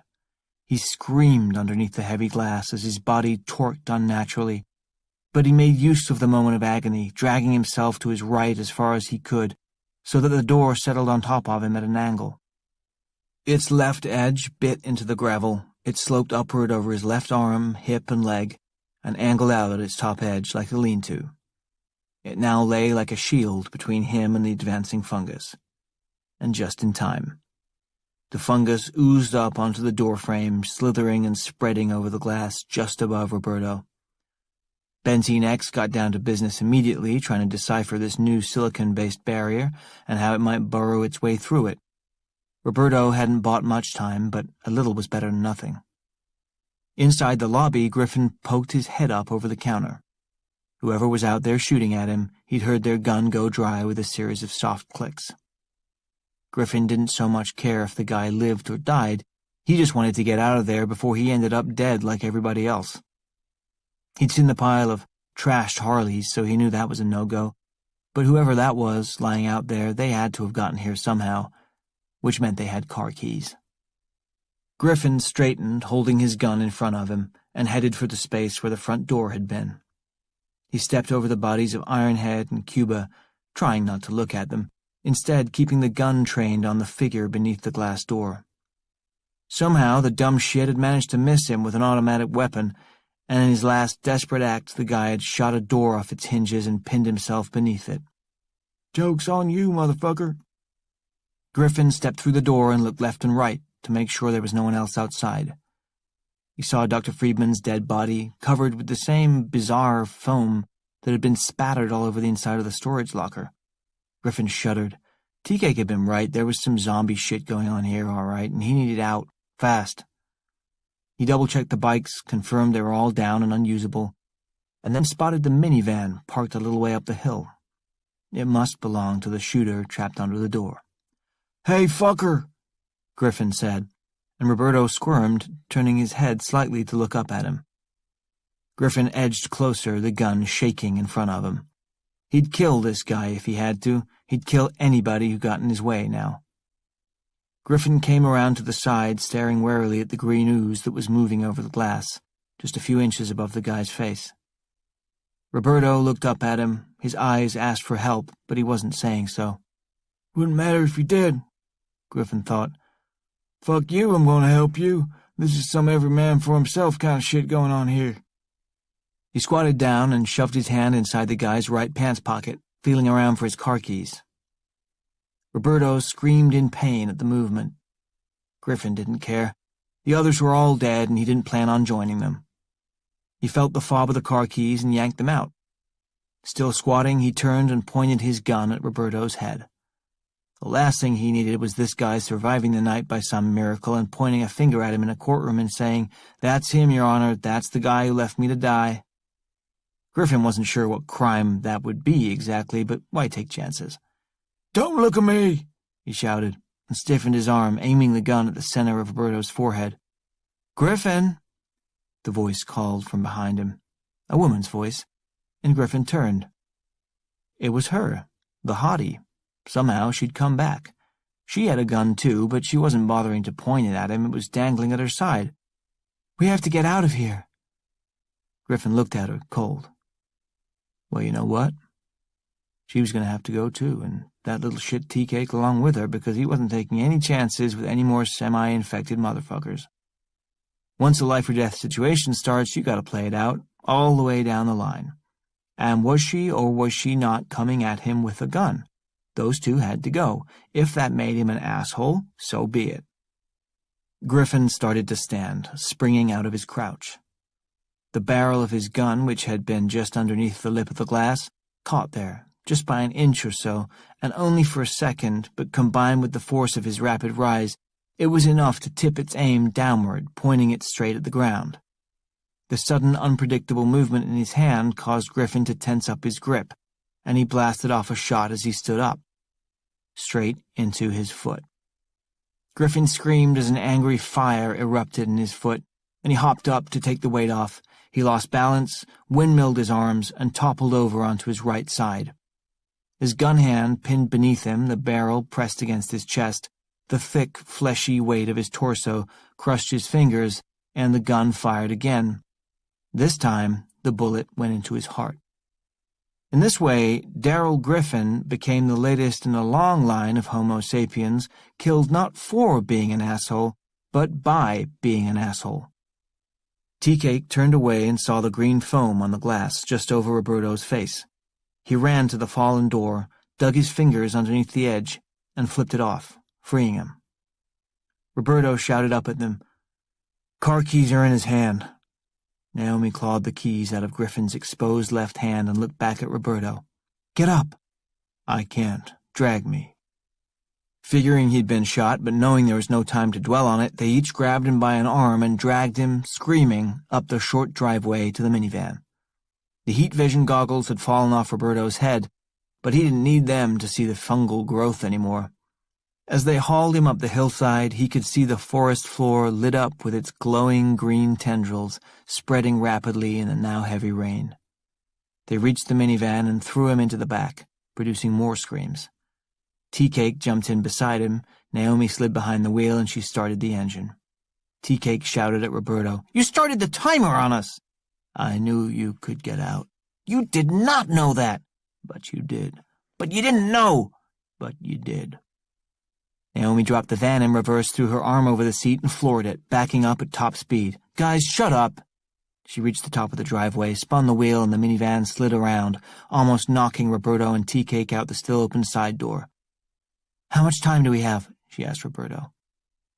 He turned his head, painfully, and looked at the timer that he'd set on his watch when he first activated the device. It was at -1 minute 7 seconds and counting. It should have gone off a minute ago. Naomi dropped the van and drive, and they took off down White Clay Road and toward the highway. For a moment, nobody spoke. Finally, Naomi did. "Well, the timer is unstable, you said." "Yep," Roberto replied. They drove. Still nothing. No bright light, no tremors in the earth, no fire and brimstone. Nothing. "How will we know if it goes off?" Tea-Cake asked. "You'll know," Roberto said. He looked at his watch again, -1 minute 49 seconds. Naomi drove, fast. They rode in silence, waiting. Every second seemed to take forever, and Tea-Cake's vivid imagination went to work. He had time to imagine 3 possible scenarios, each more vivid than the last. In the first scenario, the T-41 failed to detonate. The pipes in the basement buckled under Cordyceps novus's assault within a few minutes, and the fungus exploded in growth, billowing through the water in the pipes, flowing into the groundwater and eventually into the Missouri River.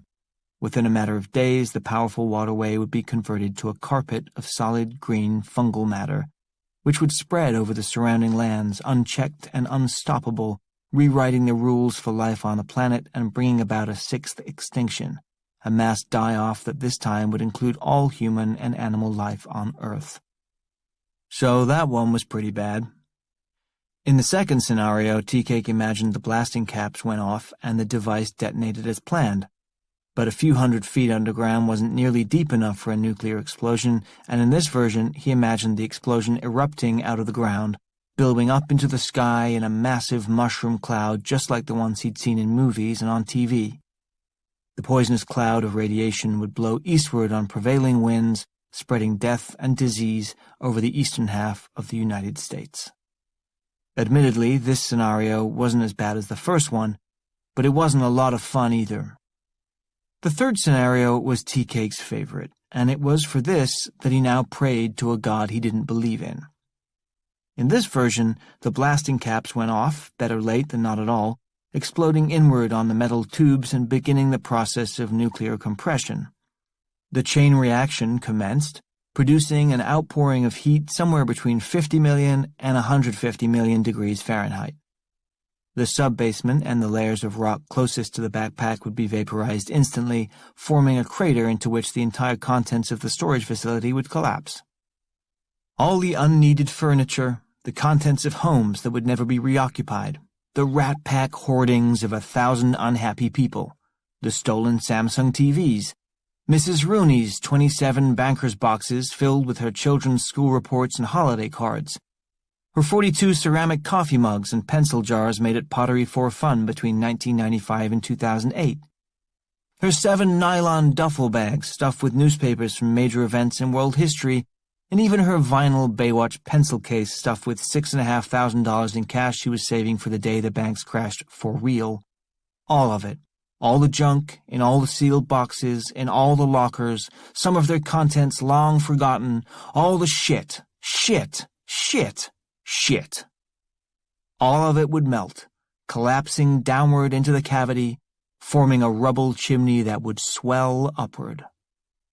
From ground level, Tea-Cake imagined, a perfectly round crater might emerge, sucking the entire facility and the hillside all around down into it in a matter of seconds, as if it were on some giant round elevator, as if God had pushed the down button and called everything back inside Mother Earth to be reconfigured, repurposed, used another day for a greater end. The fungus itself would be incinerated, Tea-Cake thought, burned off the face of the planet for good, and as the explosion settled, a harmless cloud of dirt and dust would rise up, all that was left of the Atchison storage facility and this fucked up night.